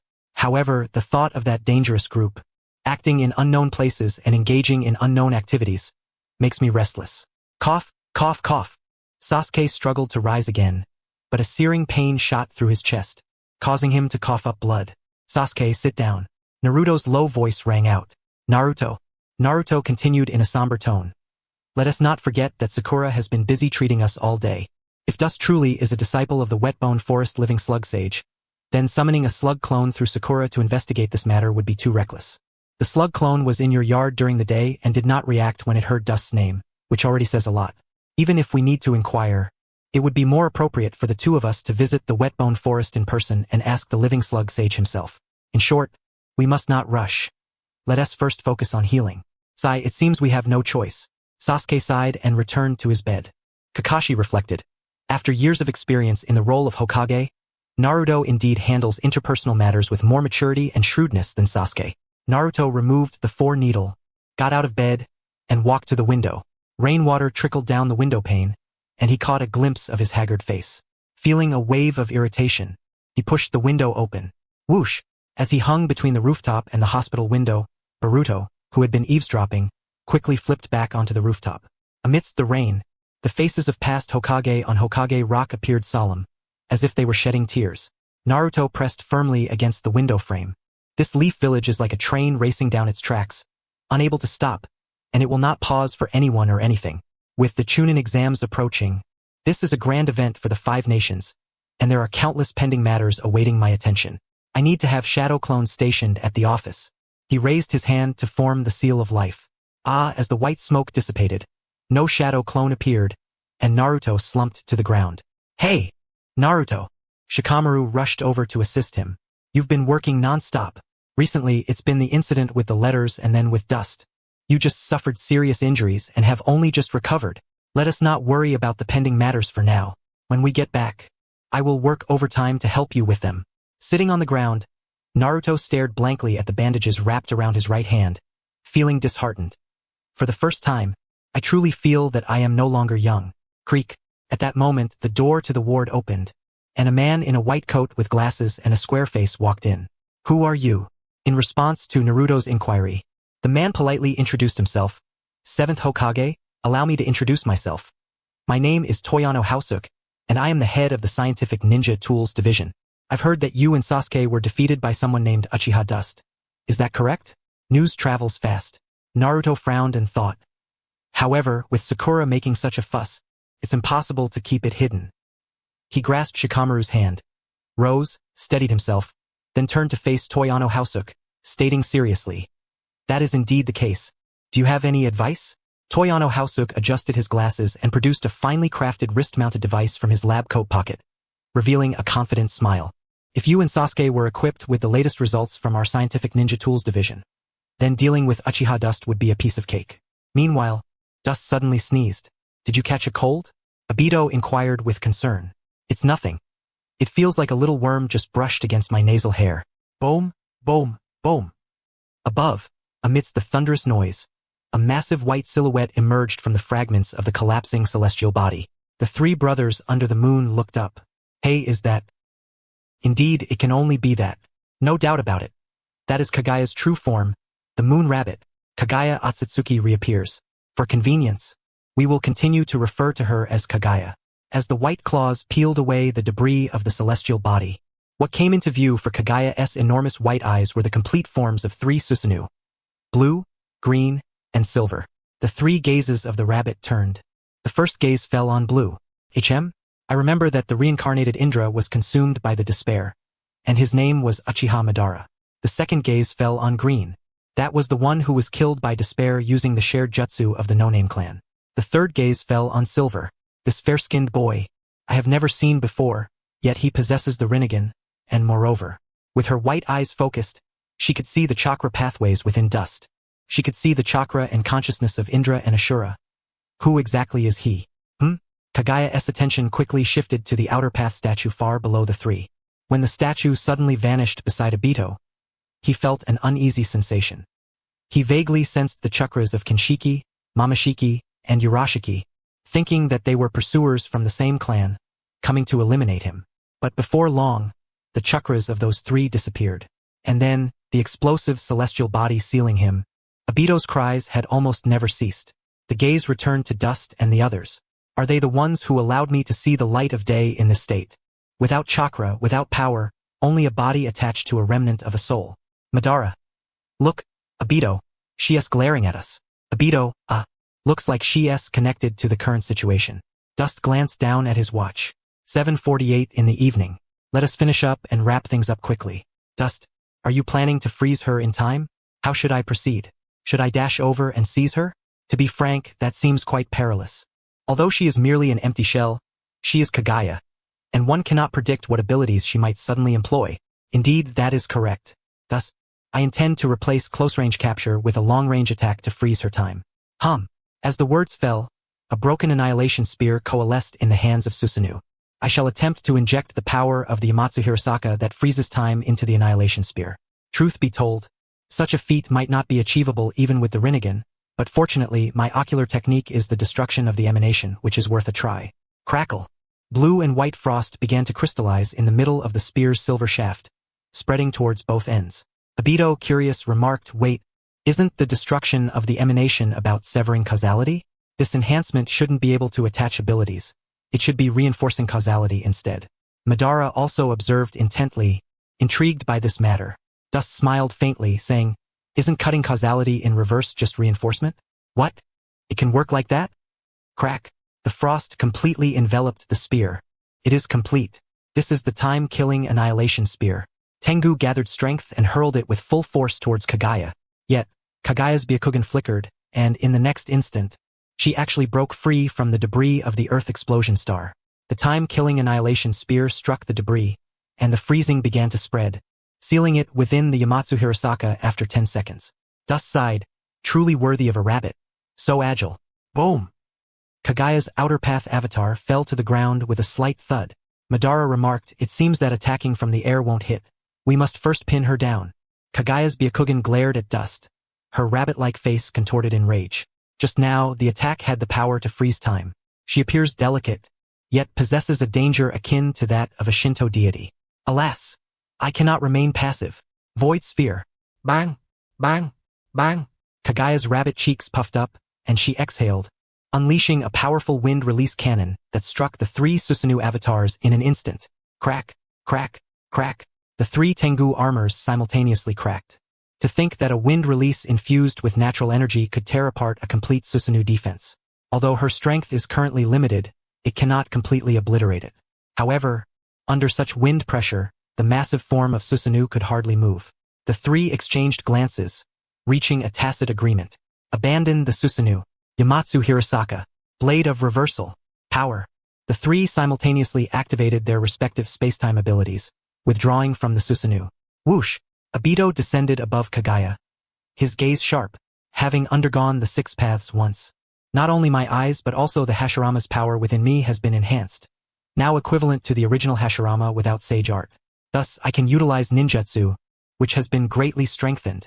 Obito clasped his hands before his chest, forming the serpent seal. Crack! 2 menacing roots surged from his spine, rapidly growing and taking shape at their tips. Crack! Left and right. Under the coercive force of Obito's gaze, they twisted together, accompanied by the fiery sea of crimson lotus erupting from his throat, swirling and descending. Fire release. Crimson destruction. Kagaya's Byakugan reflected the flames, glaring at the approaching malevolence. Whoosh! Her cheeks suddenly contracted. Void wave. Swish! Following that, a blunt yet sharply edged wind blade, with her rabbit head swinging, swept across the heavens. Crack! Whether it was flames or otherwise, both were shattered by this wind, which was so powerful that even if altered in shape, it still possessed overwhelming lethality. I wonder what Danzo would feel upon seeing this wind release. Obito inwardly lamented, but did not forget to interrupt the pressure and penetrate. He dared not take it on with his Edo Tensei body. Kagaya was on the brink of sealing and could give birth to the existence of Black Zetsu. The profundity of Yin-Yang release is unfathomable. Boom! The moment the wind subsided, Obito's complete Susanoo rose magnificently again. Arms interwoven, the shurikens rained down. Kagaya's Byakugan contracted. That was the technique used by the silver-haired hedgehog, who had once employed Susanoo to sever several of my rabbit's complete tail feathers. That nameless one was indeed the source of power. I must not be hit. Kagaya turned and fled, her legs striking the ground, leaving afterimages as she agilely raced across the vast expanse, causing Obito's shuriken to spiral far behind her. TCH, in her current state, her movements are too agile, with Obito restraining her from the front. Dust and Madara created an opportunity for action. We must first create a cage to catch the rabbit. On the side, Madara's gaze followed Kagaya's fleeting figure. Dust, use your Yamatsu Hirasaka energy to strengthen a technique for me. Alright. Dust placed his palm on Madara's back, his left eye's Eternal Mangekyo shimmering with crimson brilliance. Madara formed seals with his hands before his chest. Yamatsu Hirasaka. Shadow Clone Technique. Crack, crack, crack, crack. For shadow clones forcefully emerged from Madara's shoulder, racing towards the 4 corners of the ground. Are you preparing that technique? In the sky, Obito immediately understood, and after making a precise prediction with his eyes, he hurled a shuriken with all his might. Whoosh! This shuriken was aimed not to strike, but to halt Kagaya's advance. Crack! The shuriken struck the ground, triggering a vortex that successfully brought Kagaya to an abrupt stop. Whoosh, whoosh, whoosh, whoosh! Taking advantage of the cover, the 4 shadow clones had already taken their positions, forming seals before striking the ground. For Red Sun formation, after being enhanced by the Yamatsu Hirasaka energy, each shadow clone possessed strength equivalent to that of a Hokage. Whoosh! The volcanic flames ignited a brilliant red barrier, forming a formation on the ground, which signified that Kagaya's range of movement would be firmly restricted within this barrier. The space-time vortex settled, and Dust, Madara, and Obito reassembled. The cage is complete. Now, it is time for the beast hunt. Void Sphere. Void Wave. Kagaya opened her mouth to connect her breath, but whether it was the pressure cannon or the cutting wave, neither could breach the deep red barrier before her. Ultimately, she is merely an empty shell, lacking the power of the 10 tails, nor the chakra of all humanity with an infinite Tsukuyomi. Her greatest advantage lies in her current form's extraordinary agility. Yet within this barrier where she cannot break free, even her advantages will be diminished. Kagaya turned her gaze, glaring at the 3, her rabbit teeth clacking ominously. Do you wish to eradicate me completely? I shall not allow your wishes to come true. In her immense white eyes, a fierce light erupted. Mountain tsunami. Boom! Boom! Boom! The fragments of the Earth explosion star encircled by the 4 red sun formation floated up, dark and ominous. Arrayed in the sky like an army of thousands, the flying rocks came crashing down. The three unleashed their long-legged Susanoo to dance and slash, intertwining to shatter the rocks. However, those shattered rocks were still manipulated by Kaguya, and as they became smaller, their numbers increased, and their trajectories grew increasingly unpredictable. Moreover, the destruction wrought by dust and the others only increased the number of rocks. Mountain tsunami, as long as there is earth present, the firepower will be continuously replenished. Obito remarked, though it may be futile, it is still a beautiful counterattack. Madara said, let us ignore this rain of rocks and charge straight through. Dust replied, indeed, that would be the most respectful approach to Kaguya. The long legs propelled upward, and the blades whirled through the air, slicing the rocks. Seeing the three were determined to confront her, Kaguya hastily summoned the Void Sphere. 3 Void Spheres, each aimed at the trio. Power. Obito forcefully intercepted, absorbing the Void Sphere. Wheel of the Grave. The shadow of the wheel tomb flickered, delivering a blow powerful enough to topple a tailed beast, sending the wind ball soaring. Illuminate. Dust directly illuminated, obliterating the approaching empty jade. The escape was successful. Kaguya. A wave of emptiness swept through, followed by the tumultuous rain of chaos. The three maneuvered the long-legged Susanoo, weaving through the slashes of waves and the gaps between the scattered rocks. They successfully closed in on Kaguya. Everyone roll away from dust. Kaguya let out a long, piercing howl, a shockwave comparable to the ultra-heavenly assault sweeping in all directions. The 3's protective Susanoo was merely in its long-legged form, lacking the defense of its complete state, and shattered under this fierce shockwave. Obito and Madara shielded Dust with the Seekers of Truth staff held aloft, protecting him from behind. It was not that Dust truly needed protection, but rather, as seniors, they aimed to safeguard this promising junior. Kaguya, this must be your final struggle. Madara's eyes shone with the light of reincarnation. The Wheel Tomb's edge prison. The actions of the Wheel Tomb shadows are not bound by any limitations. Crack, crack, crack, crack. For Wheel Tombs flickered in reverse flow. Each unfolded their complete Susanoo form, locking Kaguya's rabbit body in place with 4 wheels. Howl, howl, howl, howl. Kaguya roared in panic, attempting to break free from the restraints on her hands and feet. Not enough. Madara's true form hand seal fell. The sage art, bright gate. Boom, boom, boom, boom, boom. A massive red torii gate descended from the heavens, sealing Kaguya's rabbit head, shoulders, waist, hands, and feet. Thus, Kaguya completely lost her ability to resist.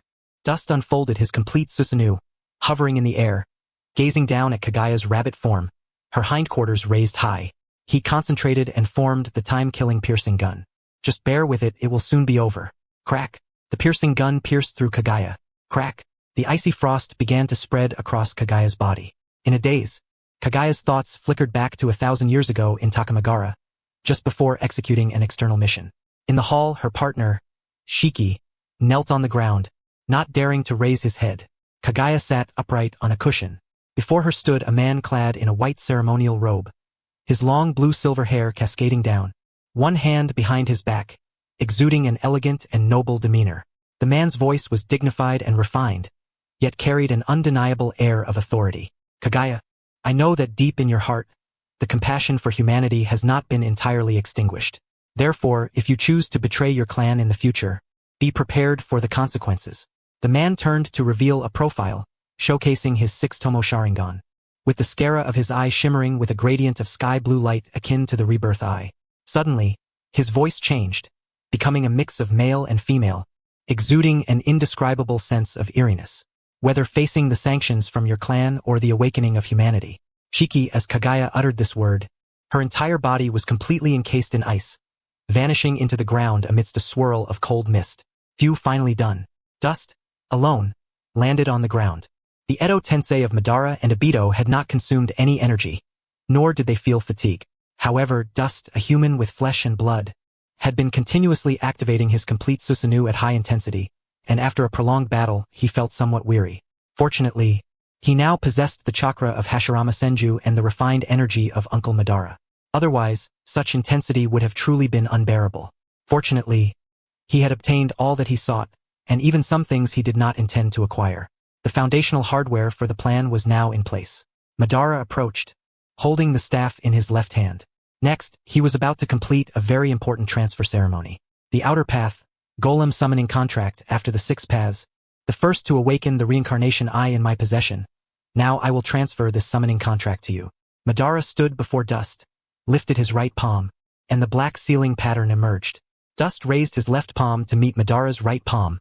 As Madara's reincarnation eye erupted with brilliance, Dust's body trembled. Then he stepped back a pace. The summoning contract had been transferred to his palm. Dust looked at the vanishing summoning contract pattern in his hand. He understood that what he had taken over was not merely the golem, but also Madara's expectations and entrustment towards him. Henceforth, Dust would become the only individual on the battlefield of the ninja world capable of summoning the outer path golem. Even if others later awakened the reincarnation eye, they would be unable to contest the golem with him. Dust confirmed the time. 7:58 in the evening. Just perfect. He smiled and said, "It's meal time. Let us head back." Nightfall in the dark alley of the leaves. Toya Fangzhu forcefully kicked the stones ahead. Just 10 minutes ago, he had proposed that scientific ninja tools could defeat Uchiha Dust in the hospital, only to be rejected by Naruto and Sasuke. This left him seething with anger. The 7th Hokage was too short-sighted. After so many years of battle, had his thinking become rigid? He couldn't even see that the future belonged to the era of scientific ninja tools. "Hey, you over there." Fangzhu halted in his steps, noticing a blonde-haired boy standing by the drainage pipe at the corner of the dark alley, hands in his pockets, blowing bubbles, and staring at him with bright blue eyes, unblinking. It seemed he was specifically waiting for him. Fangzhu was taken aback for a moment. Then his expression shifted subtly as he adjusted his glasses and greeted warmly. "Oh, Boruto, what brings you here? I heard you talking with my dad in the hospital room." Boruto pulled out his left hand from his pocket, tore off the bubble stuck to his lips, rolled it into a ball, and stuffed it back into his pocket. He looked at Fangzhu and asked, "Hey, let me ask you, can your so-called scientific ninja tools really defeat that Uchiha Dust?" Observing Boruto's face filled with restraint and anticipation, Toya Fangzhu pondered. "Young Master Boruto, are you unable to bear the reality of the 7th being defeated by external enemies, thus seeking justice for your father in your own way?" This works perfectly for me." A subtle smile passed over Fangzhu's lips. As a researcher, he longed for his developed scientific ninja tools to receive widespread recognition and promotion. However, the emergence of scientific ninja tools had disrupted tradition, and the higher-ups deemed it detrimental to the progress of the new generation, leading to a lukewarm reception without formal application. Today, upon hearing that Naruto and Sasuke had been defeated by a man named Uchiha Dust outside, he couldn't wait to rush into the hospital with his latest products, hoping to achieve a breakthrough and gain attention. But after a heartfelt persuasion, Naruto and Sasuke dismissed his ideas without a second thought, claiming that Uchiha Dust was not someone who could be dealt with in that manner. Even Shikamaru Nara, who had always followed his research outcomes, shook his head, saying his timing was off. Just when he thought things had gone awry, Boruto's appearance offered Fangzhu a glimmer of hope. Adjusting his glasses, Fangzhu quickly organized his thoughts in his mind to lead to the outcome he desired. He said, "Indeed, as long as equipped with the latest scientific ninja tools, a single encounter can obliterate Uchiha Dust without a trace." Upon hearing this, Boruto frowned. "A single encounter? That sounds too exaggerated. Although I haven't seen my dad's true strength.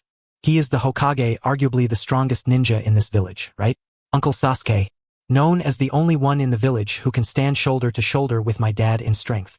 Even when my dad and Uncle Sasuke teamed up, they couldn't defeat Uchiha Dust. Can you really claim that your scientific ninja tools can accomplish that in a single encounter?" Even Boruto, who was aware of the situation, felt that Fangzhu was boasting too much. However, Toya Fangzhu adjusted his glasses and, unfazed, smiled. "Young Master Boruto, that's because you haven't seen enough. How about this? Let us go to a spacious place, and I'll let you truly experience the effects of the scientific ninja tools?" "All right." Boruto thought for a moment and agreed. 15 minutes later, the two arrived at the shooting range on the back mountain of Leaf Village. Fangzhu took out the wrist-mounted ninja tool he had demonstrated to Naruto earlier that evening from his pocket. Rather than rushing to demonstrate, he proudly began to explain it to Boruto. "Young Master Boruto, this is the latest generation of scientific ninja tools, utilizing chakra capacitors. With chakra capacitors, one can store the chakra required to perform jutsu within, and then, after loading it into a compact scroll, one can unleash the seal techniques. This way, there is no need to expend chakra, nor to perform complicated hand seals. As long as one can manipulate this device, even a civilian who cannot use ninjutsu can unleash the jutsu contained within the scroll." Boruto, scratching his ear, replied with little enthusiasm, I don't care about the principles. I only care if it really is as powerful as you say. Show me already. I came here risking a scolding from my mom. What a impatient young master. Very well. I shall show you something extraordinary, Fang Zhu said. After properly donning the wrist-mounted tool, he began to rummage through his pockets. From several miniature scrolls, each no larger than a fingertip, he found one with a special mark. This one. He inserted the miniature scroll into the slot of the wrist-mounted tool. If the chakra capacitor device was a gun, then these miniature scrolls could be seen as bullets. Click. After the loading was complete, Fang Zhu raised his arm adorned with the wrist tool. Crack. Upon activating a switch, a crisp sound of a spring resetting echoed from within the device. Whoosh! The previously loaded miniature scroll was ejected, and Fang Zhu swiftly grasped it in his palm, forming a six-hand sign. Whoosh! A fully formed Rinnegan appeared before his six-hand sign, shining with brilliant light. To Boruto's astonishment, it crashed into the target 10 meters ahead with a resounding boom, and, without losing momentum, it continued on a straight trajectory, demolishing over 10 trees in its path, leaving a deep pit 30 meters away. Fang Zhu thought to himself, it can only be fired in a straight line. This is the current limitation of the technology. However, young Master Boruto should not mind such minor flaws, right? Seeing Boruto staring blankly at the rising smoke in the forest, his naive expression was immensely satisfying for Fang Zhu. Indeed, this is how it should be. Incredible. That technique was amazing. Can you do it again? Boruto exclaimed, clenching his fists in excitement. Fang Zhu, adjusting his glasses with pride, replied, that technique is called Rinnegan, and it's sealed within the miniature scroll, specifically for you, the future Jonin Sarutobi Konohamaru. However, I currently only have one in stock. I will replenish it later. Konohamaru-sensei? He is also participating in your scientific ninja tool experiment. Indeed, not only Sarutobi Konohamaru, but the 6th Hokage Kakashi Hatake is also involved, Fang Zhu said, rummaging through his pocket to retrieve another scroll marked with a special symbol. This one contains the 6th Hokage's ultimate technique, Purple Lightning. It is a precious treasure among my collection. After loading the scroll, he pulled out a dozen more, ranging from B rank to A rank ninjutsu, which could be loaded in one go. As he loaded them, he continued, young Master Boruto, as long as you become proficient with this scientific chakra capacitor ninja tool, you can unleash various powerful ninjutsu like a torrential storm. That Uchiha Shin, no matter how strong he is still just a flesh and blood ninja, right? Furthermore, no matter how fast he performs hand seals, he cannot match the rapid-fire capabilities of a scientific ninja tool that doesn't require seals. Can he? How could he possibly withstand the onslaught of A rank and even S rank ninjutsu? Fang Zhu removed the fully loaded scientific ninja tool from his wrist and, under Boruto's eager gaze, handed it over. Thus, young Master Boruto, as long as you equip this latest chakra capacitor scientific ninja tool, you could instantly defeat Uchiha Shin. Gulp. Boruto swallowed hard, reaching out for it. However, Fang Zhu smiled knowingly and pulled his hand back. What's wrong? Give it to me, Boruto asked hesitantly. Fang Zhu crossed his arms. Young Master Boruto, I can give you the scientific ninja tool, but only if you promise me one thing first. What is it? Boruto asked urgently. Fang Zhu replied, the Chunin exam is about to be held in our Leaf Village, organized by the 5 great ninja villages. Young Master Boruto, I want you to take my scientific ninja tool to participate in this exam and defeat your opponents, securing the top spot. What did you say? Upon hearing Fang Zhu's words, Boruto became agitated. Participate in the Chunin exam? Are you joking? My dad is lying in the hospital after being beaten up. Even though I can't stand his usual demeanor, he is still my dad. How could I possibly have the heart to participate in such a boring game as the Chunin exam? Fang Zhu's smile faded. The Chunin exam gathers the elite from the 5 great ninja villages, including the heads of ninja clans. There is no better occasion to promote scientific ninja tools than this. In truth, the idea of defeating Uchiha Shin was merely a gimmick to capture Boruto's attention. Although Fang Zhu believed it was feasible, many complications were involved. Where is Uchiha Shin now? As the son of the Hokage, Boruto would not be allowed to act independently, let alone to seek out Uchiha Shin for revenge. Even equipped with his latest scientific ninja tool, Boruto could potentially have the power to defeat Uchiha Shin, but Fang Zhu could not bear that responsibility. What if something went wrong? If Boruto were to mishandle the scientific ninja tool due to inexperience or become nervous in the heat of the moment, allowing his opponent to seize the initiative? Fang Zhu merely wanted to clarify his intentions. He was not foolish enough to truly encourage Boruto to confront Uchiha Shin. By leveraging the platform of the Chunin exam, he could demonstrate the power of scientific ninja tools, and Leaf Village would naturally organize a scientific ninja tool unit to confront Uchiha Shin. Thus, the matter would be resolved satisfactorily. Even without involving Shin, Fang Zhu had considered reaching out to Boruto to utilize him for his own objectives. The timing was just right for him to take advantage of the situation. Of course, he could not reveal these thoughts to Boruto. Fang Zhu then said with a serious expression, "Young Master Boruto, although controlling the scientific ninja tool is simple and easy to grasp, it still requires practice to be effectively applied in combat. I believe the Chunin exam would serve as an excellent training ground." Boruto remained silent, wearing a stern expression. Konohamaru-sensei had suggested he participate in the Chunin exam long ago, but he found it uninteresting and had rejected the idea in front of Sarada and Mitsuki. Now, to go back on his word? That would be too lame.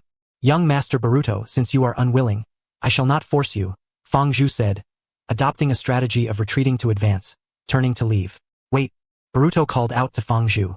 A smile spread across Fang Zhu's face as he turned back. "Is there something else, young master?"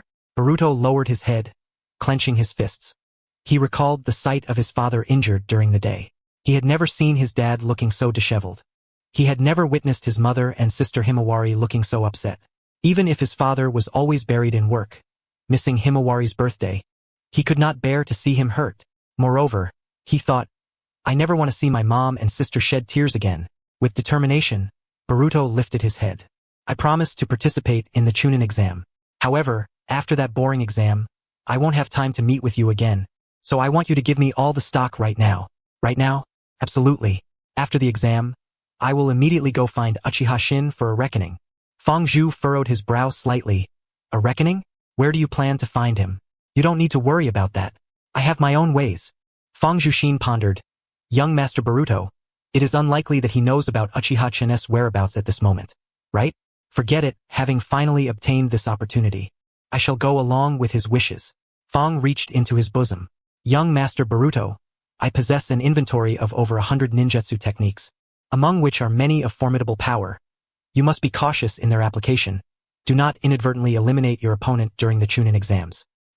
Rest assured, when it comes to matters, I, Uzumaki Boruto, always know how to measure my actions." At 9 o'clock in the evening, in the inn's bathroom of the Hidden Shadows Ninja Village.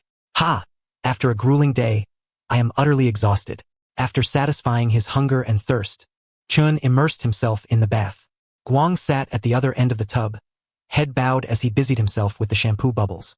Note: at this moment, the channels for Ashura and Indra's consciousness within Chen are closed. They cannot see, hear, or feel anything. In fact, the distance between Chen and Guang is less than half a meter. After preparing the bubbles, Guang blew on the froth in his palm. Then, he extended his delicate hand, beginning to gently apply the bubbles from Chen's shoulder downward, slowly and tenderly. "Is it comfortable, Chen?" Guang asked, his lips shimmering with a radiant glow. It is indeed comfortable, so soothing," Chen replied, reveling in the warmth of the expanding bubbles and the softness of Guang's gentle touch, closing his eyes in contentment. Suddenly, with a splash, "Ouch!" Chen jolted upright. His waist was pinched fiercely by Guang's thumb and forefinger. Guang applied pressure, causing Chen to cry out in pain. "Ouch, ouch, ouch!" Chen opened his eyes to see Guang looking at him with a fierce gaze. Guang, are you angry?" Chen's mind raced. The only thing that could provoke her anger was that matter. "Guang, please let me explain." "Shut your mouth and let me finish," Guang interjected, not allowing him to speak. "Have you forgotten about the 8,000 spears seal on you? I can understand your desire to awaken your eyes. But how could you engage in self-harm? Earlier, during dinner with Uncle Madara and the others, I held back my words. When I sensed your condition suddenly plummet during the day, you scared me to death. Do you know that? I almost couldn't help but intervene with the 8,000 spears. If something were to happen to you, what would I do? What about Schwer and Yuer? What about the people of the Hidden Shadows village?" After her passionate outburst, Guang bit her lip, her eyes shimmering. Since their marriage, aside from accompanying Chen to weep at his parents' graves each year, Guang had not shed a single tear. Even during the harrowing birth of Schwer, despite the excruciating pain, she had held back her tears, for Chen was by her side, holding her hand and offering encouragement. This time, however, Guang found it hard to contain her emotions. "I have worried her again." Chen sighed inwardly, embracing her. "I'm sorry, Guang. I promise there won't be a next time. Men always speak so sweetly. When it comes to a critical moment, they forget everything." How wonderful it would be to have power. Having a wife and children is great, right? Go on. Go be with your power. Go marry it and have children. How adorable when my wife gets angry. She can be so cute. Chen chuckled. How could that be? Power is merely a means, not an end. It is still to protect my wife, children, and our people. Guang's anger had subsided somewhat, but she still bore a grudge. I want to listen. It's useless no matter what you say. I'm angry. Chen tightened his embrace around Guang, softly saying, and truly there won't be a next time. Uncle Madara said that self-harm to awaken the eyes is inadvisable. My ability to awaken a single eye is already a miracle. To awaken the left eye requires experiencing a force of fatal external power. Guang rested her head against Chen's chest, lifting her face to meet his gaze. At this distance, it was either to kiss or to quarrel, or perhaps to do both simultaneously. Let me be clear. I'm still not fully placated. Chen inquired, what would it take to completely soothe your anger? With a splash, Guang rose from the pool, leaning forward to embrace Chen, whispering in his ear, I want you to exert the same amount of effort on me as you did outside today, without any reduction. Hiss. Meanwhile, Madara and Obito were idly wandering through the Hidden Shadows village. At mealtime, Chen handed each of them a black gold card, allowing them to spend freely. The reincarnated bodies had no basic living needs. They could hardly think of what to purchase. After wandering around, they turned a corner from the bustling crowd and entered the relatively quiet western street of the Hidden Shadows. They walked into a shop selling ritual items. The walls were adorned with various sacrificial supplies and ghost masks. We cannot remain in Taoyuan forever, nor can we always rely on Chen's nightingale technique to conceal our presence. It is better to wear masks when we are out and about. Otherwise, we may cause trouble for Chen. What do you think, Madara? That works. Having come back to life, I too want to try out new avenues that I never explored before. Thus, Obito purchased a blue demon mask, while Madara acquired a red demon mask. The Western Street offered either obscure ritual items or popular but somewhat inappropriate merchandise. In the Hidden Shadows, the townsfolk would warn their children not to venture to the Western Street after 9 o'clock at night. Esteemed gentlemen, the Hidden Shadows has just launched an imperial service, highly recommended by the Shadow People and the Angel People. Would you care to experience it?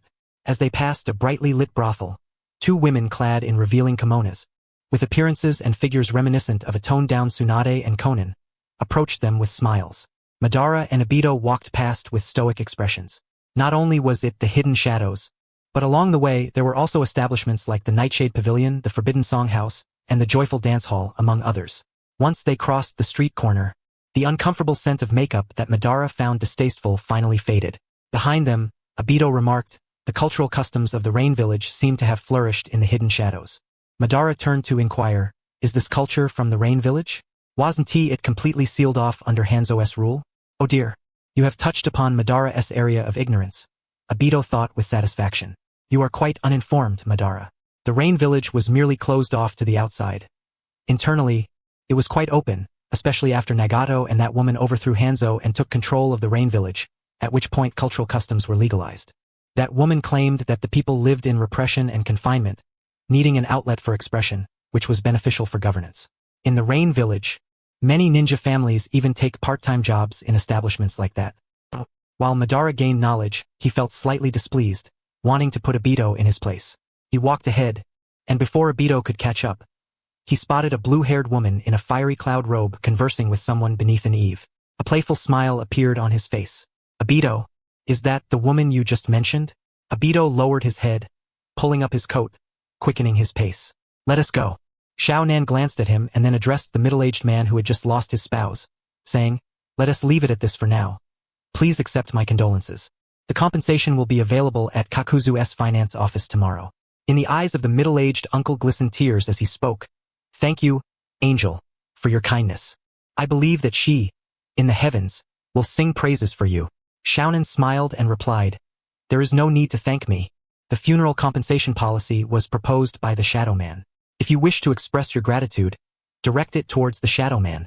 The middle-aged uncle clasped his hands together and looked skyward, exclaiming, I am eternally grateful to the Shadow Man. I could never repay your kindness in this lifetime. After the uncle entered the house, Xiaonan quickly followed the footsteps of Obito, who had just come from the flower street. Madara, have you just finished enjoying yourself? She teased. I can't tell. Even with Edo Tensei you seem restless. You truly live up to being one of Jiraiya-sensei's disciples. Obito, appearing as though he were deaf, simply continued walking. Madara trailed behind them, arms crossed over his chest, watching the scene unfold with great interest, as if it were a drama that money could not buy. Xiaonan, undeterred, intensified her banter. I can actually understand. As the Shadow Man would say, after fighting all your life you should take some time to enjoy yourself. Sighing, Obito halted his steps and said earnestly, Xiaonan, we just came to take a stroll. We are not visiting the kind of establishment you mentioned. Xiaonan's amber eyes sparkled mischievously as she retorted, what kind of establishment? This insufferable woman. Realizing he had walked into her trap, Obito became somewhat flustered. I can't be bothered to argue with you. If I can't provoke you, I can at least avoid you. With that, he unleashed a vortex of wind, drawing himself in. Xiaonan then turned her gaze towards Madara. The last time they met had not counted. This was their first private encounter. Xiaonan scrutinized Uchiha Madara. The portions of her past that she had been missing had long been conveyed to her by Chen. It is said that seeing is believing. This was the man who had bestowed the Rinnegan upon Nagato. He had not only manipulated Nagato's fate and life but had also altered the destinies of many, including that of Mangekyo. However, to be fair, if Madara had not granted the Rinnegan to Nagato, Nagato might never have escaped and would have perished alongside his parents at the hands of the Leaf Ninjas.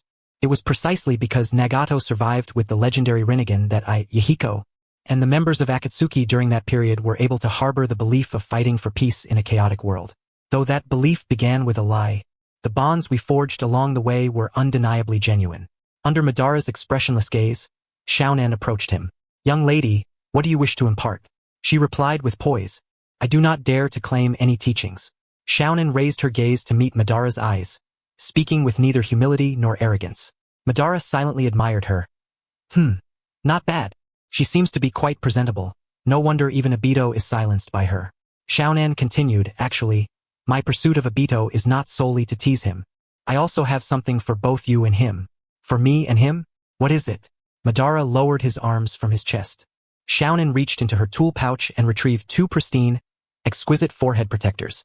These are specially customized for you both, the forehead protectors of the Hidden Shadow Village. Madara observed the design on the protectors, which resembled a myriad of flowers. However, the patterns were neither Chen's nor any that Madara had ever encountered before. Being as astute as he was, he quickly deduced, could it be that these were designed based on Kagaya's myriad patterns?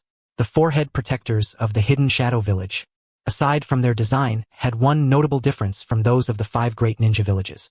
Madara gazed at the lower right corner of the forehead protectors in Xiaonan's hands, where his name, Uchiha Madara, and Obito's name, Uchiha Obito, were inscribed in flowing script. Xiaonan stated, one ninja, one protector. The hidden shadow protectors are indeed real, symbolizing that every shadow ninja is an indispensable part of this village. Uchiha Madara, the past is now behind us. We all have new identities and new goals to strive for. I hope you and Obito can also join us in the Hidden Shadow Village. Madara pondered, is this Chen's intention? Xiaonan responded, no, it is merely my personal wish, but I believe the Shadow Man also sincerely hopes for this. I formally invite you to join us.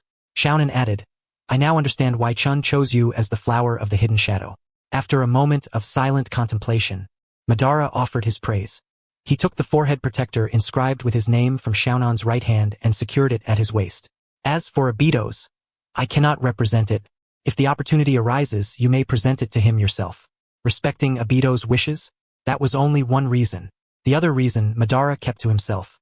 I wish to see how Obito reacts upon seeing you, especially that constipated look on his face. As night deepened and the moon shone quietly, at the back mountains of the Hidden Shadow Village, Madara stood atop a high point, gazing down. Below, on the barren, scorched earth, a young girl was sweating profusely. Just a little more, and I can succeed, the girl, Uchiha Yuki, thought as she fully extended her severely burned right palm. Her left hand tightly gripped her right wrist, preventing the searing pain from affecting her next move. The Rinnegan in her eyes ignited with a sharp crimson light, indicating her chakra was operating at full capacity. 5 clusters of dark red flames leaped and burned on her fingertips. Having no idea how many times this was now, I must respond to my father's expectations. She slammed her right palm against the ground, Uchiha fire style. Fire barrier. Boom! On the back mountains of the Leaf, Boruto watched in awe as the rock melted away from the powerful fire technique released by the scientific ninja tools. Incredible. My old man would be shocked to see this. Amazing. So powerful. With these scientific ninja tools, I feel like I can do anything. I can hardly wait to settle scores with that Uchiha Chen. On July 5th at 3 o'clock 18 minutes in the morning, Chen gently set Light down from midair. After being set down, Light shivered slightly. After tidying up, Chen covered her with a blanket. Light, with half her face covered by the blanket, turned over, her eyes hazy as she looked at Chen, who was getting dressed to go out. You're going out again? Aren't you tired, dear? Chen donned his ceremonial robe, exposing his chest and abdomen, as he sat at the entrance putting on his boots. I don't know how this happened. I was completely exhausted after a long day, yet suddenly I feel energized after all this commotion. Perhaps it has something to do with absorbing Hashirama's chakra when I awakened the Rinnegan? Standing up, Chen picked up his shoehorn, lifting his heel. Plans are set in motion. Things will become busier from now on, and I may need to go out even in the middle of the night. Light lazily remarked, you have your own matters to attend to. I understand. I don't have high expectations of you. Just return for meals on time. Chen smiled as he walked over and gently tapped Light's forehead. At that moment, Light suddenly remembered something. Oh Chen, while you were out yesterday, Sister Xiaonan found me during the day. She mentioned that Yuki, Kaze, and Hana are now qualified to graduate from the Ninja Academy. She asked whether we, the Hidden Shadow Village, should attend the Chunin exams this year. She feels it's a significant matter and ultimately it's up to you to decide. The Chunin exams? Chen zipped up his ceremonial robe and pondered while adjusting his collar. Yuki, Kaze, and Hana had been living in this isolated Hidden Shadow Village since they were 6 years old. While it was safe, they had no knowledge of what the ninja world was like. They lacked exposure to broaden their horizons. Chen had always wanted to find an opportunity to take the children out to interact and spar with ninjas from other villages. The upcoming Chunin exams presented a perfect opportunity. Moreover, Chen suspected that if the Akatsuki were to make a move, they would likely appear at the Chunin exam venue just as they did in the original timeline. This would allow him to set his plans in motion. As long as the Peach Blossom Spring remains undisclosed, attending the gathering is not entirely out of the question. Afterward, I shall personally speak with Xiao Nan, for I need to borrow something from her. I can't hold on any longer. I shall rest now. Good night. Good night. At this hour, Chen stepped outside, and the streets were already illuminated with dim lights. He leaped agilely and crouched atop a utility pole. Whoosh! Before long, Obito descended onto the adjacent pole, accompanied by a black vortex. Didn't you come with Uncle Madara? He's at the back mountain spending time with your daughter. He's too occupied to come. That's fine, Chen chuckled knowingly. Obito curiously asked, why are you up at this hour? I thought after yesterday's commotion, you would surely need a good sleep. Indeed, I wanted to sleep, but who would have guessed that after a tussle with Hikari, I would feel recharged. Naturally, matters concerning their domestic life were not to be disclosed. Chen smiled and said, this is the prime of our years. We must endure the hardships. Let us proceed to see our pillar of support. The Hidden Rain Village is surrounded by 4 mountains to the north, south, east, and west. Whoosh! Chen and Obito arrived at the southern mountain. 3 years prior, Chen had instructed Xiao Nan to initiate the excavation of the entire mountain, creating a grand cavernous chamber that rivaled even Madara's lair, fortified with formidable barriers. They walked past the torii gate standing sentinel and entered the stone chamber. The vast chamber was illuminated by no fewer than 20 candlesticks, casting a warm glow. The outer path golem sat cross-legged upon a colossal lotus throne, just as it had in the past. After subduing Black Zetsu, a brilliant idea had flashed through Chun's mind. At that moment, he had deemed the notion to be wildly ambitious. Even now, he held the same opinion. He had come to test whether this idea was feasible. A flash of crimson brilliance emanated from his right eye. Crack! In his hand appeared the portion of Kagaya's sleeve and severed arm, frozen in time. As the frost dissipated, the skin of the severed arm felt soft and pliable. Obito asked nothing, sitting quietly on a stone bench, observing what Chen was preparing to do. Chen formed hand seals with 2 fingers. Body flicker technique. Crack! A tree rose, lifting Chen into the air, where he leveled with the artificial body of Hashirama at the chest. The surface of that artificial body remained cloaked in the blackened remains of Madara, colloquially known as asphalt. Chen activated the gift effect of his Rinnegan, allowing him to absorb the living essence of this artificial body. Thus, this construct had become of no further use to him.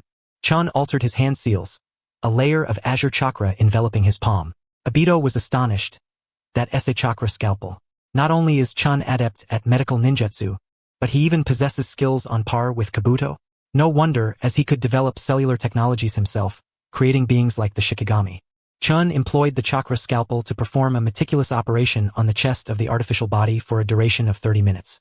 Afterward, the tree descended, and Chen returned to the ground, pulling out a handkerchief to wipe the sweat that had accumulated from intense concentration. Obito approached, his gaze fixed upon the Kagaya's arm that had been grafted onto the chest of the artificial body, exclaiming, "You truly have the audacity to envision such things." Chen replied, "The consequences are beyond my prediction, for this is unprecedented." Gurgle, gurgle, gurgle. In the next hour and a half, Chun and Obito witnessed dramatic changes unfold.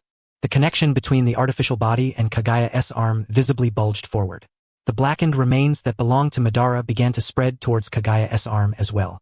The tip of that arm gradually grew thick and bloated, while the artificial body started to shrink, nearly erasing its human contours. Obito was utterly shocked. Kagaya is indeed a terrifying existence. Her severed arm as the grafted host has turned the tables, consuming the artificial body along with Madara's asphalt. Consuming the chakra fruit life form would lead to a qualitative transformation of both soul and body. Madara once stated that even the vast chakra of Hashirama was once part of Kagaya's divine tree.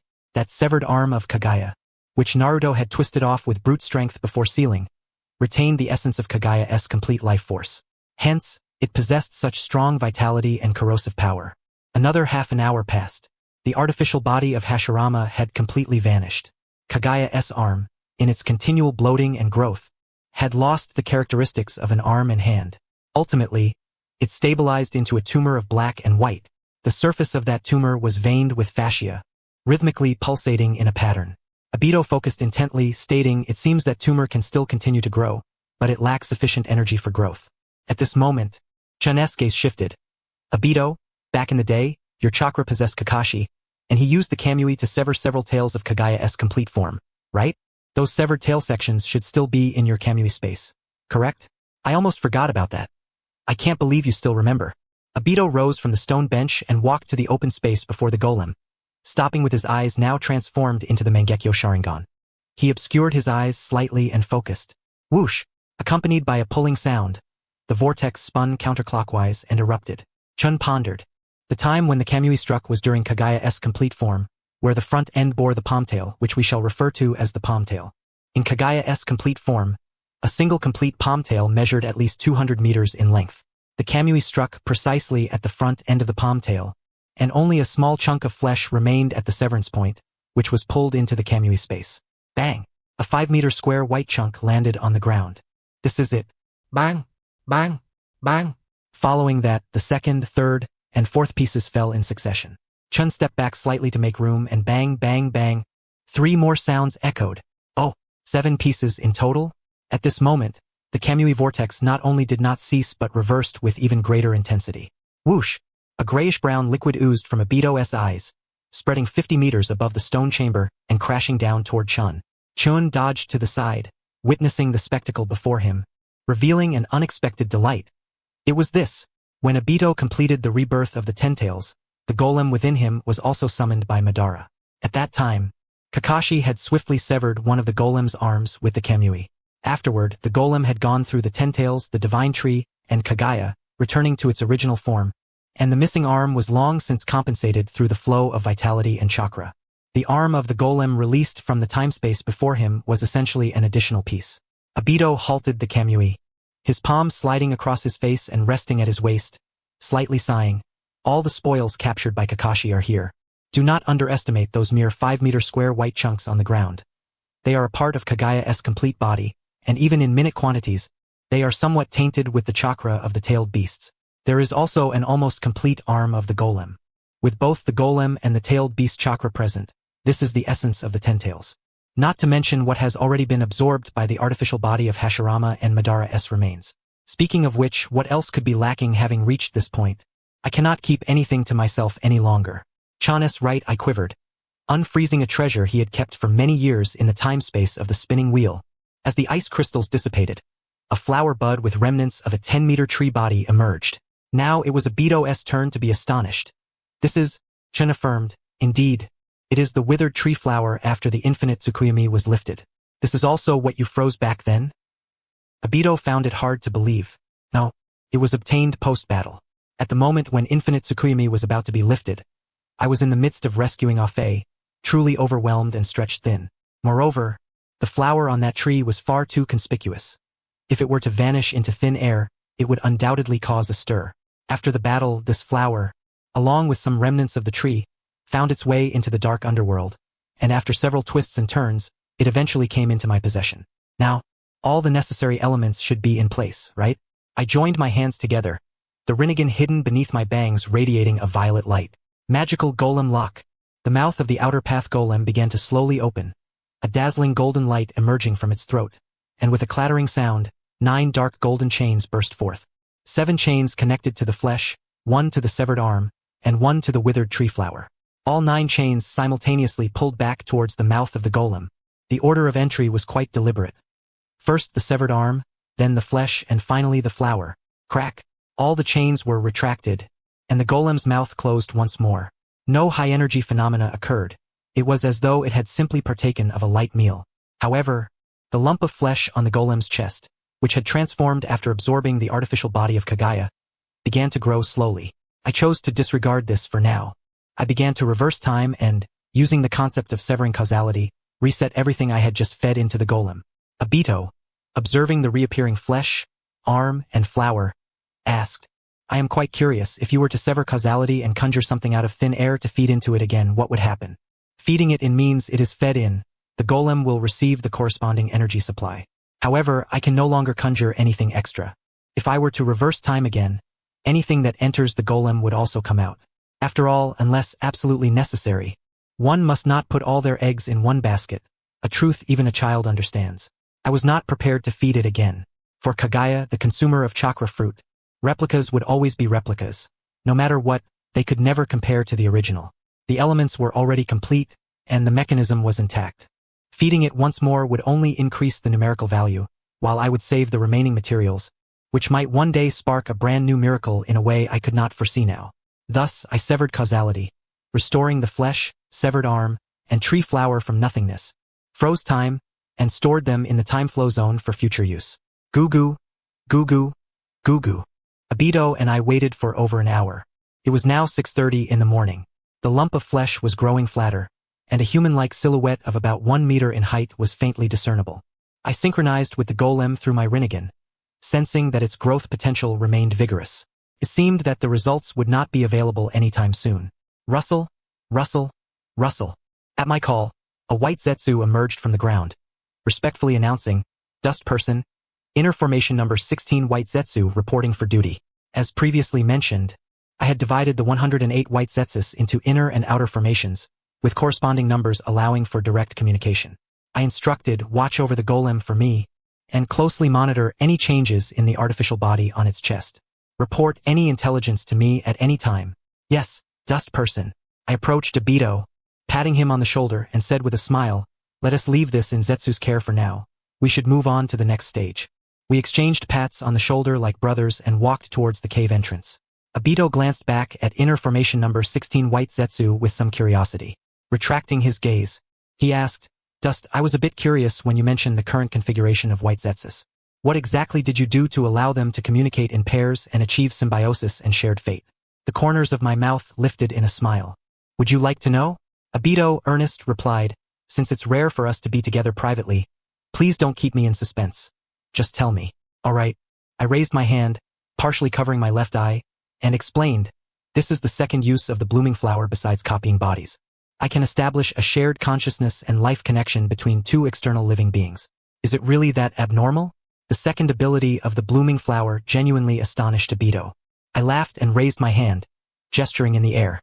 Yes, as long as I touch 2 individuals with equal soul strength simultaneously and activate the blooming flower, I can create a connection between them.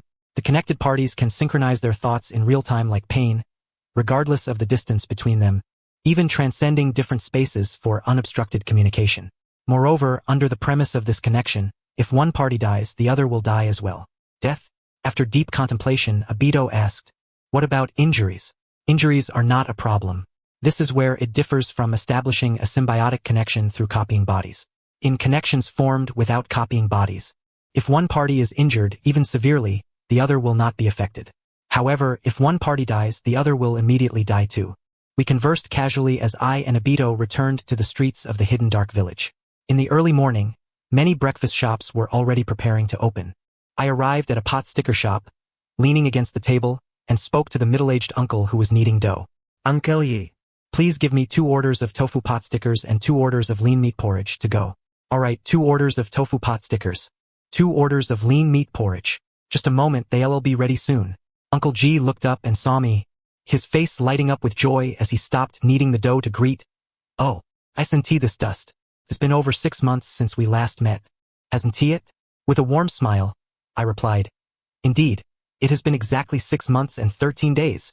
Hearing this, Uncle G laughed heartily. Ha ha ha, Dust. Your sense of time is still so strong. Your wife must be quite strict with you. Ha ha ha. I chuckled non-committally before changing the subject. How has business been lately? Uncle G, with genuine satisfaction, said, Oh, thanks to the shadow person. My business has been flourishing day by day. He then earnestly told me, Dust, I may not be a ninja, but let me say something shameless. You're still young. You need to perform well and strive to become a capable officer under the shadow person soon. I nodded repeatedly. Yes, certainly. Uncle G then noticed Obito standing behind me, asking, Who is this behind you? I stepped aside to introduce. This is Obito. You could say he is my distant cousin. Uncle G was taken aback. Huh? Cousin? Not from the uncle or elder generation. Obito smiled sheepishly. I'm Obito, Uncle G. I've heard my little brother speak highly of your tofu pot stickers. Oh, what a young man. So young yet with white hair. You must have gone through some hardships, haven't you? It's not easy. Uncle Yi laughed heartily. You are Obito and he is Dust. You two are Dust and Earth brothers. That name is quite fitting. Very good, very good. He looked at Obito's head of white hair, his heartwarming nature coming through. While packing, he said, Life is full of hardships. I have been through it too. No matter what you encounter, it's all in the past. Young Obito, you and young Dust should unite as brothers, and together you can achieve great things. Your little shop's pot stickers will also bring me glory. I sensed that Uncle G seemed to have misunderstood something. However, Obito didn't want to dampen his spirits. So he cooperatively replied, Certainly, certainly. Here you go, 2 orders of tofu pot stickers and 2 orders of lean meat porridge, all packed up. I paid for the food, took 1 portion of pot stickers and porridge for myself, and handed the other portion to Obito. You really don't need to give this to me. That would be a waste. I smiled slightly and said, Obito, I feel that you shouldn't think of yourself as a deceased person. Living that way will rob you of much joy. Obito nodded thoughtfully, not thinking of myself as a deceased person. In truth, I have quite a few things I wish to do. He muttered to himself, taking a bite of the pot stickers. Without taste buds on his tongue, he still could not savor the delicious food. However, Obito could feel a certain warmth rising from the depths of his heart as he swallowed. Along with Chen, he was enjoying the pot stickers while drinking the meat porridge, and they were nearing the southern district of the hidden rain village. The southern district featured the most architectural styles resembling the rain village, with several tall towers standing proudly. By the way, where are we headed? Boom! As Obito's words fell, an explosion erupted from one of the towers in the southern district. A white creature traced a graceful arc through the air. Then came the creature's long-winded, comical cry. Ugh! I'll be back. I won't rest until I see you take a dump. Oh dear, what a delightful sight this is. Passers-by glanced up briefly before returning to their tasks, clearly accustomed to such spectacles. Clang!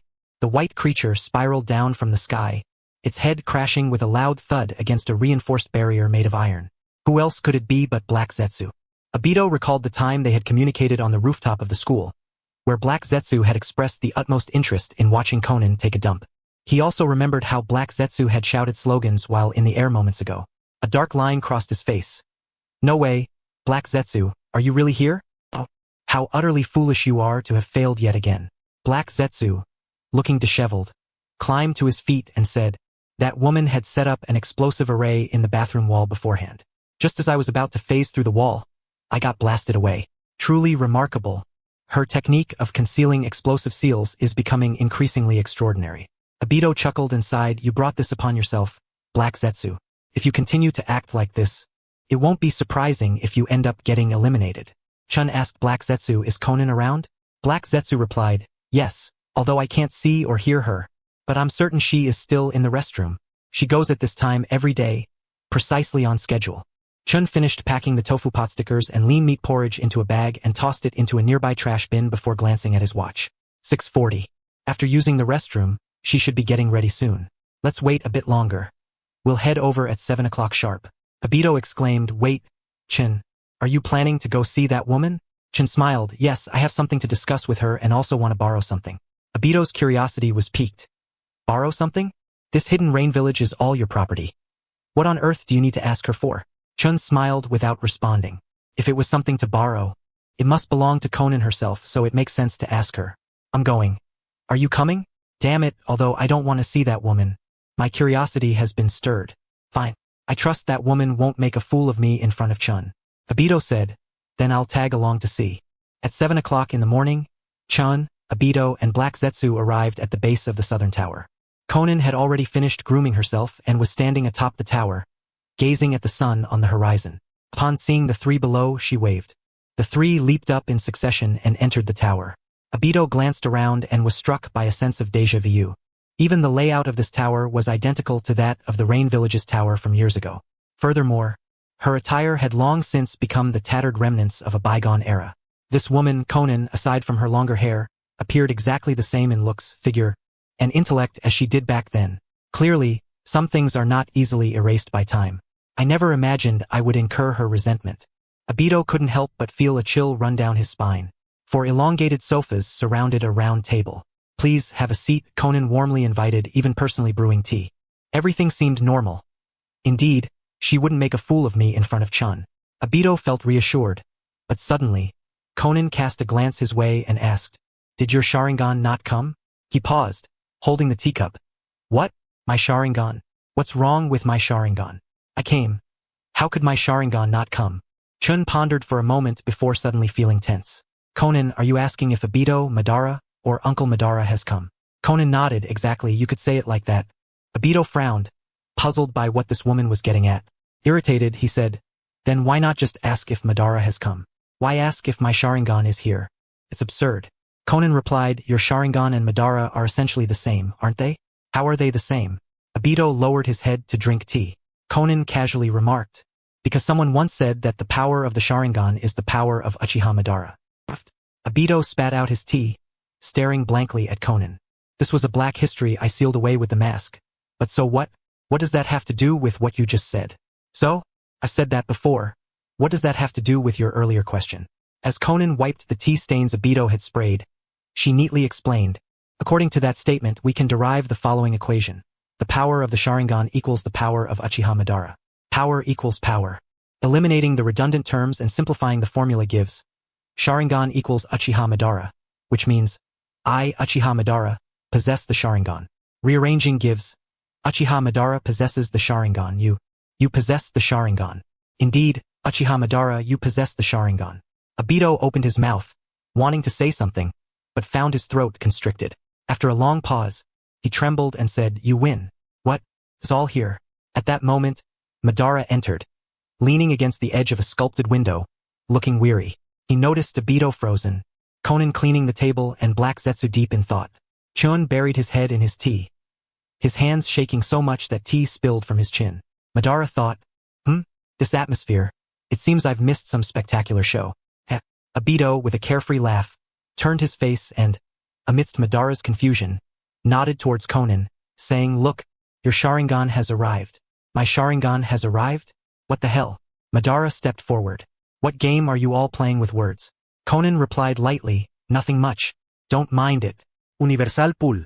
Madara used his gravitational force to draw a vacant sofa from the corner, lifting it with one hand and placing it beside Chun. He lifted the hem of his brand new red rose robe and sat down, crossing his arms and propping up one leg. Turning to Chun, he said, your daughter, I have taken her in. She is now my disciple, Uchiha Madara. Chun smiled. Is this just a heads up for me? Madara countered, what, do you have any objections? Chun replied, no. This is a blessing, so please take care of her, Uncle Madara. At that moment, Konan presented tea to Madara. He picked up the teacup, and in the clear surface of the cup, his face slowly reflected that of a snow-white cherub. In my nearly 100 years in this world, I have seen numerous geniuses in the Uchiha clan, but I have never had the thought of taking anyone as a disciple. I believe that Snow is a talent worth nurturing, and on the other hand, I feel a connection with that child. This master-disciple bond is significant. From now on, she is no longer just your daughter. She is also my disciple, Uchiha Madara. With that, Madara drank the tea in one gulp. I understand. I believe this holds great significance for Snow as well. Chen tapped the edge of the table with his teacup and tilted his head back to finish the tea in his cup. Xiao Nan poured tea for Chen and served everyone present before taking a seat opposite him. Chen inquired, "Have you had breakfast?" Xiao Nan replied with grace, "I have been fasting recently, only having a light meal at noon." Ah Fei thought to himself, fasting, I suppose that means she primarily consumes fruits and vegetables? I wonder if that affects her stool, whether it is colorful as well. Chen smiled and took a sip of tea. I see. Xiao Nan had been 35 when she was frozen by Chen in the time zone of the Tulu for 5 long years. Now, 15 years had passed, so she should be 50. However, she was only unfrozen by Chen 2 years ago when the Hidden Shadows was established. Thus, her true age now is 45. Moreover, with proper care, her heart and desires kept in check, she showed no signs of aging. In fact, her skin had the texture of youth. Now, let us discuss matters, Chen said, setting down his teacup with seriousness. Xiao Nan, this time the Leaf Village is hosting the Chunin exams, and I have decided to let the Hidden Shadows participate. Xiao Nan picked up the Fairness Cup, filling Chen's cup as well as the one that Obito had just put down. So, has that been decided? She asked. Then what we need to do next should be clear. First, we need to verify our funding. The Hidden Shadows has never made a public appearance before, so this sudden application for the Chunin exams will surely require scrutiny from the Leaf side. Any recognized ninja village must establish a treaty with a country, regardless of its size, and such a treaty is essential. Here, we are somewhat special because we are not affiliated with any country. We operate independently. I wonder if the Leaf side will face any resistance during the funding verification. That can be arranged. Chen stood up and approached the map of the ninja world hanging on the wall, tracing his finger across mountains and rivers, vast seas and numerous nations. He stopped at the southwestern corner of the ninja world where the Hidden Shadows was located, adjacent to the bird country. Let the bird country vouch for us. This nation is quite poor, unable even to hire ninjas, and its people are displaced. We can provide them with some aid to improve their living conditions, which will also conveniently resolve our qualification issues. Xiao Nan nodded, good idea. Madara chuckled inwardly. It has always been the nations that assist ninja villages. It's the first time since the turmoil was quelled that a ninja village aids a nation. Hashirama, look at the shadow we have here. Xiao Nan remarked. Regarding the bird country matter, I will instruct Kankuro to handle it. Yes, remind him to be warm, gracious, and open when discussing matters, rather than wearing a grim face. By the way, Xiao Nan proposed, what if the other party makes unreasonable demands? This has happened before. Chen smiled slightly, returning to his seat, and took a sip of the hot tea Xiao Nan had just replenished. If they understand the situation, we will give them more than they ask. If they do not, then we will dismiss them and find someone who does understand. It is not difficult to find a two-legged frog. Madara chuckled, well said. It must be done this way. Xiao Nan nodded, understood. The qualification issue is thus resolved. Next comes the issue of the number of participants. The rules of the Chunin exam state that each team must consist of 3 members. Currently, in our Hidden Shadows Ninja School, there are 4 individuals this year eligible to receive ninja headbands and become official ninjas. Wind, Flower, Snow, and Kankuro. Additionally, I have already consulted with those children regarding their intentions to participate in the Chunin exams. Flower expressed disinterest, while Snow and Wind were clear about their intentions to compete. Kankuro also wished to participate but lacked confidence in his current skills with the bamboo release, fearing he might encounter formidable opponents from other villages and tarnish the village's reputation. I see, so Flower does not wish to go? Chun took a sip of tea, then smiled unexpectedly. How should I put it? Uchiha Flower has a personality reminiscent of a laid-back individual from my previous life. She has never liked joining crowds. However, she does have dreams. I remember when I asked Wind and Flower about their aspirations for their 10th birthday. At that time, Flower, with a voice both innocent and mature, said, Uncle, my dream is to live in this Hidden Shadows ninja village, enjoying life forever. In the future, I just need to find a handsome, capable, emotionally stable man who listens to me, treats me well, can cook, respects my mother, and is willing to marry me and have children. Wow. Chun was quite impressed after hearing this. It is remarkable how children today can have such refined criteria for choosing a partner at such a young age. It is indeed a blessing to clearly know what one wants and to be able to express such honesty to those they trust. Thus, Chun chose to respect his niece's wishes. If Flower does not want to participate, then that is that. He decided to have Snow, Wind, and Kankuro form a 3-person team. Xiao Nen nodded and poured another round of tea, saying, on the surface, our Hidden Shadows village still needs to send a leading jonin. Who should we send? Chun thought for a moment and said, let Kankuro go. After all, as his father, how can I not support him in the competition? Xiao Nan expressed concern. SNT, there are risks involved? He has been designated a hero who fell in battle and has his name inscribed on the Leaf's memorial stone. Kankuro was never seen during the 4th Great Ninja War and was later declared missing. Until Kabuto defected to the Leaf and revealed that he had captured Kankuro to enhance Obito's White Zetsu army. After that, Kakashi immediately organized a search of Obito's old lair but found no trace of Kankuro. Later, Kakashi, recalling Kankuro's contributions during his growth in Team 7, indirectly helped Naruto become a hero. Thus, Kankuro was posthumously awarded the title of Ninja War Hero, and a burial mound was established for him. Chen Chakel, no gueris. I will ensure Kankuro can enter and exit the Leaf openly, without anyone being able to see through his disguise. At that moment, Xiao Nen set down the fairness cup and said, then the matter of the Chunin exams is settled. However, Shadow, you came to see me today. You must have other matters to discuss? Kankuro perked up, his ears attentive. After enduring the wait, the topic he was most concerned about had finally arrived. Chun set down his teacup, wiped his mouth with a towel, adjusted his posture, and said seriously, Sister Xiao Nan, I would like to borrow your body once again. Kankuro sprayed his tea out once more. Oh, Madara's expression became meaningful. His mind raced, and as soon as Chen finished speaking, he realized that borrowing Xiao Nan's body referred to using the living flower to replicate her body and store it for later use. It is worth pondering that the word borrow implies something different. In the starting ball space, when Chun used the living flower to showcase those bodies, it should not be merely borrowing. It seemed more like requisitioning. It was also conceivable that, apart from Zen Master's granddaughter, Jinghua, the others had likely been utilized by Chun in another world. Regardless of whether Chen acted out of humanitarianism or stripped them of their personalities, to put it harshly, they all belonged to Chun as captives. It is not appropriate to speak of borrowing from captives. Thus, Chun would naturally not seek the opinions of these captives. Xiao Nen, however, was different. She was regarded as an equal individual by Chun. With respect as a premise, it was appropriate to discuss borrowing. Moreover, the addition of again before borrowing suggests that Chun had previously borrowed Xiao Nan's body and returned it. How intriguing. Madara could not help but regard Xiao Nan with newfound respect. Being valued by Chun enough for him to consider borrowing her body at the cost of personal relationships indicated that Xiao Nan possessed abilities that caught Chen's attention. Xiao Nan remained calm. She picked up the tablecloth, wiping the tea that Kankuro had sprayed while asking Chun, do you find my body useful? Dust nodded slightly and said, indeed, among all the bodies I've encountered thus far, this one is arguably one of the most effective. I can foresee that I will soon face a fierce battle, and your body will prove useful. After cleaning the table, Xiao Nan twisted the towel over the wastebasket and set it down, her gaze dropping in contemplation. The fact that Dust had just addressed me as Sister Xiao Nan indicates that this was not a command issued in the shadowy guise but rather a conversation between equals, as a brother would speak to a sister, thus granting me the right to refuse. At that moment, Obito lifted a fairness cup and poured himself a cup of tea. The conversation was too raw and weighty for his ears, causing him discomfort. He needed a sip of water to calm his nerves. What should we do then, Brother Dust? Xiao Nan shifted her address, thoughtfully pinching her chin, and suddenly her lips curled into a smile filled with anticipation.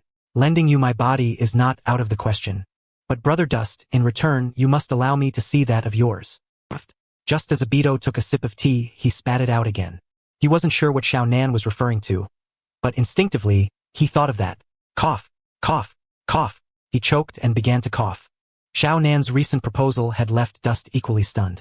He steadied himself and said, are you sure you want to see that, Sister Xiao Nan?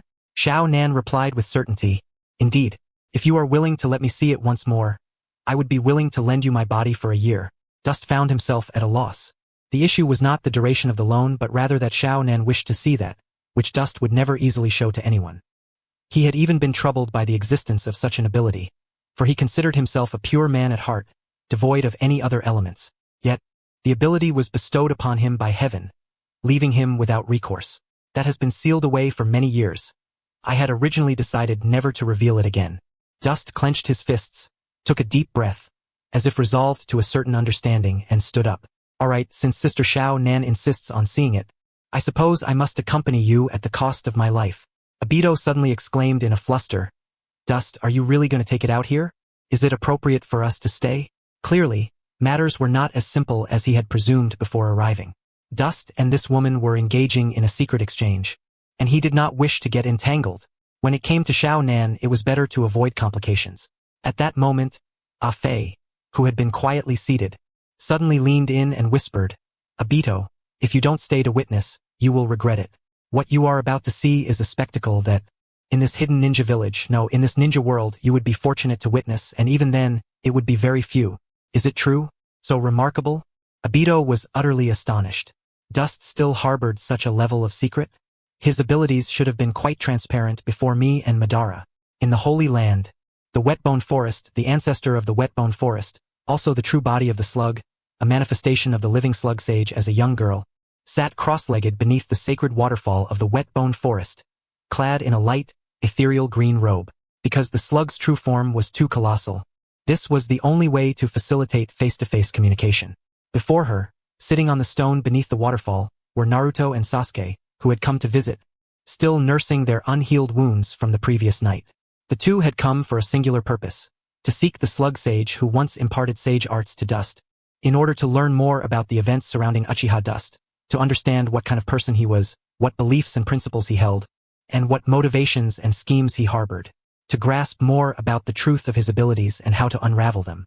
Knowing oneself and knowing the enemy would enable them to triumph over this formidable adversary that had brought them such suffering, before he could wreak further havoc upon the ninja world. Naruto spoke gently, Slug Sage, during the day yesterday your clone was in Sasuke's yard, right? We were injured by Uchiha Dust. The slug girl, serene and graceful, her ethereal voice resonating, replied, Indeed, you and Sasuke were gravely injured. Thankfully, that child Sakura has now mastered medical ninjutsu. Otherwise, my clone alone would not have been able to heal your wounds. Are you all right? You both should still be quite weak. Why are you not resting properly and instead coming here as guests? Naruto and Sasuke exchanged glances, both perceiving the confusion and uncertainty in each other's eyes. What was going on? Did the slug sage not know that it was Uchiha Dust who had done this? She had just mentioned Uchiha Dust again. Naruto scratched his head and smiled. Slug Sage, do you have anything to say about Uchiha Dust? The slug girl, her delicate eyelashes fluttering, replied, Uchiha Dust is very strong. He was able to inflict severe injuries on both of you when you teamed up, suggesting he must be even stronger than Madara when he fought against Tsunade. This posed a dilemma for Naruto. Was that all there was to it? The slug girl tapped her chin thoughtfully, continuing, It seems that Uchiha Dust is not particularly extreme in his actions, for although your injuries are serious, they have conveniently avoided the fatal points, allowing opportunities for Sakura and me to provide aid. Sasuke could no longer contain himself. Slug Sage, that should be enough. Huh? The slug was taken aback. Did I say something wrong? She asked softly. What is it, Sasuke? Sasuke replied solemnly, I understand that sages have their own positions. You are only responsible for setting challenges and imparting sage arts to seekers, and generally do not assess the thoughts and positions of others. Therefore, we are not here to accuse you. The slug girl nodded in agreement, yes, and then, Sasuke clenched his fist. So, do you truly have nothing to say about Uchiha Dust? The slug girl pondered, her fingers on her chin, and after a moment of contemplation, she raised her verdant green eyes. Actually, I found it a bit strange earlier. Naruto, Sasuke, did you perhaps misunderstand something? Misunderstood? Because I do not recognize the Uchiha Dust you speak of at all. Crash. At that moment, what unfolded before Madara and Obito was a scene they would never forget. What is this? Is it a transformation technique? No, it is undeniably real. Ah Fei's deep voice resonated. Dust's blooming flower, if used solely for oneself, could evoke the miracle before them. In this ninja world, only I, Light, Xiao Nan, Samui, and one reclusive expert have had the fortune to witness this. With Obito and Madara included, that makes 7 in total. Long hair cascaded like a waterfall, a graceful figure frozen in time. Indeed, before you stands one whose beauty renders all worldly claims of allure pale in comparison. A celestial maiden of unparalleled visage and flawless form. Uchiha Dust, the gender-reversed embodiment of blooming flowers. Chihayu, in the Holy Land, beneath the sacred waterfall of the Wetbone Forest. What? Naruto and Sasuke were left speechless by the slug's revelation of such momentous news. You mean to say you do not recognize Uchiha Dust? Had it been anyone else, even that white snake sage from the cave, Naruto would have doubted it. But this was the slug sage, the most selfless among the 3 sages of the Holy Land, who willingly signed a summoning contract with Tsunade and Sakura, dedicating herself selflessly to the ninjas for many years. It is no exaggeration to say that the number of ninjas she has saved is likely no less than that of Naruto and Sasuke combined. If she claims not to recognize Uchiha dust, then she truly does not. How odd. How very odd. This situation has become even more bizarre. Naruto muttered under his breath. The slug girl inquired lightly, Naruto, what do you think? Naruto said that Uchiha-chan is a complete stranger to you, yet he is proficient in your living slug sage technique. Huh? The living slug maiden blinked a few times in astonishment and remarked, no, that can't be true. Realizing it was a misunderstanding, Sasuke's tone softened. Is it possible to acquire the sage techniques of the wet-bone forest through means other than the sacred inheritance? Uchiha Madara once absorbed the sage techniques of the first Hokage, Hashirama Senju. Well, that's a different matter, the living slug maiden said, lightly pinching her chin in contemplation. I have heard of the first Hokage's sage techniques. His abilities stemmed from the Azura sage body he was born with, awakening spontaneously when his power reached a sufficient level. Extracting sage chakra is deeply intertwined with cellular energy. I recall that Uchiha Madara was born with Hashirama cells due to the rebirth cycle, and coupled with Madara being the reincarnation of Indra, he inherently possessed strong chakra and adaptability, which enabled him to directly wield Hashirama's sage chakra through absorption. However, regrettably, such a method does not apply to the living slug sage technique. Doesn't apply? Well, it's not that the living slug sage technique is stronger than Hashirama's Azura sage technique. Rather, it's the different principles of sage chakra that dictate this. The living slug sage chakra can only be refined through deep meditation and mastery of the sage techniques you are skilled in, Naruto. Furthermore, the adapting subject is not cellular but rather an intangible essence of will. Even though the living slug sage chakra can be absorbed, if the mindset does not align, the absorbed sage chakra will dissipate in an instant. Therefore, it stands to reason that, unless I personally impart it, the living slug sage technique cannot be wielded by external forces. The living slug maiden patiently explained the principles to the two. Sasuke interjected, that brings us back to the point. Since the living slug sage technique cannot be controlled by external forces, how is it that Uchiha-chan is capable of using it? After pondering, the living slug maiden asked, are you certain that Chun is using the living slug sage technique? It should be impossible to mistake it. Naruto recalled with lingering fear. That guy, after entering sage mode, struck me from a distance, and slugs erupted from my body, releasing strong acid to dissolve me. If it weren't for Kurama reminding me to shed my chakra cloak, I might have died on the spot. That move was simply disgusting. Just like when I was pinned down by Isabu's coral palm. It was awful. That must have been my living slug sage palm. The living slug maiden said as she rose from her seated position and suddenly bent at a 90-degree angle to bow deeply to Naruto. Huh? Living slug maiden. What are you? I'm sorry. Truly sorry. I created a technique that disgusted you. But I did not intend to, as slugs are soft-bodied creatures, and when threatened by natural enemies with sharp teeth and claws, releasing acid is one of the few means we have to protect ourselves. I never wished to kill anyone. I apologize. I apologize for causing you distress. No. Naruto, taken aback, stood up and said, I spoke foolishly. It's not disgusting. Not at all. The living slug sage palm is truly powerful. It's several times stronger than the toad sage techniques. Unaffected by this sudden interruption, Sasuke calmly added, moreover, that guy's frequency of eye technique releases while in sage mode has reached an unfathomable level. The living slug maiden gracefully resumed her seat. Indeed, the living slug sage technique greatly enhances spiritual energy. For someone like Sasuke who utilizes eye techniques, it can indeed achieve such feats. It seems that Chun is indeed using my living slug sage technique. How curious, Sasuke inquired. Is there no other explanation? The living slug maiden gently shook her head and said, well, how can I put it? My judgment that a non-direct disciple cannot use my sage techniques is based on my existing knowledge. But this world is vast. One cannot rule out the possibility that someone possesses powers beyond my comprehension.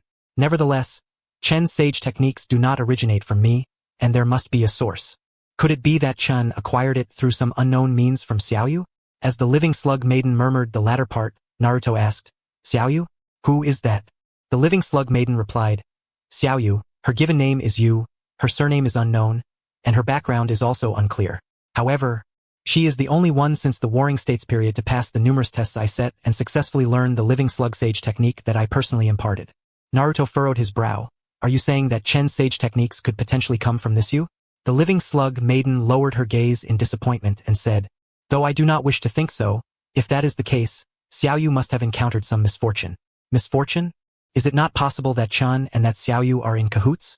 Or perhaps, Sasuke astonishingly suggested, could it be that Chen and you are actually the same person? The living slug maiden immediately refuted, impossible. Xiaoyu is undoubtedly a real girl. That Chen you speak of must be a man, right? Sasuke, unwilling to give up, asked, is it not possible that Chen is skilled in transformation techniques like Naruto and has transformed into a woman? Sasuke. Naruto interrupted him sternly. How could the living slug maiden not see through a transformation technique? No matter how sophisticated the transformation, it cannot escape the discerning eyes of a sage. Sigh. Sasuke sighed softly in his heart. He stood up and slightly bowed, saying, I apologize. I was a bit too anxious and spoke out of turn. The living slug maiden waved her hand, smiling, it's all right, it's all right. Naruto tactfully inquired, regarding that Xiaoyu, would you kindly elaborate further? We wish to use it as a reference. The living slug maiden lowered her eyes. The surface of the water rippled, as if reflecting the stunning visage of you before her. That was one of the rare moments, amidst a millennium of solitary cultivation, when joy surged from the depths of her heart, feeling elated in companionship. Xiaoyu. The living slug maiden suppressed the rare emotional ripples within her heart. Naruto and Sasuke, seeing the intensity of their inquiry today, would not relent until they extracted something. Very well, there is nothing to hide. The living slug maiden raised her head, her small face taking on a more serious demeanor. I can only tell you this. Xiaoyu is absolutely not a bad person. If she truly did something wrong, it must have been due to someone coercing her with irresistible means. How so? Sasuke. You previously mentioned that sages only set tests for seekers of sagehood and do not assess their thoughts and motives. Perhaps that is the case elsewhere, but not here with me. To become my direct disciple in the wet-bone forest, one must pass a test of strength and voluntarily choose whether to accept a judgment of good and evil. A judgment of good and evil? Precisely. It is an inner scan, but out of respect for practitioners, I have never used the living slug sage method to read their thoughts and emotions. I simply identify whether there are any malevolent intentions. This is to deter those with ill intentions from seeking sagehood. Once someone voluntarily accepts, they must also accept the potential consequences. If I detect malevolent intentions deep enough to endanger the ninja world, I will release acid to eliminate them. Xiaoyu passed my judgment of good and evil. Not only that, but I sensed her inner goodness, capable of bringing peace and hope to the ninja world. Just as Naruto and Sasuke were engrossed in her words, the living slug maiden suddenly stopped speaking. She clenched her teeth, her small fists tightening. Living slug maiden, what's wrong? I apologize. After hearing you speak, I cannot help but worry about Xiaoyu. The living slug maiden stood up. I must ascertain Xiaoyu's condition. How will you ascertain? The living slug maiden formed a graceful hand seal, and her long silver hair, like a waterfall, swayed without wind, transforming her entire aura. Along with Xiaoyu, have entered into a spirit summoning contract. I must reverse summon her. Spirit summoning art. Whoosh! In the high tower of the hidden village of darkness. Just as Chen was presenting you to the crowd, a beam of white light descended from above. What is this? You suddenly felt a jolt and her mind raced. This is the reverse summoning of the living slug sage. Due to the barrier of the peach blossom spring, a delay in the summoning has occurred. However, in approximately 5 seconds, I will be summoned over. What should I do? Should I immediately sever the causal link with the technique of annihilation? No. That would complicate explanations for that sage afterward. Moreover, I can only surmise that the reason the living slug sage has suddenly summoned me is closely related to Naruto and Sasuke. Have I followed the clues of the living slug sage's technique back to them? If that is the case. Whoosh! In the final second before being summoned, you abruptly tore off the black robe embroidered with the Uchiha crest from her delicate figure. Ah! Right in front of her. Xiao Nan instantly opened her amber eyes wide. Do not panic. Just continue with your business. I will be right back. Bang! As her words fell, you vanished from sight amidst a white smoke cloud. In the Holy Land, at the wet-bone forest, the living slug sage transformed into a girl before her. The white smoke dissipated. You crouched down, arms crossed, and closed her eyes, exclaiming, Ah, living slug ancestor, what are you doing here so unexpectedly? I was just about to take a bath. Ah! The living slug hurriedly shielded herself from the two eager gazes behind her. Xiaoyu, I'm so sorry. I didn't know you were about to take a bath. She turned back and scolded. Naruto, Sasuke, Stop staring like that. Quickly look away. This. Cough cough. Naruto coughed twice, turning red as he averted his gaze. Sasuke also wore a difficult expression, turning his face to the side. Xiaoyu, it's alright now.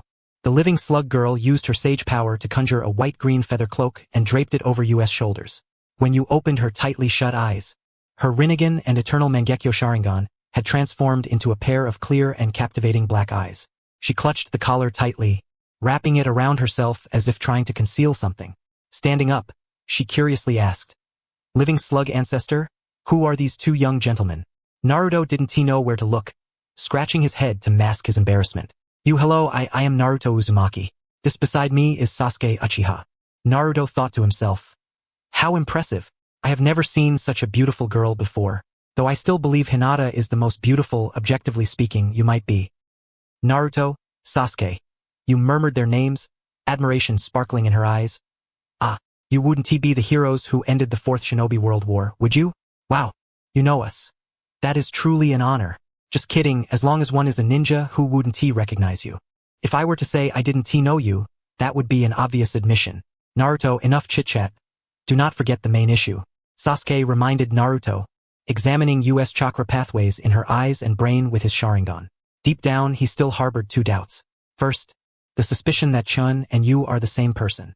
Second, the concern that you might be under Chen's control used to siphon off sage power. However, everything appeared normal. Therefore, he would inevitably not discern anything. This is because, before closing her Rinnegan, you severed the causal link between her eyes and her physical manifestation with the technique of annihilation. This obscured any potential energy and vitality reactions from her body. Thus, not only was the fact that she possessed ocular power undetectable, but the shared chakra of Senju Hashirama between Chen and you was also beyond scrutiny. Of course, this is provided that ocular powers and Hashirama's chakra are not utilized. After confirming, Sasuke still felt uneasy. He took out a chakra crystal gifted by Orochimaru to Uchiha Chun from his pocket. No matter how advanced the disguise, traces of chakra cannot be erased. The crystal showed no reaction. That was to be expected. The transformation of the flower and the reversal of the body would also change the underlying chakra, and the abilities related to chakra would differ as well. Sasuke clenched the crystal tightly, letting his arm drop. So, does that mean Chun and you truly have no connection? You, bewildered, asked. Living slug ancestor, what is going on? Why are the two legendary heroes here? And why did you suddenly summon me? Sasuke had just confirmed the situation, and the living slug had indeed passed it on. She sensed clearly that you showed no signs of being controlled, and her life state appeared very healthy. The tension in her heart eased. After 5 years, seeing Xiaoyu again, she has become even more captivating. The living slug girl, in a good mood, resumed a light and cheerful tone as she took Yu's hand and sat together beneath the waterfall. Naruto and Sasuke also sat down. Then she recounted the events that had transpired. Uchiha. Chen? After quietly listening, Yu lowered her beautiful eyes, lost in thought. After a moment, she lifted her gaze and met Sasuke's penetrating stare. May I presumptively ask, the Uchiha clan is not already? Sasuke replied in a deep voice. Due to historical reasons, there are still a small number of Uchiha clansmen who have transformed into commoners and live in seclusion, mostly in the land of lightning. Oh, I see. Yu, maintaining her graceful demeanor, spoke calmly. I cannot say I have never encountered such individuals. I can only say that, to my recollection, I have not seen anyone resembling Chun. Sasuke asked, that sounds interesting. How so? Yu replied quietly. I have always lived in the countryside of the water country, adhering to my grandfather's teachings, cultivating my character and avoiding involvement in the disputes of the ninja world. If this person named Chun truly possesses the means to outsmart two heroes of the ninja wars, then quietly approaching me to obtain my sage chakra cannot be ruled out as a possibility. Naruto and Sasuke exchanged glances and nodded. If she had said she did not recognize him from the start, it would have only heightened suspicion. It must be said that her perspective and starting point for explaining the issue are correct. At this moment, Naruto, who had been silent, spoke up. But Xiaoyu, being able to master the living slug sage art, which is said to be the most difficult among the 3 sage arts, is truly impressive. Your strength as a ninja must be quite remarkable, right? Well, you said with a charming smile, I wouldn't classify myself as a ninja since I am not affiliated with any ninja village, and secondly, I am not sure how high my level is because I have not experienced many battles and thus have no reference. Naruto said, would you mind using us as a reference? You paused for a moment, sorry, I don't quite understand what you mean. Naruto explained, it's like this. This is also a kind of unilateral request from us. We previously encountered the formidable enemy Uchiha Chen, and we have very little information about him. Therefore, we would like to spar with you, as the legitimate heir of the living slug sage art, to gain a reference for understanding Uchiha Chen's abilities. Is that alright? This put you in a bit of a difficult position. I don't usually fight, really. Naruto laughed. Don't worry, we will hold back. I will only use sage power, and Sasuke will only use the power of the Mangekyo Sharingan. What do you think? You turned her gaze to the living slug. Ancestor, what do you think about this? The living slug girl smiled. Just agree to them, shall you? With me here, no one will get hurt. Well, alright. You adjusted her clothing and stood up. Without using the Nine Tails or Rinnegan, only using Sage and Mangekyo, this is what you promised. So don't blame me for giving you a lesson, Naruto, Sasuke. In the Holy Land, at the Wet Bone Forest, in the Valley of the Underworld, at the sitting forgetting platform, you was seated in a meditative position, engaging in the guidance of the Sage mode. She had changed into a more loose and comfortable blue and white robe, suitable for high-intensity combat. This robe, custom-made for her by the living slug sage, would instantly repair itself even if damaged in battle, ensuring that she would never find herself in a situation where her attire failed to cover her appropriately. It was indeed a thoughtful gesture towards you. Whoosh! On the other side of the sitting forgetting platform, Naruto had completed his sage technique guidance. Around his eyes was a ring of orange eyeshadow, and his pupils had transformed into horizontal frog-like slits. After losing the Nine Tails, he had resorted to his last resort, Sage mode. It had been a long time since he had entered Sage mode in such a conventional manner.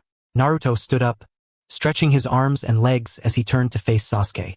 The latter had just consumed a soldier pill and was in the process of refining his chakra. Naruto pondered. Sasuke's Rinnegan Tomo has yet to reappear. In the past, even when his ocular power was depleted, it would recover within 12 hours. But it had been over 24 hours since his encounter with Uchiha Chen. It seemed he indeed had sustained significant damage. Sasuke, perhaps I should take the lead. You rushed over before your injuries were fully healed. It would be best for you to focus on recuperating. Sasuke, with his eyes closed, replied, how much better can you be?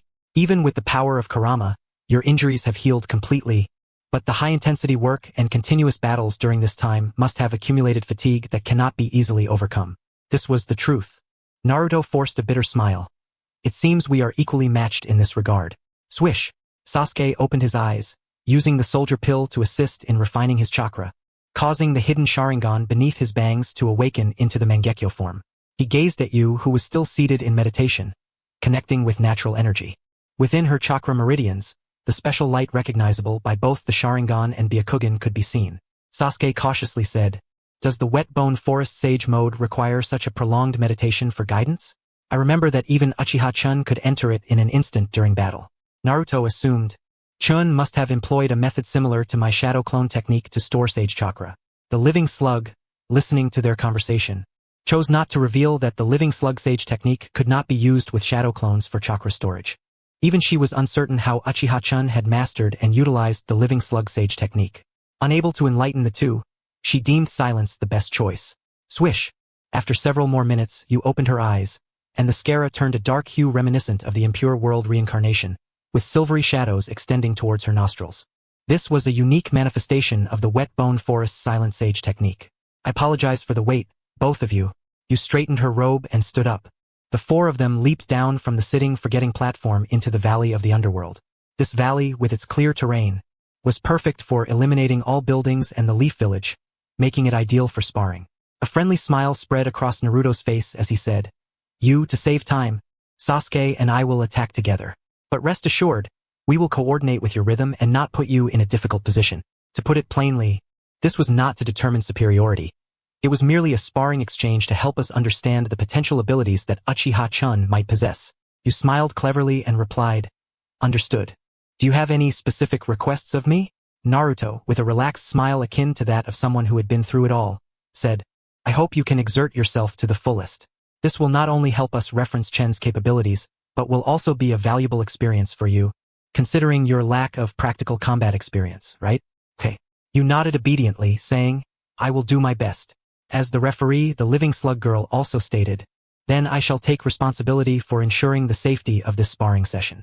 If I determine that one side's attack poses a potential danger to the other, I will intervene immediately. Naruto clapped his hands together, exclaiming, "Sages are indeed reliable. With you here, we can fight without worries." The three combatants positioned themselves in a triangular formation, forming opposing seals. The living slug girl unfurled her thin, translucent wings from her light green robe. She flew into the air, and with a wave of her hand, a celestial and imposing shout echoed, "The battle begins." Whoosh! Whoosh! Naruto and Sasuke charged forward side by side. As they ran, Sasuke reminded Naruto, "Without using Kurama, you have no margin for error. You must be extra cautious of that living slug sage palm. If you get hit, it would be quite embarrassing." Naruto laughed, "Don't worry. I won't make the same mistake twice. Right now, the priority is to gauge this you's sister's true strength." With a flick of his wrist, a ninja smoke bomb fell into his hand, obscuring his form with smoke. Whoosh! Naruto leaped into the air, holding a Rasengan, and charged towards the stationary Yu. Whoosh! Yu elegantly dodged, her movements remarkably agile. Naruto glanced back with a smile, "You are quite nimble." Whoosh!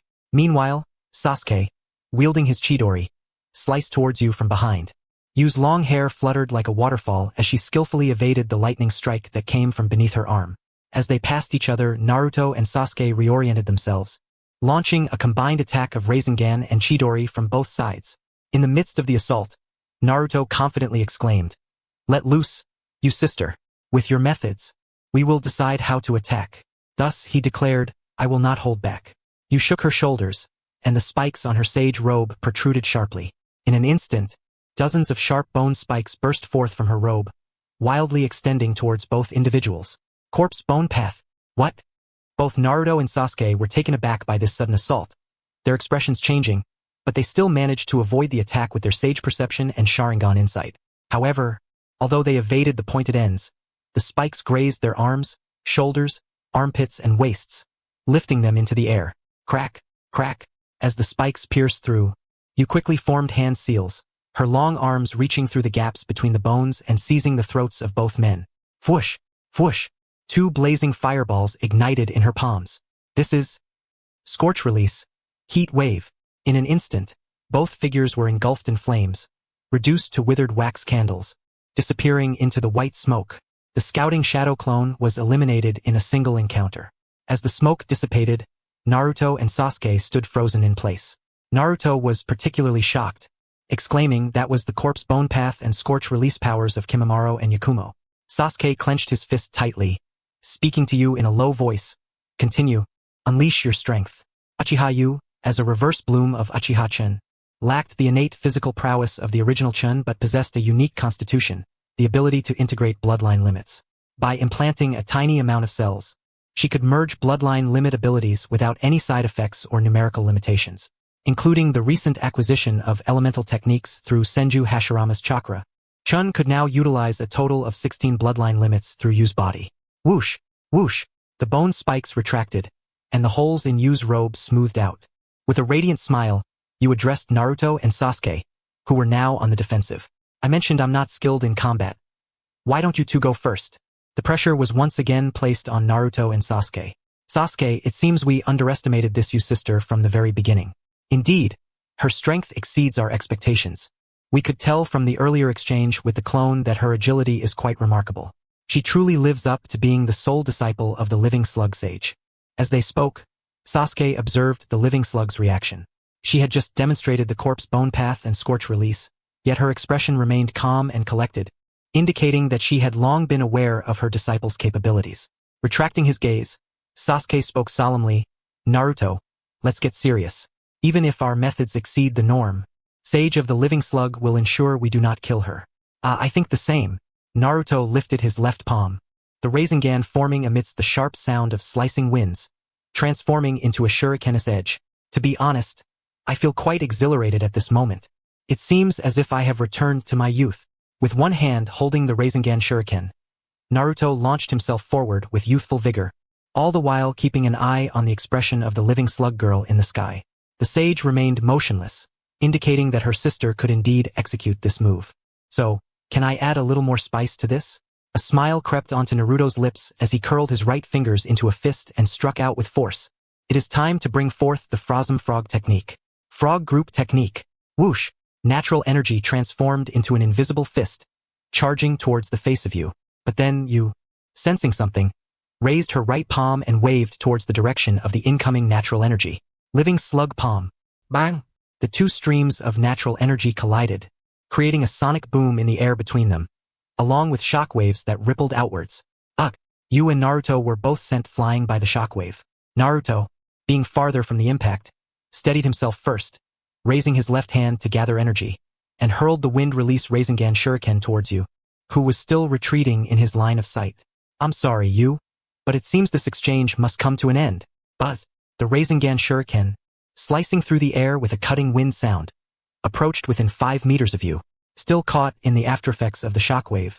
She appeared unable to evade the range of the Rasengan Shuriken. Yet Sasuke, lifting his gaze to observe the unperturbed sage of the living slug, felt a sudden jolt in his heart. Could it be? The living slug girl smiled sweetly, 2 shallow dimples appearing on her cheeks. Do not underestimate our wet bone forest poster girl. In a surprising twist, that stunning figure, while retreating with the wind, swiftly spun in a circular motion, her hand seemingly grasping the intangible natural energy. With her long black hair flowing wildly, she twirled her waist like a spinning top. Living slug roll.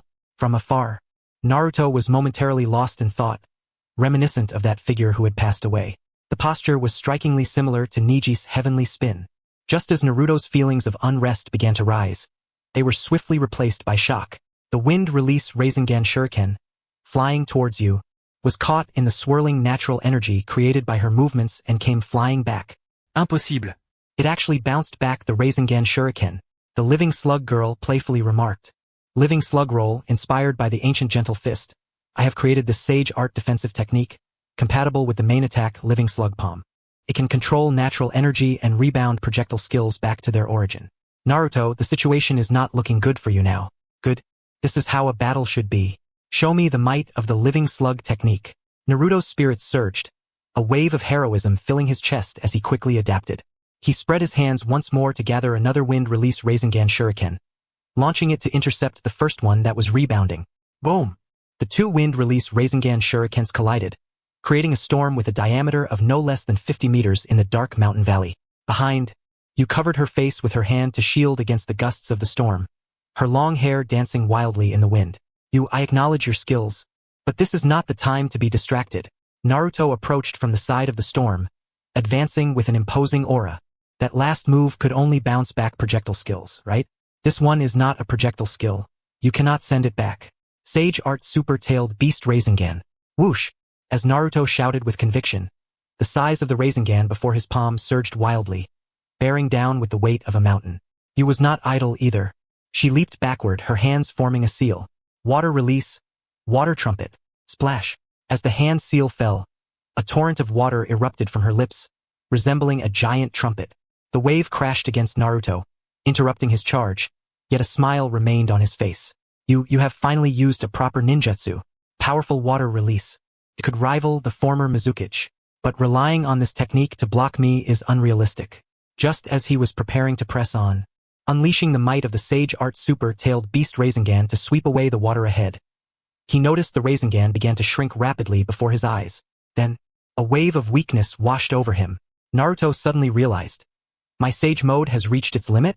Before the battle, the Ninetales, who had been warned not to speak by Naruto, sighed within him. Naruto, given your accumulated fatigue, without using my power, this is your limit. Naruto. Seeing Naruto's state plummet dramatically, he was swept back by the water. Sasuke, in his black cloak, moved against the current, wrapping his arms around him. At that moment, you changed her hand seal. Ice release, crystal wall, crack. The surrounding water instantly froze into a wall of ice encasing both of them.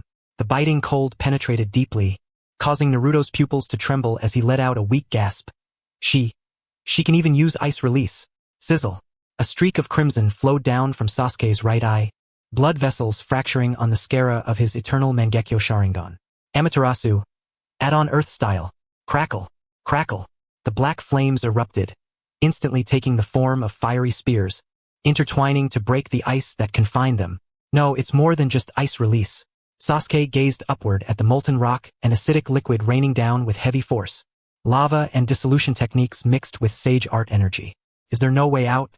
Sasuke let out a bitter laugh, his right eye glowing fiercely, as he summoned the skeletal defense of Susanoo. Whoosh! That skeletal form barely held against the combined assault of lava and dissolution techniques at the cost of complete dissolution. To be honest, I never imagined that this exchange would reach such a level. Sasuke strained to squeeze out the last remnants of his ocular power. Now, even if it is only an exchange, we must uphold the honor of the Leaf Village. Crack! The dark purple energy of Susanoo reformed, wrapping around him as it entered its second stage. A farewell to the bow drawn tight, a youth no longer in sight. Crack! The arrows locked onto you, 10 meters away, as Sasuke's gaze quivered. The living slug sage, still unmoved? Is this technique insufficient against her? Then how about this? Sasuke desperately squeezed every ounce of his ocular power. His right eye now flooded with bloodshot veins. Boom! Purple flames ignited, as Sasuke, with one eye, activated the ultimate half-formed Susanoo, the Tengu. The blazing black flame arrows were drawn onto the bowstring, their scorching brilliance locking onto the figure swaying within his line of sight. At that moment, Sasuke vaguely perceived movement from the living slug sage in the sky. He smiled. This move is possible. Crack! Just as the arrow was about to be released, a piercing cry echoed from deep within his eye socket. Ah! Sasuke whimpered, the black flame arrow dissipating, and the Tengu shattered into skeletal remnants. He struggled to support Naruto, kneeling heavily on the ground littered with broken ice. The skeletal form, after stubbornly holding out for 3 seconds, collapsed in a crash. Sasuke, kneeling in exhaustion, after ensuring Naruto was laid down, also fell back onto the ground. The living slug hovered in midair. Sigh. She sighed inwardly. Sasuke, I wanted to come over to remind you that in your current state, if you forcefully use the technique you just employed, you will collapse just like Naruto. At that moment, you exited sage mode.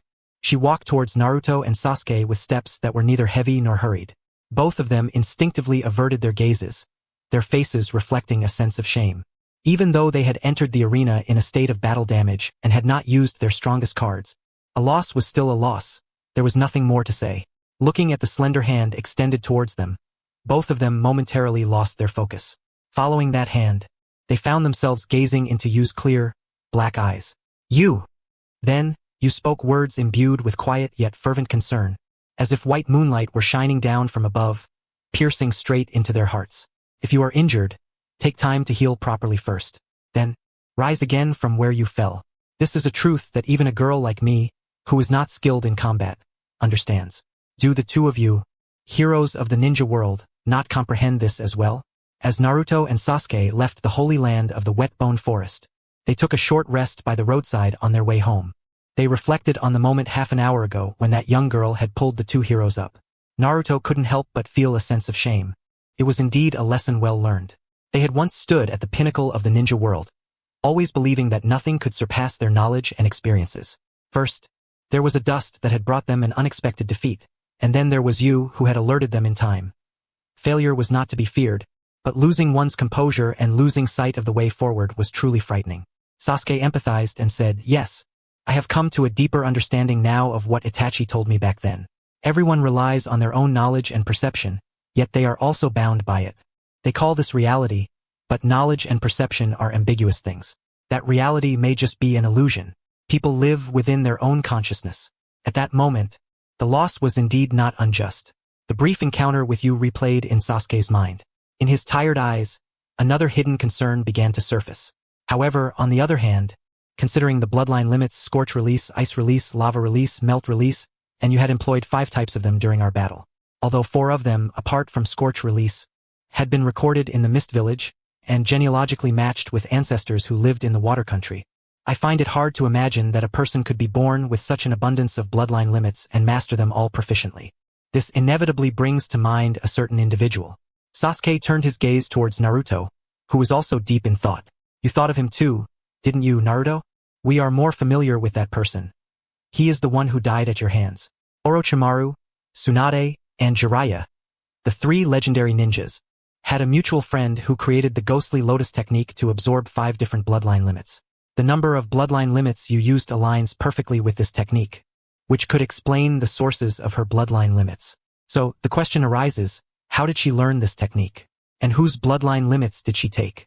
If we delve into this matter, Yu's background may not be as innocent as she claims. Looking at his friend, whose shoulder was wrapped in bandages, Sasuke fell silent. Then Naruto spoke earnestly, Sasuke, Let's not delve too deeply into this matter. Who among us doesn't have a past? I can sense that you is not a bad person. Definitely not. Thinking back on his own past, Sasuke smiled faintly. That's true. If we trace back to the past, I am the one who is irredeemably wicked. How can I not allow others to have a past? Naruto, I choose to trust your feelings. Returning to the topic. This trip to the Whetbone Forest still yielded no useful information about Dust. Who says we came back empty-handed? Naruto turned his face, revealing a cheerful smile. Seeing Naruto's smile so close as he draped an arm around his shoulder, Sasuke was momentarily stunned. Huh? Did we really find something? At least we learned that the Living Slug Sage technique has another move, the Living Slug Birth Roll. It can deflect projectile-type skills. Next time, we can be on guard against Dust using this move. Sasuke was taken aback, then laughed out loud. Ha ha ha. That's true. Ha ha ha. Am I wrong? As the two of them laughed amidst their mutual suffering, only they understood the flavor of it. Shoulder to shoulder, they gazed at the path they had come. The matter concerning Dust had reached this point. There was no rush. One step at a time. Upon returning, everything could be decided after the Chunin exams concluded. By the way, today is Sunflower's 10th birthday. I have missed so many appointments. Tonight, I must accompany her. Sasuke, you should also go back and spend some time with Sakura and Sarada. As Naruto and Sasuke embarked on their journey home, beneath the Holy Spirit waterfall of the Whetbone Forest, you and the Living Slug Sage were bidding farewell. The sage refrained from mentioning Dust again. Little you, stay for a bath and a meal before you go. In truth, you felt a sense of guilt towards the Living Slug Sage. Before deciding to seek the sage in the Whetbone Forest, she had learned beforehand from Tsunade about the sage's demeanor and temperament. After much contemplation, she decided to transform into you to seek the sage's guidance. Considering future actions, on one hand, it was to facilitate hiding her true identity, and on the other hand, to reduce the distance with the Living Slug Sage, allowing her to impart her sage techniques without holding back. It was meant to be a straightforward arrangement. Follow the procedure, learn the skills, and afterwards part ways amicably. At most, if she encountered trouble in the future, she could help in resolving it as a way to repay the kindness of her mentor. Who would have thought that during their 6 months together, the Living Slug Sage truly treated her like her own, nurturing and caring without asking for anything in return? Human hearts are made of flesh. How could you not feel guilty?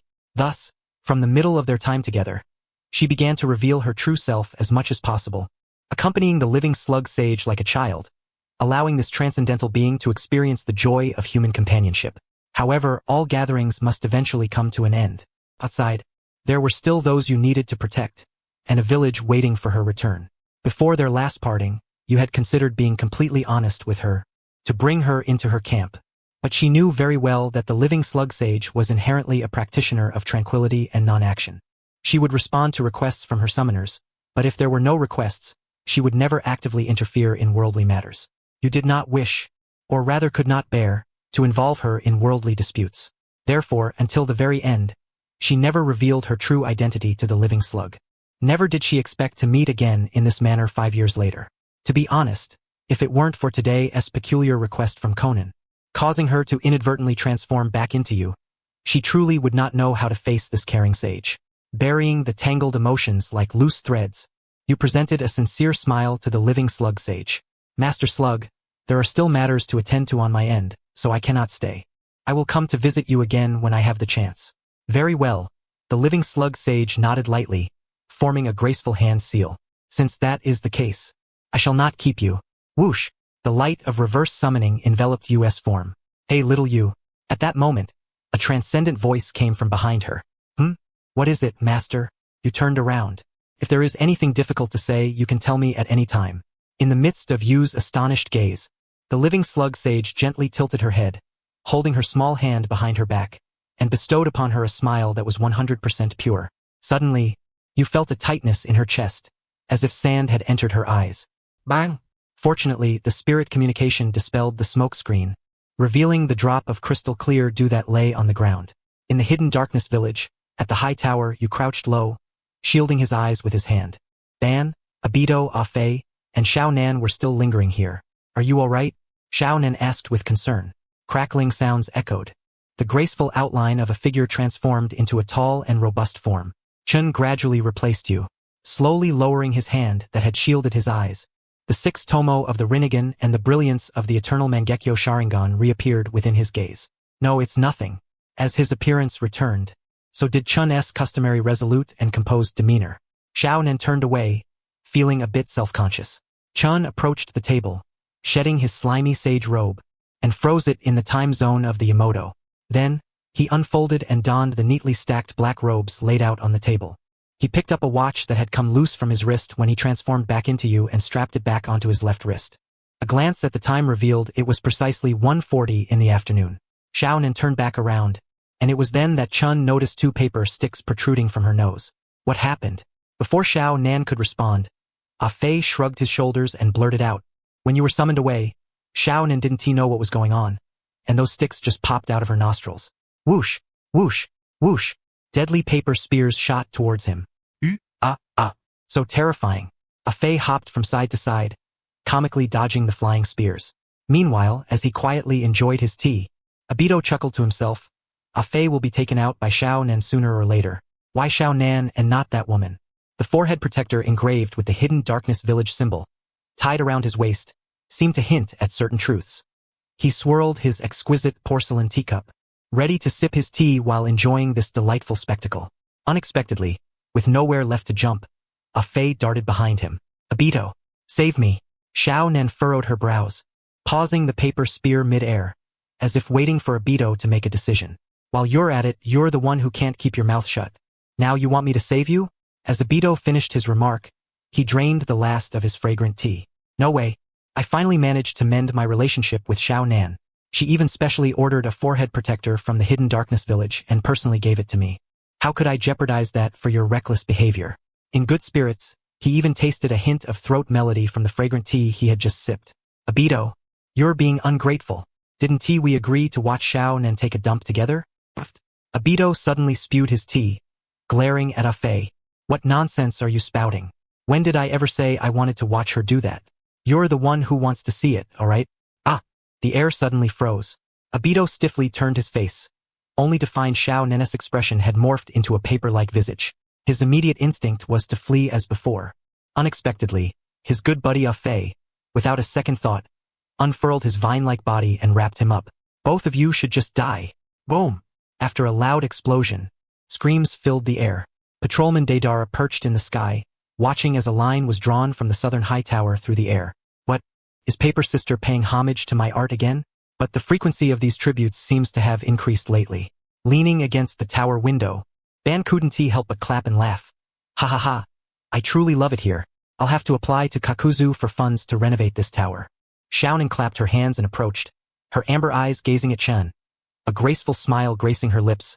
"As promised, you can take it and use it." "Thank you." Chun placed his hand on Xiao Nan's shoulder, the crimson light swirling in his left eye. With a snap, night fell. In the Leaf Village, Hokage Naruto Uzumaki. Today marked the 10th birthday of the little princess, Himawari Uzumaki. It should have been a day filled with laughter and joy. Yet, due to Naruto's recent troubles, a shadow loomed over the occasion. Hinata, Boruto, and Himawari sat in silence, their heads lowered at the dining table, not touching their chopsticks. After a long pause, Boruto clenched his fist, breaking the heavy atmosphere with laughter. Boruto under Hinata and Himawari's watchful gazes. Boruto shrugged his shoulders, appearing relaxed and indifferent. "Even if we hadn't run into this situation, Dad wouldn't come back anyway. It's become the norm over the years." He picked up the birthday cake and lit the candles. "Let us blow out the candles and sing the birthday song before Dad gets back." Ding dong. Just then, the doorbell rang. Who is it? Of all times, Boruto, already forcing a smile, felt a surge of irritation at the untimely and jarring sound of the doorbell. Upon opening the door, the sight left him stunned. Naruto leaned against the doorframe, his right hand bandaged, smiling brightly at him. "Yo!" Boruto was overjoyed. "Dad, weren't you supposed to go to that wet bone forest with Uncle Sasuke before dawn?" Naruto was surprised. "How did you know about that?" Realizing he had slipped up, Boruto hurriedly changed the subject. Nothing.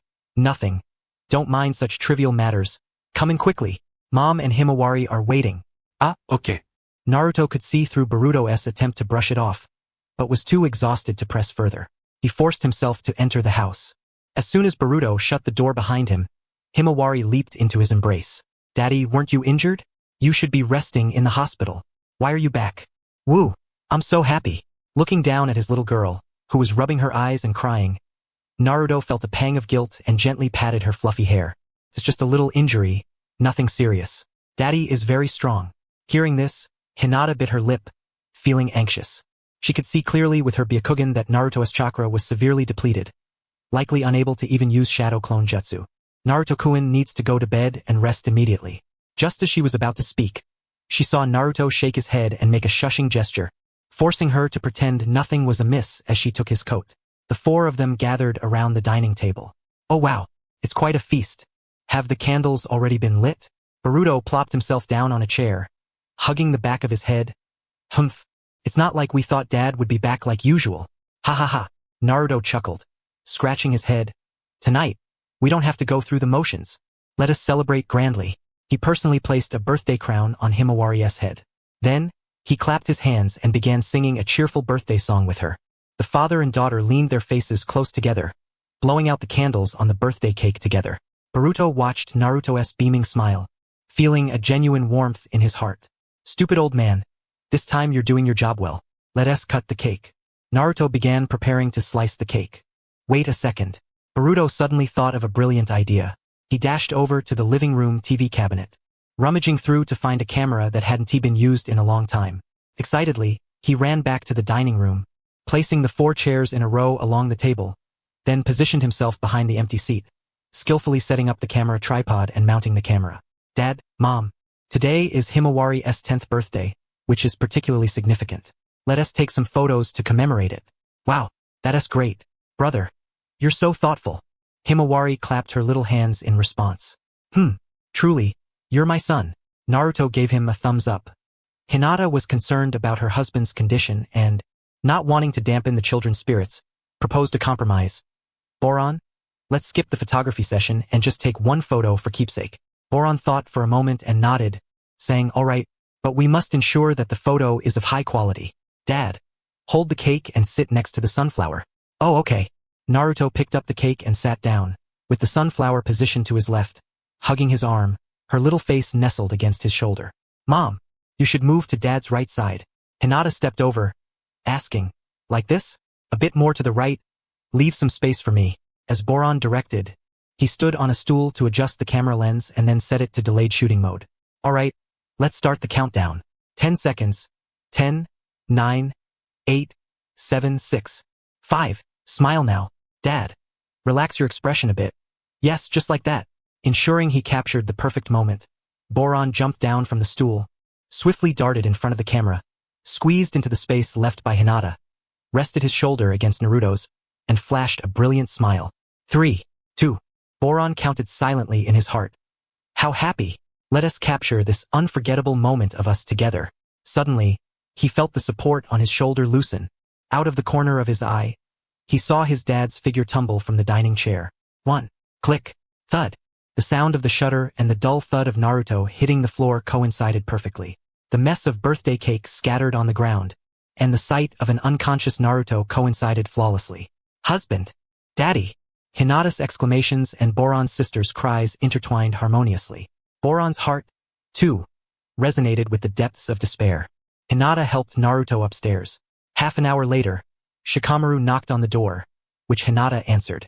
Is Naruto asleep? There is something I need to consult him about. Is it something very important? It's regarding the Chunin exams. A village I've never heard of has suddenly submitted an application, and I'm uncertain about how to proceed. After weighing her options, Hinata made a decision on Naruto's behalf. I'm sorry, Shikamaru, but Naruto isn't in good condition right now. He fainted just during dinner. What?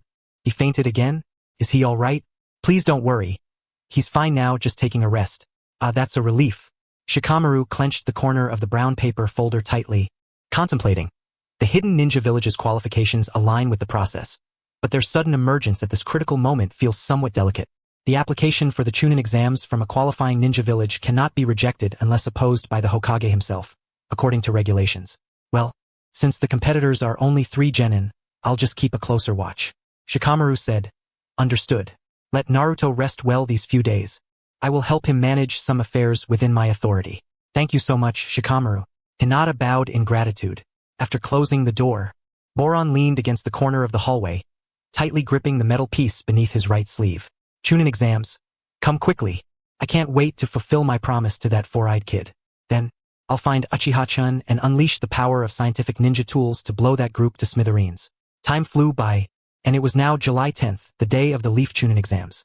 Before dawn, he accepted Chen's summons. Shadow Man, do you really want me to lead the team?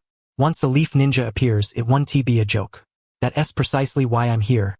I'll set a trap for you that will definitely go undetected. He advanced with a sense of trepidation.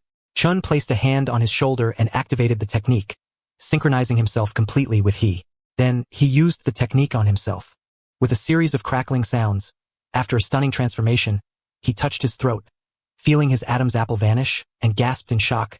Oh my, this kind of thing. I. With another crackle, Chun deactivated the technique, reverting to his original self. In the past, I could never have done this. Only with the technique of severing the connection can I achieve it. During the Chunin exams, you will be known as Natsu. Natsu with beautiful eyes asked, and you? Will you also attend with your team? Under what identity? Chun turned to leave. You will find out in due time. On July 10th at 6:15 in the morning, at the Samui mansion, in front of the vanity, Samui was applying makeup to Yuki. Chun and Hikari stood by, already transformed by Samui into a pair of British-style noble couple. Chun wore a black hat, a monocle over his right eye, a false mustache, and leaned on a cane. Hikari donned a white wide-brimmed hat and a lightweight, breathable white long robe. Indeed, Chun had no intention of using the transformation technique to attend the Chunin exams as someone else. If he couldn't even take his own body out to play with the children, he would consider himself a failure as a shadow. As for the disguise, it was for amusement and to avoid unnecessary troubles. After all, he was accompanying the children, and it was best to avoid battles if possible. However, if someone like Peach appeared, that would be an entirely different matter. Applying makeup to Yuki was something Naruto and Sasuke had overseen. Yuki's hair was styled into a long, straight ponytail, the tied portion tucked into her collar, resembling Itachi's sleek black hair. Samui delicately painted her features, subtly adjusting the outlines of her facial features. The singular adjustments were hardly noticeable, but when blended together, they transformed her into a beautiful girl. Hikari admired the pleasing sight. Samui's makeup skills were truly exceptional. She wore a sleeveless, form-fitting black bodysuit adorned with golden lines, her curvaceous figure accentuating the contours around the makeup chair. Without honing her skills, those expensive luxury cosmetics would fail to reflect their worth. She was currently using an eyebrow pencil worth 400,000 ryo each, with various models available, and a box could cost 5 million ryo. This was merely the expense for the eyebrow pencil. Not to mention that makeup is a comprehensive art, including eye makeup, lip makeup, foundation, and even special makeup for certain areas, each type requiring a plethora of accompanying tools. The items laid out on Samui's vanity alone were estimated at 35 million ryo, equivalent to 116 ordinary heads. This was Yuki's first time wearing makeup, and she couldn't help but worry. Auntie, if I wear this makeup, will it come off during battle? Don't worry. This is cutting-edge technology and craftsmanship. Once set, this makeup generally won't wash off with regular water techniques. Samui smiled as she picked up a setting spray worth 600,000 ryo and spritzed it on Yuki's face. All done. Auntie, I want to have my makeup done too. Little Moon piped up. Alright. After giving Little Moon a classic Japanese-style makeup look, Samui applied her own makeup, changing into a black dress, with a veil covering half her face under the brim of her hat, making her appear as a well-kept, strikingly beautiful noblewoman from a distance. With everything in order, they made their way to the elegantly styled swimming pool courtyard. Ban and Obito, dressed in samurai robes and wielding swords, wore red and blue demon masks respectively. Their identities at the Chunin exams were as hired samurai bodyguards for Chun, the wealthy man. Including Dust himself, the chakra has been concealed by the technique of annihilation, making it impossible to discern unless one acts. Madara remarked, "This door can be considered as having opened." Obito responded, "Please understand, in order to cover the external impurities of our clothing with the reanimation technique, Samui has not slept a wink all night." Madara said, "No, I am not complaining. I am merely expressing my sentiments. It is astonishing how one can become so bored as to delve into various matters outside of battle, spending so much time on them. I did not comprehend this before, but it seems I have gained a slight understanding now. However, some things, even when understood, are hard to agree with. Of course, someone like you, a battle fanatic, would not grasp such nuances of life." Obito mused inwardly. If it were a date with Rin, I would gladly wait all day while she applies her makeup. Behind them stood Fuzi, Wind, and Flower, all obediently waiting. Flower exclaimed, "Wow, after Snow Sister's makeup, she looks just like Snow White from a storybook."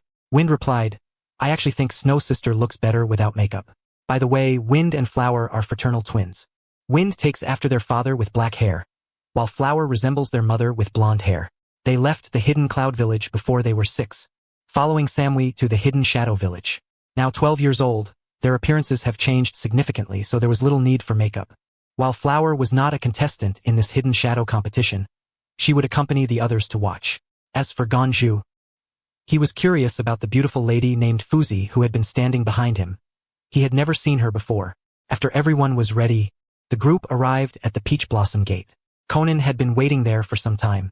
Also waiting was Kakuzu. Kakuzu complained, "Shadow, you've been here for days and haven't come to see your old friend. I had to muster the courage to come find you." Dust leaned on his staff and replied, "What are you saying? I was just worried about delaying your wealth accumulation. You took the trouble regarding the qualifications for the Hidden Shadow Village competition, but I didn't expect you to wrap it up in half a day. Humph, that lord of the bird country is nothing but a drunken fool, easily dealt with." Dust continued, "Thank you and Conan for your efforts regarding the village matters. As long as a certain woman doesn't cause me any unexpected expenses, I will be grateful." Conan pretended not to hear and formed the hand sign to open the Peach Blossom Gate. "Go ahead, and I wish the 3 young warriors from the Hidden Shadow Village victory at the outset." "Thank you, Aunt Conan." "Thank you, Angel," the children exclaimed as they passed by. Kakuzu removed his copper-scented black gloves and gently patted Ganju's little head, saying kindly, "Be confident. I have high hopes for you, the true star of the Hidden Shadow's future." Thank you, Kakuzu." Ganju's Healy nodded. One might wonder why Kakuzu regarded Ganju with such favor. It is because Ganju had been recognized as the model of frugality in the Hidden Shadow Village for 3 consecutive years.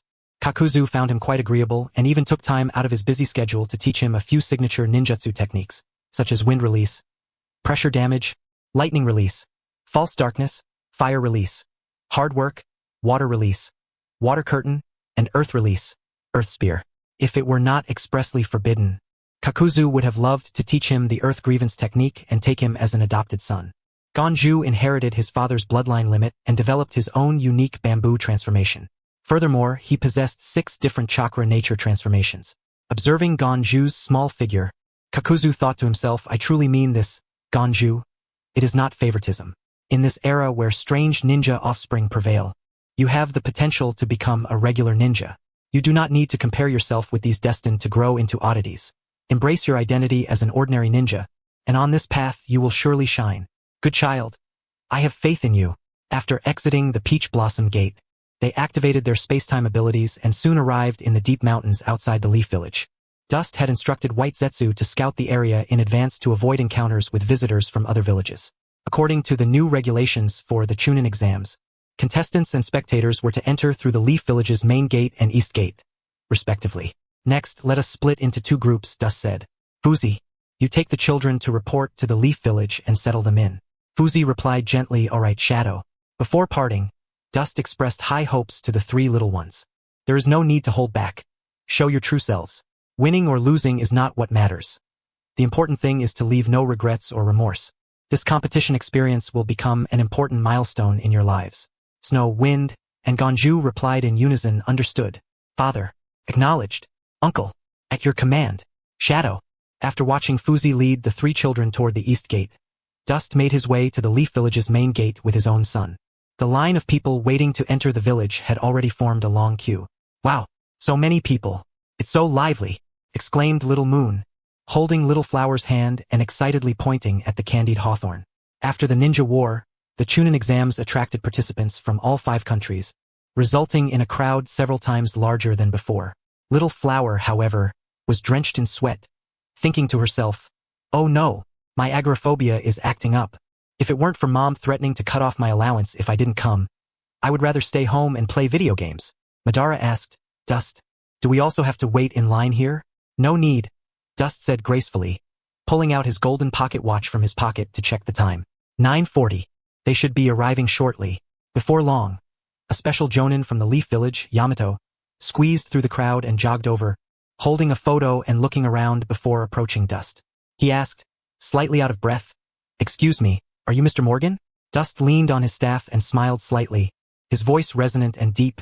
Indeed, this was a skill he had honed in his leisure time, allowing him to manipulate his vocal cords to produce different tones. "May I confirm your identity with this document?" Dust nodded, releasing his arm from the side of the light, and elegantly handed over the gold-embellished identification document from his limited edition handbag. Yamato accepted it, took out an identification device from his waist, and input the identification code from the document. The verification was successful. "It is indeed you, Mr. Morgan." He returned the document respectfully and said, "Mr. Morgan, I am Yamato, a special jonin from the Leaf Village. I received word of your arrival for the Chunin exams in advance, and have come to welcome you on behalf of the Hokage. Please follow me through the special passage." Yamato turned to lead the way. Witnessing this scene, whispers arose in the queue. A Leaf Jonin is personally welcoming him. Who is this Mr. Morgan? You are truly ignorant. He is a top financial magnate in the ninja world. He has private investment banks across all 5 countries. It is said that a considerable portion of the annual operational funds of each ninja village comes from this Mr. Morgan. So he is a financial lord. No wonder. Upon reaching the entrance of the Leaf Ninja Village through the special passage, Yamato said, "I apologize, Mr. Morgan, but the Hokage is occupied and may not be able to meet you personally. That is only to be expected. This is merely a formality. In events of such magnitude involving the entire ninja world, only those of great merit are granted an audience with the Hokage. It is already quite rare for a jonin to be sent to personally greet a financier. No worries." At this moment, Yamato observed Mr. Morgan's accompanying personnel. His first glance fell upon the elegantly dressed lady, Samui, and he was deeply impressed. Incredible. Mr. Morgan, judging by his voice, must be nearly 50 years old. Yet he has 2 such young and beautiful companions. Although they may not necessarily be his wife, nor are they the only 2 present. It truly raises concerns about whether his health can endure this. The children, on the other hand, seem fine. However, this youngest one could easily be his granddaughter, couldn't she? Finally, Shan Qingye's gaze shifted to the 2 masked warriors behind Morgan, and he furrowed his brow. "May I ask, Mr. Morgan, who are these 2? "They are my personal bodyguards," Morgan replied. Shan Qingye said politely, "You see, Mr. Morgan, we in the Yi clan have a long-standing rule that during the Chunin exam, we must verify the identities of masked visitors and report them. Therefore, would you allow them to remove their masks?" The atmosphere suddenly became somewhat delicate. "All right," Morgan smiled. Yet, the 2 behind him showed no intention of removing their masks. This put Shan Qingye in a bit of a difficult position. Morgan's tone then turned dark and magnetic. "When they are close by, their hands will not part from their swords. Thus, you may personally remove their masks." "Well then." Shan Qingye extended his hand towards the long-haired warrior wearing the Akuma mask. Halfway through, he suddenly halted in midair. Gulping, he swallowed hard, cold sweat trickling down from under his sunglasses. "What is this oppressive feeling? Like a heavy cloud before a storm. I have a premonition that if I remove this mask now, something ominous will occur. The crow is a bird known for foreseeing misfortune. My spirit beast is indeed a crow. Never mind." After a struggle within himself, he withdrew his hand. "Mr. Morgan is the benefactor of the Yi clan. If any unpleasantness were to arise, it would be our own loss." He adjusted his sunglasses and, in a calm tone to mask his unease, said, "Perhaps it is unnecessary. Since they are Mr. Morgan's personal bodyguards, they must be trustworthy. Oh, by the way, here is something for you." He took out a piece of golden cardstock from his ninja outfit's pocket. "Mr. Morgan, this is your special guest pass. You may use it to access the top-tier commercial areas of the Yi clan, and during the event, you can sit in the designated VIP seating." Very thoughtful, Morgan nodded, and Sam stepped forward to take it. "Well then, please enjoy the local customs and culture of the Yi clan. I wish you a comfortable and pleasant journey. I shall take my leave now," Shan Qingye thought as he left. This wealthy man is truly extraordinary, radiating an aura of nobility. He knows his place. If he had insisted on removing my mask just now, I would have had no choice but to invite him to dance. From beneath the Akuma mask came a voice tinged with interest. "Obito, what is the situation with this Morgan?" On the bustling streets of the village, Chen leaned on his staff, moving at a leisurely pace, his tone neither hurried nor slow. "Morgan, in the shadowy world, my identity as Ross is paired with a light identity, used for attending certain public formal occasions." Obito asked, "You've even invested in the 5 great ninja villages? Is it that you have more money than you know what to do with?" Chen chuckled, "If money just sits there, it merely becomes a pile of meaningless symbols. If it flows, it generates power, the power of capital. The power of capital can smoothly resolve many issues that even ninjutsu cannot. Not every problem must be solved with brute force. Capital involvement can make matters more polished and efficient, allowing us to apply our strength in more effective areas. Whether in the past with the Akatsuki or now with the Shell organization, the early stages of development have always been about amassing wealth. That's the principle. Obito pondered upon hearing this. Approaching Chen, he experienced the diversity of this world. The world he once defined was, in reality, a narrow cage tinged with his strong personal biases. Wasn't he also trapped within one? The first and second rounds of the Chunin exam are held indoors, not publicly displayed. Only during the third round finals will the outdoor venue be established. In the meantime, let us take a leisurely stroll and enjoy ourselves. Chun turned back with a smile. Well, for the two of you, it could be considered a return to a familiar place. Obito, Toby, at the registration area for participants. Snow, Wind, and Dare were three children who had not indicated their surnames in the application form. After signing the consent form, they received their participant passes. Among the 5 great ninja villages present, some lower-ranked ninjas born with a sense of superiority began to whisper among themselves. Look, those 3 kids with forehead protectors. I've never seen them before. They seem to be from the newly established hidden dark ninja village in Bird Country this year. Bird Country? What a backwater place. A bunch of lower ninjas from such a poor village actually dare to come and participate in this Chunin exam? They really are 3 clueless kids. Exactly. In our hidden mist, kids like these, who look weak at first glance, wouldn't even graduate from the Ninja Academy. Ignoring the idle chatter, the 3 were about to find 3 adjacent empty seats to sit down. Just then, the Cloud Ninja Trio walked towards them. Leading the group was Yuru, hands in pockets, chewing gum, and coldly remarked, "Hey, country bumpkins, that spot over there is ours." As Yuru's words fell, various gazes turned towards the participant room, some filled with schadenfreude, eagerly awaiting the show. Haha, poor country bumpkins running into the arrogant Cloud Ninja? This is going to be entertaining. Seeing the fierce expressions of the 3 approaching children, Dare instinctively felt a bit frightened. What should I do? The Cloud Village is notorious for their strength. These people should be formidable. If it comes to blows, losing is one thing, but bringing shame to our village would be another. Gazing at Yuru, Win's handsome face harbored unspoken thoughts. Cloud Village? Although my childhood memories have faded, I recall that due to my father's status, both Xiaohua and I received our fair share of cold stares and exclusion. Looking at this face brings back that nauseating feeling. However, I dislike engaging in verbal disputes. If it comes to blows, I wouldn't mind showing them a thing or two. Win's face turned cold as his hand subtly moved towards his waist. Casting a glance at the true backbone among the 3, his sister, the Dark Princess, Uchiha Snow.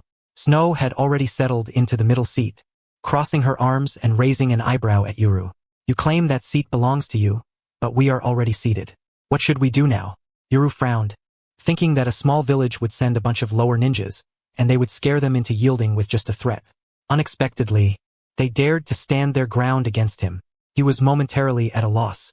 According to the latest regulations of the Chunin exam, if a brawl occurs before the examination, the party that strikes first would be disqualified by the organizers. At this moment, Snow's gaze fell upon the bull-headed ornament around Yuru's neck, and her heart stirred. That pendant around your neck, if I'm not mistaken, is the 8 tails, right? There shouldn't be many from the Cloud Village qualified to wear such an ornament. So, you must be a disciple of the 8 tails? The next Jinchuriki candidate? These words directly provoked Yuru. You wild girl, who do you think you are to call my master by his name so casually? It was just a seat and I could have let it go, but now. Am I giving you face or what? Yuru transformed into a raging bull, following up with a punch. Snow's lips curled slightly. Father said the Cloud Village ninjas have hot tempers and ignite at the slightest provocation. He was right. Now we can claim self-defense.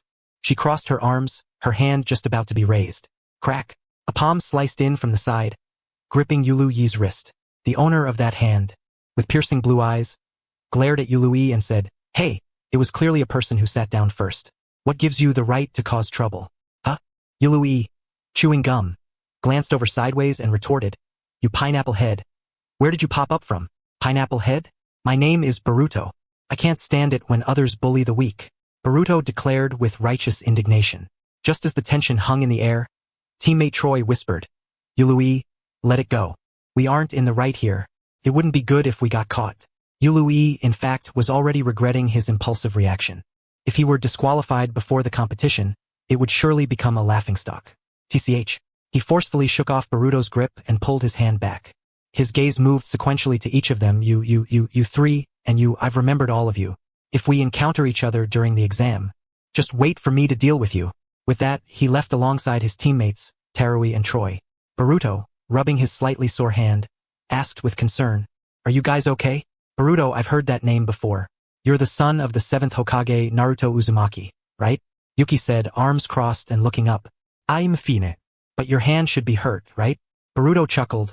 "It's nothing, it'll be fine in a bit." Yuki lifted her chin and said, "Not your palm. After you went inside, I saw you covering your wrist several times. Have you been injured already?" Boruto paused, instinctively tightening his grip on his wrist. Yuki's eyes lowered slightly, a faint smile appearing at the corners of her mouth. "Thanks for earlier." "Huh?" When he looked up, he found Boruto had already walked away. "How strange. Why does this group seem so cow-like yet so fearful?" Boruto returned with an unnatural expression. Sarada teased, "What's wrong? Did your heroic act not get the gratitude you expected?" Boruto replied, "What gratitude? I simply can't stand it when others bully the weak." Mitsuki chuckled softly. "Boruto-kun. You've just made a formidable rival. That Yului is actually quite strong. I've heard he already possesses strength above a Chunin, but he wasted a year on training with his master. This time, he's competing as a seed candidate from the Cloud Village. Seed candidate or not, none of them can withstand my techniques," Boruto declared confidently, with a reserve of over 100 types of ninjutsu and scientific ninja tools as his backing. Unaware of the truth, Sarada adjusted her glasses, revealing an appreciative smile. "Not bad. I like this spirit. Keep it up." The loudspeaker in the contestant room announced the summons for the first exam. The brief interlude quickly lost its excitement as contestants flocked out towards the exam venue. One individual, however, did not immediately move after exiting. Instead, he leaped onto the rooftop, watching Yuki's departing figure. By the way, he wore the forehead protector of Sunagakure, with red paint patterns on his face. His name was Shinki, the son of Gaara, possessing the same magnetic release as the 3rd Kazekage. He was a seed candidate from Sunagakure, and also Gaara's designated successor as the next Kazekage. In the original timeline, during the Chunin exam finals, Shinki had once pushed Boruto to the brink, and it was only through the power of scientific ninja tools that Boruto managed to defeat him. This demonstrated Shinki's formidable strength. His teammate, Shinki, jumped onto the rooftop beside him, following his gaze and asking, "Shinki, are you concerned about those people?" Shinki replied, "Don't you think we should be?" The three from the hidden cloud, especially that girl from earlier, were able to nonchalantly mention being a Jinchuriki like my late father. Moreover, she clearly used that to provoke the others, forcing them to act first. With her insight, composure, and boldness, she certainly doesn't appear to be an ordinary genin from a small village. Another teammate, Erishur, remarked, "You might be overthinking it." "I hope so," Shinki said cautiously, "but we must keep a close watch on that trio from the hidden cloud. They could become a significant obstacle for us in claiming victory for Sunagakure." The first exam was conducted by Sai. Contestants had to choose between positions marked X and O. Choosing incorrectly would cause them to sink into the mud below and be stained black. In reality, the distinction between X and O was irrelevant. Both sides would collapse. The true test was whether they would hold onto their beliefs. Those meant to pass did so. Although Boruto almost failed to respond in time and nearly fell, he was fortunately pulled back by Sarada and Mitsuki. After the three of them passed, they began to complain about the event. "This was not what I expected," Erishur said. "Right? It points to the examiner's thought processes," Yuki added. "But I really didn't expect so many people to fall simultaneously. It has nothing to do with not giving up, right? Even our hidden clouds genin could pass the first round. It feels a bit childish." By the way, while Shinki was not very talkative with outsiders, he was quite chatty internally. The second exam involved seizing flags. Oh, what a narrow road of grievances. They gathered on the rooftop, spotting the flag at the other end held by the trio from the hidden cloud, Yului and his companions wearing smug expressions. "Country bumpkins. This time no one will save you." This was Terui, not Yului, so don't get it wrong. Standing behind Yului were Troy and Terui, a round, chubby boy and a slender girl with long hair. Looking at Terui's hair that dragged on the ground, Wind couldn't help but comment, "I actually wanted to say this earlier in the contestant room. Aren't you afraid of stepping on your own hair while walking around?" Erishur innocently replied, "Actually, stepping on it is one thing. I'm more concerned about how much shampoo she wastes washing that long hair. That's money, you know, right, young Master Wind?" Wind hesitated for a moment but still spoke the truth. Sorry, Erasure, but I can't relate to your point. After all, my toilet is made of gold. Hey, you country bumpkins, what are you babbling about? Don't you know that trouble is looming? Yulu blew bubbles of various colors from his mouth, which now floated into the air, completely obscuring the white flag, the symbol of victory, planted in the middle of the rooftop. Erasure apprehensively remarked, what a strange ability. During the first exam's fall, I secretly observed. He used those bizarre bubbles to keep himself and his two teammates afloat. Whoosh! Without a second thought, Wind flicked a kunai from his wrist, hurling it at one of the bubbles. Bang! The bubble burst instantaneously, and an explosive tag unleashed a powerful water-style explosion, radiating outward. Seeing this, Wind calmly remarked, I see, it appears these bubbles are projectiles. Between them, Yuki, arms crossed, thought to herself, making bubbles into projectiles is quite similar to what my father taught me about the former Jinchuriki of the Six Tails from the Hidden Mist. Yugao's bubble technique. However, this colorful version really does feel quite childish. Scared now? My bubble ball technique. Yulu boasted with a swagger. These bubble balls are meant to protect the flag. We have even more straightforward methods to deal with you. With that, he drew the two ninja blades slung across his back and, with a burst of high-speed chakra, darted through the gaps in the bubble array. Troy and Terui followed closely behind, launching a fierce assault on Yuki and her companions. Yulu commanded, you two cover me. I'm going to trap them all in bubble balls and send them back to the countryside. Erasure, feeling the pressure, exclaimed, they're coming at us. Their speed is incredible. I might suffer in close combat. At that moment, Yuki slowly lowered her arms and formed a hand sign in front of her chest. Wind turned to remind her, be careful. If you destroy the flag, we might get disqualified. Whoosh! Yuki's black hair billowed as if caught in a wind, and she said in a deep voice, I will hold back, but only to the extent of not killing them, so the flag is up to you. Fire style. Great fire annihilation. Boom! In an instant, the raging flames engulfed the platform, crashing towards Yuru and his companions. 3 individuals, 3 mouths, 6 eyes. Yet they could not muster a second expression. When confronted with extreme shock and terror, human reactions tend to be remarkably uniform. What kind of fire release is this? Are we, perhaps, dreaming? It's over. Boom! Ah! The advancing flames generated a gust of wind that blew the 3 away, swallowing the bubble formation behind them. Those bubbles, which had produced explosions, were also consumed by the sea of fire. Whoosh! At the critical moment, a phantom-like figure appeared beside Shui, holding the victorious flag. He helplessly remarked, Shui Mei, you are truly reckless. Whoosh! After the flames subsided, the surface of the platform was left with a charred scar in a fan shape, spanning several dozen meters, nearly covering half of the examination area. Shui slowly lowered her hands from the hand seals and smiled at Feng, saying, as expected of someone with the title of Swift Spirit, my brother. According to their father, Feng's strength could rival that of the genius from the Uchiha clan Yi Yuji during his youthful days. Ganju stared at the trio blown to the edge of the platform, along with the flag in Feng's hand, scratching his head as a strong sense of unreality surged within him. No way, did we just pass the second round? Is it just my illusion? In the land of the hidden ninja, even a genin shouldn't be of this caliber, right? Could it be that we were simply lucky to encounter the weakest competitors? However, that was not the case. Troy and Talui had already surpassed the level of genin, nearing that of chunin. Yurui's strength was even considered quite outstanding among the chunin. Otherwise, in the original Timeline S chunin exam, Boruto would not have been forced to utilize scientific ninja tools to deploy shurikens imbued with wind release to defeat Yurui. It is not that the opponents are weak. Rather, the level of their combination is simply too formidable. Who could have imagined? To graduate from the Hidden Shadows Ninja Academy, 2 conditions must be met. One must be at least 12 years old, and secondly, one's strength as a ninja must reach the special Jounin level set by Yi. Thus, for these 3 children to team up for the Chunin exam is akin to a dimensional strike. At the edge of the platform, Troy and Talui had already fainted. Only Yurui still retained some consciousness. But, how infuriating.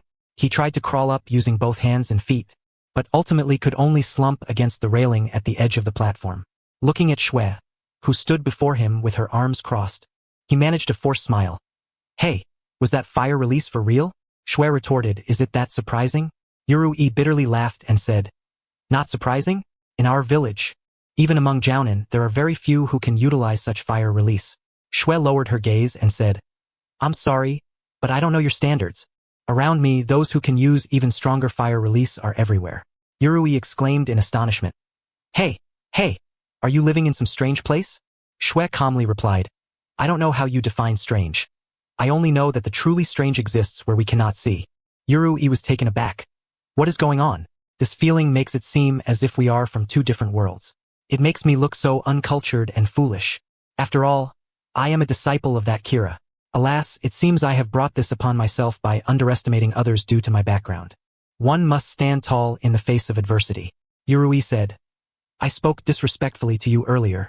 Now that I've fallen, feel free to hit me to vent your frustration. Shui replied, I'm not angry. Not angry? A memory flashed in Shui's mind from 5 days prior, of her masteress voice, filled with warmth and laughter, saying, Have you ever seen anyone who would get angry with a child? But you are also a child. Aren't you?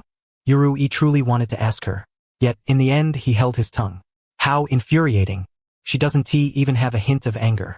After Shui and her companions left, Yurui gazed at the distant white clouds in the sky, sighing. Master Kira, when I return this time, I must seek your forgiveness. Crack. Suddenly, the 8-tailed bull demon pendant around his neck cracked without warning. In the land of lightning, cloud thunder gorge. Splash. Kira fell heavily into the water, sinking to the riverbed, his life uncertain. Watching the elixir he had just extracted in his palm, Tong Jin Tao frowned in displeasure. Is this all there is? A lowly student. Splash. After putting away the spoils, he waved his sleeve and turned his gaze towards the southwestern sky. The lowly students, like tiny grains of sand, had all gathered in a certain minuscule area. The chakra that stood out among them should be the 9 tails mentioned by Pushi, right? The Mist Village triplet, stunned by Boruto's scientific ninja tools. Just as Shui extinguished the flames in the examination area, another platform in the exam venue. Water release, water bullet technique. Whoosh! The torrential water swept the Mist Village triplet brothers off their feet, leaving them questioning their very existence. Whoa! How is this possible? To perform such a powerful water release in a place without water. And it wasn't over yet. Boruto jumped high into the air, forming 6 hand seals with his right hand. Crack!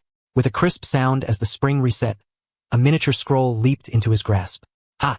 Boruto shouted majestically, striking down towards the flowing water. Lightning release, thunder wave, crackle. A powerful stream of lightning surged into the water, transforming into an electrified barrier. Whoa! Those 3 Mist Village brothers, who had traveled across the sea, were directly fried to a crisp, their bodies stiffening. Shortly after, their eyes rolled back, and they collapsed, unconscious. Thud. Boruto landed gracefully, using his communication earpiece to contact Sarada. I've taken care of things over here. Don't worry. He then proceeded to retrieve the flag. Got it, working on it.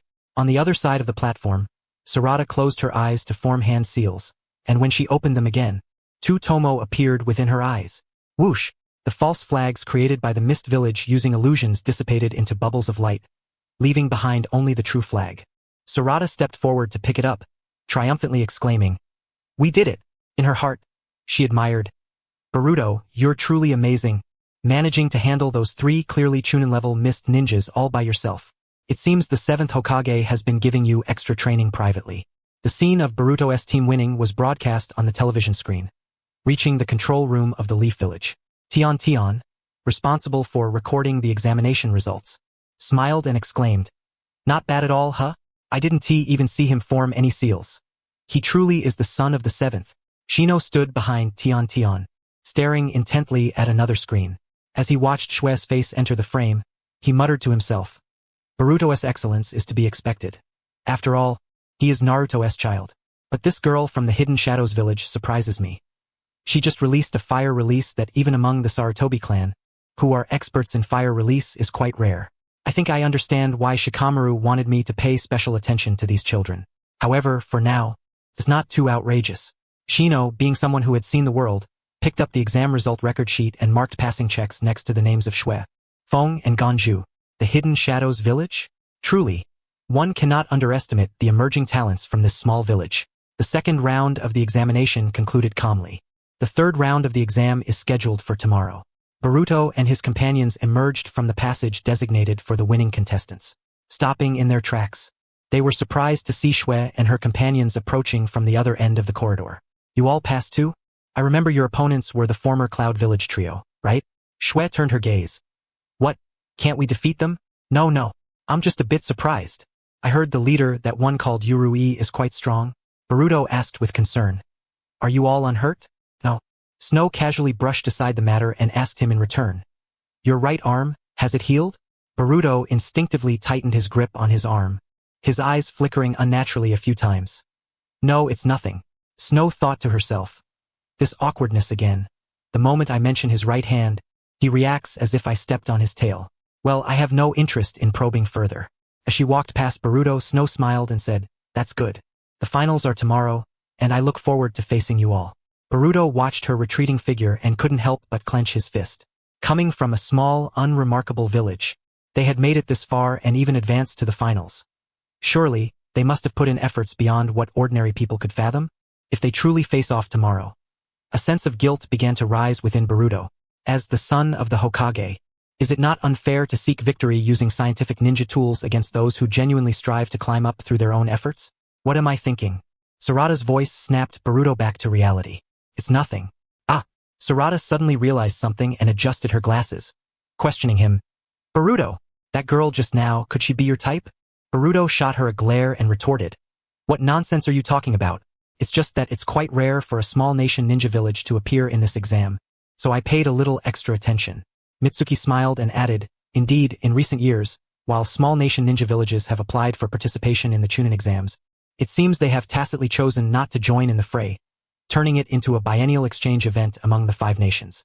Well then, Sarada thought to herself, as long as that's the case. After parting ways with his teammates, Boruto walked back through the alley, pondering over the heavy question that lingered in his mind. Frustrated, he kicked a stone towards the roadside. Boruto-sama. In his downward gaze, he noticed a white coat's hem. He looked up to find Kazuki Yamanaka, with his square face framed by glasses. He was holding a box, his face adorned with that ever-present smile that made Boruto's stomach churn. Of all times, Boruto frowned and asked patiently, What do you want from me now? Kazuki smiled and said, I already know how you performed in the second exam very well indeed. Boruto clenched his fist, unable to hold back his thoughts. I mean, isn't this actually cheating? Kazuki was momentarily speechless. At this critical juncture, what are you even talking about? Young master, only now do you realize this is cheating? Of course, he couldn't say that outright. With an unchanging smile, Kazuki adjusted his glasses and said earnestly, Boruto-sama, tools are also a part of strength. There have always been ninjas who specialize in manipulating ninja tools, and scientific ninja tools are indeed ninja tools. Since they are ninja tools, how can they be considered cheating? Boruto covered his right wrist and said glumly, But scientific ninja tools are different from conventional ones. They require no technical skill. It's like a foolproof camera that just needs a button pressed. Their power entirely depends on the techniques stored within. It has nothing to do with my own strength. Kazuki suddenly emphasized his tone and asked, So what if it is? Huh? Boruto looked up. Kazuki stated solemnly, Your father, the 7th Hokage, was born with the immense power of the 9 tails at his side, giving him an inherent advantage over ordinary ninjas from the very start. Has anyone ever questioned him? Boruto recalled how the villagers revered Naruto. No, they haven't. My dad is greatly admired. It seems like everything is taken for granted. Kazuki smiled. Exactly, Boruto-sama, this is not cheating. This is called resources. The 7th Hokage enjoys the resources of the 9 tails, and as the son of the Hokage, you naturally have access to resources for scientific ninja tools. Just as Boruto's heart began to waver, Kazuki timely handed him the box. What is this? Kazuki adjusted his glasses and smiled. Young master, you've consumed quite a bit of your stock during your private practice these past few days, haven't you? I've gathered all my hidden reserves here. Thinking of Snow and her companions from the small nation ninja village, Boruto instinctively felt some resistance. Why are you still supplying me? I still have about 75 mini-scrolls left. Isn't that enough? Kazuki smiled. I heard that in the second exam, several strong lower ninjas emerged. Having more stock would be safer for you. With what I provide plus what you have left, you would have a total of 250 different B-rank or higher jutsu released by Jounin. If you unleashed them all at once, leveling the entire Chunin exam venue would be no problem. Of course, you wouldn't use them all, and the remaining resources would all be used to support you in crushing Uchiha dust. Crushing Uchiha dust reminded Boruto of his initial intention for using scientific ninja tools. Yes, that's right. Boruto tightened his grip on the resources, his resolve firming. I cannot hesitate here. Defeating Uchiha dust is what I truly need to accomplish. Kazuki thought to himself, yes, that's right, rely on this power to your heart's content. Tomorrow, the Kage, the elite of various nations, will witness a spectacle like no other. Then, let's see who will still question the strength of my scientific ninja tools. Thus, the time arrived at 9 o'clock on the morning of July 11th. The third round of the Chunin exam, the time for the battle outside the arena. Shinki, son of the Wind Shadow. The finals arena of the Chunin exam was surrounded by a circular seating area filled with tens of thousands of spectators from the 5 ninja nations who traveled from afar, just to witness the prowess of the lower ninjas from the 5 nations. The 12 finalists were currently waiting for the matchups on the stage. Shinki's gaze was fixed on Snow from beginning to end. As the son of the Wind Shadow, the inheritor of the magnetic release, he was a popular contender among the Sand ninjas. He had learned through internal channels that the girl he was interested in harbored remarkable strength. Hence, he was filled with anticipation. Snow, right? I can't wait to face you. On the other side, Snow and the Wind remained calm, while Kanji was nervously sweating. What should I do? It's about to begin. Anyone is fine. Just don't let it be that Sand Ninja Shinki. I heard yesterday that after the second exam, several Iwagakure ninjas went to settle scores with him and almost got crushed by his magnetic release. The referee, Rock Lee, announced loudly. Now, we will begin the first round of matchups. The characters scrolled across the screen outside. Shinki versus Kanji. Sigh. Shinki shook his head and sighed, disappointment filling his eyes. To him, Kanji seemed insignificant, not worthy of being his opponent. Kanji felt as if his heart had jumped into his throat. Truly, what one fears often comes to pass. Rock Lee said, please, those not paired with an opponent, retreat to the resting area. Shinki's teammate, Yatsuki, teased, Shinki, you're lucky. You've been handed a free round. Shinki replied helplessly, I can't feel any joy in that. The Wind patted Kanji's stiff shoulder and said, don't be nervous, just perform normally. Kanji forced a smile and said, I'll do my best. The contestants exited the stage, leaving it to Shinki and Kanji. They took their positions. The awkwardness was evident on Kanji's square face. Shinki said, if you lack fighting spirit, it would be better for you to concede early, lest you lose your life. Once the battle begins, I will show no mercy to any opponent. Kanji lifted his head, clenched his fists, and met Shinki's gaze. No, I'm just a bit nervous. It's not that I lack fighting spirit. Shinki replied, but I can see you shaking. Kanji's shoulders trembled uncontrollably, and he explained to Shinki, this shaking is because when I am under pressure and nervous, I also get a bit excited. I can't control it myself. Please, don't mind it, just go ahead. Shinji shook his head, stating that he had already tried to reason with them and that the consequences would be theirs to bear. Magnetic release, sand iron. With a swift hand seal, sand and gravel were drawn from beneath his feet, coalescing into a sleek, jet-black attire brimming with granular texture. In the spectator stands, the shadows of the audience watched intently. Naruto's bright eyes sparkled. Oh, so this is Iroh's child, Shinji, with his magnetic sand iron. Beside him, Iroh couldn't help but reveal a proud smile. Shinji's strength is far beyond that of the child I once helped. He may have to face some hardships. Rustling sounds filled the air as countless particles of sand iron began to gather, forming numerous projectiles that shot forth as Shinji raised his palm. Sand iron, rain of shrapnel. Whoosh! Strangely enough, the child named Ganzu, who had been trembling in place just a moment ago due to nerves, suddenly darted away as the sand iron projectiles sliced through the air, quite fast indeed. Shinji's gaze flickered as he manipulated the rain of sand iron to change direction and pursue Ganzu. Ganzu zigzagged and sprinted, evading the oncoming projectiles much like Sasuke did when dodging Amaterasu back in the day. It became apparent that the speed of these sand iron bullets was just barely slower than his instant movement technique. Though his mastery of the technique was only half that of the wind release, he managed to hold his ground for now.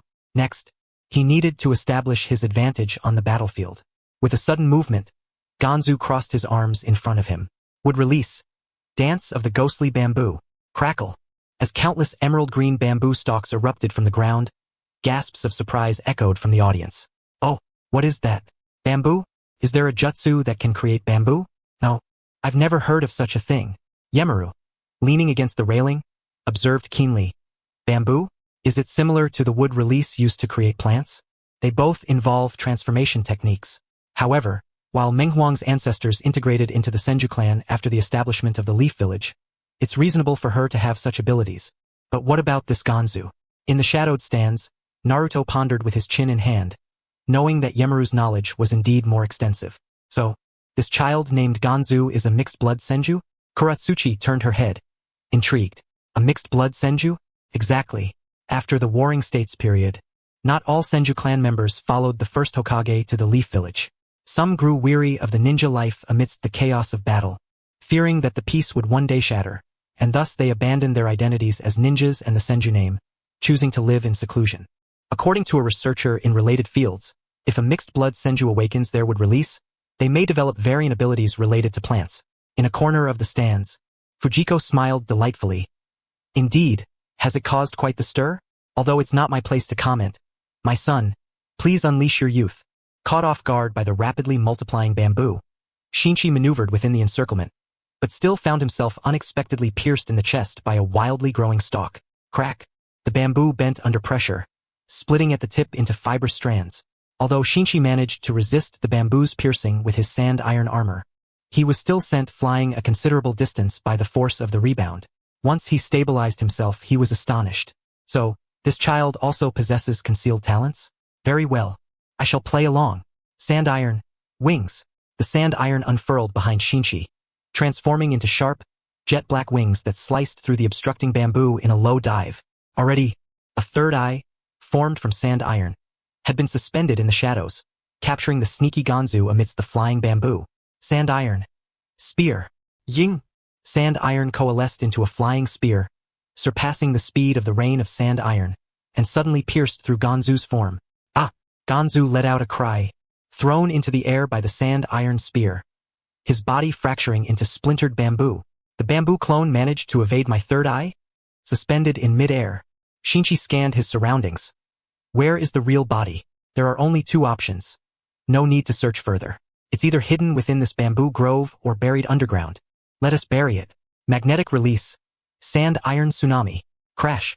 A torrent of sand iron cascaded down, sweeping away the bamboo grove below in an instant. To the naked eye, the overwhelming range of the attack made the disparity in strength evident. It seemed that this was the consensus among all present. Though the bamboo jutsu had been impressive, it ultimately proved somewhat ineffective. I believe we can declare the match over and summon the medical team. At this moment, standing as the referee against the wall of the arena, Rock Lee's gaze remained fixed on the depths of the sand iron tide. How familiar this scene felt. He could empathize with the child buried beneath the soil, confronting a desperate situation. Remembering the sweat and blood he had shed in his youth, he clenched his fists. Is this truly the end, young one? Underground, Ganzu, concealed by earth release, felt the pressure of the soil above intensifying, his small face turning serious. Indeed formidable. This is the standard expected of a ninja from the 5 great ninja villages, isn't it? He couldn't help but reminisce about his childhood, basking in the gentle sunlight of the peach blossom spring. His father had taken his small hand and explained the origin of his name. Ganzu, do you know? Your name was given by the Shadow Man, meaning brave one, blessed by heaven. Both the Shadow Man and your father wish for you to never lack the courage to forge ahead at any moment. To be honest, he was uncertain whether he truly possessed the strength to overcome him. Boom! The ghostly bamboo erupted, shattering the sand wave. Ganzu surged upward with determination, swiftly forming seals. Crack! Crack! His hands, moving like lightning, snapped 2 bamboo sticks from his side. However, to concede without attempting would only leave him with regret. Earth release. Earth spear technique. ZZZ. A dark hue spread from Ganzu's wrist to his palm, enveloping the bamboo sticks he held, enhancing their hardness, resilience, and surface tension to an extreme degree. Crack, crack.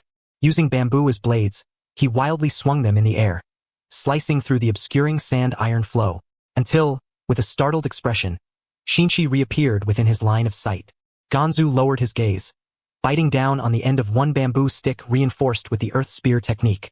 My chakra isn't strong enough to match the power of Master Kakuzu, but I have my own way to amplify my jutsu. With a single hand forming seals. Shadow Man, please watch over me. I will repay your and my father's expectations with courage. Ghostly bamboo, wind release, pressure damage shell. Boom!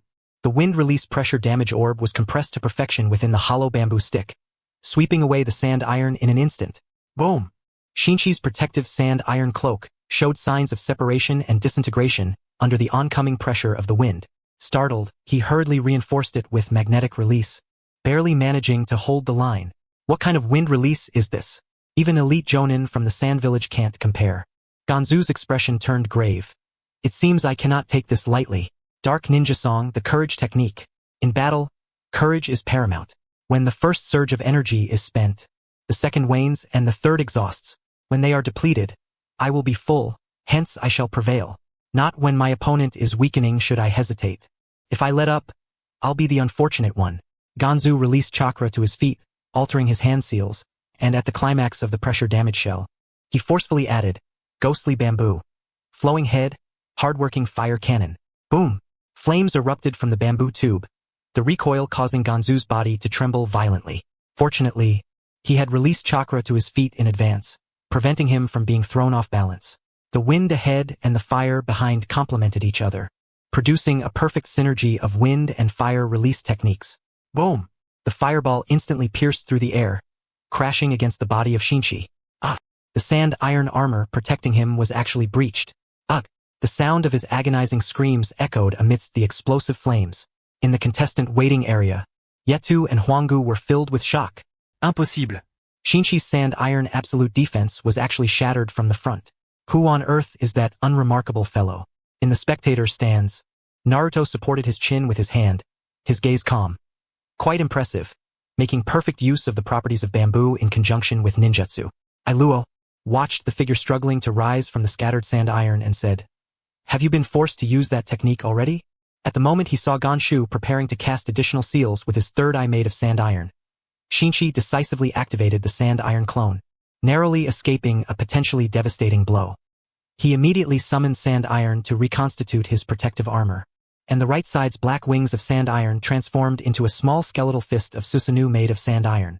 Looking back at Ganshu, he could no longer find even a hint of disdain in his eyes. Ganshu, from now on, I will regard you as an equally matched opponent. Additionally, I regret to inform you that no one shall take away the glory of sand from my hands. Boom! He surged forward with his chakra, utilizing the single wing of the sand iron left wing to accelerate his glide, while the massive right sand iron fist came crashing down. Close combat is my weakness, as I have primarily focused my energies on mastering the ghost bamboo and the 5 ninjutsu.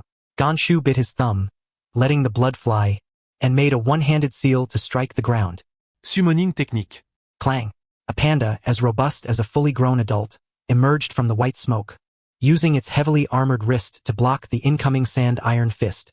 Observing that reassuring black and white figure, Ganshu smiled and said, "Close combat support is in your capable hands, my friend, Kung Fu Panda, Pan Pan."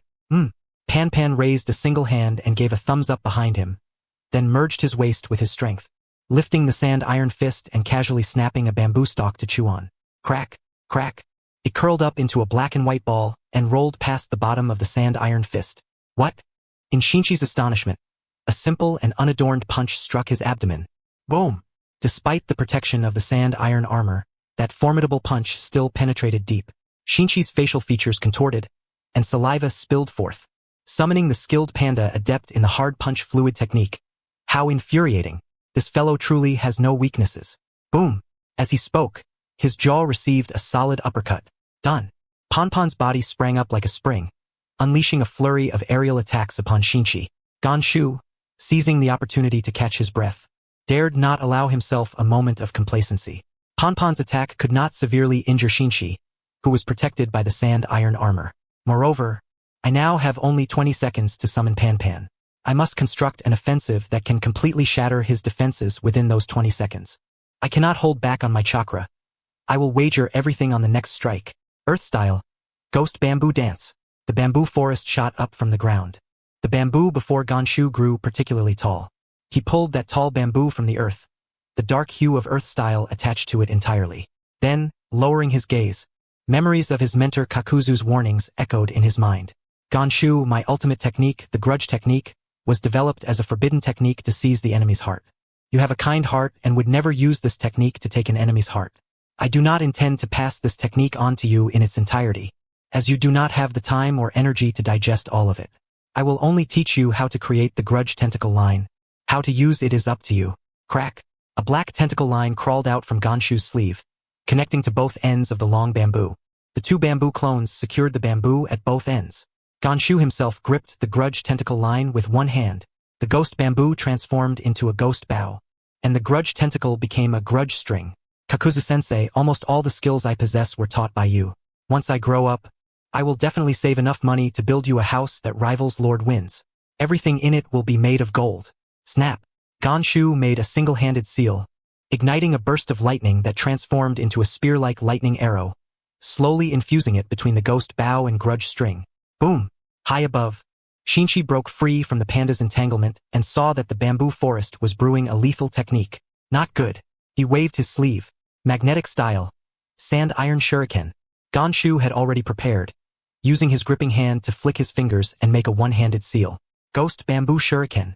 The earlier creation of the ghost bamboo forest was not merely for show, as Gonshu's seals disintegrated into hundreds of bamboo segments, rapidly shooting through the air. Bang! Bang! Bang! Sand iron and bamboo intertwined in a chaotic barrage, ultimately falling silent, with neither side able to gain the upper hand. Gonshu's trump card was already complete. The bow was fully drawn, the arrow ready at the string. Seeing this, Shinchi summoned all his strength. The sand iron wildly surged, transforming into a massive sand iron triangular prism. Shinchi's gaze turned fierce. My adoptive father is watching over me. I cannot lose. Magnetic style. Sand iron triangular prism. The shadowy figure is watching me. I must win. Ghost bamboo style. False dark grudge arrow. Boom. Crackle. The triangular prism and the lightning arrow collided in midair. Crackling thunder resonated throughout the arena. Thousands of spectators were left agape. Crack. At the moment the tip of the sand iron triangular prism shattered, Shinchi sighed. Father, I have tried my best. Boom. The lightning broke through, and Shinchi was swept away, his back crashing against the high wall of the stands. The protective sand iron dissipated, and he slid down to the edge of the arena. Though he had not lost consciousness, he no longer had the strength to rise. Lost. Well, kid, you truly have surprised me. The referee, Rock Lee, shouted with pride. The winner is Gonshu. The glory of victory descended. Gonshu, exhausted, sat on the ground, his palms still gripping the bow, blood flowing. He gazed up at the sun bathing him in light, smiling. Shadowy figure, can I be considered a little hero in your eyes? Sage mode has begun. The content is irrelevant. As Shinchi was helped by Huanggu past Gonshu, he could not help but turn and ask him, how does your strength compare to that so-called snow girl? Gonshu, being honest, replied directly, I am the weakest among our trio. I see. After a long time, Shinchi finally withdrew his gaze. He sighed inwardly. What kind of existence must it be to establish this hidden shadow ninja village? Must one not only be the Wind Shadow's adopted son but also strong? In the shadow seat, seeing the dejected figure of his adopted son retreat, Luo said solemnly. This hidden shadow does not bode well, Naruto. Do you have no understanding of this village? Naruto sighed and said, to be honest, I was unconscious for several days, and it was only last night that I woke up and learned this morning about the sudden announcement of the hidden shadow village participating in the exam. What? The shadows all cast astonished glances. Initially arriving at the hidden shadow, they were more concerned about the incident that led to Naruto's unconsciousness. Unconscious? What happened? Reflecting on recent events, Naruto's smile turned bitter. Well, that essay-long story. I'll tell you all about it after the match. In the guest seating area, Chun leaned on his civilized staff, sincerely praising. Gonshu, this kid is truly remarkable. Sam asked with a smile. Chen, did you name Gonshu? Is there a story behind it? Chun smiled. The brave are aided by heaven. It seems that's how it is understood. Chun fell silent as well. He certainly cannot claim that his inspiration came from the encounter with Officer Gon in Detective Conan. Can he? After clearing the remnants of iron, sand, and bamboo from the arena, the competitors returned to the field once more. I wonder who my opponent will be. Feng's gaze shifted to the handsome young man quietly standing behind Boruto. Although the newcomer Shinchi was quite eye-catching, among all the contestants, he struck me as the most formidable. The screen rotated and froze on two characters. Feng Suyue. Feng smiled helplessly. Oh my, it really can't withstand being mentioned. Can it? Before exiting, Sarada reminded, be careful, Suyue. That Gon's teammate from just now must not be weak. Suyue smiled, yes, I will. Thus, the competitors exited once more. Feng and Suyue faced each other. Both were not particularly talkative with outsiders. With a shout from Rock Lee, the battle begins. They charged towards each other. Suyue, the most perfect masterpiece of Orochimaru's cloning technique, was regarded by the latter as his own child. In search of the sun, he came to accompany Boruto. He had never showcased his true strength in front of others. In the original timeline's Chunin exams, Suyue lost to Shinchi to conceal the fact that he possessed Sage Mode. Victory or defeat held little importance for him. Simply being able to live peacefully by Boruto's side was his greatest wish. In this battle, he had no intention of using his full power. Shadow Snake Hand. As he sprinted, dozens of white snakes with bared fangs emerged from beneath his sleeves, lunging towards Feng. Crack. Feng unsheathed his ninja blade mid-sprint, and in addition to the azure lightning entwining it, there was also a white gust of wind attached. With a wind and lightning slash, he cleaved the attacking snakes into countless fragments. In the viewing stand, Reikage Darui was taken aback. Oh my, this is not simple at all. He can actually incorporate both wind release and lightning release chakra attributes into his sword technique simultaneously. How did he perfectly harmonize these two conflicting chakra attributes, eliminating weaknesses and complementing strengths? Moreover, his swordsmanship seems to contain elements of the Cloud Village style.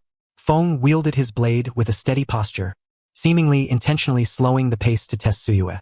Suyue retreated, widening the distance and forming hand seals for a wind release breakthrough.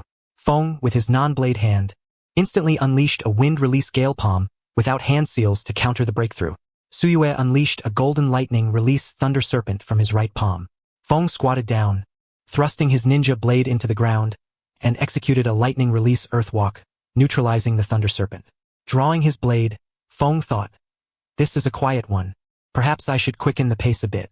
As Suyue withdrew his attacks in a conventional manner, a sudden ominous aura filled the air, and his pupils constricted as he hastily avoided a descending slash. Crack! Feng swiftly drew his ninja blade, closing in, and with two fingers forming a seal, unleashed a fireball that erupted upon Suyue. Then Suyue's body dispersed into white snakes, engulfed by the flames. Snake clone technique. Suyue's main body leaped into the air. His modified palm, like a whip, lashed out. Feng, not even glancing, relied solely on the sound of the wind to determine the direction of the attack. And with a flicker, he stepped on the wrist Suyue was about to retract. Turning his gaze, he said, "It seems your body has undergone some special modification. Your movements are quite agile, and the timing of your technique is impeccable. However, your strength should not be limited to this level, should it?" As he spoke, he raised his blade, poised to sever Suyue's arm. Suyue's expression suddenly turned stern, as he flung a handful of shuriken with explosive tags. "Oh, are they all attached with explosive tags?" Feng instantly retracted his blade and leaped back. Boom! As Suyue retracted his arm, the shuriken on the ground detonated, creating a smoke screen. Using the explosion as cover, Suyue dove underground, then executed the shadow snake hand technique. From beneath the earth, dozens of white snakes burst forth, surrounding Feng from all directions. Feng's ninja blade, entwined with wind and lightning, sliced through the chaotic snakes in an instant, reducing them to mere fragments. So this is it. His eyes suddenly transformed into Sharingan. In the viewing stand, Kuratsuchi exclaimed, "Hey, look at that kid's eyes. Sharingan. Is he from the Uchiha clan?" Naruto's gaze deepened at that moment. Just now, Gon had the Senju bloodline. Now Feng appears with Sharingan. In the shadows, Yamaru approached for instructions. "Seventh Hokage, should we stop the match?" Naruto pondered, replying, "No, let the match continue. I'm quite curious about Sharingan. I wonder how many Uchiha exist in this ninja world that I and Sasuke are unaware of." In the guest seats, Samui sighed. "That child Feng can be quite serious at times. I wonder who he takes after." Hanabi remarked appreciatively, "That young boy fighting with my brother is quite handsome. I hope he doesn't lose too badly." After activating Sharingan, Feng concealed himself underground, leaving Suyue with nowhere to hide, as he was ensnared by lightning release, forced to reveal himself under the barrage of shuriken-like winds. After a series of backflips, Suyue landed, lowering his gaze, saying, "I felt something was off about your eyes from the start. You and that girl named Yuki are indeed members of Sarada's clan, aren't you?" Feng, wielding his blade, replied calmly, "We never intended to keep it hidden." I said, "Why not unleash your hidden power?" With the mind's eye, Feng scrutinized Suyue and said steadily, "I can see it clearly.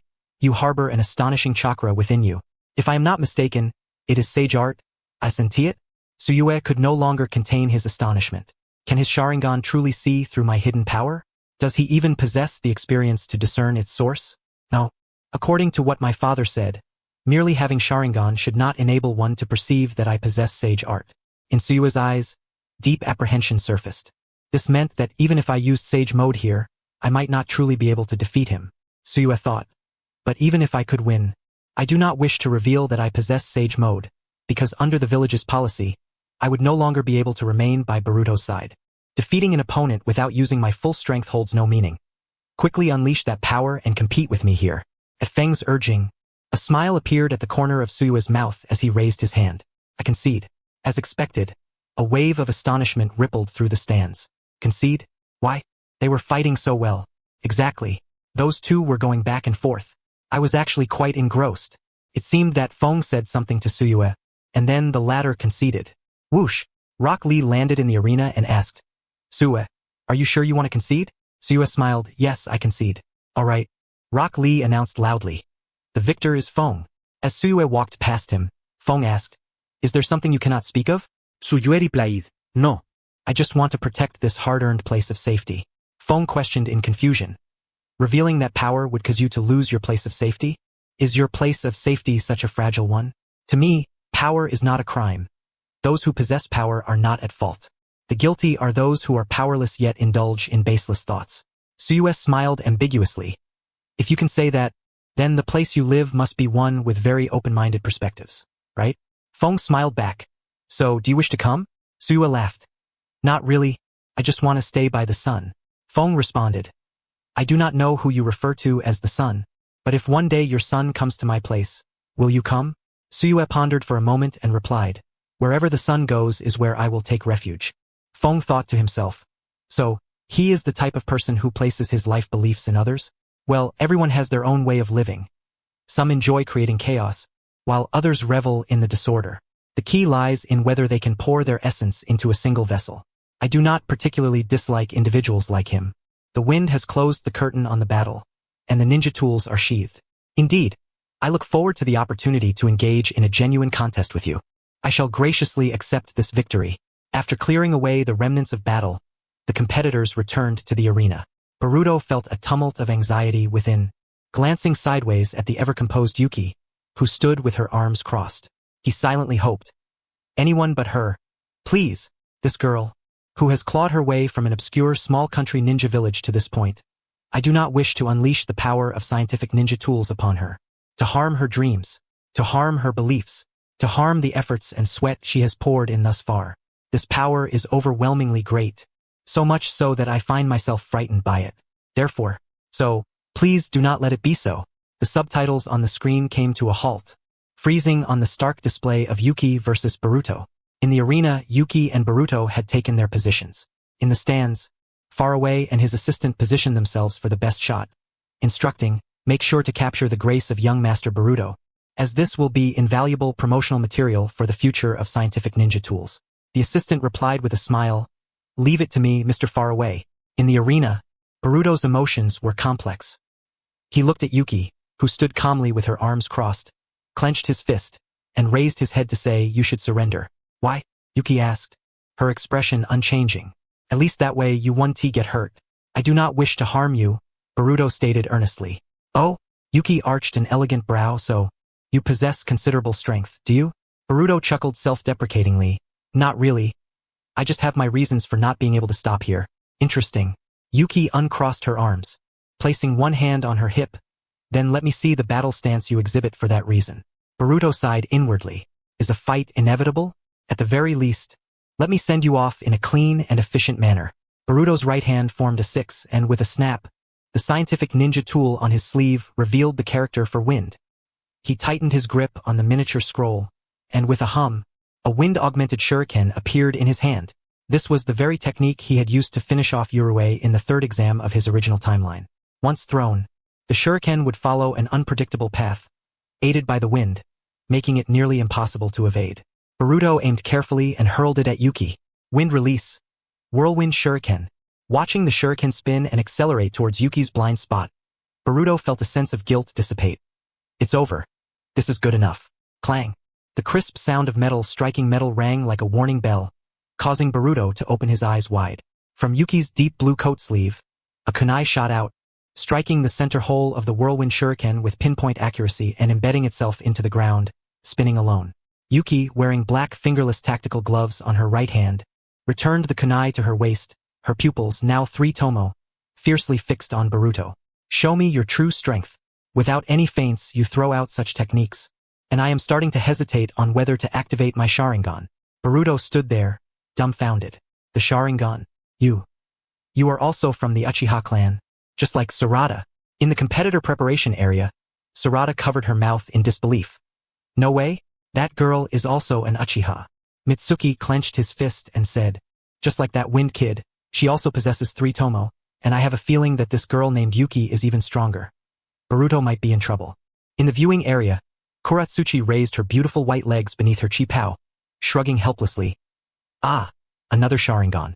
The Uchiha clan might have completed their revival in places we are unaware of. Naruto's face remained grim. This girl also has the Sharingan. Ever since that wind kid revealed his Sharingan, this was something I anticipated. He gazed with hidden expectation at Boruto, who seemed somewhat at a loss at this moment. Boruto, your father was already fighting with the Sharingan at your age. With Sarada by your side, you should be familiar with those eyes. Show your father how much you have truly grown. In the arena, Yuki's Sharingan glared at Boruto, delivering her initial and final ultimatum. I do not know what reason you have for your unnecessary concern for me. I want to say, Boruto Uzumaki, you seem to have mistaken something. I am not the rural Cinderella you perceive. If you do not adopt a serious attitude for the upcoming match, then for the next move, I will send you out of the game. With her words, Yuki formed a hand seal in front of her chest. Fire release. Great fire annihilation. Boom. From the moment she revealed her Sharingan, Yuki had no intention of holding back. She unleashed a full-scale great fire annihilation. Facing Boruto, she unleashed a torrent of flames that spread horizontally, ravaging the arena and raising countless stones and dust. In the face of this overwhelming inferno, Boruto appeared as if he were a mere storm ant. He stood there, mouth agape, as if his soul had left his body. Boruto, quickly use water release for defense. Otherwise, you will die. Sarada's desperate shout outside the arena jolted him back to reality. He formed a 6 with his right hand, a miniature scroll springing into his grasp. Water release. Water barrier. Whoosh! A massive torrent of water surged forth, erecting a 10-meter-high water wall for defense. But the great fire annihilation pressed forward, instantly obliterating the water wall. Gasps of disbelief echoed from the stands. This can't be true. The fire release has countered the water release. The disparity in chakra control was too great. The elemental superiority had ceased to matter. 6, 6, 6, crack, crack, crack. At the critical moment of life and death, Boruto could hardly afford to hesitate. He grabbed 3 miniature scrolls in quick succession. Water release, Jade Waterfall. Water release, Explosive Wave. Water release, Water Bullets. At the moment the water barrier was consumed, Boruto unleashed 3 powerful water release techniques from his scientific ninja tool arsenal, each performed by a skilled water-style jonin. Splash! Torrents of water surged forth, barely forming a counter against the sea of flames. Hiss! Hiss! Hiss! The clash of fire and water erupted into steam that enveloped the arena, obscuring the audience's view. Impossible! Is this truly a battle among genin? Just as Boruto managed to catch his breath, he saw the steam curtain ahead, glowing with a fiery red like a volcanic eruption. Oh no! Boom! Boom! Boom! Following that, the remnants of the great fire annihilation transformed into streaks of fiery meteors, piercing through the curtain and descending with a howl. The western area where Boruto stood was subjected to a carpet bombing. Boom! Boom! Boom! Amidst the surging flames, Boruto cowered, clutching his head. In the guest area, dust leaned on his staff, emotions swirling within him. The earlier Great Fire Annihilation had reached a level that rivaled Uncle Madara's prowess from years ago, far exceeding Yuki's abilities during her time at the Ninja Academy. In the days following her apprenticeship, what exactly had Uncle Madara done for Yuki? In the back row, Akatsuki's Uchiha mask reflected surprise in his Sharingan. In just a few short days, had she nearly adapted to that power? If that were the case, they should be seeing the results soon. Boom! As the fiery tail of the meteor faded, Yuki descended upon the west area littered with fire pits, her Sharingan flickering as it locked onto Boruto, who was slumped on the ground between 2 fire pits, gasping for breath. Then, she began to walk toward him. Boruto jolted awake, grabbing a ninja blade that had been buried in the ground for an unknown duration, and was now revealed by the recent explosions, stammering, Don't come any closer. Yuki ignored him and continued forward. You brought this upon yourself. Boruto shouted in desperation, suddenly forming a 6. Boom, boom, boom, boom, boom, boom, boom. White smoke erupted in layers, encircling Yuki completely. As the snow paused, arms crossed, she cast a fleeting glance, revealing the shadow clones, numbering approximately 100. Though not an overwhelming force, they certainly exceeded his current capabilities. Her gaze traversed the crowd, settling on Boruto's right hand. Each time he executed a technique, there seemed to be a subtle movement of his right hand, which, it appeared, was not an injury but rather concealed some profound secret.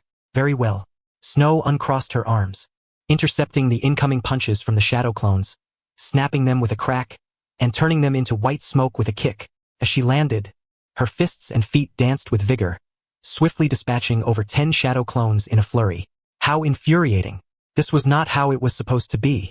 Boruto, using the shadow clones as cover, hurled a kunai affixed with an explosive tag towards Snow in the midst of the fray. With a swish, Snow's Sharingan glimmered with a crimson light, and she gracefully turned, deftly catching the kunai, peeling off the explosive tag and sticking it to the back of a shadow clone. With a powerful kick, she sent it crashing into the array of clones, then instantly infused the kunai with lightning nature and threw it. Boom! The explosive tag detonated, and the lightning-infused kunai pierced through 5 shadow clones along the trajectory. She glanced outside the array. Boruto, caught in her fierce gaze, felt a jolt of fear as his ninja blade clattered to the ground. He then retreated hastily, while the remaining 30 shadow clones surged towards Snow. In an instant, she flickered to the position Boruto had just vacated, picked up his fallen ninja blade with her foot, and, with her Sharingan, unleashed a flurry of sword techniques, executing a chaotic onslaught. In no time, she had mopped up the remaining shadow clones. Snow stepped on the last clone and inquired, "Are you fighting with some external force?" Boruto's shadow clone gritted its teeth. "None of your business." Thud.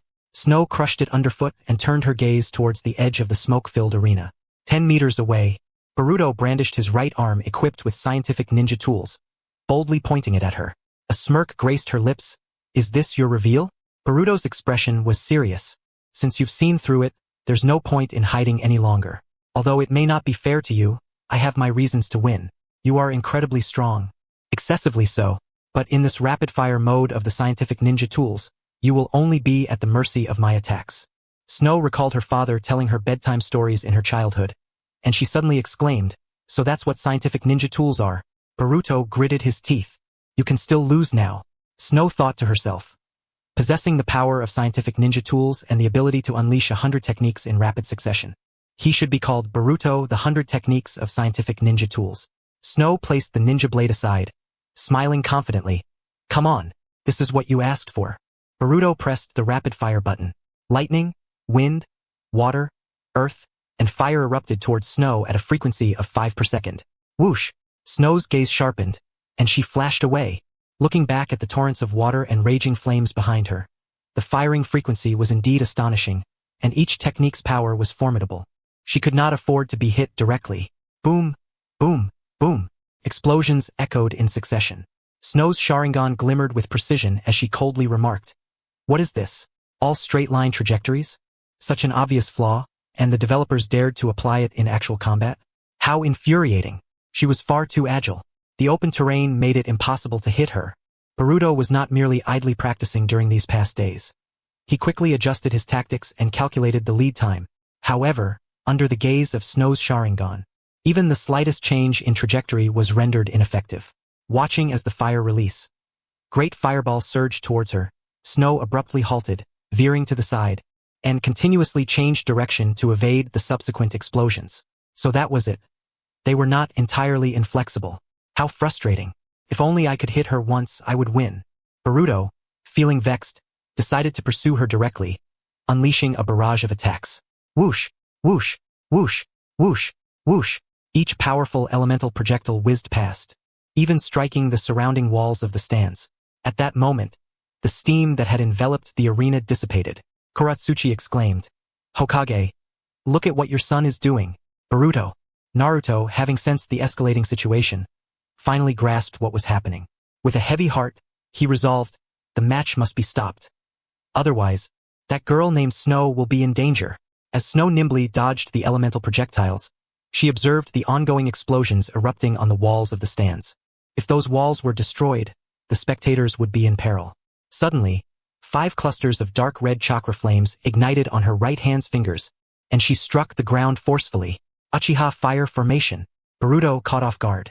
The dark red flames of the formation, in the astonished gaze of countless spectators, including Boruto, began to envelop the walls of the exam arena. Snow looked up at the top of the barrier, revealing the sky, pondering. The barrier cannot have a ceiling. Otherwise, my father and master will not be able to see my performance, and after the battle they won't be able to point out my shortcomings. Uchiha Fire Formation? Naruto stood up abruptly. His thoughts were instantly pulled back 15 years to that bloody moonlit battle. The Uchiha Fire Formation, once employed by Uchiha Obito to shield against the resurrection of the Ten-Tails, had a barrier strength far surpassing that of the Four Purple Flames Formation, able to withstand the combined might of the Eight-Tails Gyuki and the Nine-Tails Kurama without a scratch. Whoosh! On the other side of the stands, Sasuke could no longer remain indifferent to the unfolding battle. He landed beside Naruto, his expression grave. That is a forbidden Uchiha technique. A girl who can wield that is certainly no ordinary foe. Naruto, immediately halt this match, then investigate her background. No. Once Naruto's mind settled, he clenched his fist. From what he had seen earlier, that girl initiated the barrier to protect the stands from Boruto's attacks. Moreover, Sasuke, did you see her eyes? She is genuinely treating this battle seriously. Despite Boruto's clear violations, she chose to respond with her true strength. Out of respect for her approach to combat, we cannot stop this match. However, Naruto's tone shifted, his expression turning stern. Uzumaki Boruto, due to the illegal use of prohibited ninja tools in this match, your qualifications for the exam are hereby revoked. Regardless of the outcome of this match, the victor will be that girl named Snow. He slowly sat down. As for Snow's origins and this evidently unusual hidden village, we will investigate after the exam concludes. There is no rush. The commotion in the stands did not distract Snow, who remained fully focused on the fight. From a tactical perspective, she offered Boruto a candid suggestion. That scientific ninja tool has impressive power, but its flaws are too glaring. If you wish to hit a nimble opponent on an open battlefield, you should prioritize restraining their movements. Words could not convey the shock Boruto felt at that moment. He realized how utterly disgraceful he was compared to this strong, open-hearted girl. Yet, once one starts down the path of cheating, there is no turning back. If he were to halt now, he would be the greatest fool of all. Boruto thought, I have gone too far, and my father has not intervened, so it seems he condones my use of scientific ninja tools to continue fighting. To be honest, Dad, I wish you would come and stop me right now, then lecture me as usual, because even I can clearly recognize that my current demeanor does not befit a ninja at all. Boruto raised his hand and removed the forehead protector that symbolized his identity as a leaf ninja, tying it up and stowing it away. Snow, slightly surprised, asked, What does this mean? Boruto replied, It's nothing.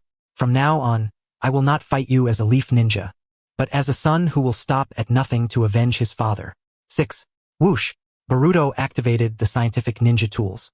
A shadowy circular formation unexpectedly took shape beneath the snow. Yukikaze lowered her gaze. Oh, I can't move, Boruto remarked.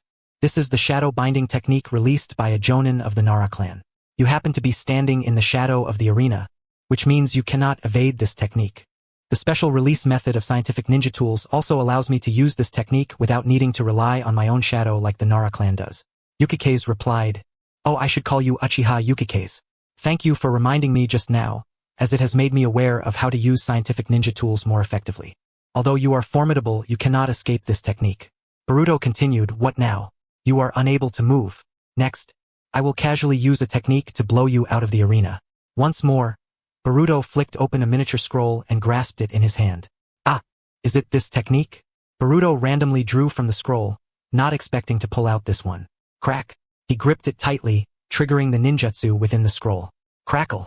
Purple lightning coalesced on his right palm, forming a block of lightning. Yukikaze's eyes brightened. So it is the purple lightning that your father excels in.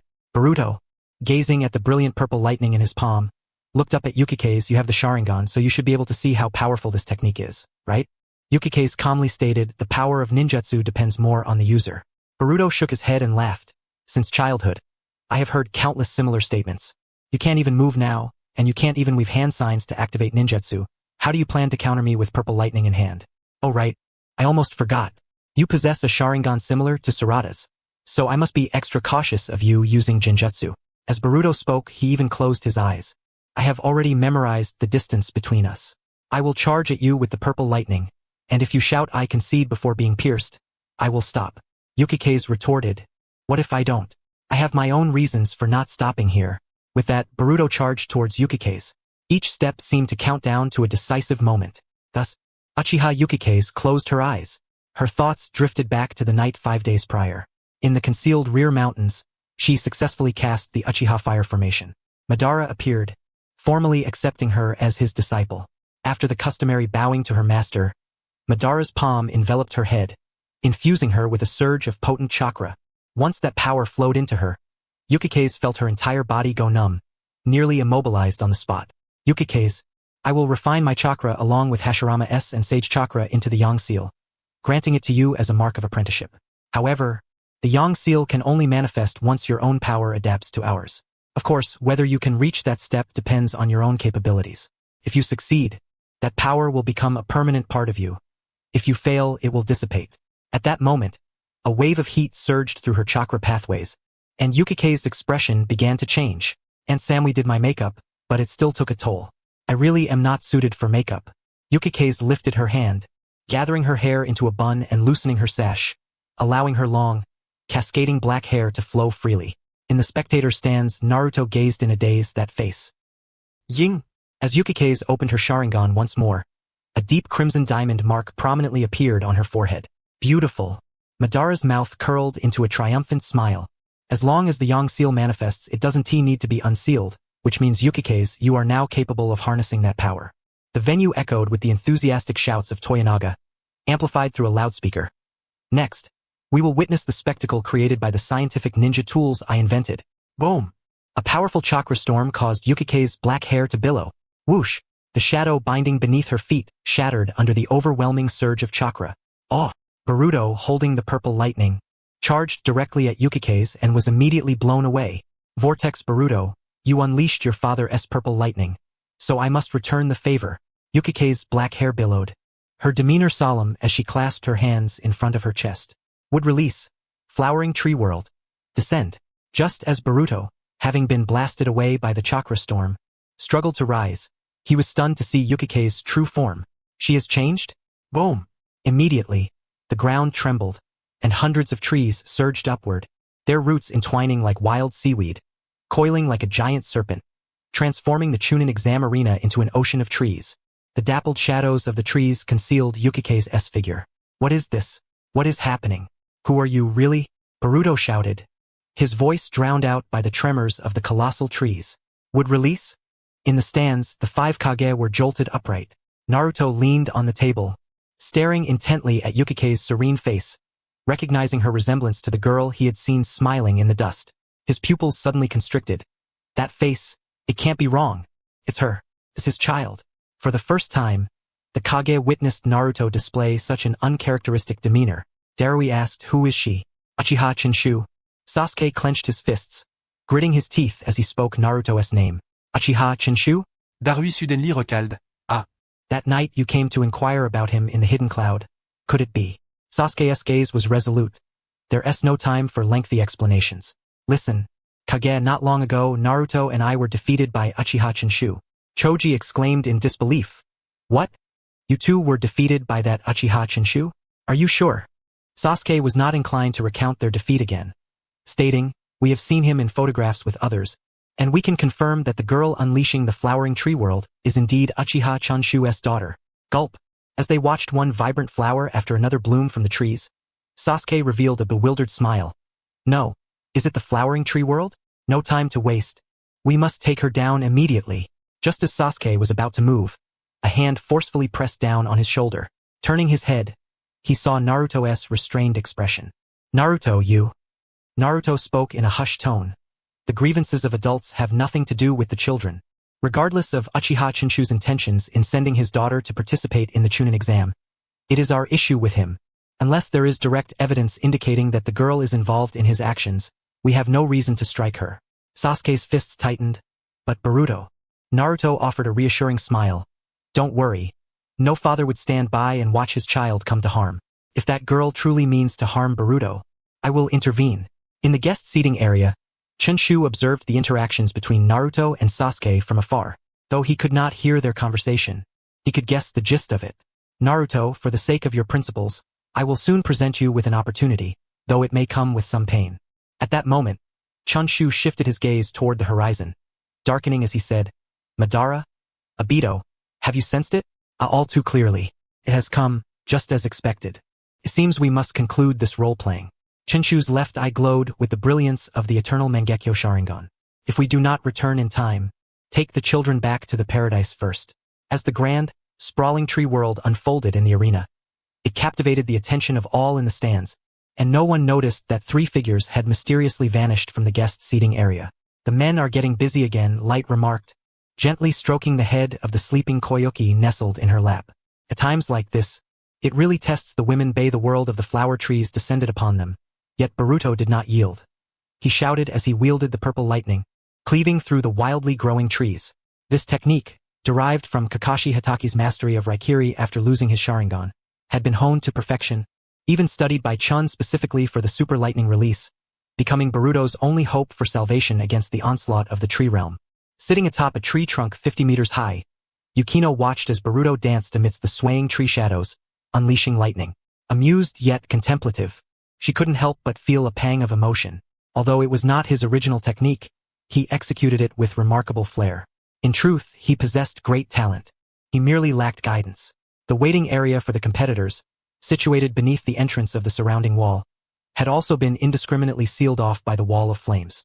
Through the barrier, the Sharingan observed Boruto struggling under the relentless assault of the tree realm, while Sarada, driven by desperation, was about to charge out, only to be tightly restrained by Mitsuki's serpentine grip.